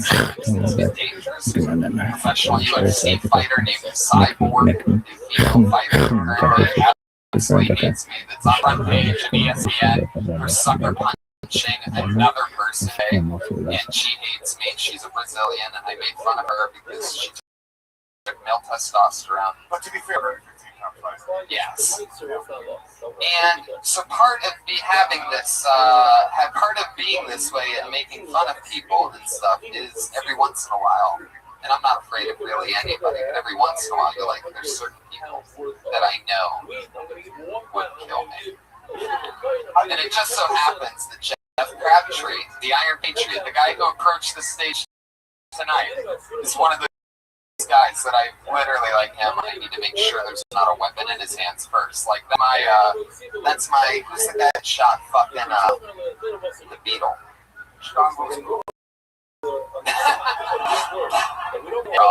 Jack Ruby, I don't know.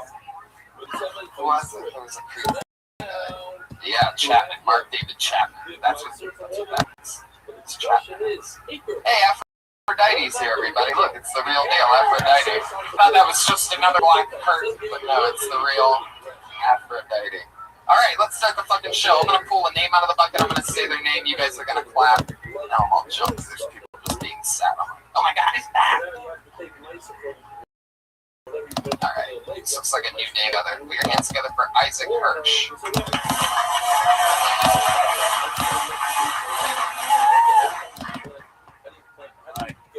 an extra. That's my job. It's really easy. I just walk around the background of TV and movies. The one downside is that Hollywood keeps trying to tell me what I look like. It's never anything good. Like last month, I was picked out of all the extras for my picture to be a kid in a wheelchair. That means it shows me there were kids who are actually in wheelchairs. Somebody was just like, this guy's got a disabled face, let's roll with him. Very easy day. I was in one scene, all I had to do was wheel past the actors and flip them off. That was fun. Do that once, one actor comes up to me, he's just like, hey man, that's really funny. I'm Michael. Nice to meet you. I was like, oh, I'm Isaac. Do it again. Different actor comes up to me, he goes, hey buddy, you're doing a good job. And I'm like, wow, what perfectly set. And then I figured out what you guys may have already figured out, which is they thought I was actually in a wheelchair. And I couldn't get up for the rest of the day. I just had to stay in the wheelchair. It would have been terribly awkward if they were like, you're really brave. And I was like, thank you. That would have been terrible.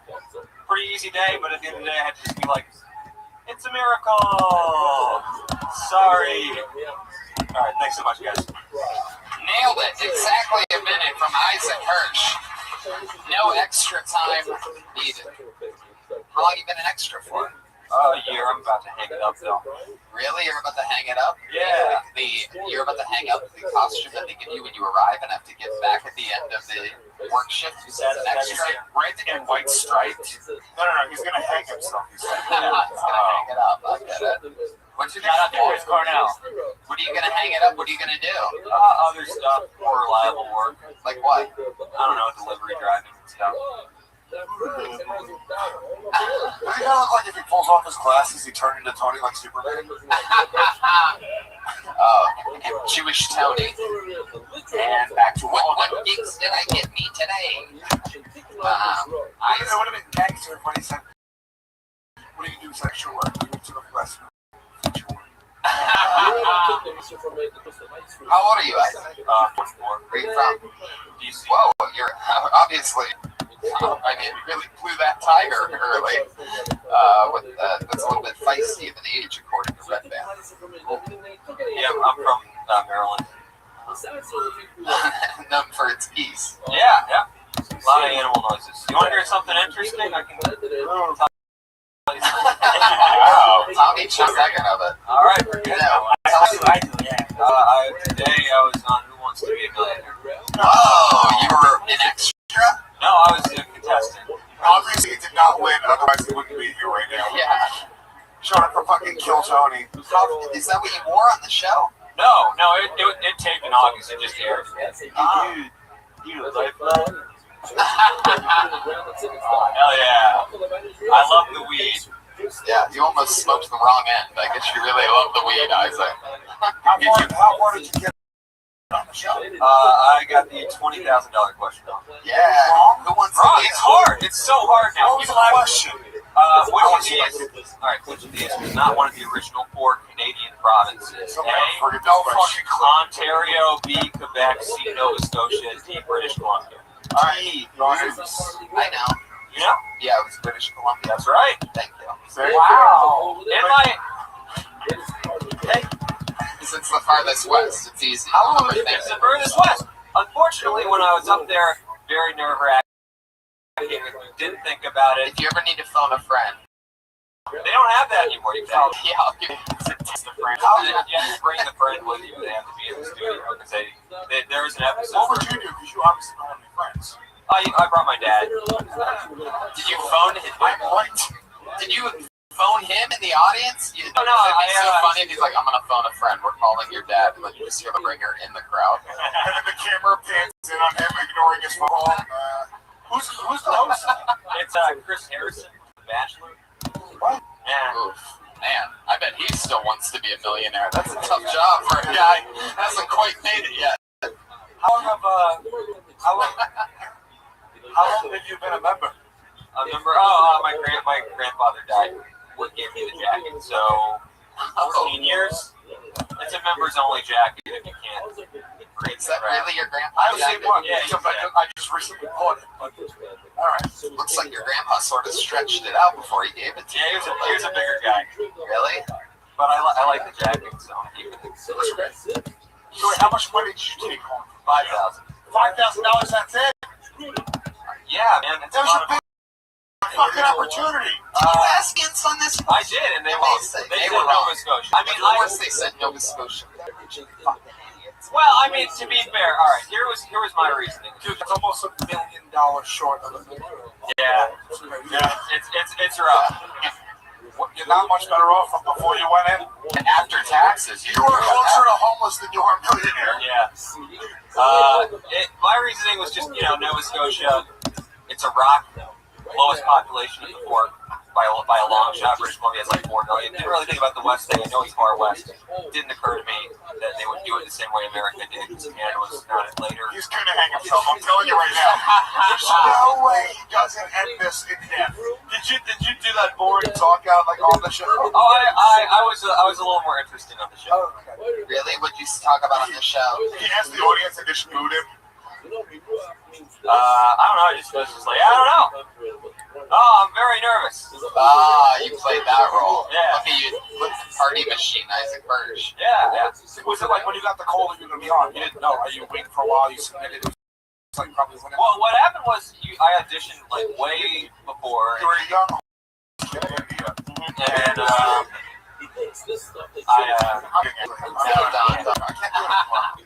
I auditioned, and Lewis, of course, talked about the movie Flying. Yeah, and then I found out I was going to be on the show, and I went down to Vegas. You have to pay your own way and get your own hotel.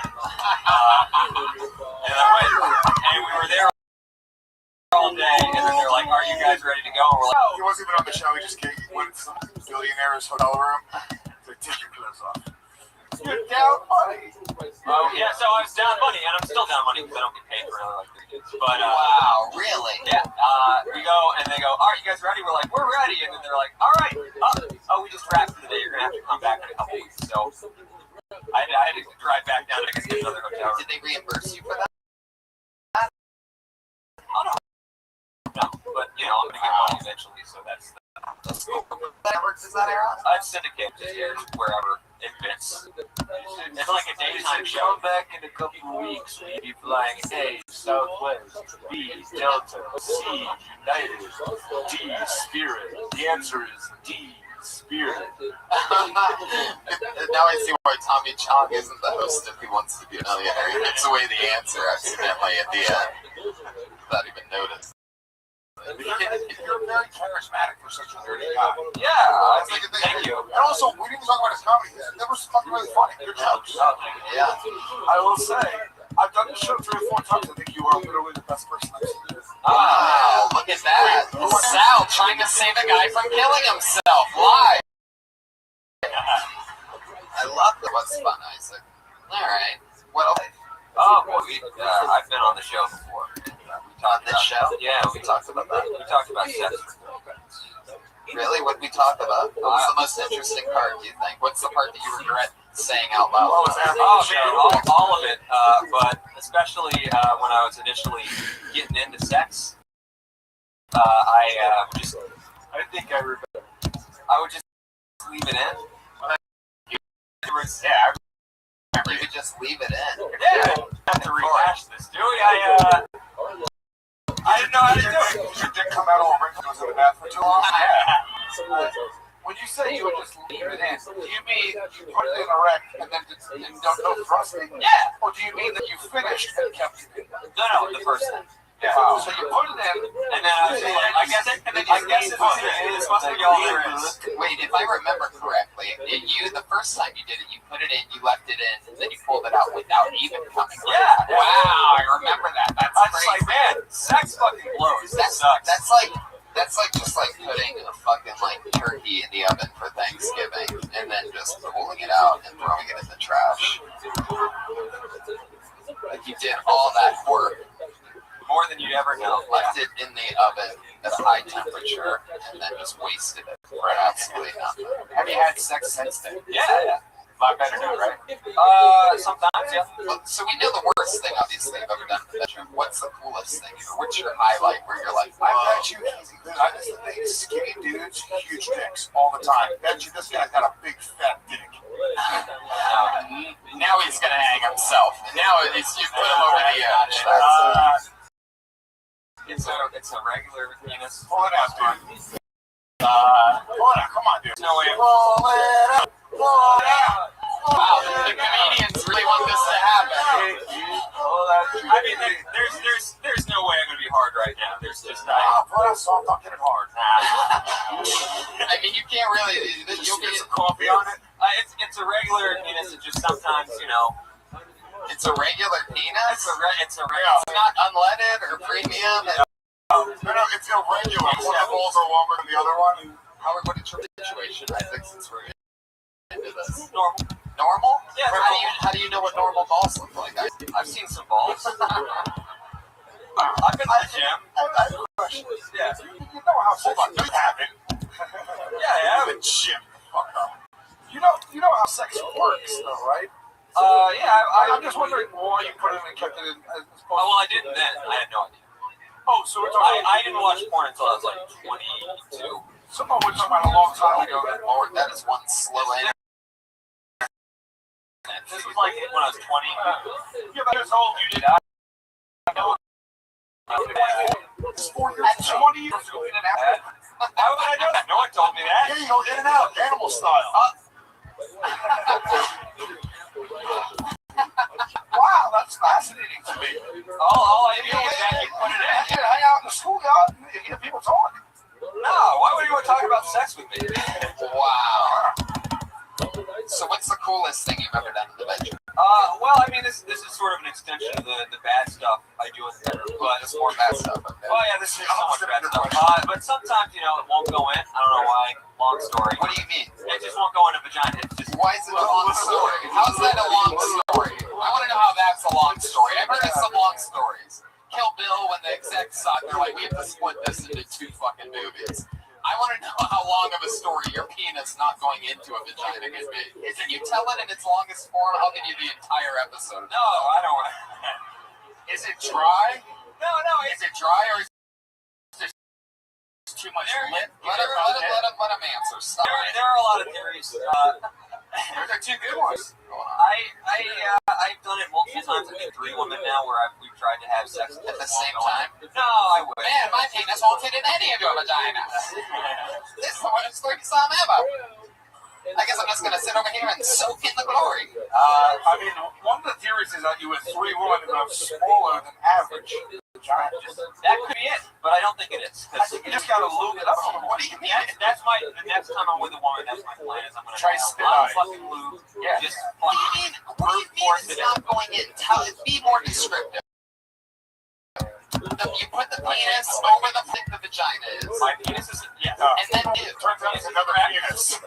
I know this vagina's all veiny, it's got balls. Pretty inside out. My penis. What was that? Dude, her clit is like 7 inches long and it's coming over my face. Yeah. It's ready to go. My penis is ready to go.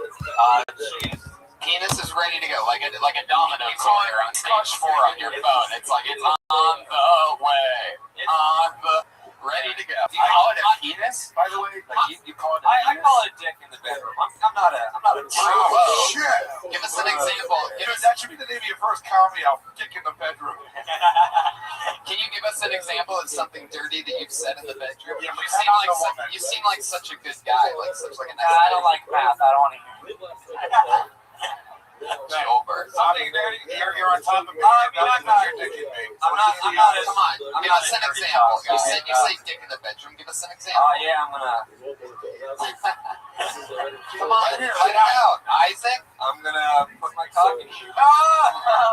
Oh, you took the cock. Oh, man. You said dick at dinner. And then you say, never mind.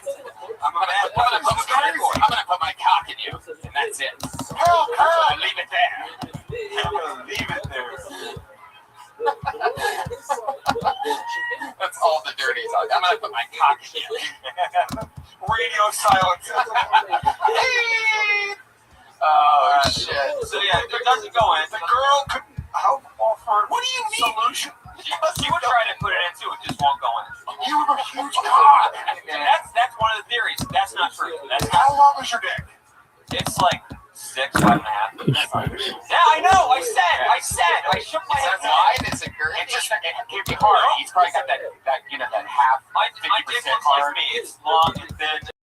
They're not really long. You know, it's been like an elbow and it's kind of gross, but like spit it to your fingers a little bit, and then like rub the pussy. Yeah, I think my best guess. Let me ask you this, Isaac. Definitely. First of all, that Tommy Chong is absolutely correct, and also you can also go down on the girl too, or you can have her put your penis in her mouth. You can even leave it there. Dude, there's like 3 or 4 things you can do. Look, I got. This is my impression of Isaac eating pussy.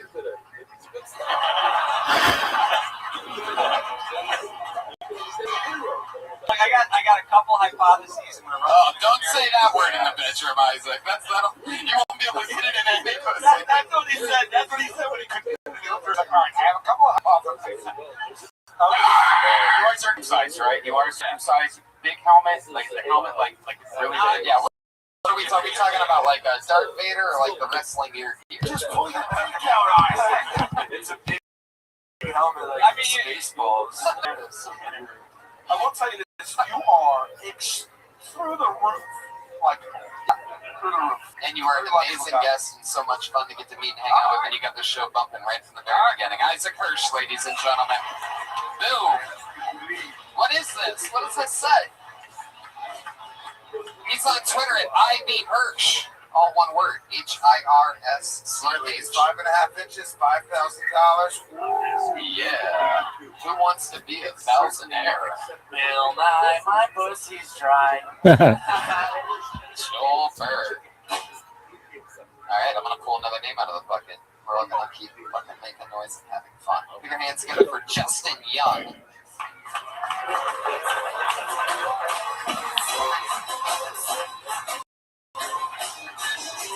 Oh, no Justin Young.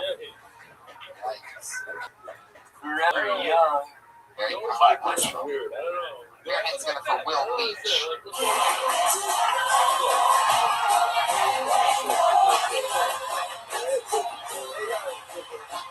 Here he comes from the very back of the room. Will Leach, everybody, come on, put your hands together for him. So my mom Can you get a hold of your big brother?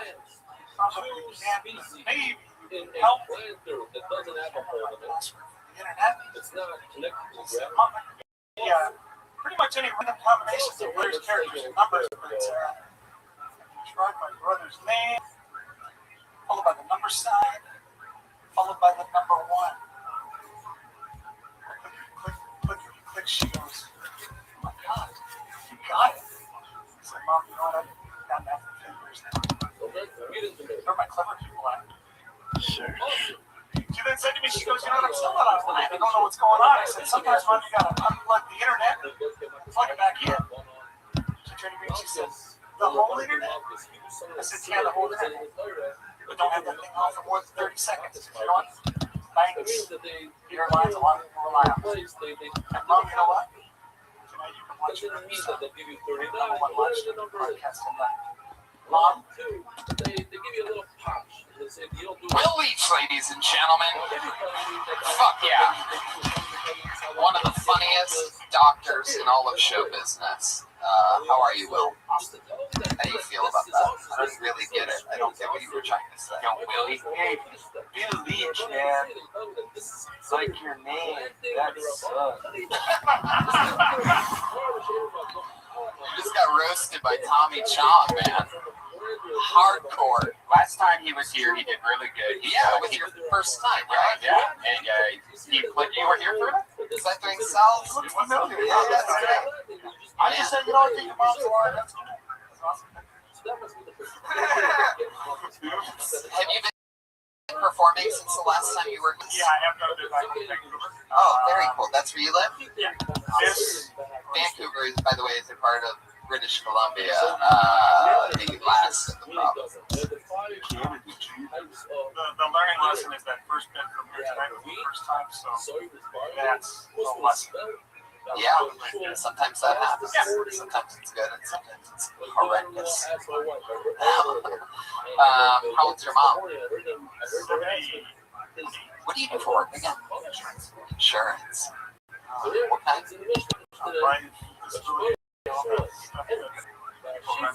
Tommy Chong, you just laughed at that. You just laughed at his answer about life. Alright, see if anyone gets this. Phil! Hey, Phil Carter. I thought that was you. Ned Ryerson. Needle nose Ned the head. Come on, buddy. Come on, Case Western High. Ned Ryerson. I did the whistling belly button trick with the high school talent show. Bing! Ned Ryerson. Yeah, I get it. That's some Groundhog Day. Imagine we woke up every day and had watched that set over and over again. Yeah. Will Leach, have you ever just put your penis in a vagina and left it there? Never. Are you married? Do you have kids? Just pounding away, cool. Pounding away and pulling out. What'd you say? Shoot legs. Shoot blanks. Will, Too real. yeah. Phil's reaction was like, yeah. I wish I could have had a kid a long time ago. I probably would have never had to get into this midlife crisis. How long have you been with the same woman? 20 years. And out of all those 20 years, have you ever had a problem getting it inside of her vagina? Lifetime 0. Wow, lifetime 0. Isaac, are you hearing this? We don't know how big his wife's vagina is. That's true. Does your wife have a big vagina?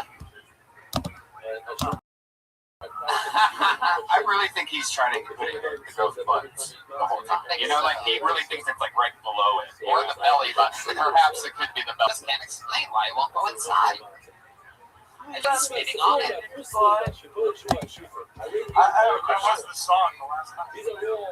I want to see if I can track the video. Yeah, so I might have missed the one, but I didn't get the first joke. The bit was my mom get a hold of my older brother. Password. Internet. Oh, it's David one side. You just start over and do the whole thing again. No. So the joke is it's just a basic password. He said number one side. Gotcha. So she said you got it. He's like, I got it for a long time. As if he's known as one of those number. You can't use the hashtag in a password. That's a good. Yeah, it's just numbers and letters. That's a strategy that we're all thinking that. Was there at least one cat? And then he gave a shout out to Falcon or somebody at the end of the thing. He said, no, he shouted out clever people. Then he called everyone who didn't laugh at the joke unclever. So everyone went, fuck you, dude. Yeah. I hope your next joke bombs. We all just went through that. It happens. It happens sometimes. That's part You of need it. a couple of sentences in there just to clarify that. It is a clever concept, but I didn't read with that. No,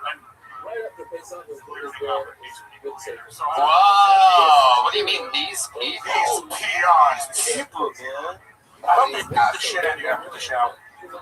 I hope the crowd jumps you. I really do. I'm saying more like the delivery did.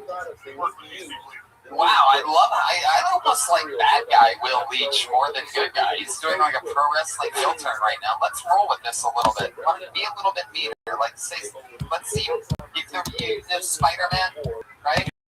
Anybody want to get by? Sure. Tom, everybody, for you podcast listeners out there. Will.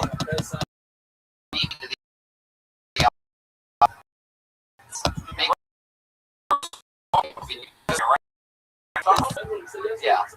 I would probably say this guy here at Challenge by inside. He's got a huge advantage because it's probably that was pretty good. All right, you targeted one guy. I want you to tell this. I want you to tell this audience what you really think of them. Like, obviously, you think they're stupid. So, in your own way, tell them. I don't think you guys are. I think we're having a lot of fun. But I want to hear bad guy Will Leach. Can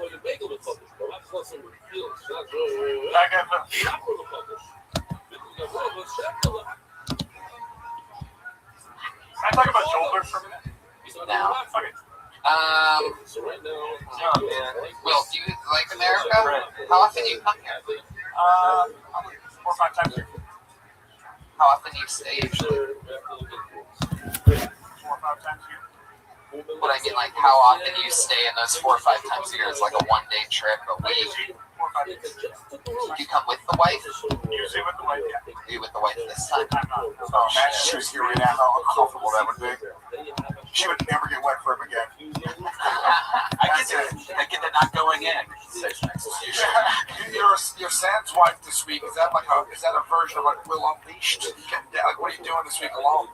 Well, last time she was here and it didn't go this bad, so I swore. Yeah, that wasn't my question at all. I'm just saying, and by the way, she's never the key to your performance, unless she wrote that dog shit that you said earlier. And it's not dog shit. It was just a lot of math. It was fucking around. It comes from a real place, so just busting your balls. I sort of feel mean. It makes it mean when I feel like I'm talking to like a real Canadian. You seem like such a nice guy, Will. What's like the meanest, most evil thing about you?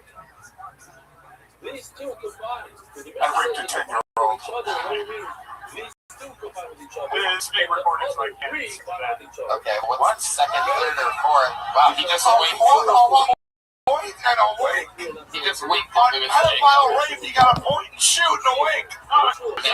We can tell this is a guy who's brilliant. There's more of the answers. I don't know what's going on. I think there's a lot of felonies going on this stage tonight. You got somebody. Will, all right. What's your favorite thing to do when you're not doing comedy, not working on insurance? Being on our farm.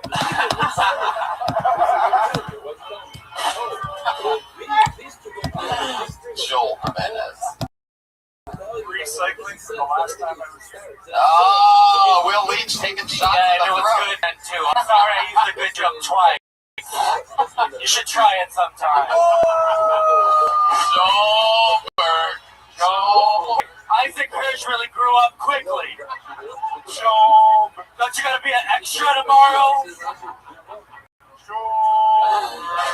Ladies and gentlemen, that's what you're going to learn the longer you do. You just started doing stand-up a couple months ago, right? The longer you do this, the more you're going to learn there's high highs, some there's fucking low lows, and that shit never ends. It really, you're at the beginning of deals. That's what makes the highs so fun when you have them and you're able to control them, is you'll be able to look back on nights like this and go, wow, he was never that bad guy. It's good for Will Leach, everybody. There he goes. He's on Twitter at I Will Choke, all one word. He's a Canadian. Canadians still talk to their mom when they get that age. But he was funny. Yeah, man. It felt mean, but it was all good. You're all good, man. Thanks, Tommy. I actually know this. Put your hands together for Shane Smith, everyone.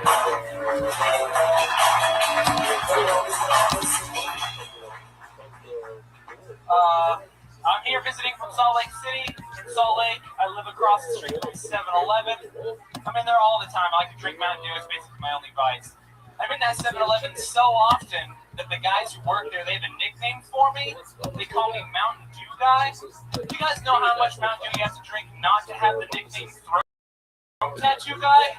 Yes, it is a lot. But then to be like, you know what? The most interesting thing about this guy is not that he ruined his life by tattooing his throat and face. He drinks a lot of soda, so... 30 seconds. All right. There you go. Let's just talk to you. Short and sweet. Let's just talk to you. Now you're a guest on a podcast. I know Shane, we did some shows together in Salt Lake City at the Wise Guys, where I'm also going to be June 2nd and 3rd. By the way, a little sliding in there. Before I fly directly to San Francisco to host this year's High Times Cannabis Cup. Anyway, back to you, Shane Smith. That's fucking hilarious. There you go. It was just a minute right then, by the way. You did 30 seconds, but that was great. Let's talk about it. Yeah. You seem like you've been through a lot of shit in your life. You're like Superman turned back to Clark Kent, and then she got fired at the newspaper job, and then all of a sudden found heroin, and then got it all back together after that, but couldn't turn back into Superman. Sure, yeah, that makes about sense. I mean, He was never able to get the needle on his arm, but he was snorting. yeah. No drugs, but, I've been... Really? Yeah. Normally, I feel like maybe this is just obviously stereotyping, but the full neck tattoo, I feel like that's always like a recovery thing. That's usually molested. Yeah. Really, like a bunch of dicks. This is... Is that true? Wait, what? Is that a thing where you Molestation? were you molested or anything? Yeah, a little bit. Really? I had a nightmare childhood. Just like a pinky. Do you have a problem talking about it? No, I don't know. It was a nightmare for you, but it was a drink for your uncle. Oh, shit. Well, then let's talk about it a little bit. What do you mean you had a fucked up childhood? Let's get into it. Man, you are the opposite interview of Will Leach, by the way. Will Leach, go get a fucking neck tattoo, you goddamn Canadian. Oh, man. I teach him to walk. I grew up my mom with substances and two guys, some of which were like sergeant in arms and biker gangs. And so I grew up around professional criminals. And my stepdad actually recently got arrested for murdering someone. And thank you, whoever clapped. Yeah, what is that? Yeah, Where does it start getting weird, man? And so, my mom was just like one of those ladies who was like crazy. She'd be like, don't let anyone disrespect you. You can go to fucking prison before someone disrespects you. And I'm like, okay, I'm going to second grade now. Your mom's that's a fucking bit. Are you kidding me? Yeah. In all honesty, one story is an example. We got caught. Someone was bullying me and my brothers. I had 3 brothers growing up. My mom found out he was bullying us, so she took us to his house, and she was like, you guys are going to fight him. And so she made us go to the door and, invite him out to play, and then the idea was that we were going to jump him all together in front of his parents. Yeah. Your mother shook knife. No. My mom, we literally let him out. He's like, my mom's in the car. His mom's not shooting knife. He's on death row. Yeah. Oh, Joelberg! Yeah. My God, for those of you keeping track on your Kill Tony bingo cards, That's Joel Jimenez, aka Joelbert, reclaiming the streak. Shane, you are fascinating. Yeah. You should be a comic. That's like an hour right there. Dude, I am a comic. You are a good comic, by the way. Oh, That was great. That was really funny. Yeah, I am like this. No. Yeah. You're fucking in. It doesn't matter. I swear to God, you're in. Really? No way. Yes, you're fucking in. Wow, he's in Skankfest now. All of a sudden. Yes. Just became part of a festival. No. Yeah.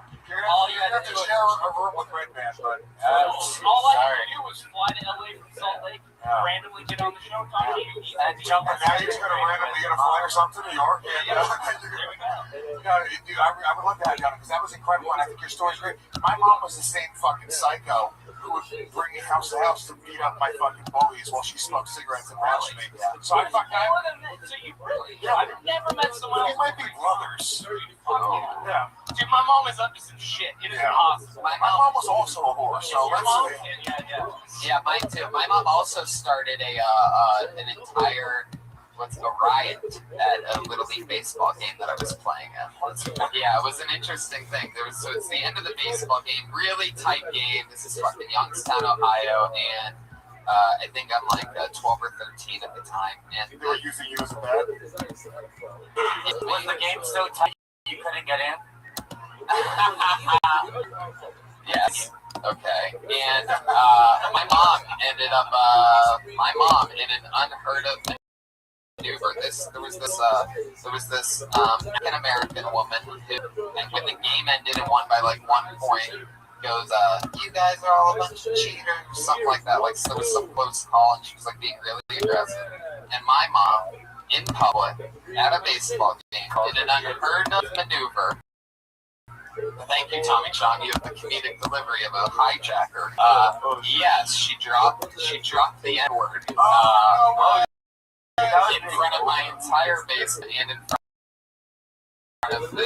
front of that African. Her husband, who was waiting on the sideline, was the sheriff. Yes, and the lady that my mom called N-word was a judo instructor. My mom got her ass beat in front of all my friends. Yeah, Your mom got your. Yeah, this was obviously like 20 years ago. Holy shit, they had That's Youngstown shit though. Like it's a different type of N-word out there where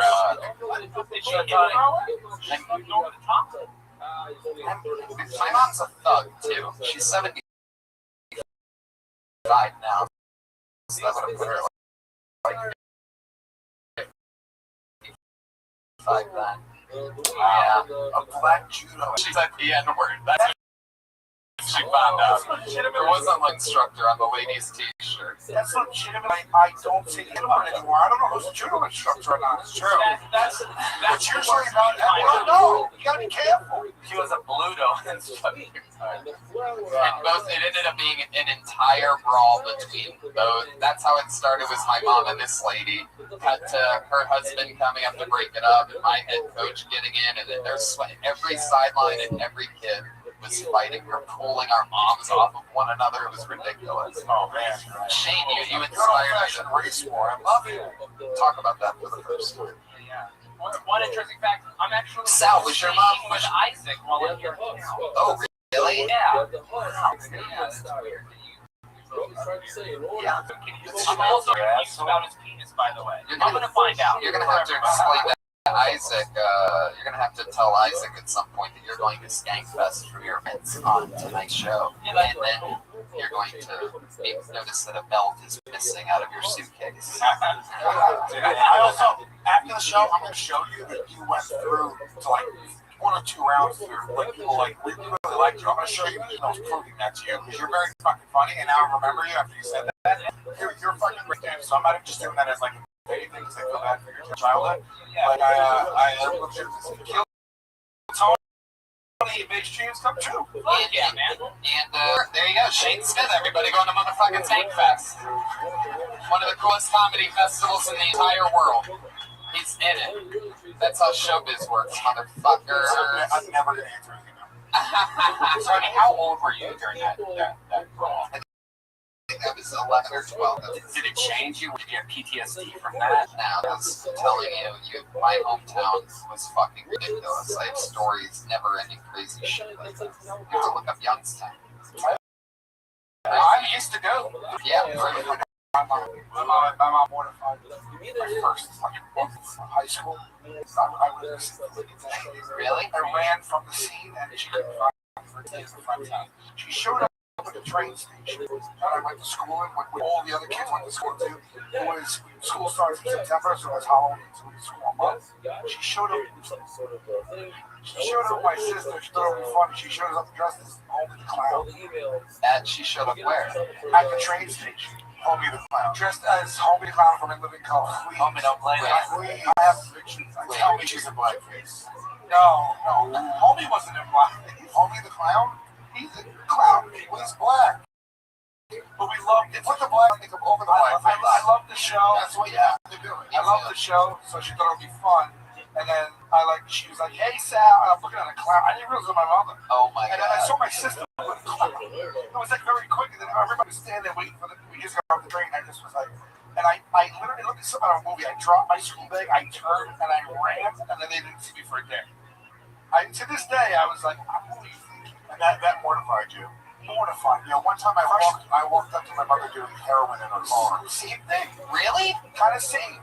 Is that true? They both embarrassed us in our own way. Yeah. This is my truth, Louis. Yeah. And still, no neck tattoo. My mom sold Avon. Back to the bucket we go.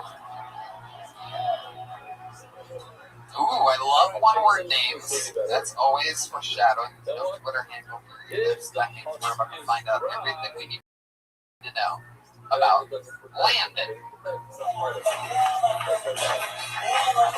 Please be here. Is that Landon?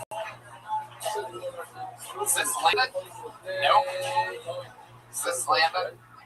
Are you Landon?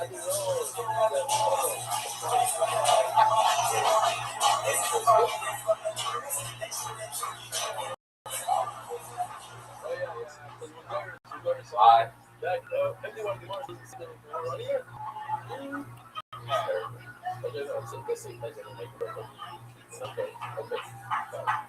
So I said the F word in West Hollywood like a week ago. It's really awkward. I was at the bar. But it confused me, so I decided I wanted to just sing a song. What we do, it's also for you to agree to 5 brains. Not only I want to tell you about Texas radio.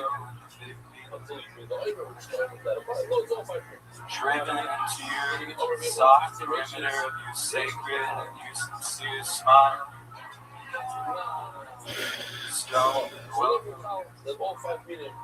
I just, I think this is. What does it mean before life? We're going to Fuck yeah. There you go. Give it up for Jim Morrison. You son of a bitch. Tied you. There you go. Yes, the lead singer of the Boars. The time to give up on comedy is now. Still better than Village. I don't really want to be a comic.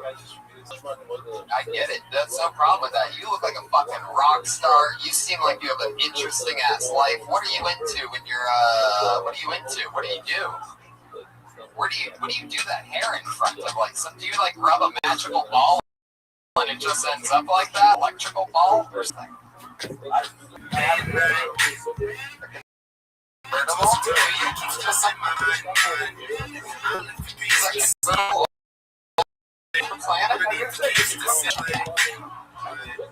feel like I'm talking about this guy I like in a weird way. I know. You've never been a fan of rock and roll or professional wrestling. You remind somebody you know. You know, the guy who like figure your girlfriend and like beats a guy with Cheetos on his fingers. To you? No, that only happened to you. No, he doesn't. Do you think you're levitating right now? You're on like Molly or something, right? Yeah. You're on LSD. Okay. Are you? Are you? Are you really Landon, or is that like a character that you do? Where are you from?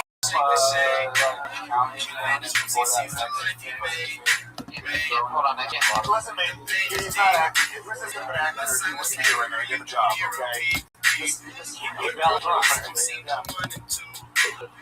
Really what I want to do. I am a band. That's very rock and roll. I am a band. What do you do? Are you really? What's the name of some of the movies? Jurassic Park. Yeah. Dude, maybe the whole thing.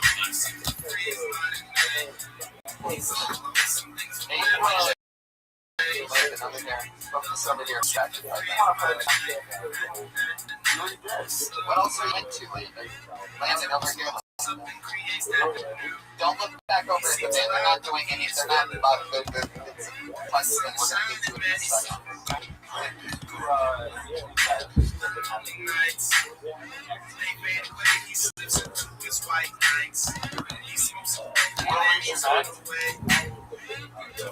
You have crystals in your underwear right now? I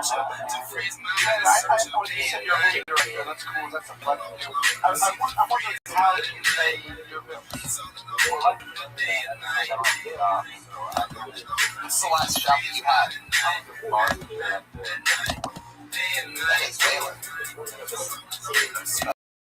Oh wow. Have you ever seen this guy though? None of your stories are checking out, Landon. What else have you done? What else have you done? How long were you a bartender at the Venezuela? You fired? I decided to quit. You got fired. You feel like this is the end.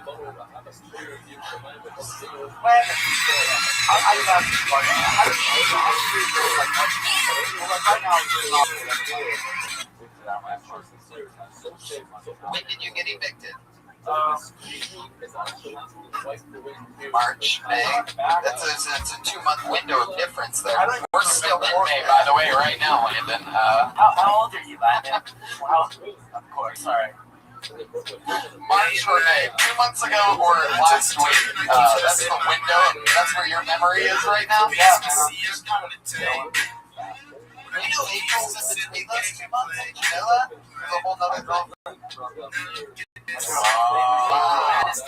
real, so we're like seeing a real, there's a timeline of events. You lose your job at the Venezuela, right? You lose your girlfriend, you get evicted out of your apartment, and then you see Sidman, we're here right now.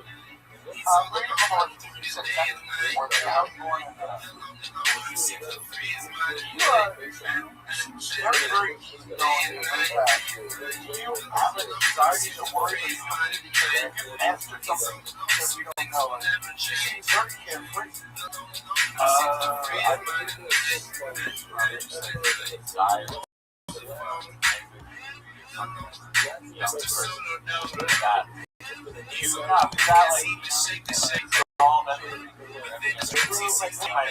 I don't have much to worry about. Do you come from money, Landon? Do your parents have money? Oh, a lot of more people saying yes out there than people that have seen you at the Venezuela. I heard 3 yeses. What did your parents do for work? Oh my God.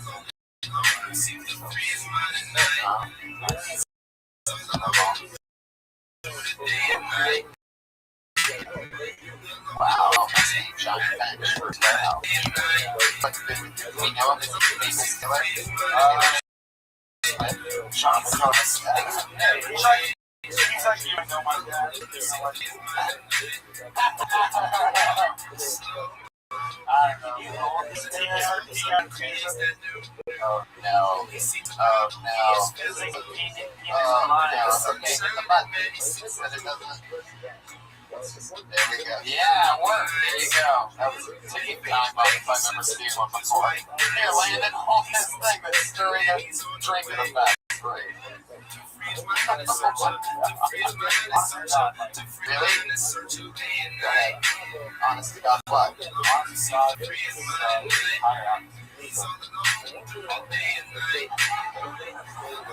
fucking agree, dude.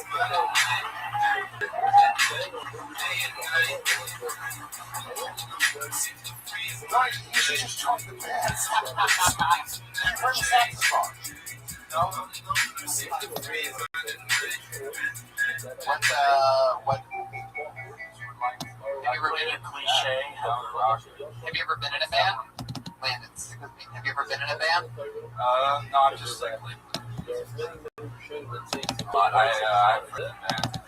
So where you been living since you've been evicted? I've been living up with my mom.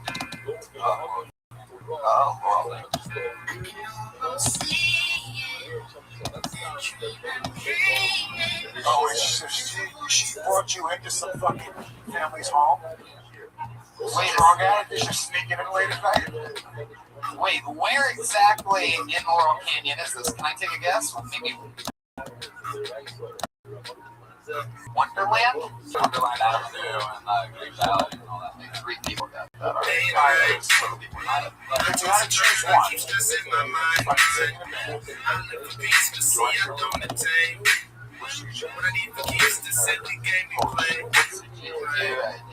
ever shot anything? Have you ever shot anything like short film?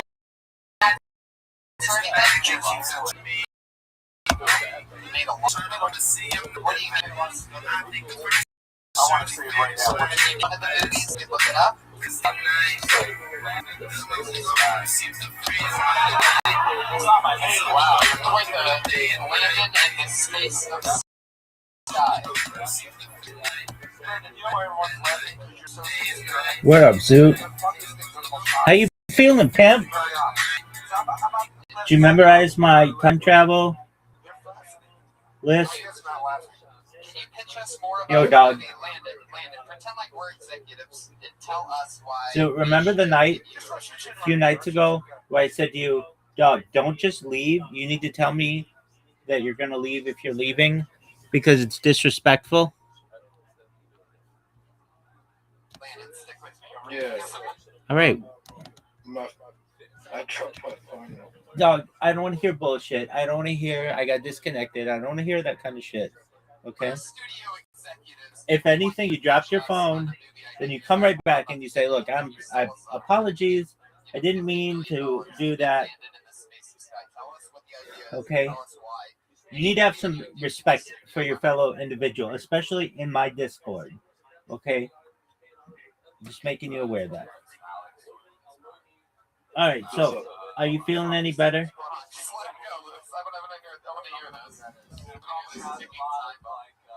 A little.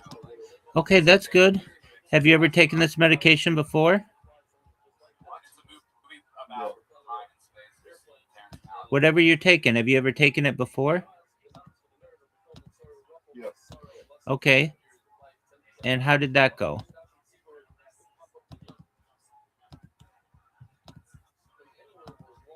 Fine. Okay. Well, are you ready to lose? It's not. It's not my favorite thing in the world. Okay, well, shit happens when you party naked, big dog. That's just part of life. I'm gonna take it. Well, you need to take it because you could put yourself in jeopardy if you don't. All right, are you ready to lose? That's my question to you. Yep. You want to know how your boy Riser cheated yesterday?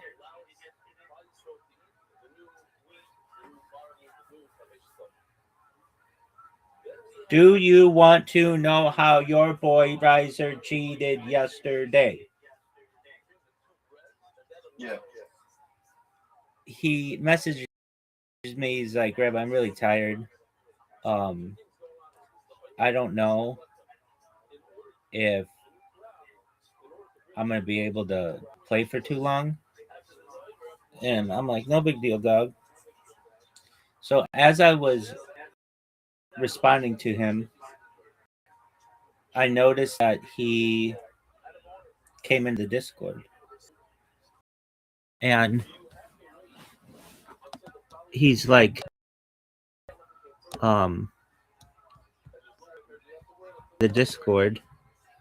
He's like, are you ready to play? I sent you an invite. And I was like, oh, okay. I was not expecting an invite because he said that he was tired or whatever. So I'm like, yeah, I'm ready. So he sends me the invite. And get this, right away he gets a bingo. 7 right away. He gets to use all his tiles. So I'm immediately like, dude, you literally were just cycling through games until you got something that was beneficial to you. And then you sent me an invite. And now I'm down by like 60. It's right to start off. And he's like, no, I didn't. I'm like, yes, you did, dude. Nobody just starts off with, hey, I'll send you an invite. And then he got 2 bingos in one game, which made me realize he was just using a fucking website that tells you the best things to play. Which one? He was using. Oh, I should have said in Scrabble or in Literati. Apologies. Oh, he was using AI? He was not using AI. He was using just a website that tells you all that shit.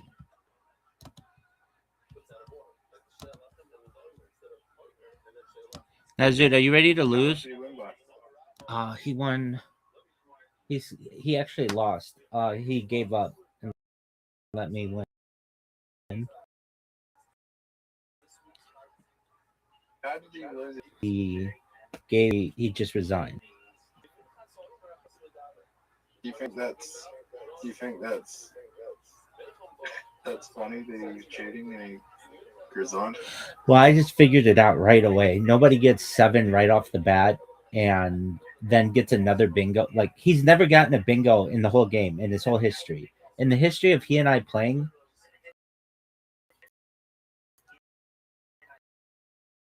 we've only ever had one bingo, and I'm the person who got it with the words. And then I recognize that, oh, you can just keep resigning and keep doing a new game and then resigning, doing a new game and resigning until you put all your letters into a computer and it'll tell you when you have a bingo. And then he sent me that invite right away. And it was just like, it all happened so quickly that I was just very suspicious. Like, dog, I mean, I'm not stupid. I'm no spring chicken. I'm the biggest pimp of all time. You got to wake up pretty early in the morning and hang with this motherfucker. Zoot, are you ready to lose? Yeah. Are you sure? I'm ready to win. Zoot, you're going to lose. It's very hard for me to keep my eyes open. Okay. Well, then maybe we just play one game and you lose and then you go to bed.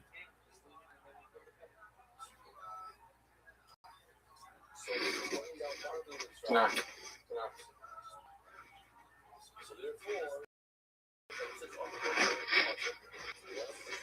Zoot, are you going to play?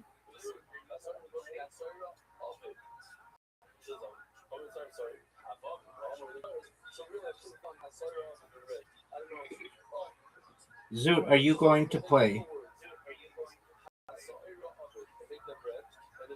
Dude, don't waste my time. Yeah, just give me a second.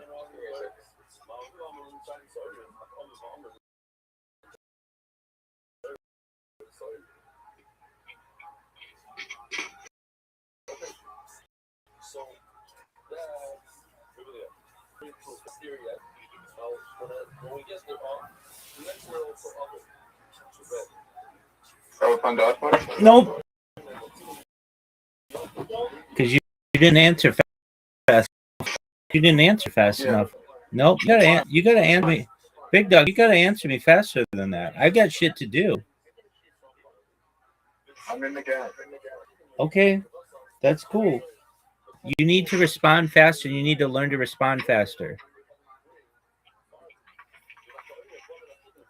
I said to you, are you ready to play? You want to play? Whatever. Big Dog. You have to be more responsive. You have to be a better communicator. I'm ready. Zoot. I'm going to tell you this right now. Communicator more.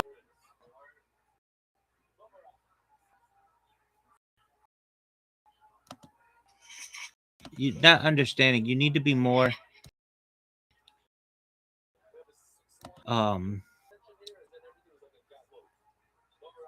be more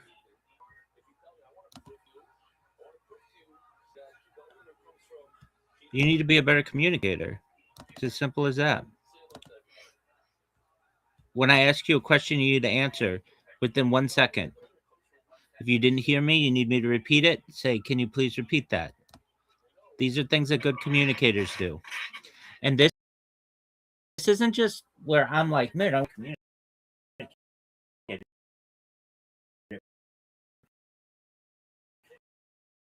You're actually guys that need to improve. Do you understand? Yeah, she's not talking to me anymore. You don't communicate. Why isn't she talking to you?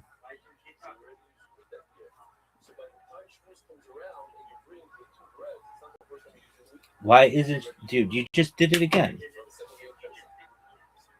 I think just focusing on a new boyfriend.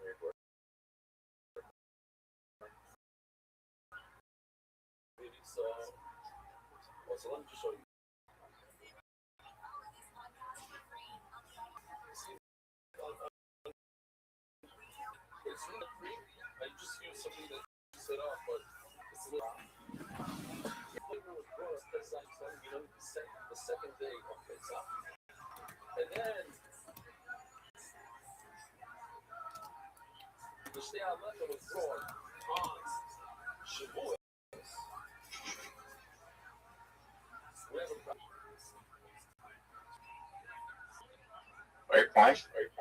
No, dog, you got to learn to communicate better.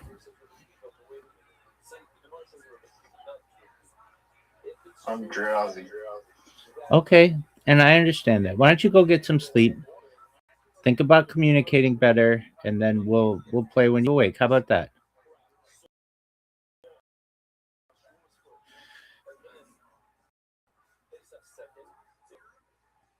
Zoot would say, okay, that's good. Like, your silence pisses me off.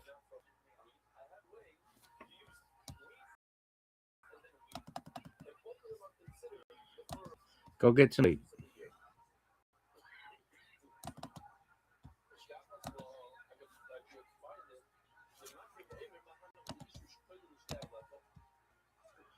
I hope you feel better.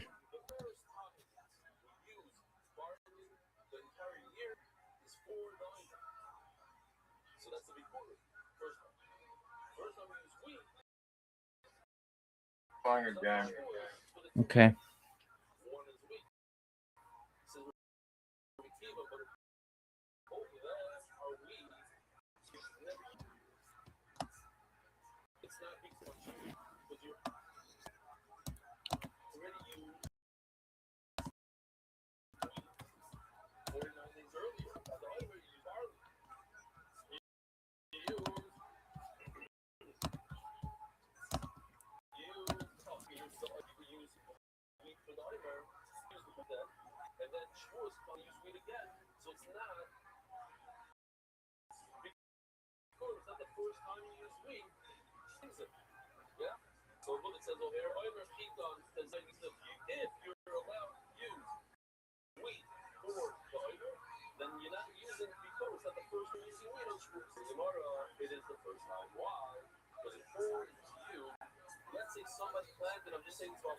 So somebody planted wheat, unlike Boimer, which means he just missed Pesach, just missed the second day of Pesach.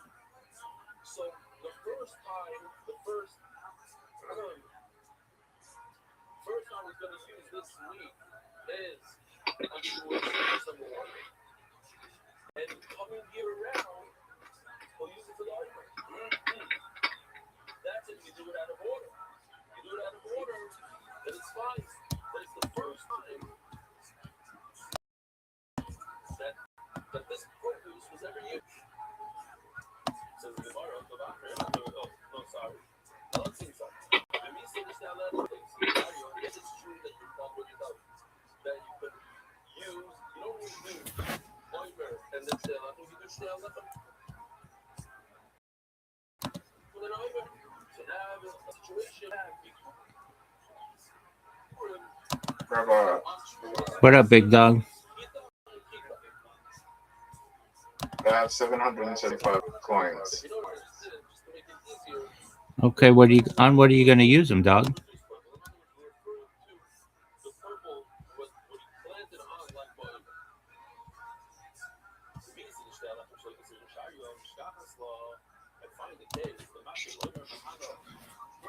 How much is that match monster you have? I don't know. You can look it up, but I wouldn't get that one. There are some better ones.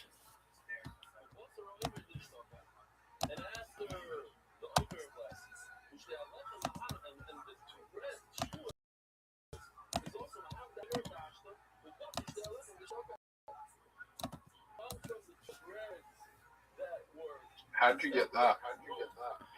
I bought it. How are you getting the coins? I had earned them. So you're doing the daily quests? I mean, when you just play the game enough, you just randomly get coins.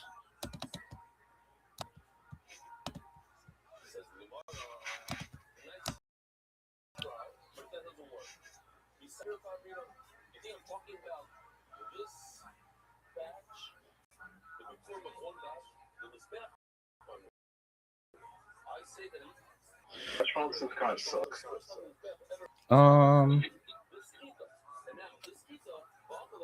It's okay. If the game wasn't DLC, it wouldn't suck as much. Yeah, I'm in agreement with you.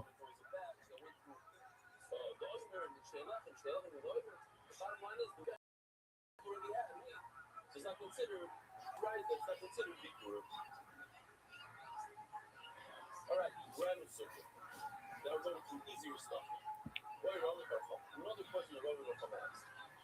Now, when it comes to the two breads and the words, the question here is, we said that the two bread issues allow different produce to be brought to the Mizbeach, to the base of English. At what point is your produce on your tree or on the ground? Where is it holding that the two breads are not good? Obviously, if you didn't plant it yet, that the two breads you brought on trees are not going to allow you to eat from that bread. Do you like Kid Cudi? Yeah, not very. He is? Yeah. Oh, that's amazing. Do you like Day and Night?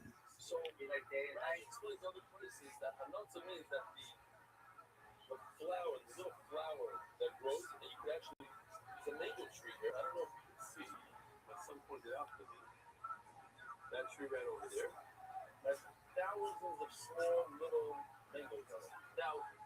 Now, Yes. that's some sort of, that's already, that's It's arguably his biggest hit.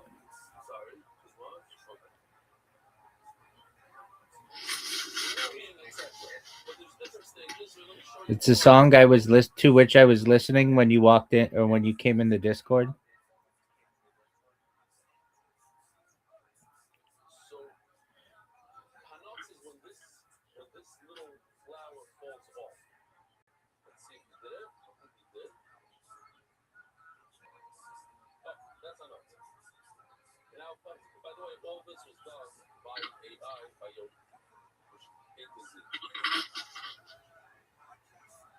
not something done on YouTube or anything like that. So the Gemara says, which one is considered as a food is there? Hanatza or hanatza? Or is it a fruit like the mango tree vine? The song you were listening was kind of this one.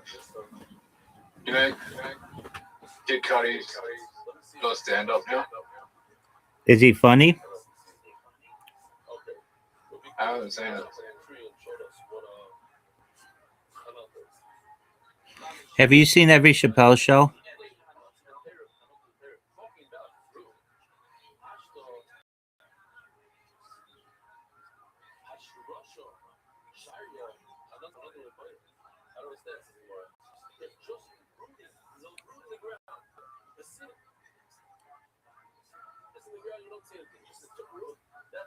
No, I haven't seen every Chappelle show. Why not?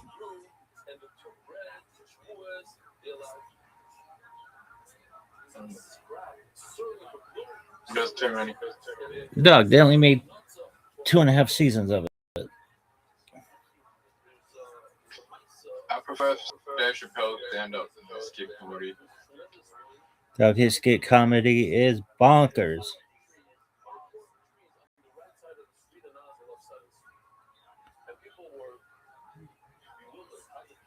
Did he write it himself or was like people writing for him? He had writers with him, but he wrote a lot of it.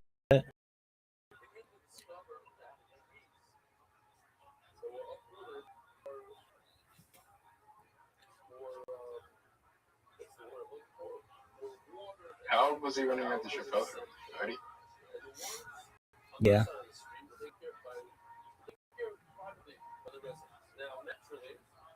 He started very young. He was like 14 or something, and then I think he was doing clubs at like 17. He was really young, and Eddie Murphy was really young.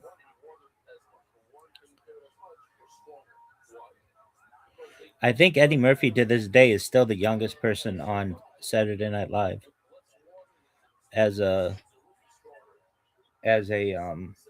character. Didn't you say Matt Ross was Ross young as well? Yeah, he was actually. I know I've told this story, but I think it's tight that he took forever to blow up. But... Yeah, I'm in agreement. He knew Ralphie May, who was a big time stand up comedian, was going to be in his town in Ohio or something. And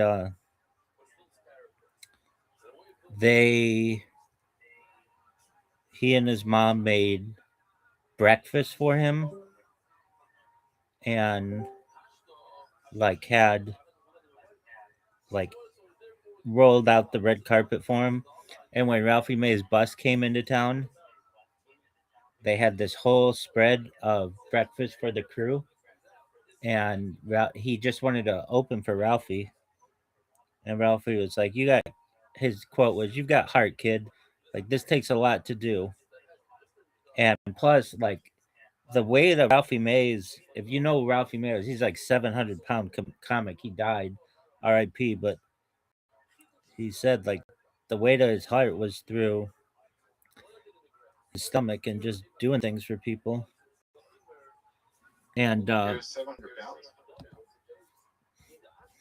He was close to it. Jesus Christ, that's sorry. But that is insane. Hold on, I could be wrong.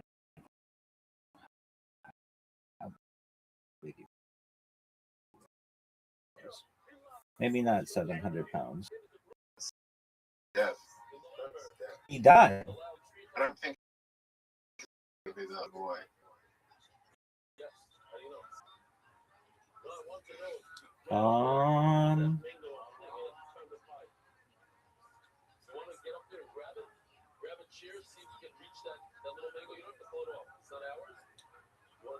He was once 800 pounds.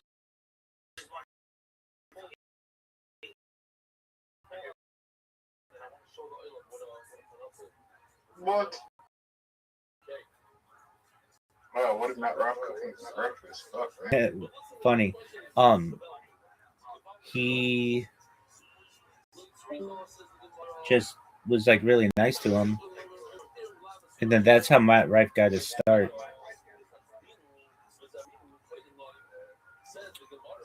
And then Matt Rife, the way that he got big, in my opinion, was he had crowd work plants, basically people who were working for him to do crowd work. And he would just set up funny bits or whatever and then put them on TikTok. And then that's how he blew up. He also got a lot of plastic surgery as well, including like a chin implant, or he got veneers, he got lip injections, maybe, like he had all kinds of stuff. Now, I'm not saying that it was bad. I'm just saying that, like, when he first started out, he wasn't seen as this really good looking dude. He was seen as an okay dude, but he got a lot done and then bulked up. I know he goes to the gym a lot. Dude, guess who was on Joe Rogan Experience yesterday?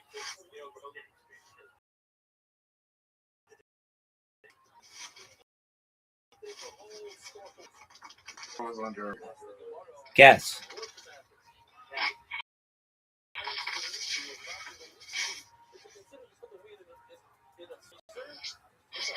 Guess. From Joe. That's right. The man has been on Joe Rogan more than any other guest.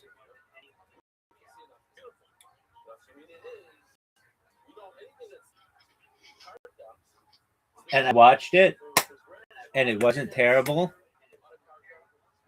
The top comment is finally a guest and is not a comedian. Yes, exactly. Which is hilarious because he used to be a comedian. Nobody else was available for the intro music to read comments first. Clicked on just to see what the comments are saying. Pulled a hamstring running to the comment section. The comment section is funnier than anything else in the video, right? Oh, for sure. The video is boring. Unless you're like a big Brennan Schaub fan or love to absolutely shit on the guy, it's still pretty boring. It's literally them talking for the first 1 hour and 15 minutes of UFC, MMA stuff, which I guess if that was interesting to you, then, you know, you'd like it. Then the second half is about cars. Brendan Schaub is trying to get his show renewed for like a second season or more episodes. So I'll give it 1.5 stars.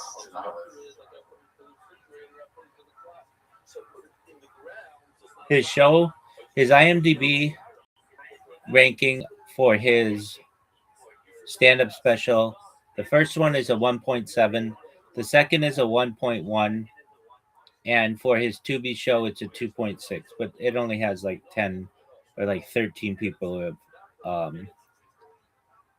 voted on it or whatever. But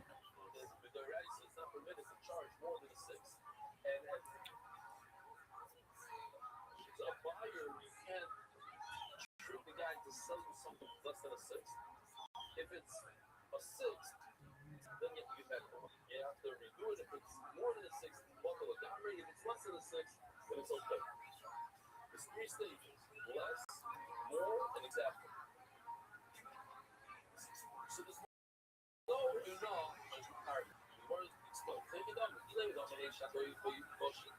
if the guy has clenched, the farmer that helps you out. if you go to the Fighter and the Kids subreddit, they have all the highlights of just what he says.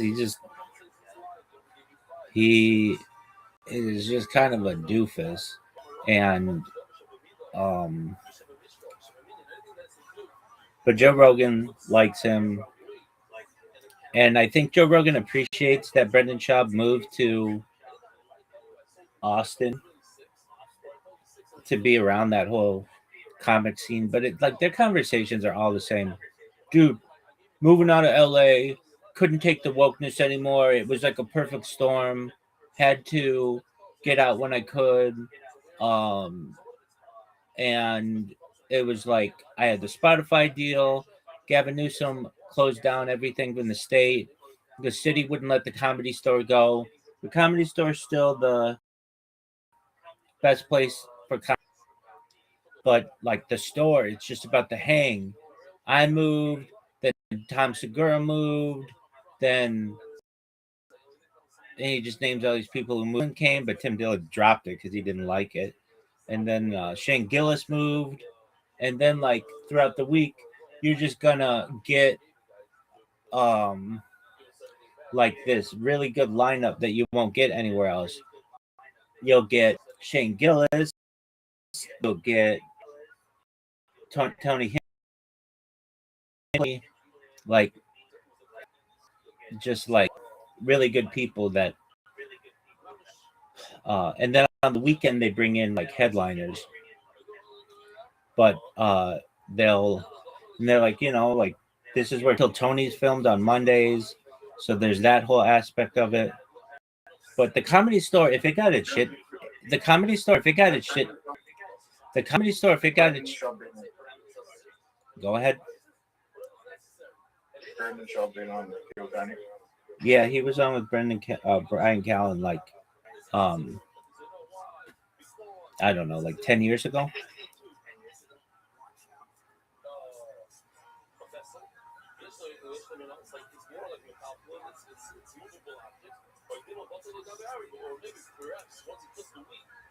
Does he get joked on Kill Tony a lot?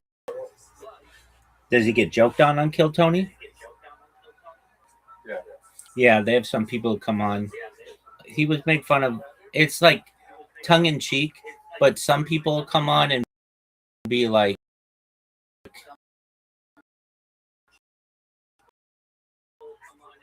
will just like make fun of him. But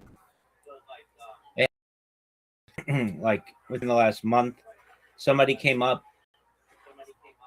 and they were talking with one of the panelists, Ari Madi, this guy from Estonia. He's the like Estonian comedian, and he's like the most famous comedian in Estonia who came to the United States and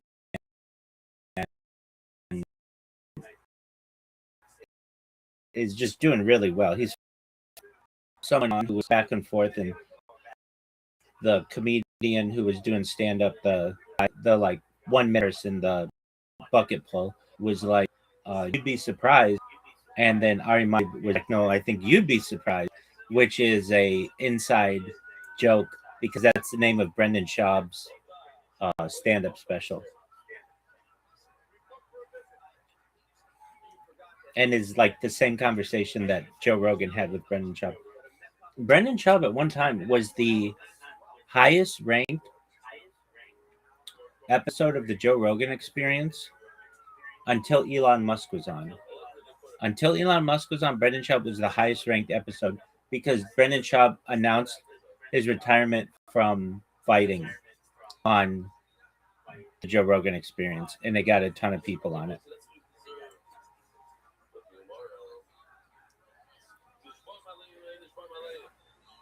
Are they happy about that? I mean, he at one time was making millions of dollars a year from his podcast and merchandise and stuff. He was traveling the United States making like $900,000 a year and cheating on his wife and with like allegedly just tons of women, and women think he's really good looking. It's generally because he's just really big. He's like 6'4", and he's like on steroids, and but just from an intelligence standpoint, he's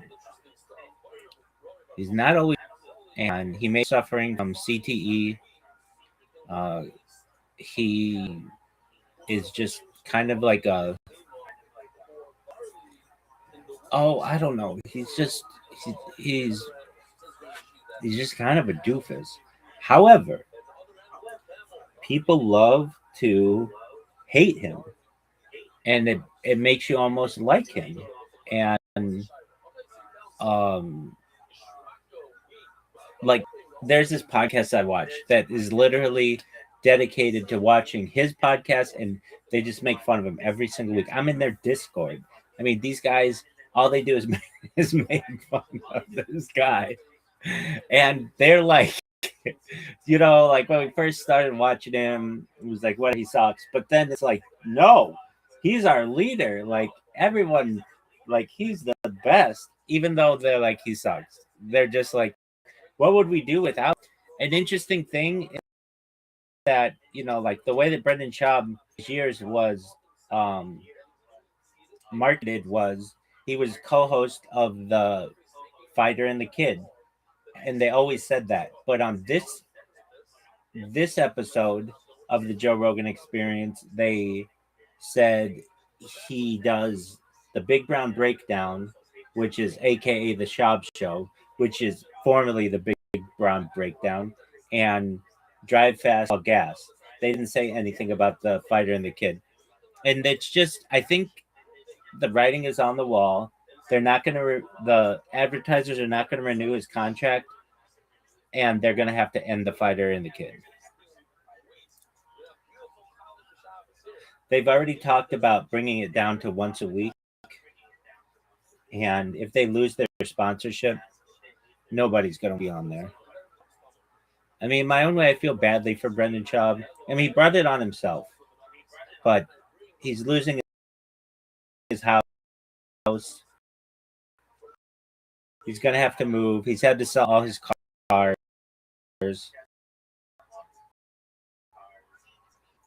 Not a happy story. Life is like some kind of Instagram model, and they're just vapid. They're both vapid. They just don't. They're so invested in their children, but not in the right way. They don't care about them doing well in school. They don't care that they very much care about their athletics, because they want these kids to make a lot of money so that they can spend it, basically. And I understand they think that their kids are like super special and super athletic and stuff, but it's like they're 10.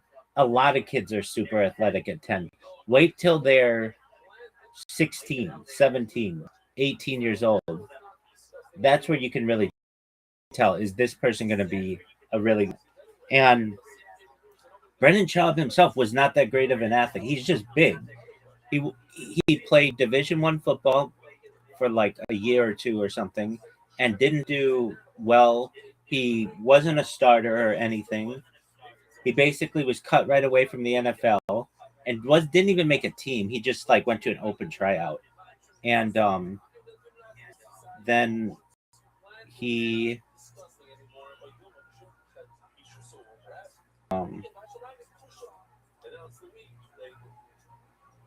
he just basically he's just kind of just a doofus, but he's our doofus in the subreddit community. And the subreddit has been as large as almost 200,000 people. That's a lot of people.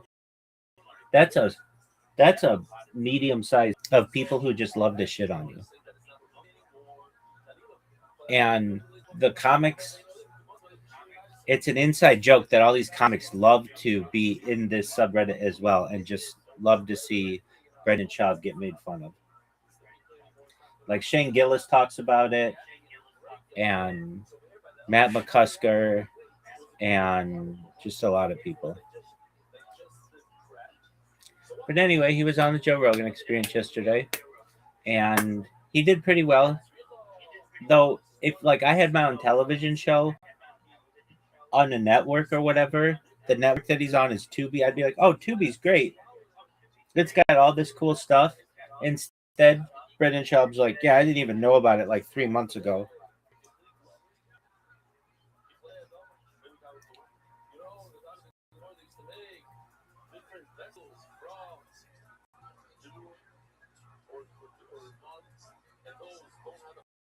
Dude, how you feeling, big man? Not bad. Well, are you going to get some sleep soon?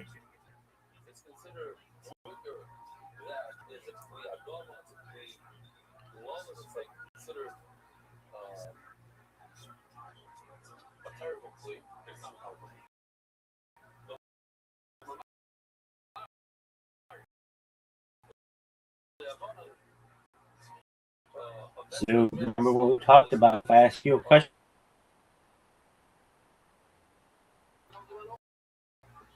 What's the movie about? If we were gonna find on YouTube right now, what would you type into the YouTube search bar exactly? Call it there. No, what is it called? You wouldn't write this right now. This would be how we would find the thing that you already said is on YouTube. Multiple keyboards in front of him, was furiously typing, and like a courtroom reporter waiting to find this movie. I think that movie is in the space and sky.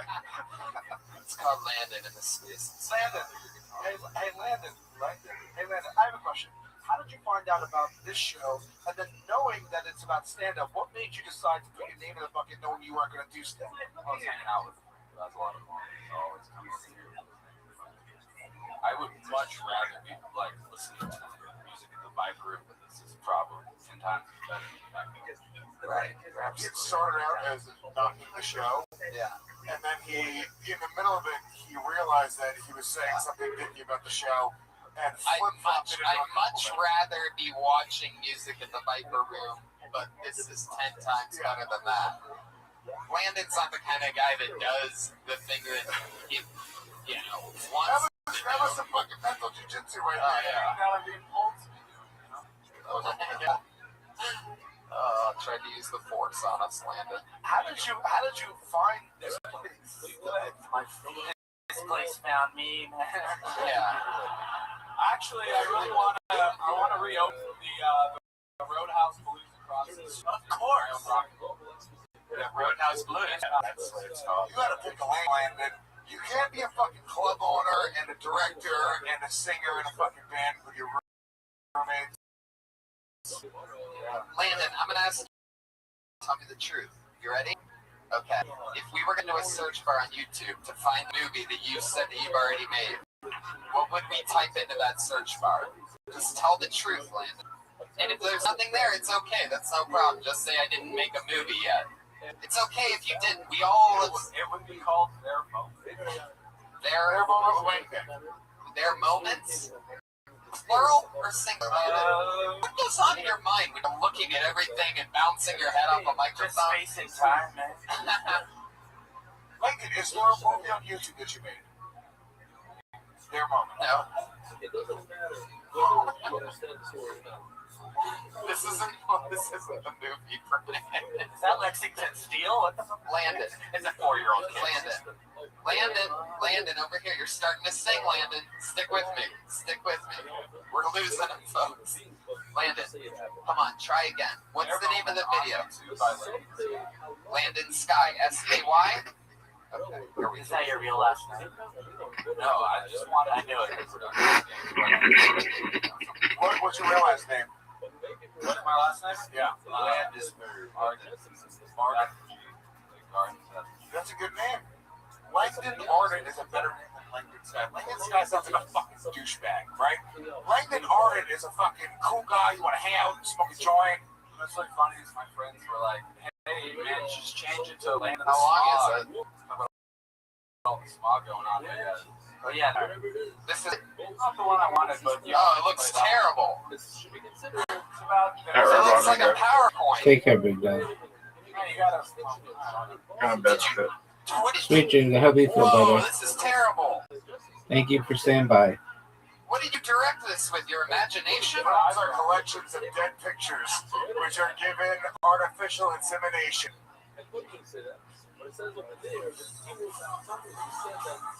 Films. Film. I can't read it much. You can read the font.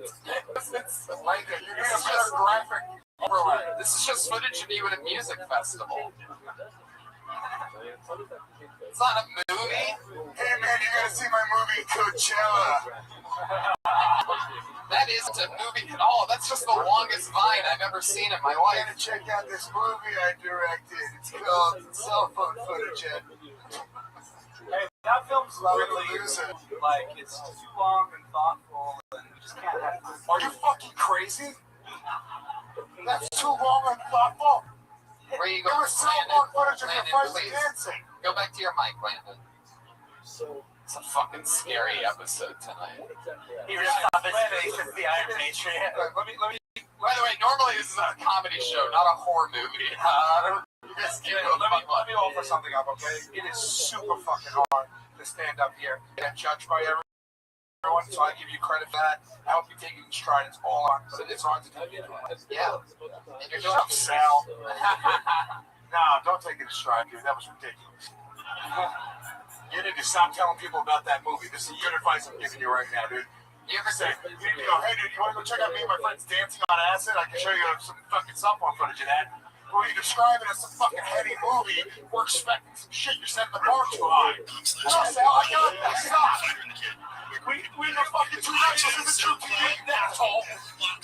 We're good cop, bad cop, you stupid. I'm doing what I'm doing, so you can do what you do. Otherwise, you come up like a fucking asshole you are. I'm sorry, you're right.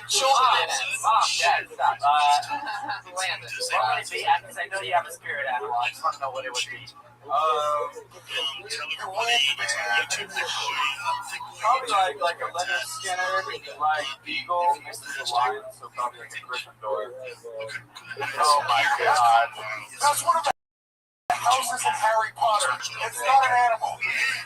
Yeah, a Gryffindor is one of the houses in Harry Potter. You are straight up fucking Napoleon Dynamite right now sometimes. Gryffindor also sounds like the cover band of Landon was King. That doesn't feel Napoleon Dynamite. It'd be like that. 2 weeks left. Alright, it wasn't worth it. Alright, cool. Fighter and the kid. Where can people get? Alright, Landon. Next time I'm on the stage, I Yeah. Do you have any poetry, short poetry? really care if I would ever do that. Like, No, this is your poetry or somebody else's poetry. This is actually a stand-up comedy show that you're supposed to do stand-up comedy. 100%. If you do poetry on here, we'll just cut the mic and just play like violins or something like that. Well, I don't know. Like the poetry, if you deliver the poetry. Look at all these comics that would rather go up right now than listen to some guy with mushrooms. It's not my we can't just quote the And how many of those comics out there are naturally as funny as this guy? Very few. You're right. Exactly. Right. No, I agree. This interview part's been incredible. I think you're dialing in a little bit less shy than you were even in the beginning.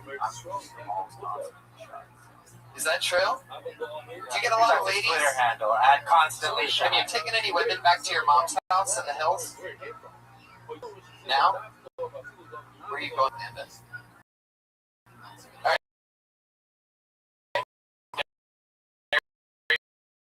There goes Landon. Dismissing himself. I'll take it. To be honest with you, just realized the moment that it was sexual. Roll credits. There goes this guy back to a early flight back to Miami. Who's that? Alright. So we're going to go back to the bucket in a second. Let's get our regular up here. Every single week we have a regular who writes and performs a comedy. We judge a minute. This again, put your hands together for the great Al.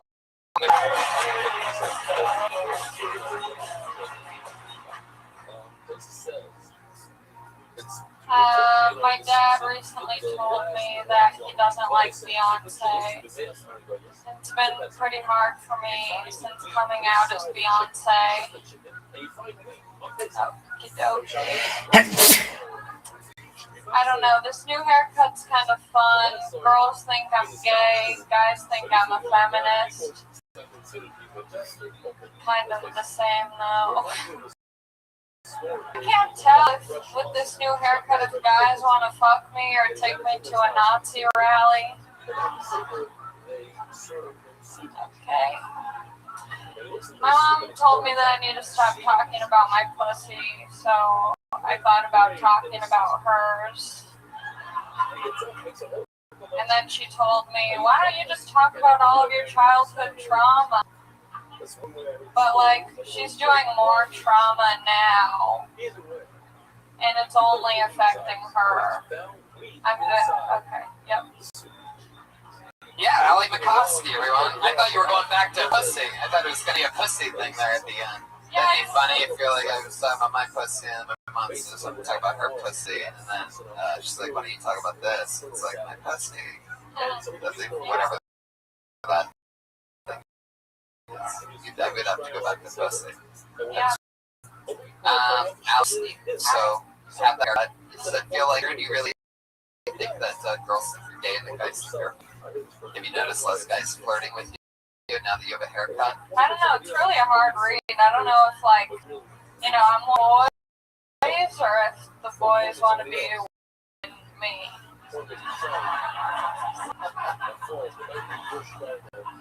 There you go. Okay. So that's what is there a have you noticed a difference in the type of guy flirting with you in the past couple weeks of having that? Yeah, it's usually guys who look like me. Which is like cool because I'm a narcissist. So I'm like, Yeah. But then it usually doesn't work out. So how do you? I could be Eminem or Dido. That's a good joke. Thank you. I'm killing right now. You are. You're in the Is this your natural demeanor or is this your stage? Yeah, most of the time this is how I am. Sometimes if I'm excited, it's a little more upbeat and fun, but for the most part, it's like people think I'm high all the time, but I'm not. I like you. It's a distinct delivery. I'll remember you after tonight. But every time you start to speak, I'm like dying to hear the end of the sentence. Yeah, it's a good thing. Keeps you lingering. Yeah. And then you're like, is she gonna bomb? It is a good thing. Delivery. We've been talking the last few weeks about your working life. How's that been going? Still hating that job? Yeah, I still just have one shift a week, so I'm looking for other work. If anyone wants to DM me. Whoa. As long as it doesn't have to do with speech. Oh, wow, that's a lot of guys ask to see your feet. No, I just don't want to. What? Greg Fitzsimmons ever asked? No. He's got money. My mom loves him though. What's the thing with feet? You don't want to do it? Well, I feel like if I put it out there like DM, someone's gonna be like, let me see your feet. And why don't you want to show people your feet just out of I curiosity? got bunions. Oh, really? Well, just one. I had one surgery. The other one's still a little fucked. Damn, you had all-out surgery on you? Yeah, well, I just have really good health insurance. They were like, let's knock it out of the park. I like that you don't want to show your feet because you have a bunion, not because you just don't want to show your feet to strangers. Yeah, I'm like scared of being judged by people who want to see my feet. Paula Bunions. Oh my god. Who's on your shirt? It's the skater Nikel. It's a skater. His name's Nikel. It's for Adidas. Yeah. Interesting. Joel Jimenez. Yeah, I'm just a chill girl, you know? For those of you that don't know, Joel Jimenez worked at a skate park for a really long time. I know a lot of you are looking at him over there just thinking that that's Hogan's janitor. But, I'm doing that now, actually. Calls me the N-word. No. Allie, what else is going on in life? Anything crazy? No, I got a car, so now I'm like way more mobile. Ooh, what kind of car did you get? I got a super les car. Really? Yeah. I like am really going. I'm leaning in to this look. Going all I got a Subaru Whoa! Outback. Oh my God! Subaru Outback. I do not go camping, but I think I have to now, and I also think I need to find a woman to go with. I can't even picture you driving more than 5 miles an hour. That's your cadence. Got a Bernie sticker on it. Yeah, people at my work call me slow, and I'm like, is it my talk, or do you think I'm actually like slow mentally? Well, you have the haircut to be mentally handicapped. That's normally what they give people. Is this a haircut? I think, yeah, like when they put them in psych ward. You're like criminally insane. Pull your hair out, yeah. Yeah. One day. Ellie, I got a question. Yeah. What? I want to know your thoughts on the last guy. Oh my God, I loved him. I knew it. Yeah, That was so fun to for those of you watch. that don't know, Allie falls in love with douchebags very quickly. Well, that's the thing that was interesting. I actually did not have any sexual attraction to him. What a rare. Is it because he has better hair than you? It could be. It could be some jealousy. Yeah. Is this an audition for Impractical Jokers? No, they don't have No. auditions. Okay. I want to be the first female Joker. Wow, you really are becoming a feminist. You seem like you're very, very comfortable on stage. You have a lot of experience on stage. I just really love attention. Yes, she does. She's been doing it a long time. She's only 21. You've been doing it, what, 3, 4? Almost 3 years. Almost 3 years. I'm an old hag. What? Nothing. All right, well, there she goes. Another brand new minute from the regular Allie motherfucking Makovsky. Back to the bucket we go, where anything can happen. As we learned tonight, some people sign up for this show that don't even give a fuck. I mean, truly, just I don't even care about stand-up. I just wanted to fucking maybe hey, how awesome! This is a young lady in which a lot of ruckus on the internet about people wanting her to be a regular on the show. We absolutely fell her when we were truly a great young rising comic. For your hands.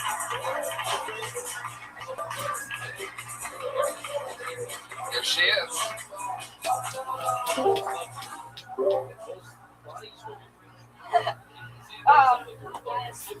A lot of children of divorce blame themselves for their parents splitting up. Not me. I blame my sister. Okay. Yeah. It's been great ever since. I met my sister, actually. She's awesome. She's studied astrophysics, which is like regular physics, but in space. And I got a lot of smart people in my family. My dad's a rocket scientist, actually. My sister's an astrophysicist. And I'm doing comedy. Because, why spend your life studying the stars when you can spend your life being a star? Yay! Okay. The two moms, they don't really like each other that much. One's married to my dad. I don't like posting things on my on my stepmom's. Jesse Johnson murdered her first 2 times on this show, and I believe we just had a little Will Leach moment. I guess equal opportunity bombing on this stage here tonight. Anybody can do it. Thoughts on State Gomez? That wasn't a Will Leach bomb. But she doesn't laugh. She was just very, very nervous. Yeah, it seemed like we're going extra fast tonight. Yeah. Yeah, my jokes were funny, but she was just so nervous that it was like you were. She reminds me of Melissa, Kill Tony Girl. Oh, that's nice. Kind of like you kind of have the same kind of nervous energy to it, but you got to control a little more. Yeah. Jesse, how's life going? How long have you been living in LA now? 3 weeks. How's that going? I'm trying to confidence like back here. It's working out pretty well. We laugh at everything you say. Do you find it all that entertaining? It's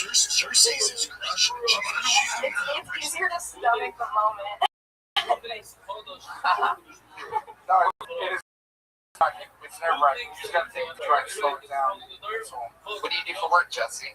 I'm a personal assistant for a remote company, and I think I need to get another job because I'm just like indoors all For a remote company, like remote controls? Yeah, I wish. Yeah. Because those jobs are really, really, really hard to find. Working for a remote control company, you piece of shit. Nothing. I mean, nothing. That was bad.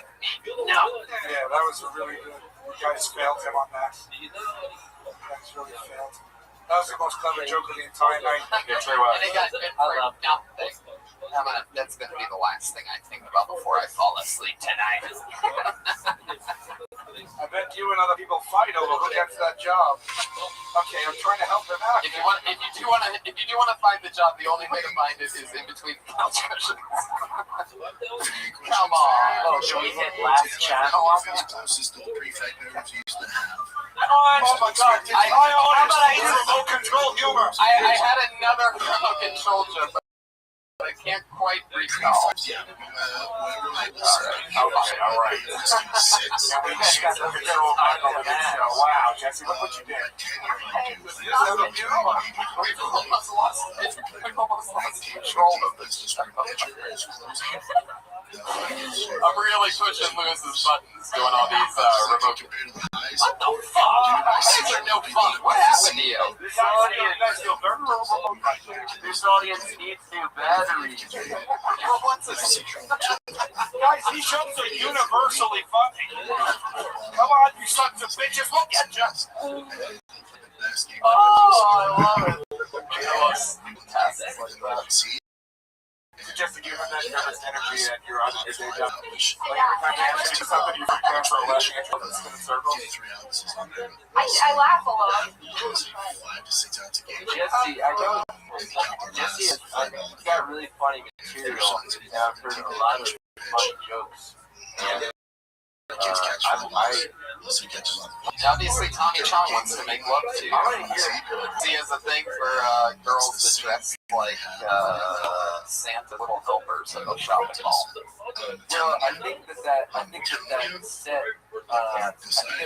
wasn't representative of your sounding jokes, and I like your jokes a lot. That's it.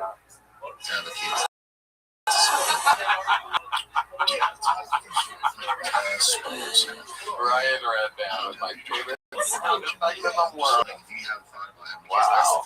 I got up there and usually I move the microphone and I just that's what Is that where you think it always wrong? I mean, I did a lot of wrong, but that was like it's too weak to lower the stand. Jesse, in your real life, and in 2 games, yeah, this is been on the show. Yeah, even like Jimmy Smith, like for real. What in your normal real life has gone on that's interesting? Not just like this to LA, the transition to Arizona. Want to talk about that stuff? Yeah, I've lived there my whole life. So. By yourself. I got a roommate. 3 times a week, like for an hour and a half. Do you have band practice there? No, he doesn't. Right. I've heard of his room, but see that. No. We actually have set up some audio recorders in your room. For the next 3 months, we're welcome for the UFC, but we have some of those fight nights. All right. Well, what else is going on with Mike, Jesse? Have you fallen in love yet since being here in 3 weeks? The whole day's consumed with I've been on some dates. How have the dates gone? They've been good. I went to the beach on Saturday. Oh, really? And I rode the roller coaster at Santa Monica Pier. Check it out. Oh, little baby's first beach trip, everybody at the old fair. Teaching and proud of LA people. Check it out. Hey, and while you're at it, go check out Hollywood Island. The people that wear the costumes there are totally normal. I'm not saying I'm just saying. I've been around playing so much, I can figure that out. All right, but is that it? Yeah, thank you so much. There you go, Jesse Johnson, everybody. Questions. You don't have a general idea. Louis J. Gomez is gonna pee real quick. What do you guys say we go to the bucket one more time? Huh? Close out the show. I'm just very excited about this. How about another round of applause for Cheech and Chong and Red Band? Everybody's having fun. Yeah, whatever you want. Sal's gonna order straight. Did I get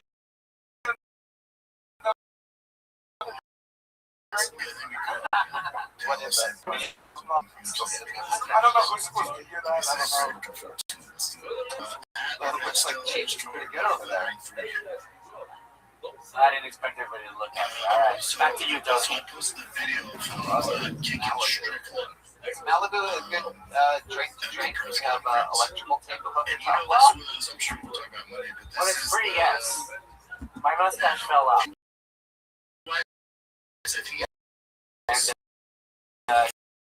here we are. Yeah, man. You get the end of the evening or what? It's the first thing.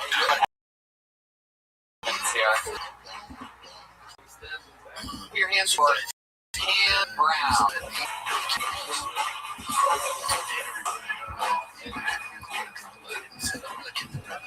I'm not seeing anybody commenting. Is there Cam Brown out there? Oh, there he is. Okay, put your hands together for Cam Brown, everyone. He already went up twice. One more time for Cam Brown, everyone.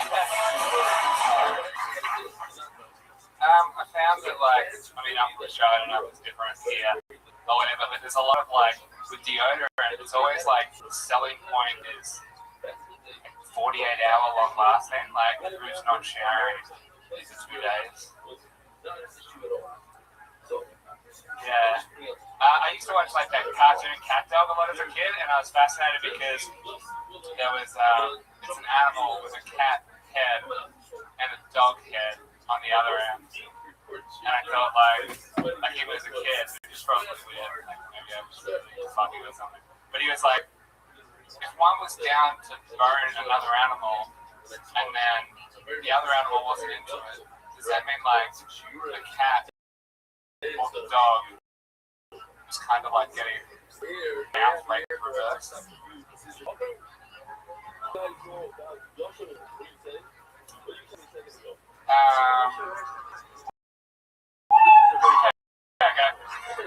Man, if you on the toilet, I wonder which direction they would go.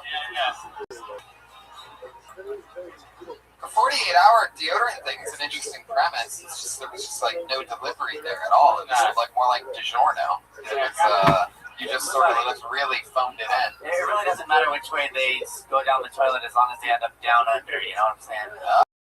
Oh shit.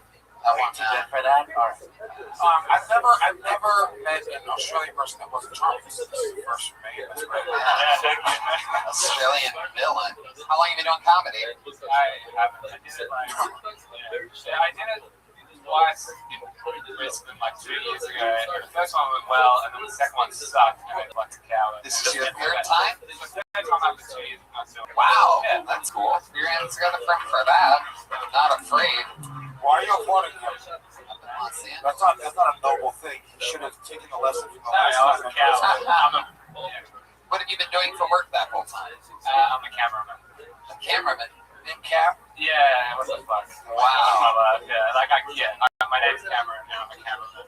You film anything cool? You know what I love is Australian Border Patrol, when they get people flying in, like Asian people that brought like raw chickens and shit. You ever watch that show on Netflix?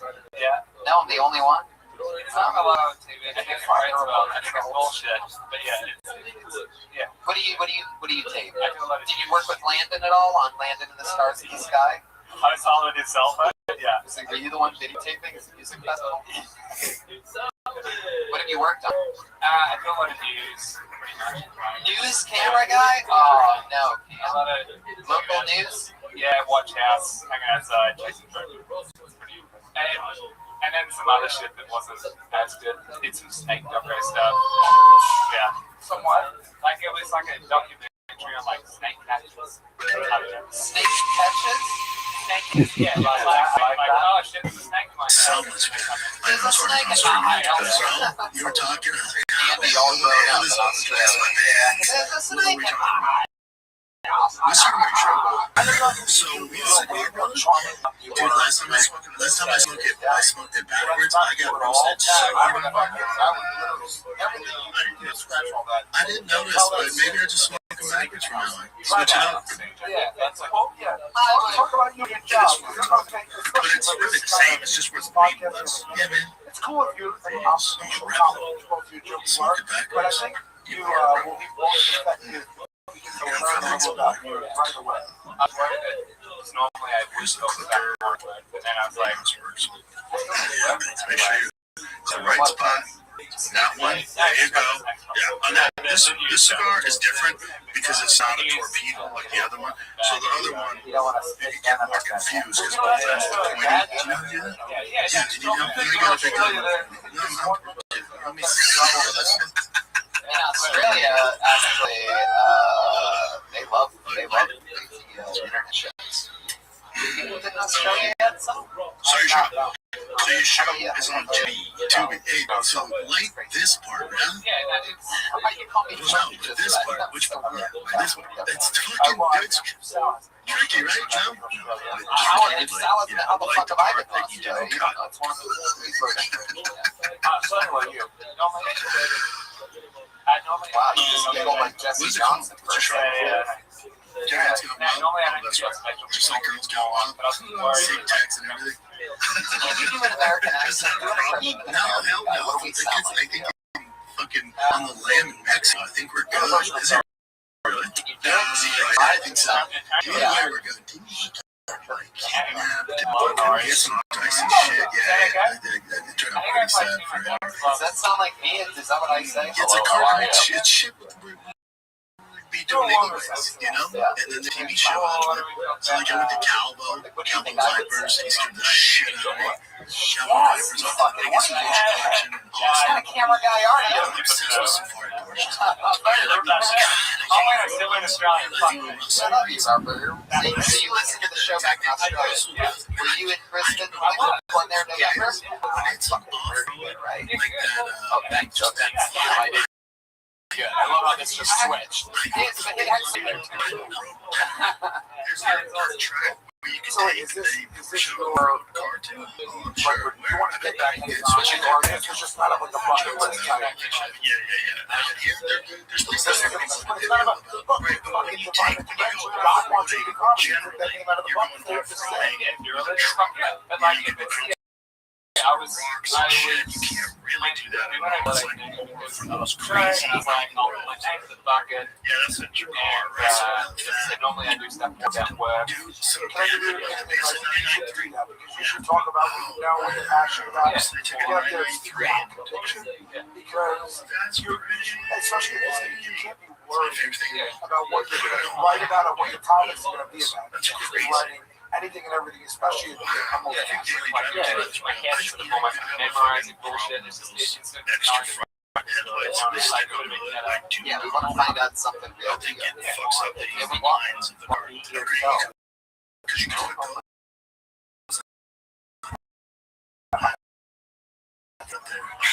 just take another There you go. You mean Australia's straight brown? Let's do one more TV. I'm going to bring out somebody who I want to bring out because I love him. We love him. It's been a couple weeks since he's been on the show. I absolutely love this guy. Three hands together for Manuel Herrera, ladies and gentlemen. Very nice.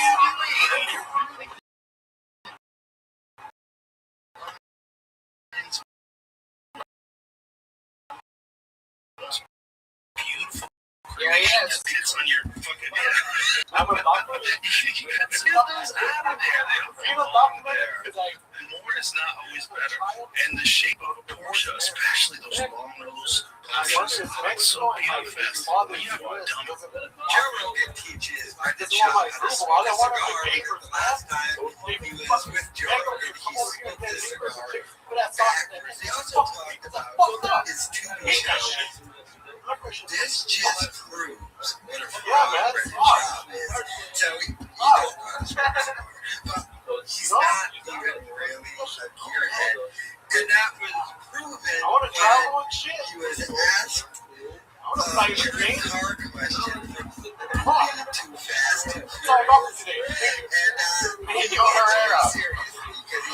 That's a perfect example of what we were just talking about. Like, if you just are honest, like, people can feel it. Like, I think we all know that you really do want to fly an airplane. That felt really genuine. Like, you have that real passion. Also, you talk about not worrying. The first thing you did was say you're a doctor. Yeah. One of my favorite things is that the last guy was afraid he was going to lose his job in an Australian newscasting agency, but you come right out as an illegal alien. It's your opening joke. That was, I like how he did the first joke, and then, like, 6 tags in a row were just, like, you know? Yeah.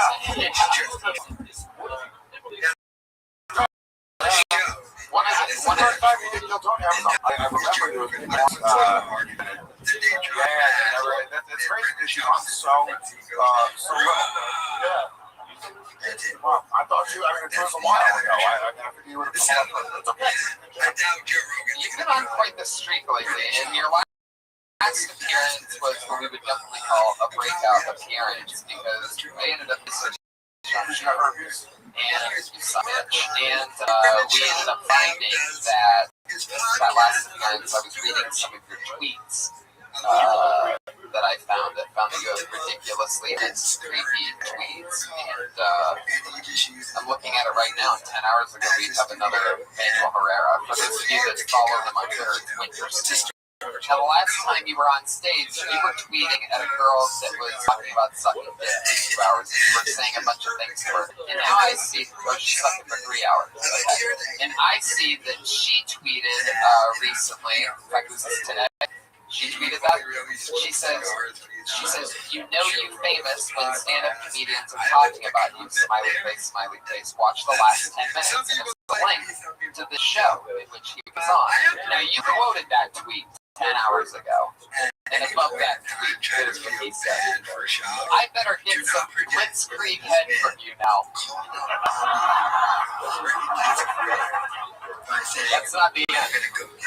All these 6.7 inches of beaver dick. 22 hours ago, that sinking girl. I don't even think she's a porn star. She's just a normal girl that you tweet at. You don't know her, right? She has 5,000 followers. She's on Twitter at DreadheadKiller, HALE. Well, I mean, if you follow Winter State, you'll see because you quoted her again and you tweeted at her again 22 hours ago. She said yesterday at 10:21, used a dildo for the first time. Feels diffed than it did. It has 1 like on Twitter. She's not that popular or famous or anything. But you like this girl. You quoted her. Remember, she said used a dildo for the first time. Feels diffed than it did. He said, don't be lying. You fall asleep. Don't.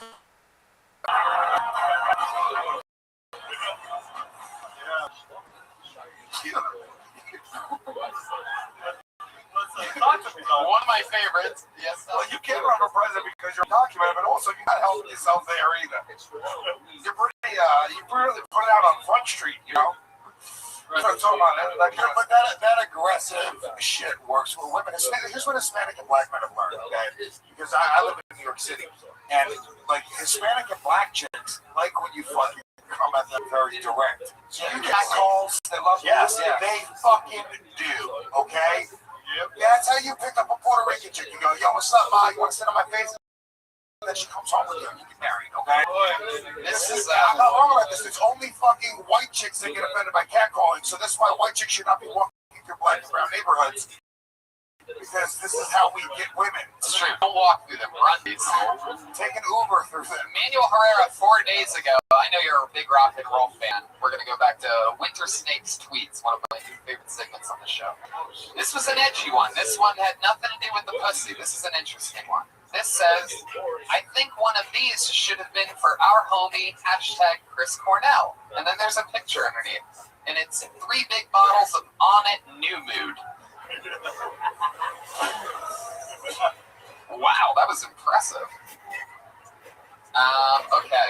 I'm going to go back now, believe it or not, I'm going to go all the way back 6 days, because I don't even know what this one means. I have a genuine question for you. It just says, it's Beavis and Butthead. Oh, and their long-lost brother, ... bitch-ass Ronnie, full of acne. What are you talking about? Yeah, my coworker Ronnie. That's low, dude.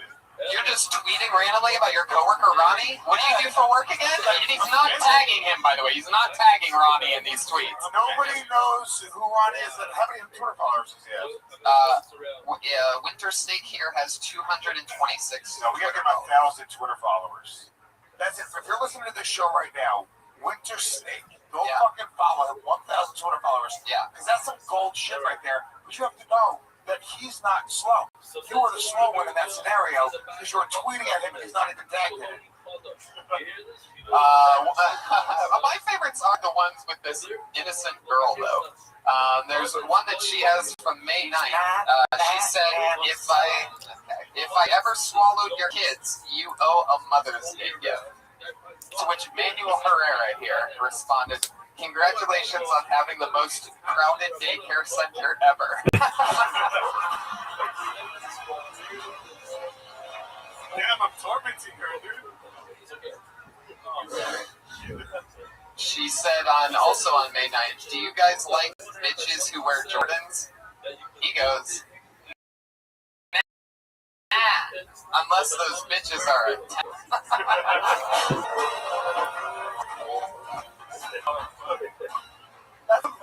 That's really funny. That's funny shit. That's legitimate. Because you want the shoes for yourself. Yeah. Have you already done that? Tell them everything you just did. A redhead killer said, the first time I ever gave head, the guy said I'm really good. He didn't even know what I was doing. LMAO. Manuel said, tweeted him this saying, some moms teach sons good manners. Others just teach their daughters the art of sucking dick. One very patriot. Just stalking her. I love it. I'm into it. I think you should stalk her harder. Get through a window. 6 days ago, she said, when you try so hard to get over someone and they come back into your life out of nowhere. Manuel said, your exes be popping out of bushes.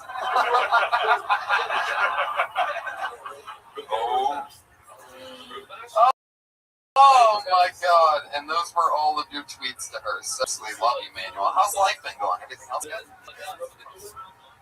good? This time, motherfucking pimp. I would tell you to not try so hard to just project a character or anger that's not really there. Well, or there is. The fact that I'm undocumented is let it out. I would say to tell more, but you're going to get deported if you keep on putting it out. So you need to make a decision if you want to stay in this country and have opportunities to perform stand-up comedy. You need to shut the fuck up about that, dude. You can still tweet from Mexico. At the end of your set, you were just kind of searching for something, and you naturally said when you weren't trying, like, I want to go on a plane, and that's something that but everyone laughed because it was so honest and it was kind of funny. Your tweets, so I'm sure you're not really with the Jordan stuff. I would say, like, try and tap it. But it's also you write punchlines. I think maybe your problem is you can't figure out a setup or like a premise. Because it's funny is when they give you a setup, you're actually saying clever shit on Twitter. That's not like a bullshit. Those are legitimately clever tweets. Yes. 6 days ago, without tweeting, without tagging anybody in this tweet, you said, I can't stand my bitch-ass coworker Ronnie. It's like the third long-lost brother of Beavis and Butthead. Now, what was Ronnie doing? What do you do for work again? You drive a fork. What the fuck is Ronnie doing in the forklift with you? That's what you hate about him? He's slow? That's it? He's always asking me for advice. So he's just a normal person. He's like always trying to be my friend. I'm like, dude, fuck you, bitch ass Ronnie. Beavis and butthead motherfucker. Dude, I don't need no friend, man. I gotta go tweet at this girl. He keeps on coming up to me and be like, oh, Holmes, you're so cool. I'm like, fuck off, Ronnie. You're a faggot, man. Yeah. Here comes bitch ass Ronnie again, living life. Every time I turn around, there's Ronnie smiling, trying to shake my hand. Fuck you, Ronnie. Hey, bitch ass Ronnie has papers. I don't. I got shit I gotta focus on. Hey, Ronnie, can't you see I'm driving the forklift? Hey, bitch ass Ronnie, unload these. Oh, man, I gotta tweet about this shit, man. This pissing me off. Two Beavis and Butthead jokes. Why do you think you went double Beavis and Butthead on bitch ass Ronnie? Because he's a white guy? Is that also the same joke, and I just reworked it like later on.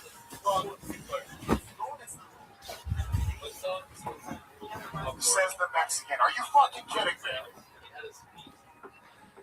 Well, we found bitch ass Ronnie. Alright. Well, Manuel, how's your love life going? You hook up with any chicks lately or anything?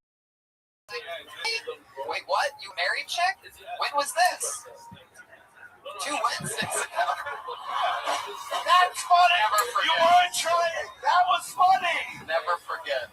So 2 Wednesdays ago, I had the fucking bitch ass Ronnie had me all worked up. I'm like, Ronnie, here, smell this old married bitch's pussy. He was like, no, that's gross. I'm like, it's pussy, Ronnie. 2 Wednesdays ago. 2 half moons ago? Where'd you meet this lady? What? Well, you had her? No. My friend's married to this registered nurse, and worked out around that I'd be able to match with her somehow.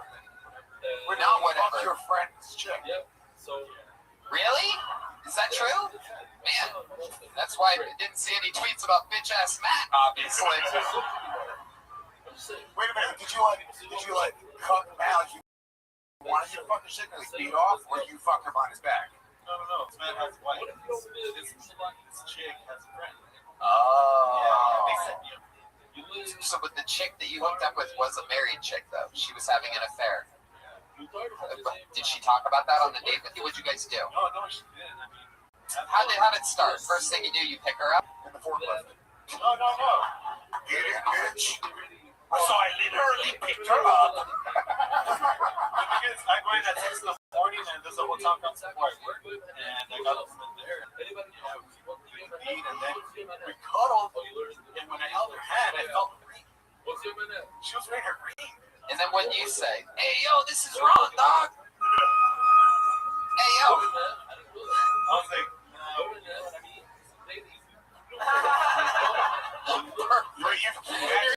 Here you are in front of 100,000 weekly downloads and at least 100 people in my audience on Monday. She's married to a cop. That's secret, but you kept the secret that you're in a league. Do it, baby. It's okay. I can keep a secret about anything.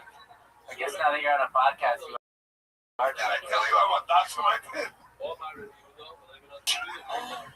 Wow. How was the sex? Did you notice anything different having sex with a married woman that's different than having sex with an unmarried woman? She put up a lot of walls. all I know is she was all backed up. Backed up? What do you mean? Yeah, meaning like.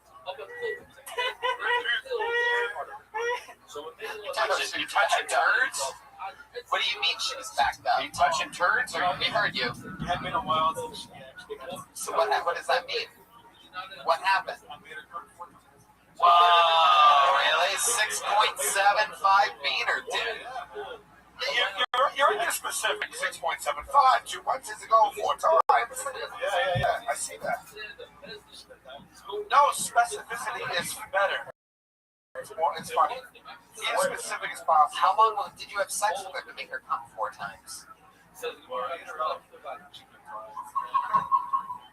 You ate her out? And she came twice on the eat out. How long was that? How long were you down there if you had to guess? 15 minutes. I got another very specific answer. 40 minutes. Right. This was a quick eating. This was fast food. All right, and then what? So about 15 minutes of downtown. Wow, let's see how seamless that is. Yeah. First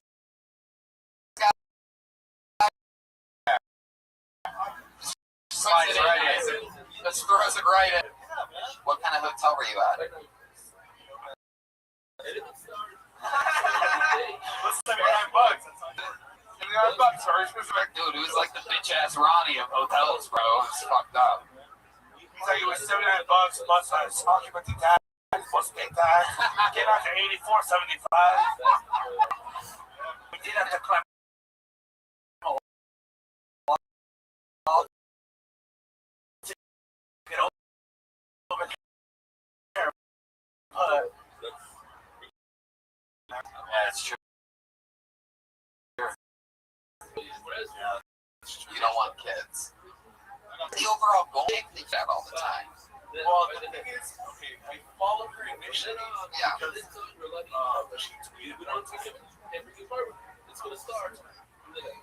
She said, I drove 20 miles. Very specific. And then what do you remember what you said to her back then? I don't remember. I've been trying to see that. You know why you're attracted to her, right? You guys are specific soulmates. Do you know where she lives? Can we get her here next week? Yeah, do you think she's in Virginia?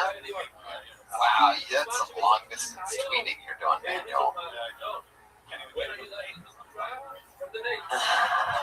Fuck you guys. Oh, I see. Those two things were together. I didn't even make that connection.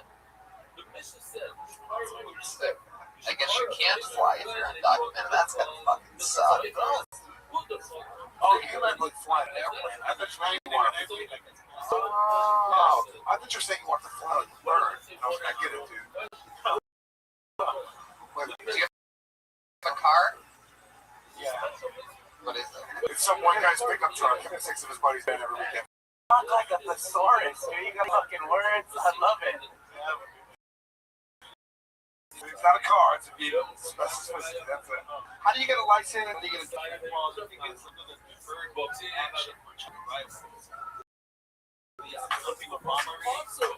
have a work permit. With that, I'm able to. It expires in 2019, so I don't know what's going to happen. Yeah, the world will be far over 19. It's over. Well, why don't you just get a white chick pregnant? Don't you stay here? Yeah. Is that only child support? I don't want that. Yeah, but you gotta pick one. You either get to be documented or you get to fucking get a white chick pregnant. Or you can get a chick pregnant, marry her, right? Have the baby and then just kill the child. And then don't report it. You know what I mean? But then don't talk about that up here. Yeah. Oh, so check this out. I'm documented, but I killed my baby. It's crazy. I drowned him in a bucket. Anyway, knock knock. Just awkward segue. I want to fly too. Why did the chicken cross the road? I was killing a baby. Well, Manuel, I absolutely love your style. Even though you're not autistic, there's something overly honest about you and overly sharing, and it's definitely a part of your backbone and comedic voice, and it's always fun to watch. They're a wet backbone. Yes, watch you work and work with you, and I absolutely love your style. There he goes, Manuel Herrera, everybody. He's on Twitter at Windsor Snake. He's a must follow. Check out what Ryan J. Ebelt drew when you all sat there like lazy asses. All of his prints are available at RyanJEbelt.com. That's fucking awesome. Look at you. Unbelievable. Also, I have both Kill Tony posters. Those are available at RyanJEbelt.com. So are original prints. A lot of people don't realize you can actually get the print that he draws each episode. That's on sale. A little bit pricier than the print of it, but you can get the actual drawing, hand-drawn as well. Yeah. All of that's available at RyanJEbelt.com. So if you're a fucking awesome fan, you can get that and support a live, real artist like Ryan J. Ebelt. Let's do it. Sal, promote something. I have 3 things to promote. September 24th, I'll be at the Green Theater here in LA with the Practical Jokers. That is so fucking awesome. Yes, go. One of the coolest venues in town. July 20th, I'm headlining the House of Blues in San Diego during Comic-Con. And then, of course, November 1st to the 5th, Frank Luger's cruise out of New Orleans to Mexico. It's going to be so much fun. Only a few cabins left for that. I've been watching that go. I've been watching that sell out slowly. Louis J. Gomez, Skankfest, Legion of Skanks, my favorite shows in the world. Big J. Okerson, that's all at gasdigital.net. Gas.com and podcast, Legion of Skanks, Real Ass Podcast. Also got a new podcast with UFC middleweight champion Michael Bisping. I believe you may. So you guys like MMA, check that out. You know, a lot of your fans. And yeah, just GomezComedy.com. We've got Dave's touring all over the country, so come check me out. Love that. Joelberg Jimenez over there, ladies and gentlemen, was absolutely slaughtering it. He's on Twitter mostly. Sorry, last Joel. Reach out to me, guys. I love it. Kill Tony fans. You're the best. Please say hi. I love it. Thanks. Happy to be here. Patty motherfucking Reagan has a new album out called Bad Chad. I love Pat Reagan. He made me love music and comedy mixed together again. He's a brilliant mind. I love all of his stuff. What else, Pat? That's it. I covered it. You can catch me doing stand-up all around the United States of America for the rest of 2017. It's fucking crazy. I'm going absolutely everywhere. It's the Monster Energy Outbreak Tour, and that's all available at TonyHinchcliffe.com. Tour dates fucking everywhere. Adding some other fun dates to that as we go. Austin, Texas, San Diego, Asbury Park, New Jersey just got added today to the whole thing. Brian Redman. Toronto just went on sale today. Go to DeathSquad.tv page for more. Live audience, thank you so much. Have a great night, everybody.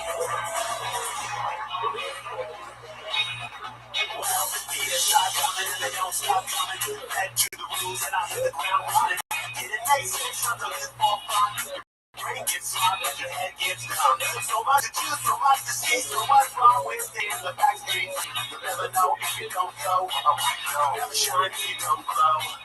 Hey now, you're an all-star. Get your game on, go play. Hey now, you're a rock star. Get the show on, get it. Hey now, only shooting stars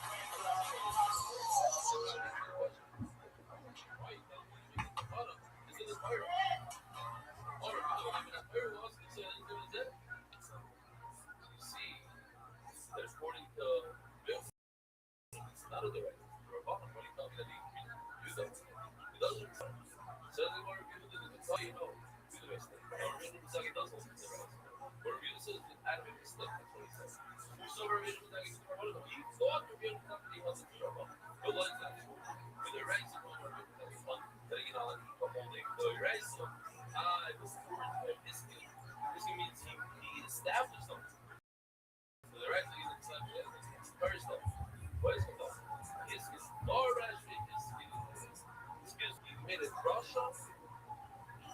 I want to test the fire. Yeah, that's let's give me the brush on the fire. There's broken and there's I want to make it brush. Just eating it. Not.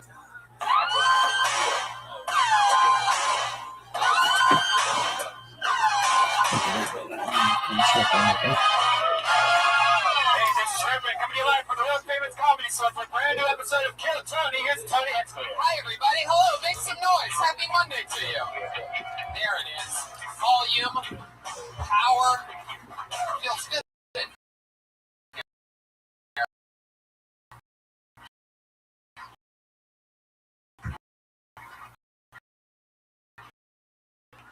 Welcome to Kill Tony, the number one live podcast. About things. We have amazing guests ready to go. I'm sure that Josh is letting the 20 people that are waiting for crazy reason. I think we over sold out or something weird. No, it's not. Ticket malfunctions or something like that. I'm excited about tonight's episode. Yeah.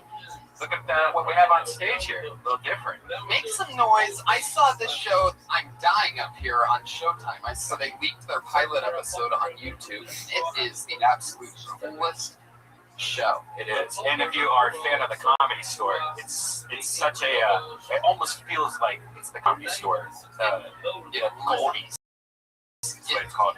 It fucking awesome. I cried 4 times. I laughed 100 times. I really did think it makes me cry. But this whole fucking show, it's like, you know, the new like Breaking Bad for comedy. It's filmed really well too. Like it feels like almost famous. That movie almost. It's executive produced by Jim Carrey, who's a comedy store guy. It's clearly from, you know, his brilliant mind. And you can see that on June 4th. It's the series premiere of I'm Dying Up Here. Saturday, June 4th, 10 p.m., 9 Central, only on Showtime. Make some noise for I'm Dying Up Here on Showtime. It's like us. It's like it's about young up and coming stand-up comedians trying to make it in the LA comedies. And if you don't have Showtime, you just download the app. You get a free trial for 3 months. It's true. It's on Apple TV. It's on your iPhone. If you like comedy at all, you're gonna absolutely love I'm Dying Up Here on Showtime. Again, that's June 4th, Sunday night. Yeah. You guys want to meet tonight's guests? How about that? I know I do. Wonder if they're ready to go. Put your hands together for Eric Griffin, Dom Irera, and Russell Peters. Yeah! We got Russell motherfucking Peters. Backstage, having trouble getting the room. I'm sure our other guests are coming. Russell motherfucking Peters is in the house to get things started up. I'll tell you what, boy. How are you, buddy? Good, Tony. How are you? Hello, Brian. Russell. Hello, audience. I'm excited for a fun Excited those 2 big guys made it up the stairs. Good job, fellas. Yes, I did. It's the amazing father and son combo, George and Christian. Yes. Wow. That's where I could chicken and rib combo. Josh, we got Dom Irera and Eric Griffin. Yeah. Is that my brother, Dominic John Joseph Irera? Dom Irera! Eric motherfucking Griffin. Eric! Both on the new I'm Dying Up Here. Fuck yeah, this is as staggered of an intro as we've ever had at the top of this show. I like it. I know, we got you guys hitting the back. And I heard the intro. Guys, I saw your show and I absolutely... Dom and Eric are both in I'm Dying Up Here. Killer fucking stuff. I got distracted. Eric? Say hi, Eric. Sharon stuff. Oh, sorry. Hi. I'm going to cover them up now. Oh, okay. I don't know what the fuck's going on over there. Dom Irera, say hello. Don't sing. I don't usually do television. I did this case. He's saying I Yeah, I love your wig. It's awesome wig. If it takes place in the 70s, or like 25 or something like that. There was a guy who actually said before I was a kid, I was trying to get away with making that wig. It's funny. Those Neapolitans. There's a lot of Nick Bob jokes.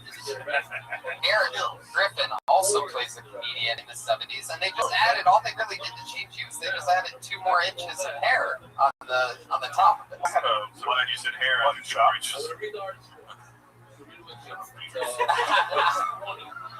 I'm excited to have you guys back. We've all done this show together before. You guys ready to do this shit? Jump right into it. We have a band, ladies and gentlemen, my favorite band in the world. I feel like I'm going to be too close to the comedians. There we go. You are you're really out there in the middle of that stage. Josh pretty much gave the fuck up at some point today, producing the show. He's left people outside. Guests weren't ready. He has like 3 things to remember to do. Let people in, have guests, no start show. But Eric, and he came in real soft spoken too. Introduced you guys. No urgency at all. So at some point, if you can make your way. Yeah. Like, give us the option. By 9 at least. The Kiltony band, you can always count on them to be motherfucking ready. Let's see how loud this place can get for the great Kiltony band. It's Pat Reagan, Jeremiah Watkins, and Joelberg Jimenez. Oh, wait a second. It appears as though there are some detectives coming into the room. Every week they do. God. Jeremiah looks like they're standing by now.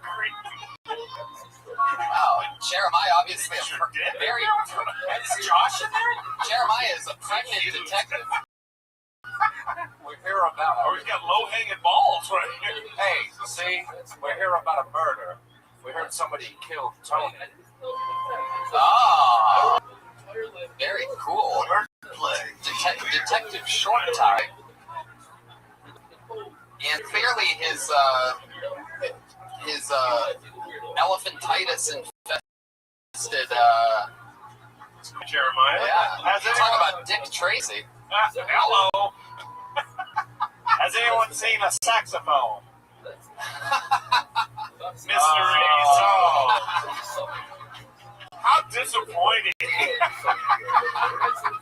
What's that? A saxophone tie underneath the saxophone. Wow.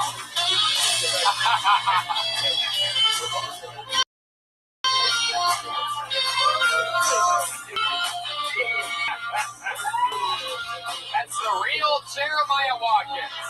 Fuck yeah. Jeremiah Watkins. The old saxophone. The old saxophone under the trench coat trick. It was a drum kit, Jeremiah. Yeah. That would have been hilarious. Just a big train. Just look out, ladies. Well, it's always fun to see the band commit to characters throughout an episode. This detective one seems like it's going to be an interesting one. So I'm excited to start the show. Welcome to the show, Kill Tony.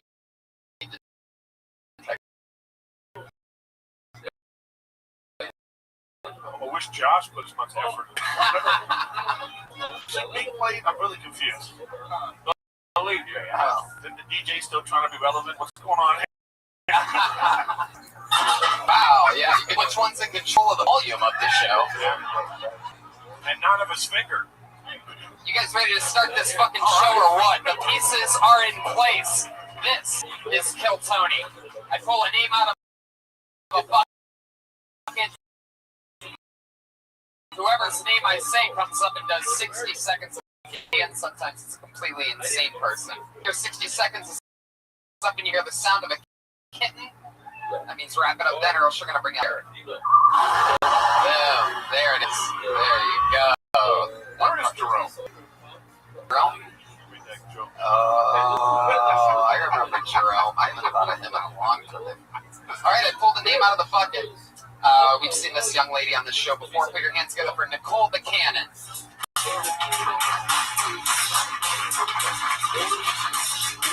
Oh. I don't see movement. Anybody know if she's... Does anybody know? Looks like we have a murder to solve. Well, the employees are pretending like they have no idea that it's just a guy that works here. There you go. Enjoy the show. Just stand there and do nothing. I love it. Nicole, are you here? I pulled another name out of the bucket. Put your hands together for Rashid Stevens, everyone. There he is.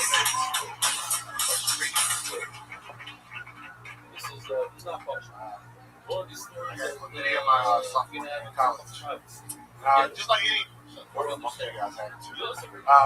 just like any 18, 19-year-old guy, I was young and dumb. For an entire week, I peed and burnt like hell. My only thought subconsciously was, damn, I gotta stop eating these hot Cheetos, man. Hot Cheetos is fucking me up.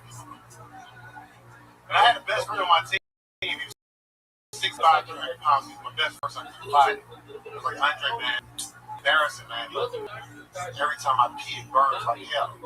He's like, fool, you like hot Cheetos too, man? I thought I was the only one, man. He out here slinging his hot Cheeto dick, man. Go. Oh. There you go, 45 seconds of Rashid Stevens. Yeah. Fuck yeah. You got time for another bitch when you're Oh, yeah. Give me a heart.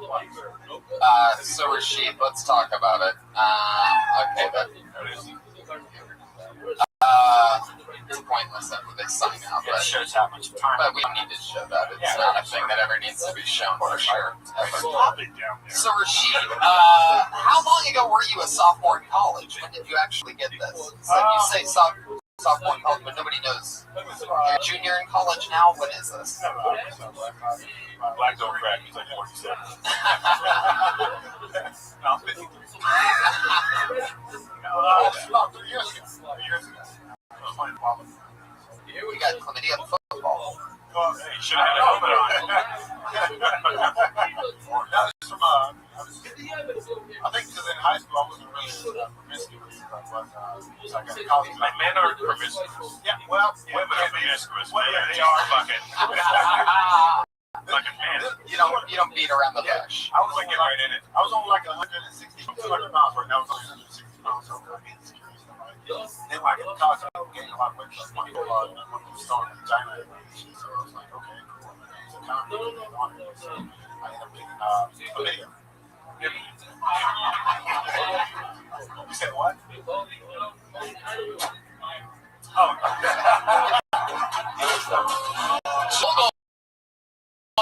Joel going, wow, chant from the audience, which was probably as audible on podcast as what Joel said with Mike back there and a cigarette in his mouth. Kill him!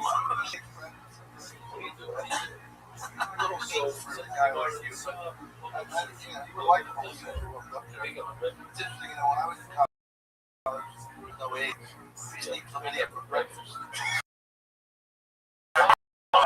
With a side of herpes. What do you do for work? Called it VD back then. They didn't distinguish between all of them. It was called VD. That was like herpes, AIDS, cancer. Everything was VD. You gotta be careful around the I got Bill. Right here. I mean, I wanted to kind of do something short. I remember something I did short. I usually do a lot of storytelling.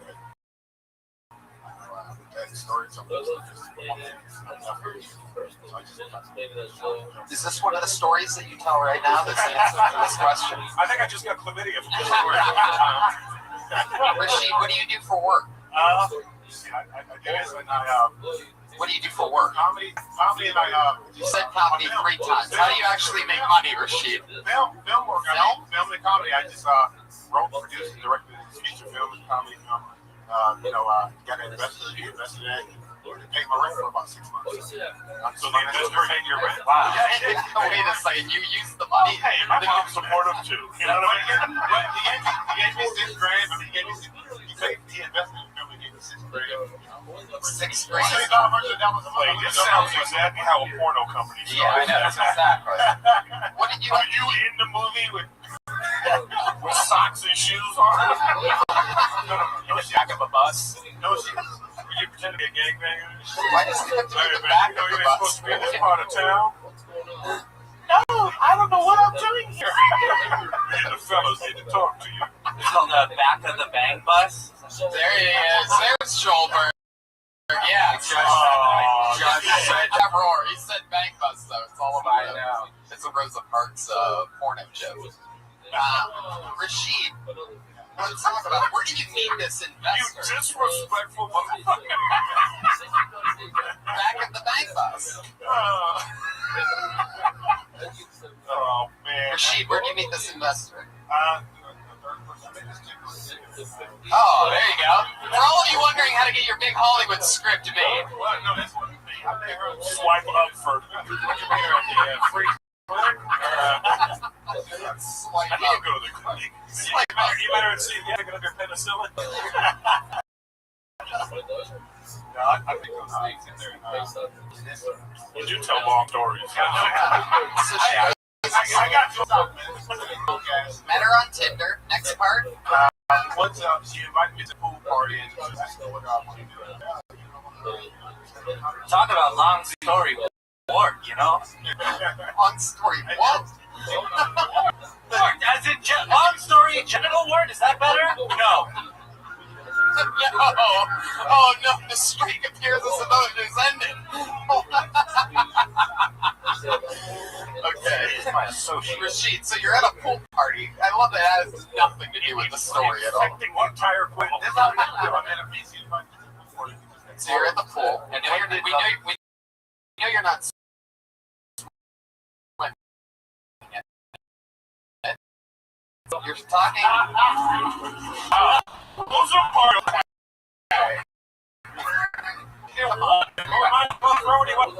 Wait, is this a fat white girl you were talking to? Yes. Were you behind the grill when this conversation was happening? He was wearing a grill. Wait, tell me about the war. Oh my God. Yes.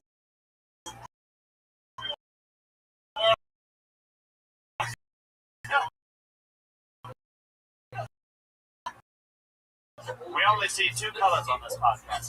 Don't go sweating. At the pool, you're sitting outside of the pool. This girl's asking you what you want to do. You're like, I want to make movies. And this guy older goes, I want to make whoopee, but doesn't anything funny. okay. So actually, you making this movie, and then what happens? Conversations just be like a couple weeks later. Can we ask him what's how cool is this? It was low, but And you were able to make the movie for $1,500?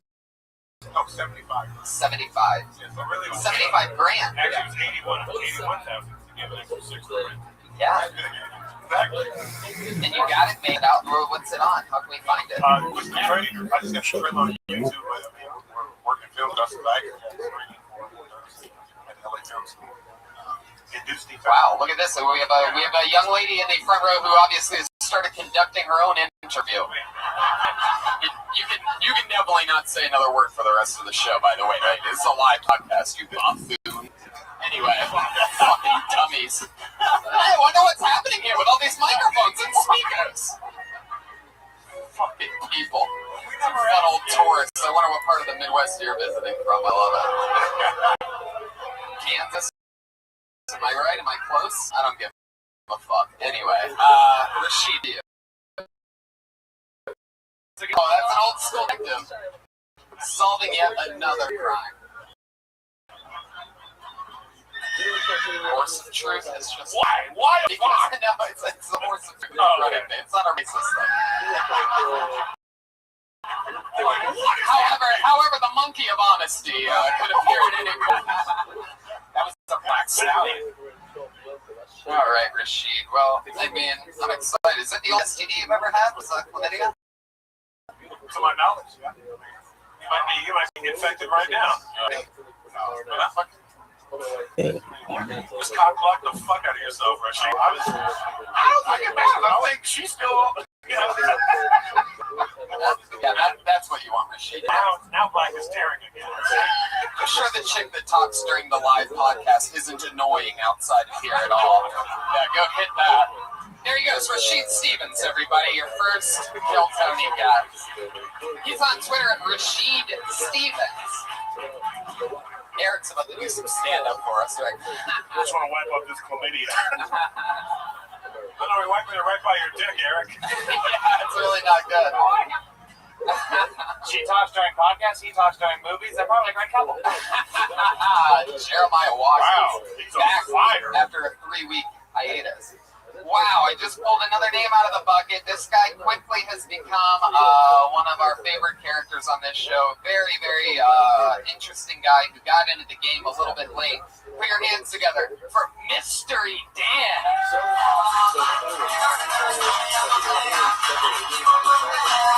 Oh, I can see him coming from deep far away. Trademark white hair. Oh, he's...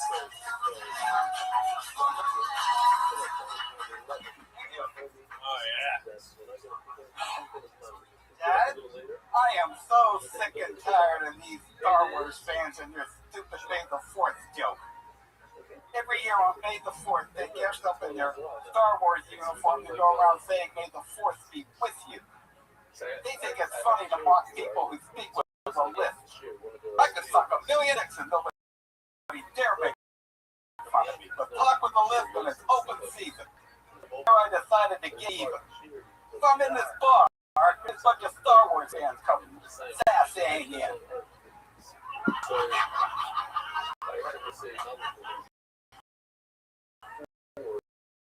And this Princess Leia says to me, "Make the horse pair of scissors," and I cut off both of her thumbs. And she wasn't even wearing a wig. Then her friends jump in. I clipped that Wookiee's ass there. And that Luke Walker Skywalker wannabe, I took his lightsaber and subbed it right up his ass. He had it coming, those fucking listophobes. Thank you, good night. Wow, good night indeed. Wow, that's the worst thing I've ever seen in my fucking life. I've always wondered, how bad can it get? That's as bad as it gets right there. So when you're not conducting an orchestra, and when you're not out there neglecting your teeth, it doesn't come out, right? Mystery Dan, you look like a cereal. You are everything that I'm scared of, Mystery Dan. I mean, look at you. Cliff Richard looks terrible. Cliff Richard. No, Mystery Dan. You mean this Virgin America guy, right? Mystery Dan. Oh, yeah, I'm not aiming for Richard Branson. I tell people that Mystery Dan. Wow. Mystery Dan, over to your right, over there. It's Pat Ray. Oh, I'm sorry. I'm sorry. You got it. All right. Okay. Mystery Dan. You swear to tell the truth, the whole truth, everything but the truth. I didn't quite understand that last part. Mystery Dan. Yeah, keep laughing, wise guy. Mystery Dan, back over here. You're scary as fuck. That thing you did was terrible. So let's talk about your normal life. Where do you live here in West Hollywood? East Hollywood. Well, we talked before. You're gay, correct? Yeah. Mystery solved.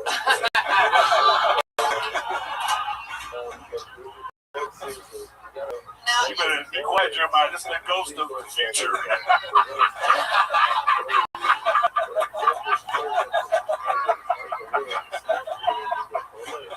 Mystery Dan, have you been making love to a lot of dudes lately? Is that how your hair gets like that, by the way? Are those like handles for something like that? It just Is that what happens when you take the two side ponytails? it's like a head from I've always wondered what John Hancock's pubes look like, and looking at your skull. Wow, Mystery Dan. It looks like it was a brown one. It was a little ATM action that day. Mystery Dan, what if you had to guess how big the biggest penis that's been inside your mouth is? How big would you guess that is? Very small. Oh no, this is not good. Live audio from the producer. Oh, that's gross, Mystery Dan. Okay. Put that baby the fuck out of here. Mr. Dan. Oh, Can you describe the penis? he's got a logbook and a pen, and he's writing things even the Mystery Dan isn't saying it. What is happening?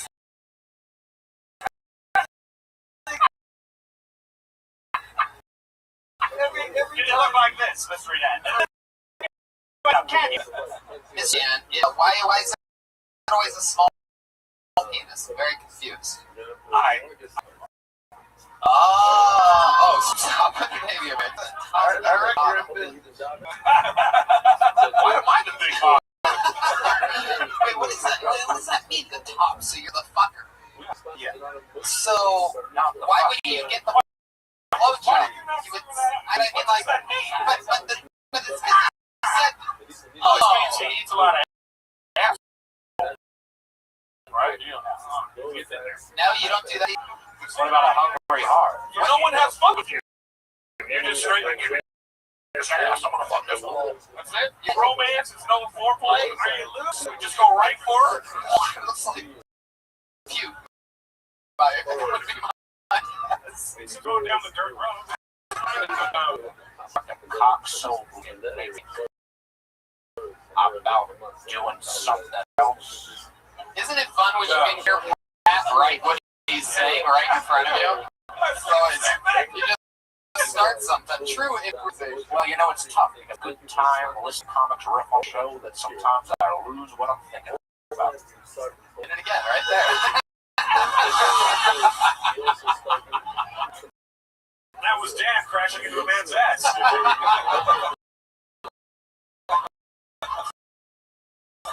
Mystery. It's almost called right. Is it okay if I call you Mystery?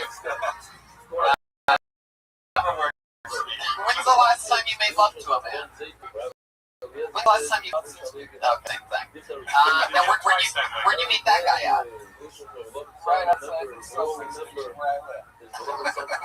Subway station. I like the metaphor. I thought it was a pool party. You know what I mean? Subway station. It was a callback. So you're standing outside the subway station. No, I was coming out of the subway station, and these dudes were just coming back from the gay bar on the street. Oh.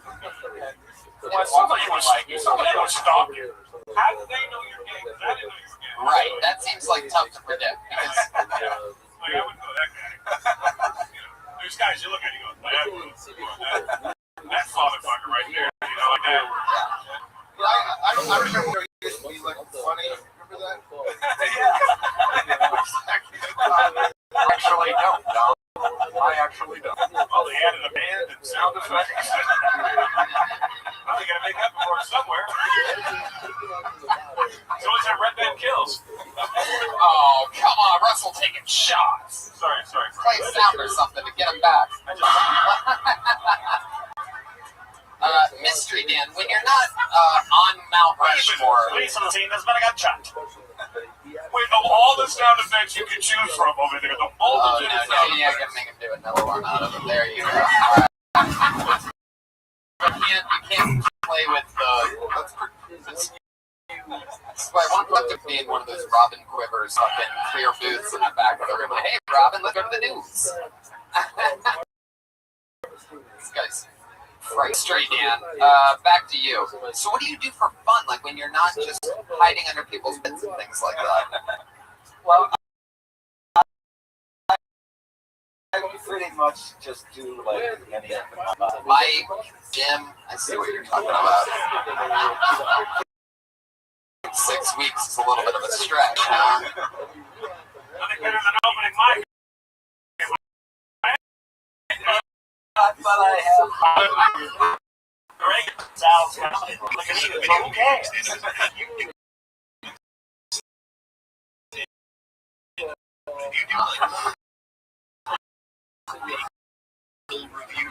Hey Dan, have you ever been with a woman before? What do you mean? He's there? There he is.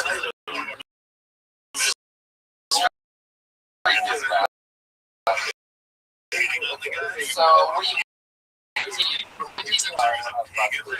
Two? Wow, young boy. He likes everything to do. Yeah, we're searching. Yeah, I'm looking for the punchline. Anybody mind? Let me know. Everybody's in the premise. Can I see your Dan, anything? My mother has my younger sister, and I right?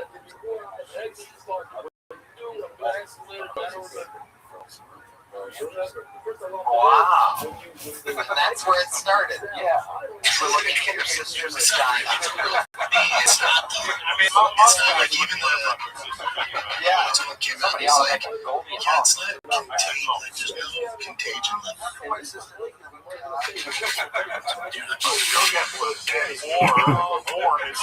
Or his sister's pussy is so ugly that it scared him away from pussy for the rest of his life. Maybe your sister's pussy turned many things.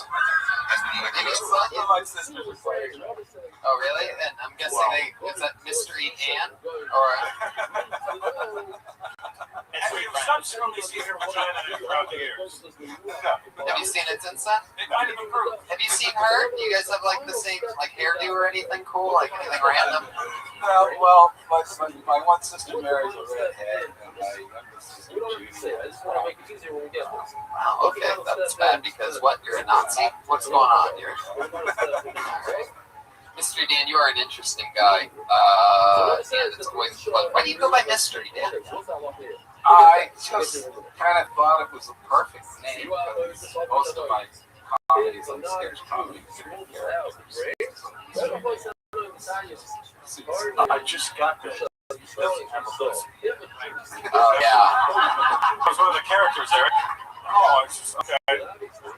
You know what's if he had a list, it would thumbs up 53. Any of those characters? What's your best character? Lisp guy? No, that's my worst. I only do that because it's a 1 minute. Most of my routines are fine. How about Hall and Quaker Oats? Like that fake news thing I did. I tried that. I had a cult meeting that's really good. Your what? What do you mean? That's where he tucks his dick between his legs. Yeah. I did this. Oh yeah. I had this routine. I call it pussy hack. And the premise of the routine is that I'm a hack. Yeah. Once I hack you from that point on, I stoop to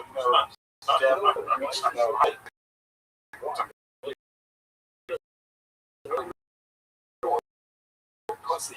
Yeah. Wow, this was horrible. More routines. I have no idea what you're even talking about anymore. There he goes, Mystery Dan, ladies and gentlemen. I mean, that fucking bombing and with a list. It's a special 60 seconds he did here tonight. Ballsy. Alright, I pulled another name out of the bucket. This looks like a new name. We're going for Saul Simone.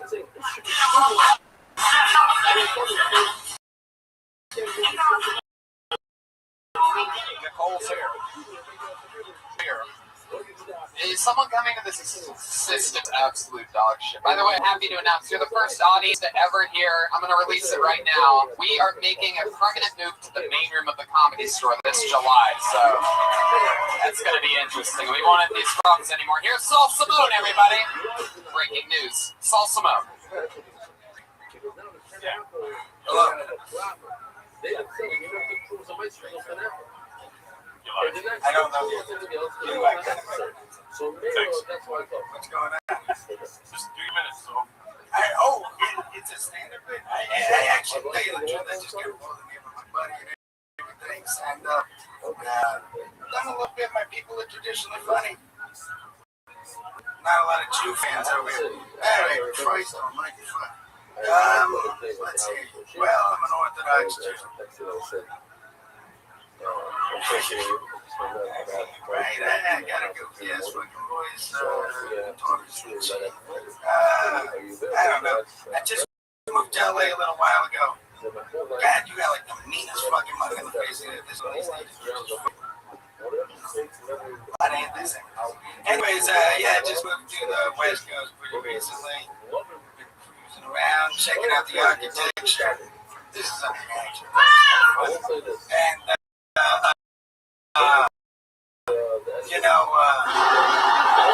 Saul Simone making Mystery Dan look like Dave Chappelle. Holy shit. Wow.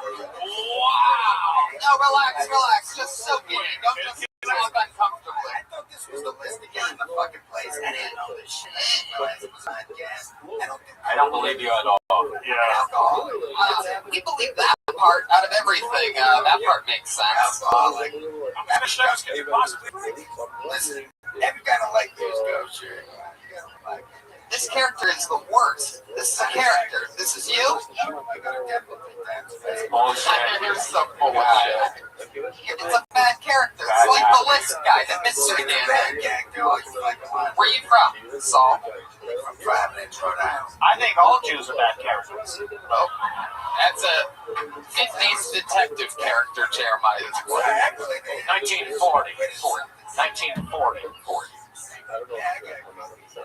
Saul, please, I know you think that voice is funny. Please just stop yapping for the sake of it. When we ask you a question, you can start talking, okay? That fucking thing you're doing is death. It's hot death. Like, I'm surprised. Wait, Saul, you're not listening.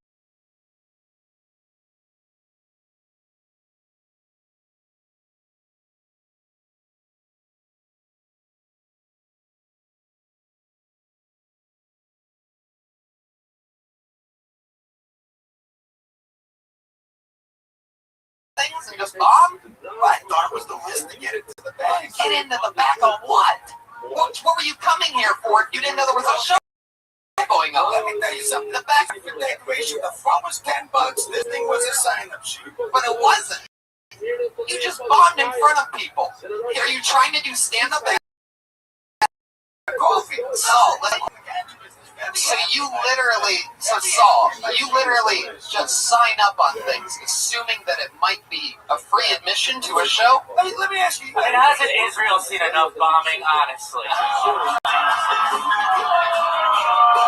God, that's the worst. Let me ask you. Saul, you gotta go. That's it. You're done. There he goes. Nobody clapped for him.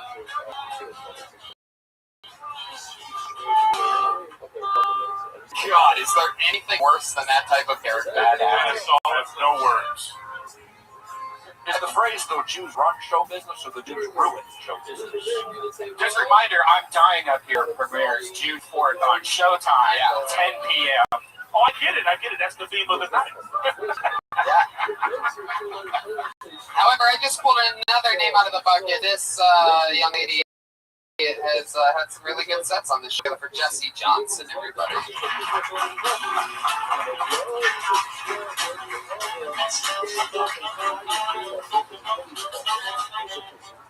Hey guys, oh man, I'm so happy to be here. But to be honest, I've been really tired lately. I think I'm so tired because I'm working 3 jobs right now, which is some bullshit because I don't even have kids. So, I don't have kids. I don't have a man. I actually just got out of a 5-year off and on relationship. Yeah, I mean, it was toxic. It was so bad because the guy was the lead singer of a local ska band. Awful. I can't believe I skanked around with him all those years, you know? And he still keeps trying to creep back into my life, you know?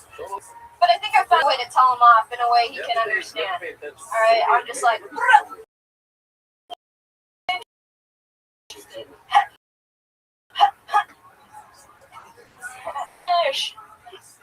cool, no, pick it up, yeah.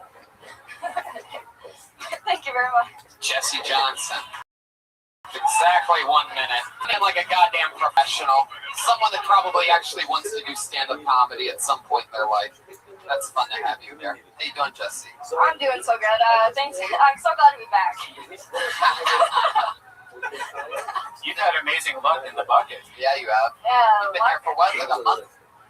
This starts my 4th week. Wow. Big city. So you didn't have sex with Mystery, did you? I'll keep that one a mystery. Jesse, how's life going? How's living in LA? You tell me. It's been going great. I've been doing a lot of comedy. Going back home this weekend, and I'm excited to do it. Yeah. Where is it? Arizona. I'm gonna go back for the weekend. It's my birthday on your premiere day. Doesn't matter. Happy birthday. Thank you very much. Happy premiere. Will be 27.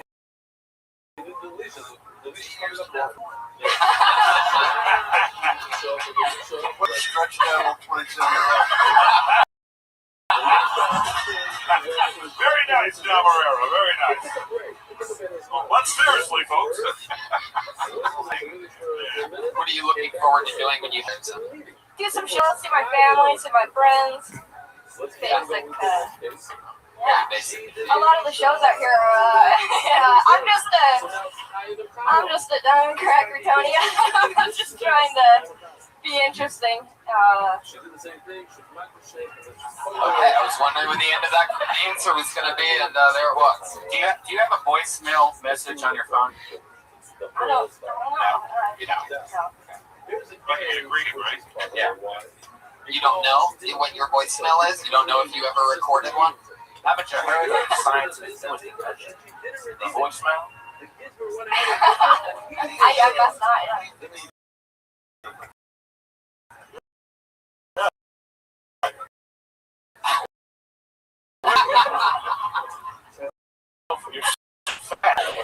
Like California summer. Flying or driving to Arizona? I'm driving. Well, I have a roommate who'll be driving his car. Ooh, a roommate in his car. You have a male roommate, huh? Is he a comedian too? No, he's a musician. Ooh. Oh, thank God. What does he play? Rock music. What's the name of his band? He's not in a band. He's doing covers stuff. He covers? Yeah. Like, what are some of his more popular covers that he does that you like? I don't know, honestly. He was the brother of a comedian in Phoenix, and I have heard him play it. What's that? Samantha? Yeah. She is. So he does karaoke, is what you're saying, right? I know that. Okie dokie. Sometimes Jesse, I think, just shuts down and stops listening.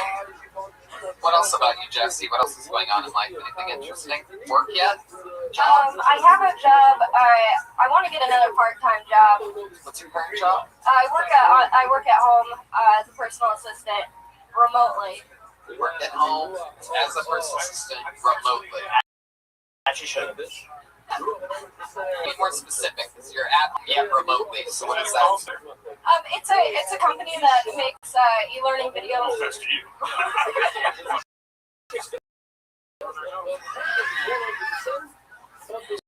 Like that. It's e-learning. So if you are a Christian, you have to make training videos. So what do you do?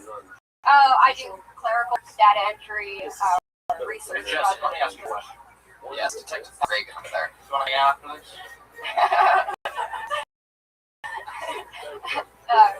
Yeah. Wow, look at that. Wow. Awesome. Anything else for Jesse, guys? It's your first time seeing her. She's got a little nervous energy. Yeah, you're a little nervous, but I appreciate that you came up here trying to do a set.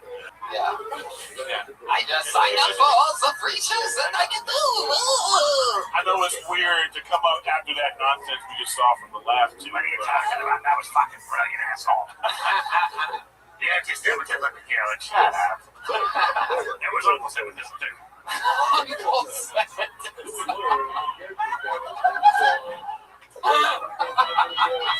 Yeah. All right, Jesse. Well, it was fun to have you on the show again. There she goes. Jesse Johnson. She's on Twitter at JetSkiJohnson. JetSkiJohnson. It's a very good bucket lot. Some of these people get pulled out a lot. Some of them never do. Who knows what can happen next? We've seen sort of all spectrums of insanity so far.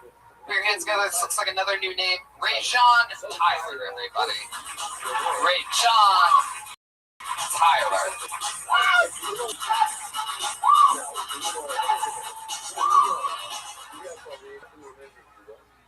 If the United States isn't using the penile system as a recruitment tool for the United States military, then somebody needs to get fired yesterday. Now, I know you're probably not thinking, Ray-John, well, if we use the United States penitentiary system as a recruitment strategy for the military program, the point is there'd be a screener project. What are you in here for? Well, I sledgehammer 3 people to death. You are one crazy son of a bitch, Jen. I stole $95 million in diamonds across 3 states and 30 banks. Get this guy a knife, a rope, and night vision goggles. I know it sounds crazy.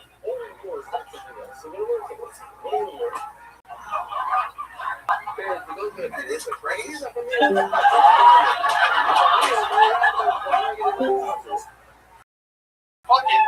Wow. He makes salsa look like Dave Chappelle. It just keeps going backwards. How hard can we bomb? It's in a Jewish character took his clothes off. I love that you were almost cracking yourself up during the middle of some of that, Ray-John, while we all stood here staring at you. It's because he was trying to remember the fucking thing he said before that. I have PTSD from that.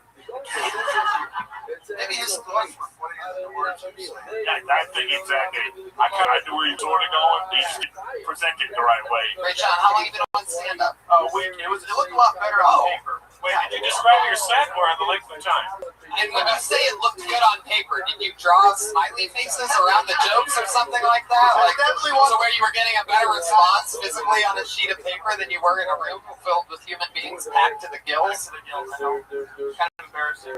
How long have you been a background actor? Greece. He's stunt double. So you've been doing stand-up comedy for 1 week? 1 week. Wow. So is it something that you've always wanted to do? I've been writing for quite some time. Where are you from? Minnesota. How long have you lived in LA? 3 years. Write comedy.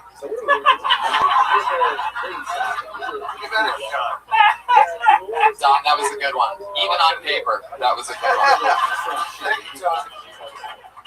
Ray John, what do you do for a living? How do you make money? I'm a sales. What are you selling? Free. Space on a truck. Sounds like an ad. Free. You download Space on a Truck? You want some space on a truck? Like those fuckers. I don't know. Where's the paper? Is this your first time on stage? No, I've done some 5 open mics this week. You started a week. 5 in a week. You are nervous as shit right now. I'm not really nervous. It's just it sucked because I've done it a lot better in the fucking car. So it's like better in the car. Yeah. You know what? That's what my mother said. Hello. You know, yes, she did, Patty Reagan. Yes, she did. I fucked the shit out of my hand before, and I've had it fail on me with a woman. It goes better in the car, huh? Yeah. That's a real thing. Would you like to maybe FaceTime in your set next week while driving? Hopefully that reception's not as bad as this. Hello! Only if he has Cricket Mobile. That's it, I'm out of here. Thank you.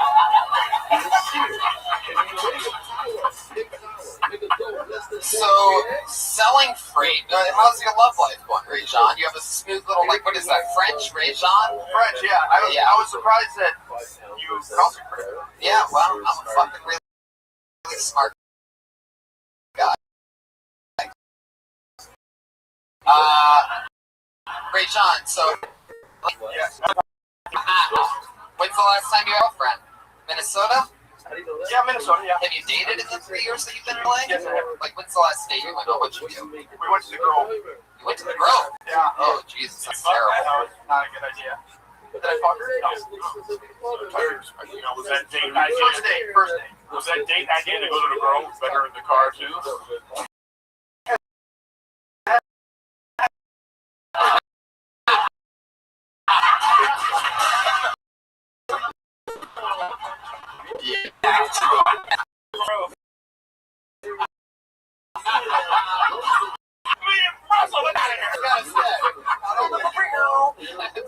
Russell just left in a helicopter.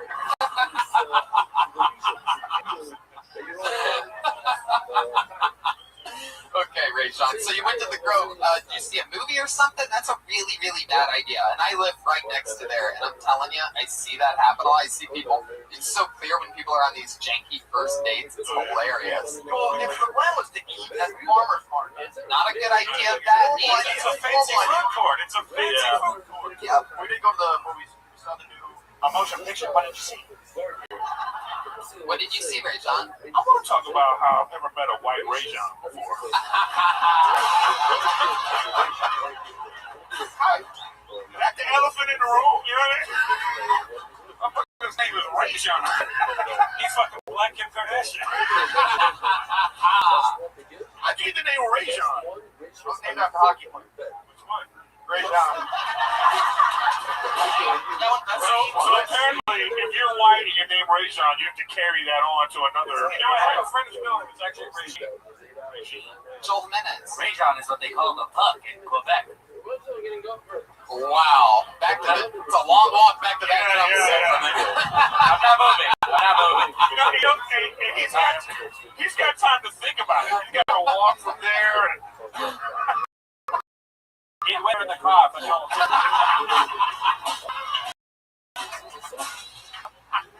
it's actually a landscaping truck. Oh, God. This is the strangest thing I've ever heard. It's just fucking home run derby. That's what this shit is. So, Ray John, we never got an answer. What was the movie that you saw at the Grove? We saw the new Guardians of the Galaxy. And well, then what'd you do as the movie ended? Did you drive her? No, we met. You met at the Grove. It's kind of one of those things where we didn't know each other that well. We met at a gas pump, not gas pump. You said you met her at a gas pump? At a fucking gas pump. Wow. We wrote letters back and forth. I swear. How did you meet her at a gas pump? Did you say like, hey, what's up? Or did you make that first? Yeah, by the way you look, I'm guessing you went out to pump the gas. So, bring it on. They can't all be winners, everybody. Hey, wait, I thought that was that was a pretty easy winner. I mean, what do you mean they can't? Yes, they can all be winners. Tonight, yeah. So, Ray John, what do you mean you met her at a pump? Be more descriptive. Gas pump on the corner of... Not the location. No. Meeting. Got out of the car. You were getting some 87. What happened? I got out of the car. Wait, when you started, did you try to like upsell it? You got it 91. No, it didn't. The wind was blowing.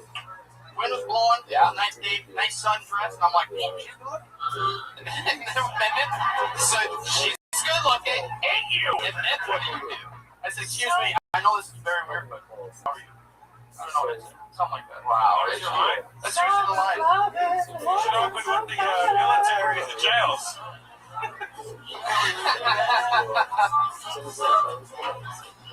All right. Ray John. Well. What's the more? What's it love at first sight?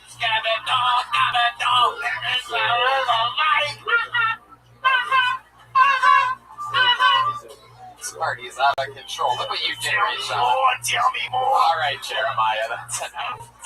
You guys love beating dead horses more than whoever beats dead horses. Ray John, what's the most interesting thing about you? Any hobbies or special skills or talents? Your name not going hustle, right? That's his father, Dejan. Oh, thank you. I insisted was right for the slam dunk. Most interesting. Still the same question, Ray John. Thanks to my cohorts, you've had a lot of time to think of a productive answer, I'm sure. Most interesting thing about you, Ray John. Okay, here's some. I came here. I got a real job here. I came here to caretake an autistic 20-year-old. That's not interesting. Call them what they are, retards. Oh, Jesus Christ. Wow. My favorite part about that is Jeremiah lowering his head like, I can't believe I said that. Anything for the joke. Again, for the ladies that write the blogs. For the people that write the blogs, again, Jeremiah is playing a character from the 1940s that is important to note when you're talking about the jokes that you've heard on the podcast. Ray John, any times for having a name like Ray John has come and backfired on you? Per se, one time, yeah. Wow. Okay. Since you say that, I was looking for. I know. I asked questions that could lead you into being interesting. I'm trying my best, Ray John, and you're really making me work here. Okay. I was looking for a new apartment, and the person that I was texting, the potential roommate, didn't text me back. He thought I was black. There you go. Perfect example. All right. Well, Ray John, it was nice to meet you. You're 1 week into stand-up. It's only going to get better. I know that because it can only possibly get better than what you did here tonight. There he goes, Ray John Tyler, everybody. R-E-G-E-A-N Tyler. All one word on Twitter. Flying broom tonight. We got Josh Martin in the back, standing right next to Stepdad Pete is in the house. Oh, shit. Everybody loves Stepdad Pete. Okay, now, boy, this is a fucking compelling episode of Kill Tony tonight. That's what we're having. We met this guy for the first time last week. You should always be careful when it's one-word games. Put your hands together for Landon, everybody. Landon. Not here. Is anybody coming? You guys see movement? Perfect. Never understand that. Let's keep moving it. Why your name isn't Lee? What's that? Well, they don't. a lot of these people are completely insane. So put your hands together for Nicole Richie. Oh no! Nicole Richie, everybody. Okay, yes, that's really my name. I married a guy that was not a flight attendant at the time, named Dusty Ritchie, and we ended up having 5 kids together.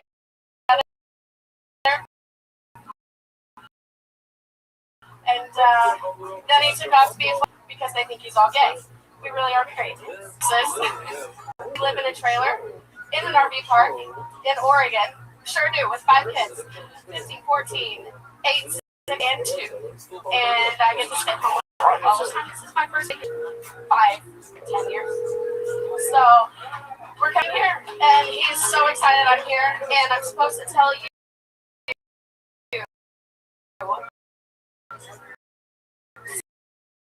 sir, that my face kind of poor is growing over. So,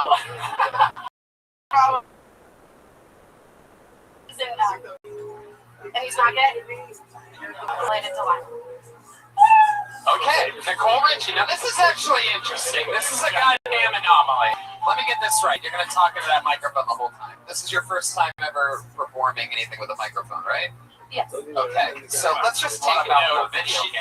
Very good. Let's just take note that she just did better than 90% of the people that have performed here tonight. Right off the bat, with almost no punchlines, but just talking about the silly actual shit in her actual life. Let's also take note that earlier in the show, she disrupted the show. That was your other girl. That was the other girl. Yeah. That was the other girl. That's Hannah. That's Hannah. I get names confused. That's right. Nicole Richie. Nicole Richie would not be rude. Nice steps. Not at all. So this is the first time in 10 years you haven't been pregnant. Yeah, pretty much. 5 kids. Hey, who the fuck has the kids if you're here and your husband's in Texas? My 15-year-old has kids. Wow. Well, yeah, we're all taking part in a felony right now. Yeah, it's like child services. Neighbors, I think it's legal. In the trailer park it is. In another state, nobody. In the trailer park, they think that's mom. RV resort. And that's in Texas? Oregon. Oregon. How long have you been living in a trailer? You just looked a at year. your watch for a while. A little over a year. You bought an iWatch but not a home? That's right. Priority. Oh my god. That is so funny. So this is awesome because you're like owning who you are. You get it. There's kids with no books in the trailer park. I think that they are homeschooled. Thank you. Wait, they're homeschooled? Trailer schooled? What the fuck are we talking about? Your mother homeschooled. Well, technically. And the 2-year-old starving because she brought the food with her. Oh, we have to take the wheels off our school. The wheels on the school go round and round. Wheels on the house. The wheels on the house go round and round. Wow. You have 5 kids. What's the youngest again? 2.5. 2. And how old are you? 30. God damn. Wow. How many kids? Wait, you had your first one at 50? No. My oldest 2 are my husband's. I adopted them. Oh, that is just... Yeah, because we thought he was just... your husband was They're just... 6 months apart. So. Well, we thought your husband was just waiting for your pussy to heal. Just to be like, How many... you ready for another one? How many liters of Mountain Dew a day does your husband drink? Rock stars, monsters. Wow. Speaking of Monster, the Monster Energy Outbreak Tour this August, TonyHinchcliffe.com. I love Monster Energy drink. I really do. I'm excited to be working with such a great, cool Which company. color is your favorite? And don't forget June 4th. I'm dying up here on Showtime. Yeah. June 4th. And don't forget Jim's Trailers. Visit Jim's Trailers for every trailer that you need. Jim's Trailers. Now, I'm very excited to be speaking with you. You seem cool and honest, and like you actually get the interview part of the show. What is one of the wackiest things you've seen go down at the trailer park? I'm obsessed. Her husband sucking dick. That's on the airplane. That's only on the plane. Somebody graduated from high school. Yeah, they came in with one of these hats with this flat thing on the top. I didn't get it. And I was like, what happened? Your ball cap get run over by a truck? What's that dangly thing? It looked like he had tassels on his hat. I don't get it. Graduating, I don't even know. You don't need to graduate to get cream pie. You know what I mean? How many females have you been with? What is that? That has nothing to do with anything. So your favorite porn is girls, but you've never been with one. You live in a trailer park. The math doesn't add up. There you go. You know what else you guys have never made out ever? For a month. Well, get out of here! Oh, shit. All right, guys, let's scissor. Go. Hey, go. Scissor.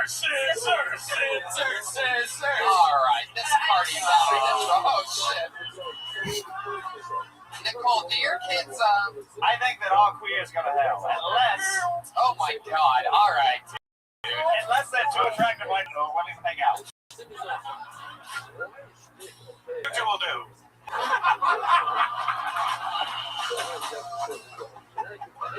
Damn, man.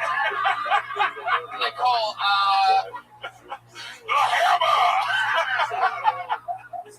how white trash are your kids' names? What are your 5 kids' names? Travis, Tyler, Ethan, Billy Joel, Jimmy Ray, Samantha, Sarah Jane, Mary Jo. You want an answer?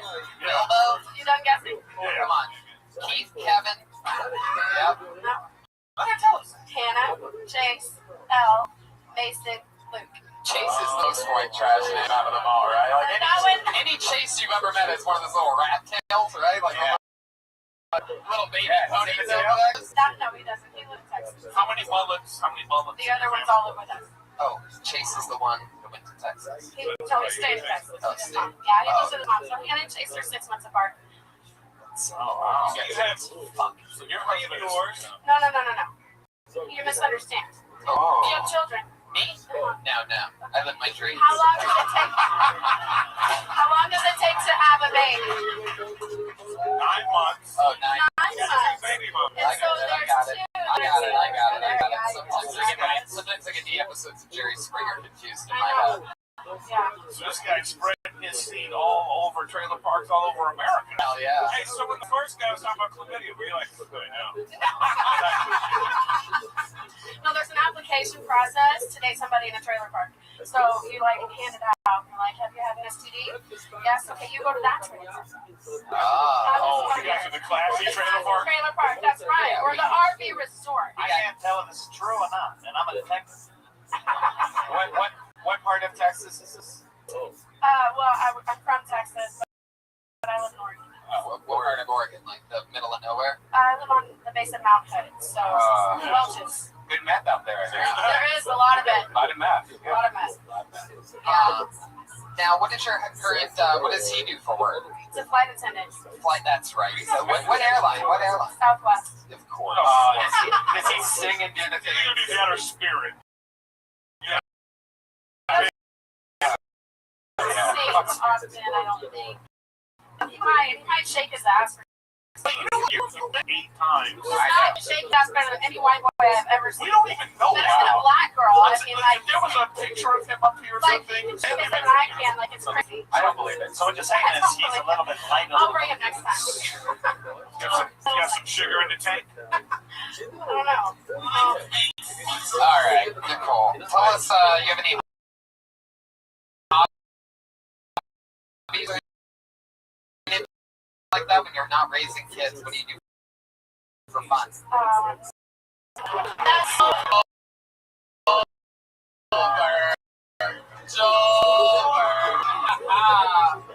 Nicole, what do you do for fun? I like to swim. We go hiking. All right, without using, I want you to do. I want you to. My mom, believe it or not, my dad's Italian, but my mom, totally white trash. So I'm excited to do a little thing we've never done before. For this test, I want you to put the microphone like away from you, like that. But I want to hear like if your kids are out playing, like What do you say or yell to get them all to come to the trailer at once? Without yelling into the mic, but send your arm out. How do you do it? Pretend you just opened the trailer door. Go ahead. You. Wait, that's it? Wait, are these puppies that you're raising? Hey, how much fucking yard space do you think they have? It's a lot. It's like 3 feet. Those kids, they go way down the fucking dirt road. You'll whistle. Anna, get in here! How does that Act like you're yelling at Chase, who lives in another state. Oh, jeez. Chase lost his dad, but he gained a roof over his head. Oh, my God. These guys are ruthless tonight. If I catch you boys whacking around my camera again. Oh, I'll tell you what. Oh, man. I'll tell you what. You know what, though? I gotta say, though, in all seriousness, you got a great attitude, you know, for someone that, with all the things you're saying. And, you know, it doesn't sound like it's an easy situation all the time. But you're enjoying life and good for you. You don't look stressed out. Yeah. And it is awesome. Clearly, as a fan of this show, you clearly have a great sense of humor. And at least we can all rest assured knowing that you're spreading that to all your amazing children that you help. Nicole, it was so awesome. You were really the favorite so far tonight. There she goes, Nicole Ritchie. Thank you, baby mama. Baby mama. Very impressive. Right back to 1A, right in the front. That's awesome. Has he ever had Mexican? Oh, just. I know what real queso is, not this West Coast bullshit. All right. Yeah. Ryan's had a little too much to drink tonight. Yay. What the fuck, dog? Okay, that never worked either. For your answer for Jessica Mears, everybody, another human being. Baby, what the fuck? Thank you. Here she comes. Thanks. So I worked at Hooters for 5 years. I didn't realize you have to be a really strong person to work at Hooters. Just the amount of disrespect you have to deal with would be pretty ridiculous. Like, it's our policy there to ID everyone, so that's what I did, just trying to do a good job. This old guy orders a beer, I asked to see his ID. He says to me, like I have times before in my life, he goes, you know I could be your dad? I'm like, yeah, I know my mom's a whore. I know who my dad is, you asshole, you know? My dad never went to college. He was just a plumber, but he was a really good plumber. He was a really hard worker.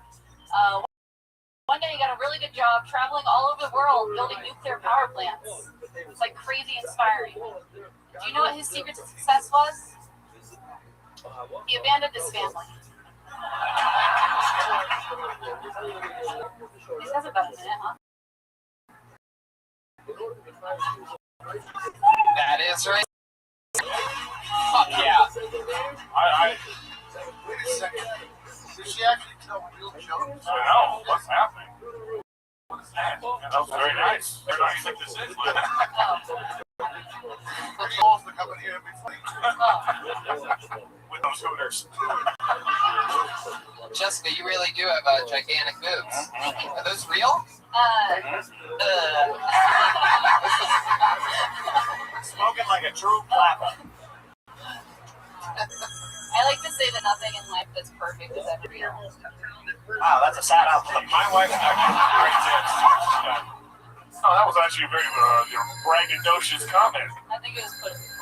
Where are you from? Yes, I'm from Jacksonville, Florida. Really. Oh, well, there you go. How about the tits? Where are they from? They're Beverly Hills. they're from Dr. Goldstein. Ponte Vedra Beach, Florida.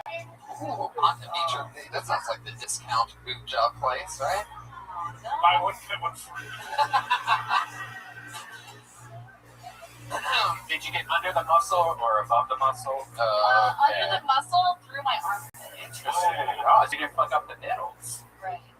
I like my boobs like I like my potatoes. Lump it. You really like your potatoes like that? Yeah, mashed potatoes. Lump it, see. Did you really work at Hooters in Florida? Yes. For how long? For about 5 years. What do you do now? I'm currently unemployed. If anyone knows anyone hiring bartenders. Yeah, Hooters.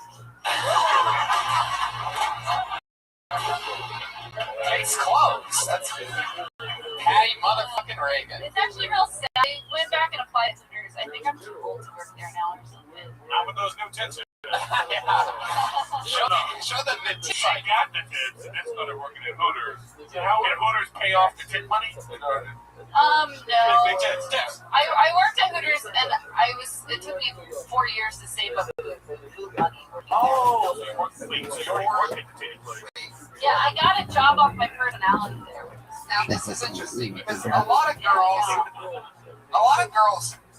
work at a strip club to be able to afford college, right? And you were working at Hooters to be able to afford boobs. Yeah, I did. To be able to work at a strip club, am I right? Is this wrong? Why were you paying for boobs? I just love titties. Oh, I just wanted them, Well, and being around them every day was very inspiring. Can we see without the jacket on? Can we see Brian, stop what you're doing, Brian. You are so. Brian, stop it! You All right. Yeah. Brian, how dare you make her jacket off when I'm going to? Now, you went from a 1 to a what?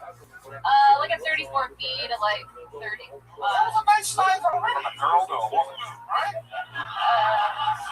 34B, and what are we looking at now? Like a 34 double D. 34 double D. Fuck yeah, like the battery. Big ass battery. Really? Tony, there's some kind of tinkle tangle going on in my penny business.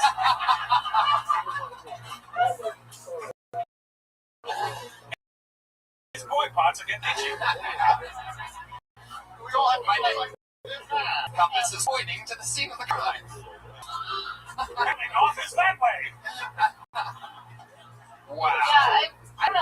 I started working at Hooters because it was a flexible schedule. I could do stand up at the same time, and they would hire you with with no experience, and also you have to talk to your tables and entertain them. So it's kind of like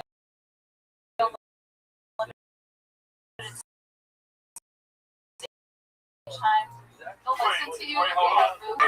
Killing.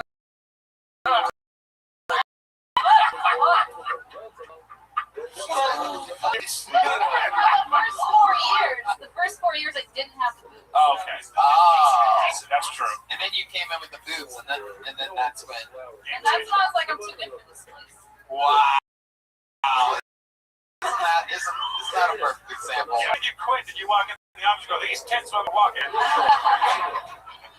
Good old Nancy Sinatra reference. I'm all on point tonight. So you walked into the Hooters manager with the new titties.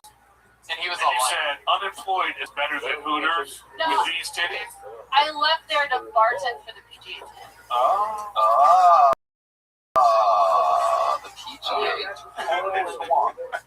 What kind of drinks did they have you make in the PGA Tour? What was Tiger drinking? Golf stuff, all Arnold Palmer's, John Daly's. I never served, I don't think I ever served an actual player. So just did they serve you? People watching. Little Tiger Woods action? I saw the caddy a few times. So is that true?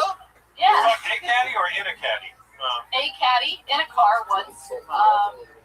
He gave you a 7-iron golf cart? Did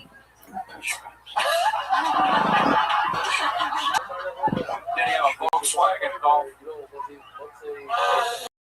You thought that the sea was going to make it funny?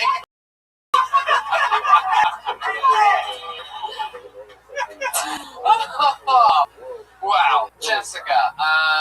When do those what do those boots what do the boots help and when do they hurt? What's the positives and minuses of having tits like that? What would you recommend? It's real tough to find any negatives. Really? Yeah, because I feel like if sexualizing you, boobs, gives a fuck. That only means if you let it mean something, but if you back up yourself with some substance, my jokes are actually funny. I was telling Jeremiah this about his boobs just the other day. So, I don't know. I feel like if I get somebody's attention, look, that's fine as long as I retain their attention because it's the way that I am. Right. So. That makes sense. Tony Robbins. Yeah. Thank you. Tony Robbins. Tony Floppins. So, how long have you been unemployed for?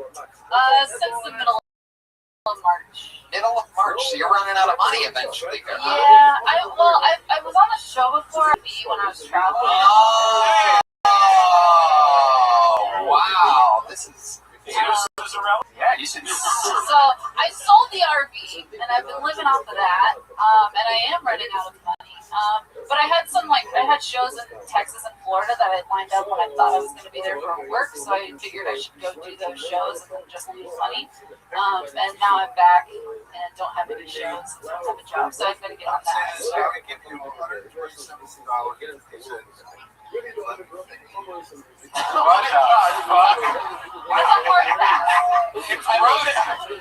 broke eye contact and looked out in the audience for that last part. Really one of those you had to watch it live. Working the inflation in his head from where. Would you like to do the Ice House Friday? Just watch out. Wow! Look at that. I think we just found out the shortcut to Brian's. Because when I had to get spots at the Ice House, 34 double D seems to be the, well, no, Jessica, that's very funny. And are you the only person in your family that got a boob job? Yep. Are you close with your dad? Not really. Is he ever since getting the boob job? Yeah. What did he say? Was he all like, oh my god?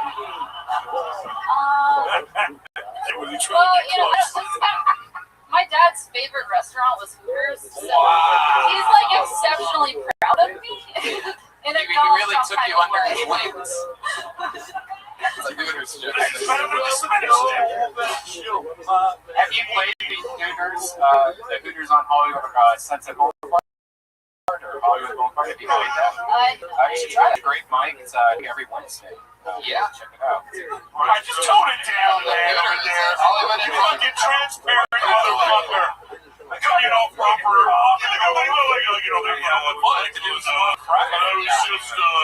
a spot at the Ice House and a reservation in the Olive Garden on. And she goes, Jessica Mears, ladies and gentlemen. She's on Twitter at the Jessie Marie. So many fun young ladies on the show tonight. So why not bring up another one? You know her as the regular of this show. She writes and performs a brand new 60 seconds every single week. She's absolutely one of my favorite comedians to watch. Make some noise for the great Ali Makovsky, ladies and gentlemen. I got this haircut recently thinking that it would make me less narcissistic, but I wasn't expecting to look this hot. I keep getting objectified as a mannequin. I went to a museum the other day with some friends, and I felt really stupid at the museum. Not because I don't know anything about art, but because I don't know any other words to describe it than cool. I'm a slow worker. Every job I've ever had, they've told me I'm slow. I think a few people think that I'm high all the time, because I am. I just applied for a new job. I'm looking for a new job, not at Hooters, but at a hotel cleaning rooms. I don't know if I'm just really desperate for a job or if I love unsolved mysteries. Ali Makovsky, exactly 60 seconds. 59.99 on the dot. Jokes the whole way through. She told 4 jokes for her the whole night. Exactly, all at once. And she's the only one out of all those people that do this show every single week. But here you are, laying it down again. $1 million. 21 years old. Doesn't have kids. Doesn't have kids. Those were great jokes the whole way through. How's life going for you? That's good. Hanging, living, loving. Hang out with any skateboarder boys this week? Oh my god, yes. Is that true? Yeah. No, I've been skating lately. But it sucks like thing, and then I'm just like that girl at the city, you know? Or something like that. I wanna like there's this super hot guy, and we actually matched on Tinder, and I stay with him sometimes, and I want to be able to get this new trick, where you get on the board and we just fuck on the board. That wasn't great delivery. No, I'm for it.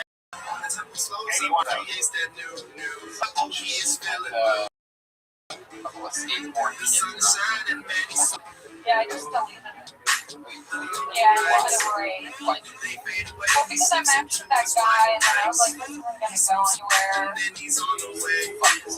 Yeah, and I'm getting less swipes because of my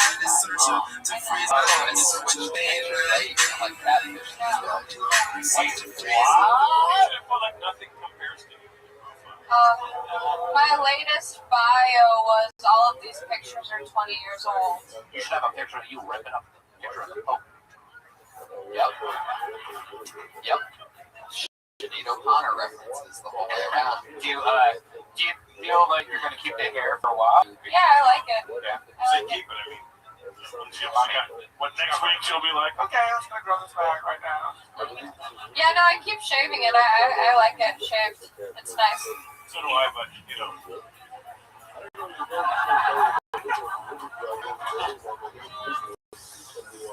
It'll grow back. Have you seen Minority Report? No, I actually haven't. Okay, look like one of the fools.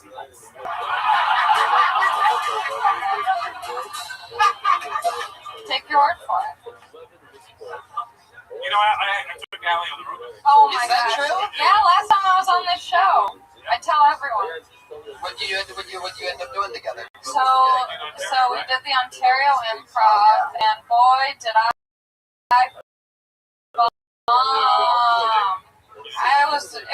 it was a great learning experience. People in Ontario don't know about it. Yeah. I was like, so I'm Jewish. I was like, Russell's coming up, so just forget that I was ever here. No, she killed. No. It was a great experience. Very humble. I would have told you. Mom came out to one of them. Yeah. Mom's a comedy fan. Yeah, she's the best. She's great. She's watching right now. We love her. Yeah, she texted me before the show. She was like, fuck, I should have come. I didn't know Russell and Dom and Eric were on the show. Yeah. I don't know why you gave her a straight. I don't know either. That's not how My wife does that when she talks about me. Makes me fucked up. Yeah, it just gives me the worst. Like, and he said, that's spot on. Make some noise for the great Allie McCoskey, ladies and gentlemen. She did it again. Allie McCoskey! From the great Allie McCoskey. In North Ontario. Oh. Russell Peters and Allie McCoskey are there. Yeah. Awesome. I love it. Ladies and gentlemen, we absolutely fucking did it. That's another episode of Kill Tony. That's what it feels like. That's how it goes. Thank you. This is the Trying from Ryan J. Ebelt. Make sure you watch I'm Dying Here. New original drama series from Showtime this June 4. It's July 7th.